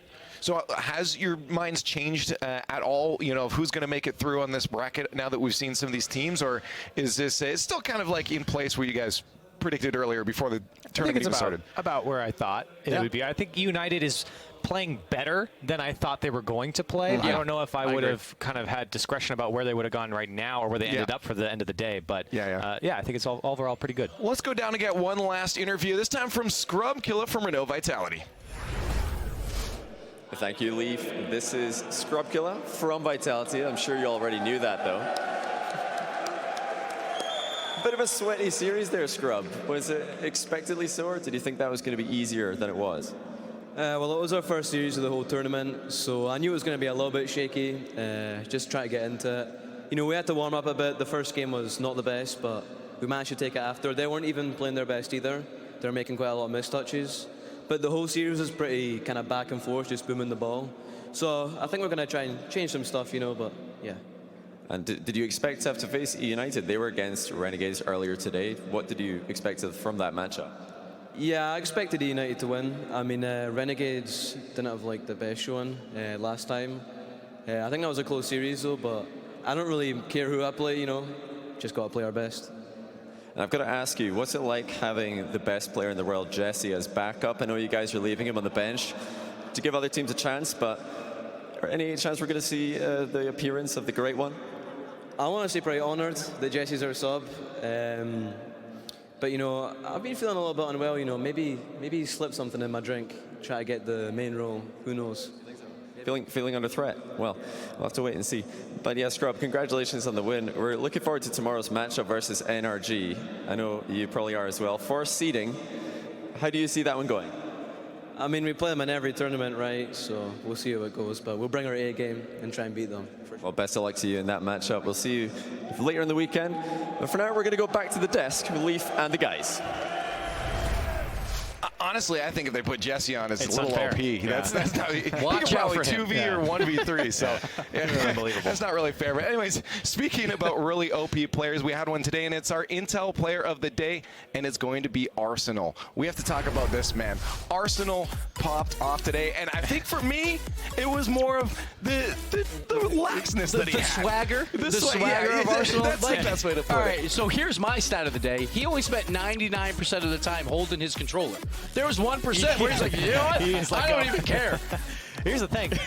He popped off in game, and he popped off out of game too. When you looked at his face cam when he's scoring, he jumped. Look at this man. He was broke the chair. He's going for musty flick double touches with redirects from the top right corner. Yeah, the space. He's Why not stepping try? in front of his own teammate's shots to redirect him to get a goal and steal it. And that's against the European #1 seed. Yeah, he almost musty flicked his chair. But Arsenal and all of Space Station, I think everyone would probably agree, the best looking team on day one. There it is. Space Station. Yeah. And again, that's against reciprocity. That's not against, I don't know, like Canberra Havoc. That is against the best team in Europe, considered the best team in the world, and he's goal stealing. Yeah, it's crazy. The real question is, you know, can they carry that through? This is exactly what we've asked from Space Station Gaming coming in. We asked for that way back when they first came into the RLCS, and then they finally showed up in Season 8 and showed us what we knew that they could do, and now they're here doing exactly that again. Can they keep that up, though? We know going across these days, it's very hard to hold that consistency. Yeah, tomorrow is a new day, but they are taking every step of the direction in which they are trying to. So, yeah, go home, get some rest, revel in it, and come back tomorrow strong. So this kind of reminds me of like Cloud9 Season 6. A lot of solo mechanical plays that are just beating out everybody. Then they combine that into a team play. And that's what I love to see from Space Station. Everyone's getting involved. Normally it is just one or two guys, but everyone getting involved is what I want to see. I think my favorite thing about the Space Station team right now and going forward is that Arsenal wasn't originally on this team. He gets pulled over from the Peeps. Criticisms about that move, comes out and gets MVP in the first day of World Championship. So great move overall for Space Station. While we're talking about it, let's recap the entire day and take a look at the bracket presented by Axe. We'll take a look at Group A first. And just since we just finished that one there, the group of death, I'm putting in quotes now just because, you know, I think they're all very hard. But NRG and Renault Vitality did what they were expected to do. eUnited did put up a fight there, but now we have eUnited, Veloce, Loki, and Renegades down in that lower bracket. Yeah, so even though Loki plus eUnited got those wins, they're back down at the first round of the lower bracket. They have to do it all over again on day 2. But Energy and Vitality, the greatest international matchup that we could ask for. Yeah, I know. We get to see them maybe once, maybe twice. They're playing for seeding for day 3. Not even before day 3. Both teams are into day 3. Whoever wins that is guaranteed top 4. The other team goes to the quarterfinals for top 6. But still, they can still make a run. Hey, man, don't forget about that lower. Low-key versus Renegades. We got OCE versus Sam. Only one team can make it out, too, from those 4 teams. That's going to be tough, but also tough again was that Group B. In case you guys missed the earlier broadcast, you're missing out on a lot. We had some really good matches here, especially against Space Station. You know, moving through, they took that one. They definitely didn't lose 0-3 to Canberra. It was a crazy story, that one. Go back and watch that and see how Space Station started their day, because that's where you saw a lot of that crazy stuff that made Arsenal that player of the day. Yeah, a couple of surprises here in this group too. I mean, Reciprocity going down to Space Station Gaming, and then I don't know, maybe it was a very even match here with Pittsburgh Knights and Dignitas on 50-50 about who would move forward, but big mistake there at the end for Pittsburgh Knights. Lets Dignitas go through against Space Station. The last 2 DreamHack champions, Pittsburgh Knights and Reciprocity, only one will make it to day 3. And that's if one of them makes it to day 3. Well, that's the thing. I'm wondering if those teams are looking too far ahead, because both Reciprocity and the Knights are probably looking like, okay, we should win our matches, and they might be looking ahead at that match against each other. But maybe that can cause some problems if they look too far ahead, right? You got to take it at the one ahead of you. You cannot overlook any of these teams. You will get punished. It's Worlds. It's the best of It's the your best. last life, too. Last life. So you got to one game at a time. It could be your last. So I just want to get some final thoughts now that we're getting near the end of it. We still have 2 more full days of Rocket League to go. How was the first day for you guys? 8 games. A lot of games today. Really long day, but a lot of Rocket League, and it was enjoyable to see all these new faces come out and perform as well as they did. Day 1 was all cupcakes and rainbows. Like, no one's eliminated. It doesn't matter. 8 teams get eliminated tomorrow. That is the gauntlet day. That's the heartbreak we day. already know 4 teams into day 3. We will find out the 2 others. It's going to be crazy tomorrow. I'm just super proud and happy for South America. Loki eSports looking very good going into the next day, and so I'm super excited to see where they end up. Lots of heartbreak, but also a lot of victory to come tomorrow to get people into day 3. But make sure you guys tune in. A lot more Rocket League coming your way, starting at 2:30 CET, 3 o'clock for kickoff. We better see you there. Está la mesa de análisis aquí en castellano para que empiece el Rocket League. Vamos a ver, muchachos.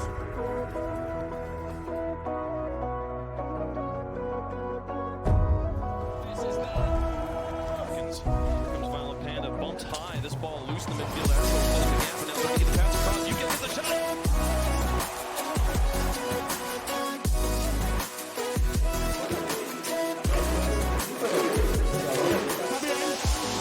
After a slow start, Space Station Gaming win 5 in a row. Now a huge demo. Typical will just tap that one in. Might be it. Let's go. Yeah, obviously. Great win. Low K eSports. So low-key eSports, they made history by winning their first series. That's a ball from Flame, and Tander gets the hat trick. They have laughed in the face of expectations and crushed the mid-table North American teams. Innocuous shot and first touch. And Renegades couldn't respond. Look at the